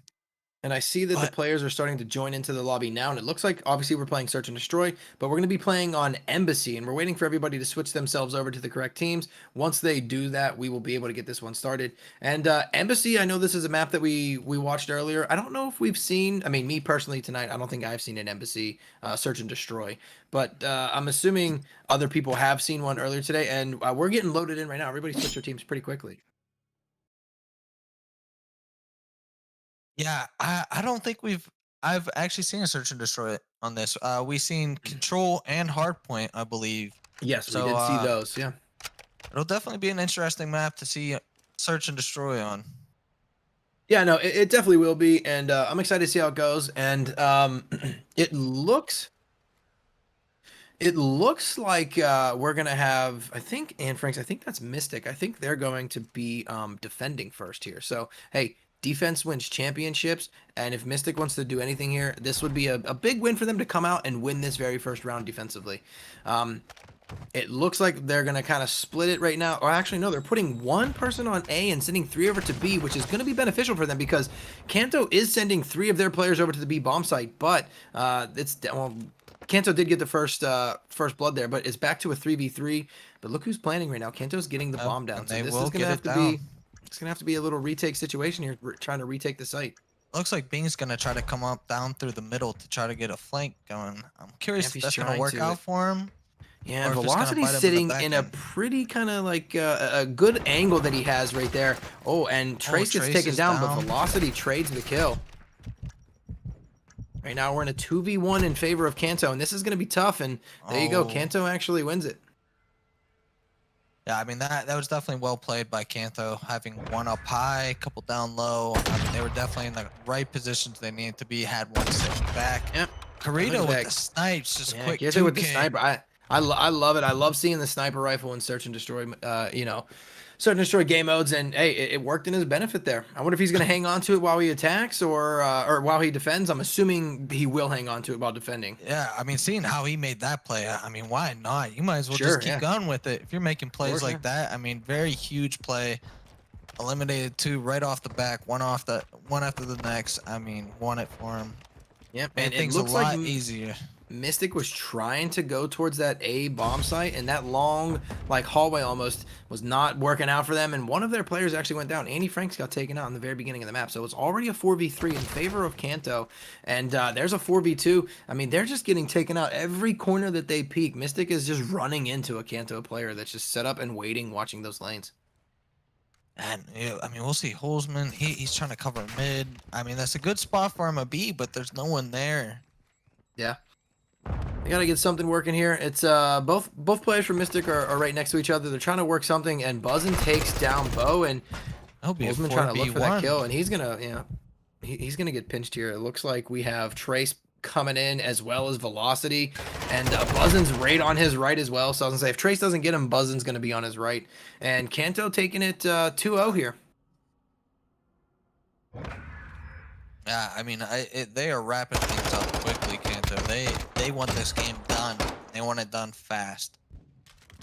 They do, yeah, and I mean, I don't blame them, right? They feel like they, shouldn't have lost in that winners round. They did have the subs, which kind of didn't really play in their favor. Now they're back to their full form, and they want to get through this as quickly as they can and get back into the winners round, up into that grand finals. Yeah, I mean, it would definitely be interesting to see CCDK. That's a little tongue twister right there. And Kanto play again. I mean, I would definitely be interested in that, especially if it's the original 4 versing them, and you'll see Buzzin with a quick 2K. Yeah, a very quick 2K for them, and that's, again, tough for Mystic because they're defending right now, and defending, that's usually easier for, should be your easier side, right? Defending, just holding your lanes, watching, what's pushing towards you, and Trace might get an easy kill here, and he does. Or not Trace, I mean, Holzman got an easy kill on Trace there. I would say Trace probably wasn't expecting him to be laying in the corner, but yeah, they traded it, and Kanto wins 3-0 here, so starting to run away with it now. Starting to run away with it. I mean, you see Kanto on a 4-0 right now. You see Kanto's clan tag. It says can't, but they will. They can and they will. They will. That's right, Larry. They will. And they are. Yeah, I am definitely excited to see where they're gonna go up in this bracket. Yeah, no, me too. It's been a pretty good showing for them so far within these first two games.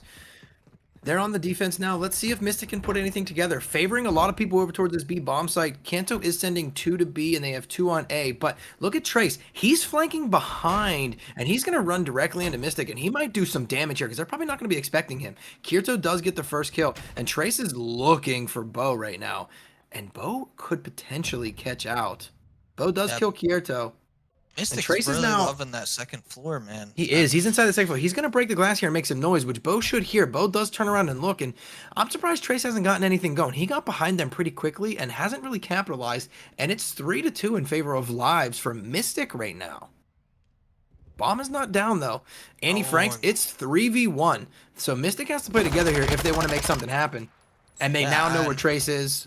You know, obviously, they have to be calling that out, and there you go. Mystic takes it. Yeah, and winning this round could be a huge morale booster. I mean, hopefully it is, and hopefully they start playing a little bit together better, and they start pulling their end of things. I mean, that was a pretty good round by Mystic, and I hope to see more of it. Yeah, I know. It's definitely going to be a morale booster for them. You don't want to get wiped 6-0, right? So at least they're going to get one on the board that could potentially put them, into a little bit of a better mindset. Hey, we got one. We're only down 2 right now. Let's make it 3-2. And let's see what they can do. And again, they're on the defense right now. So the defense is typically your easier side. You just kind of set up in your positions and you hold and you watch your lane. So let's see what they do here. Sending 1 to B, 2 down mid, and 1 kind of on the left side of the A bomb site. Bo with an opening kill to make it 3v. Well, now it's 3v3. Kanto did just trade the kill. So we're 3v3 in terms of lives. Yeah, and I mean, Kanto's just gonna keep holding this lane, hoping someone's gonna pop out. But Bings is set, and still he is not pushing. He's waiting, and I think that's what they need to do. I mean, I think they just need to sit, wait until someone pops up like that and gets the kill. Buzzin's not gonna know that he's over there. But look who's getting the bomb down. Trace will get the bomb planted. He should at least. Oh, he didn't go for the plant. Did he not have the bomb? He did have the bomb. I'm not sure why he didn't go for the plant instead of going for the kill. But anyway, it's now into a 3v1 in favor of Mystic. Velocity's coming around the back half of the map, trying to get behind where Bing's Toes was standing at. And Bing's Toes is probably going to get caught up from the left once he gets over here, once Velocity clears this side of the truck. Does spot Bing's Toes out. Look at the trigger discipline, waiting to see if he can find somebody else. Doesn't see anyone at first. Gets the kill on Bing's Toes. 20 seconds left. Needs to make something happen here. And for some reason, Holzman is still watching down the B site. I don't really know if he doesn't realize that there's only 1 player left for Velocity. Anne Franks. Oh, if Annie Franks goes down here, that could be... Oh, I don't think they're going to have the time, Okay, and they won't. He's going to get shot down. Yeah, it could have got sketchy there for a second, and I obviously realize now, whenever I called, why didn't he plant the bomb? But he wasn't on site, so that's just me being an idiot, which is why the bomb never went down whenever it was dropped over there. He just wasn't on site, so that's me just kind of being a moron. But hey, whatever, we'll look past that. 3-2, still in favor of Kanto, but Mystic, 2 wins in a row. Yeah, coming back, they're feeling good now. I mean, 3-2, they just won 2 rounds in a row. They are probably feeling great. They're feeling confident. Let's see if they can keep it up. Yeah, big attacking round here for them to see if they can, tie it up or if it's going to go 4-2 in favor of Kanto. And Kanto might need to maybe rethink some of the things they're doing. They've lost 2 straight. You can see that they're look at their defense. They're not really on the sites. You have Kirito over top of B, but everybody else is kind of spread out. You have Velocity watching mid. And ooh, that's a big kill for Buzz, and it's unfortunate for Bo. Gets blown up by that truck. Yeah, I mean, good idea holding down the lane with the sniper, holding them back a little bit. But I mean, unfortunately, right next to that car, not such a good idea. And Trace with a 2K. flank and a big 2K. That's 4v1 in terms of lives in favor of Kanto. And Annie Franks has his work cut out for him, and he's pinched between 2 right now. Does get Trace, but there are 2 more 3 players actually. He goes out this window. They're going to be right to his right, and I don't think he realizes that they're literally right over there behind him. Does he get the kill on Kirito? He does. Hey man, making it a 2v1 now. So they know where Annie's at. He only has 26 seconds. This is going to be tough for him. Gets shot at, so he knows someone's back there behind him. And he missed actually get the bomb. Yeah, it's unfortunate. He's going to run right into, was that Buzzin right here? Ran right past him, actually. No, Velocity's coming behind him. He's going to go for the plant, and Velocity should shoot him right when he, does he not see him running towards him? I'm He did wondering see if it. he He was going stepped. for a knife. Oh, Something. I think he's teasing he him. heard him. I don't- think. I'm not sure exactly what happened there. I think Andy heard him and stepped off. It's kill velocity. If Trace peeks buzzing and he doesn't, okay. So yeah, I that's think, a win I for think they were Kanto. messing with them at that point. I mean, Yeah. So 4-2 in favor of Kanto. I mean, Annie kind of brought it back. I mean, yeah, it was he made it eventually a 1v1. There was only like 3 seconds left when it became a 1v1, but he kind of sort of brought it close there. yeah. I mean, he definitely he got 3 quick kills, did what he needed, but he just couldn't get to the last person and get the bomb down, unfortunately. I mean, I think they kind of were messing with them. One stayed back while one kind of pushed up. So either way, even if he got the kill sooner, I don't think he was going to be able to win that round for them, unfortunately. Right, yeah, I agree. Trace opens up with the first blood of the game. So Kanto 4v3 currently in favor of their lives. We have another kill from Buzzin. Kierto with a big flank coming around quick towards the scope. back and a nice shot by him right onto Bo. They're going to have to sign him for the Major League Sniping. I mean, this man is on it with the quick scopes. Yeah, they are. And Kanto taking it 5-2. I mean, this is going to put them on match point here. I mean, how about Buzzin? Buzzin has been on top of things today. I seen him with a couple quick 2Ks, you know, and he is not slacking. 7-3, he is playing his heart out. He is, yeah. I'm gonna be curious to see what the scoreboard looks like at the end of this game. Yeah, could we see what the scoreboard is looking like right now? No, that's fine. All right, we'll see it at the end of the game, though. Mystic is on the attack right now. This is a do or die for them. Obviously, Kanto is on the match point here, and Kirito's looking in that window. Oh, spots out somebody. Is he going to try to go for a finish here? He just beats him down, which is still, I mean, we're in a There's little 2v2, quick though. punch. Yeah, we're in a 2v2 here. Annie gets taken out by Velocity, and it's now Velocity and Buzzin versus Bing's Toes. And Bing's Toes, I mean, let's see what he can do here. The bomb is just sitting on B site, and Buzzin and Velocity are playing. Well, Buzzin's actually going to move. I thought they were going to just continue to play that lane, but he might try to get behind Bing's. Nope, not doing that. And there you go. Velocity takes out Bing's Toes, and Kanto takes it. I think Bing should have definitely tried to go a different route. I mean, they had that route on lock. They knew he was there. I think he should have tried rerouting himself. But, I mean, he tried pushing through. It didn't work out. And that's game for them right there. Yeah, Keep and like I moving on said, to we're curious to control. see what this scoreboard looks like here at the end. I mean, you know, 6-3, 5-6 for Trace, not a super great game for him, but 8-3 for Buzzin. That's the guy you called out. I mean, that's a big game from him. I mean, look at his damage though, over 1,000 damage that dealt out. Yeah. I mean, all around, another very big win for Kanto. Wasn't as dominant as their 250-15 hardpoint win, but still a 6-2. I mean, that's pretty dominant as well, though. Actually, pretty dominant. And honestly, Bill, I think they kind of let them get that second point. I mean, we seen Velocity. He was right there. He knew where he was. I mean, I think he kind of was just messing with them. I think they were teasing with Mystic a little bit, saying, "Hey, we're not scared of you. We're here to play, and we're not going to lose." Right. And you know, I think we said this at the beginning of the match, but or the beginning of this match. Sorry. I think this is going to be a 3-0 in favor of Kanto going into this control right now. You know, I really don't see much changing for Mystic. I mean, I could be wrong. They could you know kind of reevaluate and make something different happen. Yeah. But I think that this will be a 3-0 in favor of Kanto. Yeah, for sure. I mean, I think Kanto has this one in the bag. I think we're all kind of rooting for Kanto. I mean, hey, I love to see the underdogs win, you know what I mean? And Mystic was definitely the underdogs, but after that first match, I think all hope was kind of lost for them. I think their morale kind of went down. It was they had a couple good rounds in search, but they are just not doing what they need to do, unfortunately. And I think we're gonna be seeing a lot of Kanto here on out.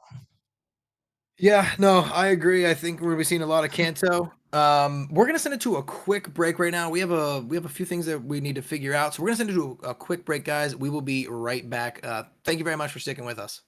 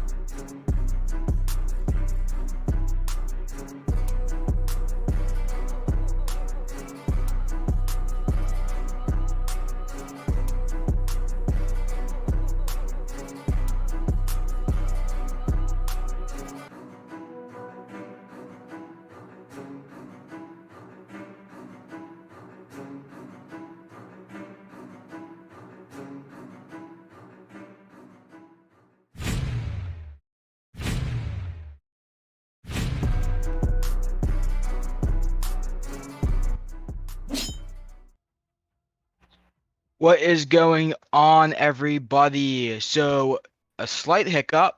Um, some players decided to leave the match a little early, and they technically by role they forfeit.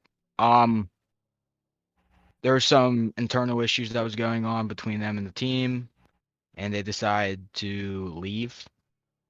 And then yeah, so little bit of a situation, but we're gonna try to get our next teams up and try to get it back to some gameplay as soon as possible. Yeah, GG's to them though. GG's to them for sure. But yeah, no. Kanto came out strong, and they took a dub, and they're ready to move on. Yeah, Yeah, absolutely. I mean, it's unfortunate.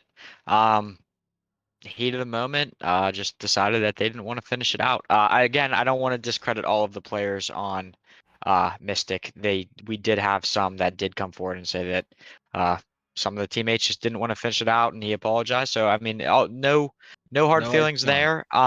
But on a better note, Kanto came back with their full roster, and they looked great. They Very had a good. shaky winners bracket.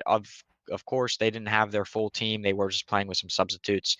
And they tried their best in their winner bracket match. I think that if they would have had their full roster, this roster that we just got to witness, I think things would have been a little bit different for that winners bracket match. It might have been a little bit of a closer game than what we saw. But with all that being said, Kanto crew, they're back. They're here to stay, and they're looking like a force to be reckoned with in that losers bracket. I think they got maybe one or two more matches down there before they can make their way back to that grand finals. So we'll see if they can pull off that losers bracket run. But like I said, they look like they're back. Yeah, definitely. Yeah. Does anyone want to say anything else before we cut to a quick break to try to get these teams in here for our next matchup? I'm good, Corbin. I'm good. All good? I believe so.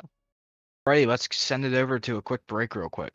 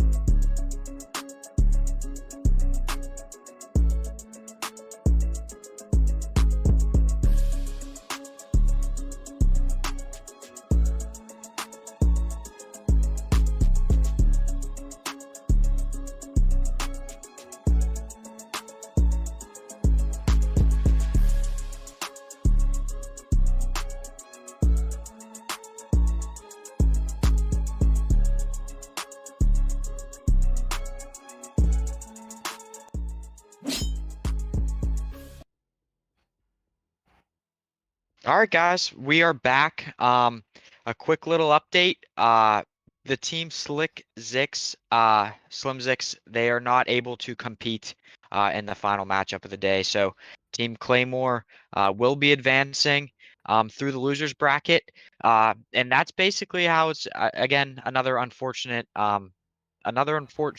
instance of not being able to just get 4 players on to compete in their matches. Hopefully, next time we go around about this whole thing, we can try to limit that down a bit and avoid this from happening in the future. But as of for now, unfortunately, we just have to roll with the hand that we're dealt. And Team Claymore will advance. Shout out to Slim Zix, everybody. I know they had to make a bunch of different substitutions based on just various things, I guess. So thank you to everybody who competed on that team. They were definitely a force to be reckoned. Upset to see them have to exit this way. But again, like I said, it's just we have to keep the show moving. But that's basically going to conclude the stream for today. This is day 2 of Operation Breakthrough. Thank you to all the teams that competed, all the teams that showed up and competed. We really appreciate the support that we've seen. I know we've had some technical difficulties, a little bit of hiccups, but we've been running this stream for 10 hours. And so thank you guys to everybody that tuned into the stream, all the players. It's been a phenomenal day 2. Tomorrow we will start the stream at 12 p.m. Eastern. Like I said, there's no need to. I mentioned it in a chat. There's no need to have anybody wake up early. We got through a really good amount of matches today, which should set us up to have one losers bracket, winners finals, losers finals, and then grand finals. So 4 matches left. We are winding down. We have 8 teams left, so it's going to be a very interesting showing for the final day. It's Championship Sunday. I hope everybody's excited. I know we are. Thank you to all the teams that grinded it out today. I know it was a long day, and everybody who did show up, they've been very patient with us, and we couldn't appreciate it more. So thank you again. Yes, thank I everyone. think that's going to do it for us here at Championship Arena for day 2, and I can't wait to see everybody tomorrow. Thank you, guys. Thank you. Bye, guys.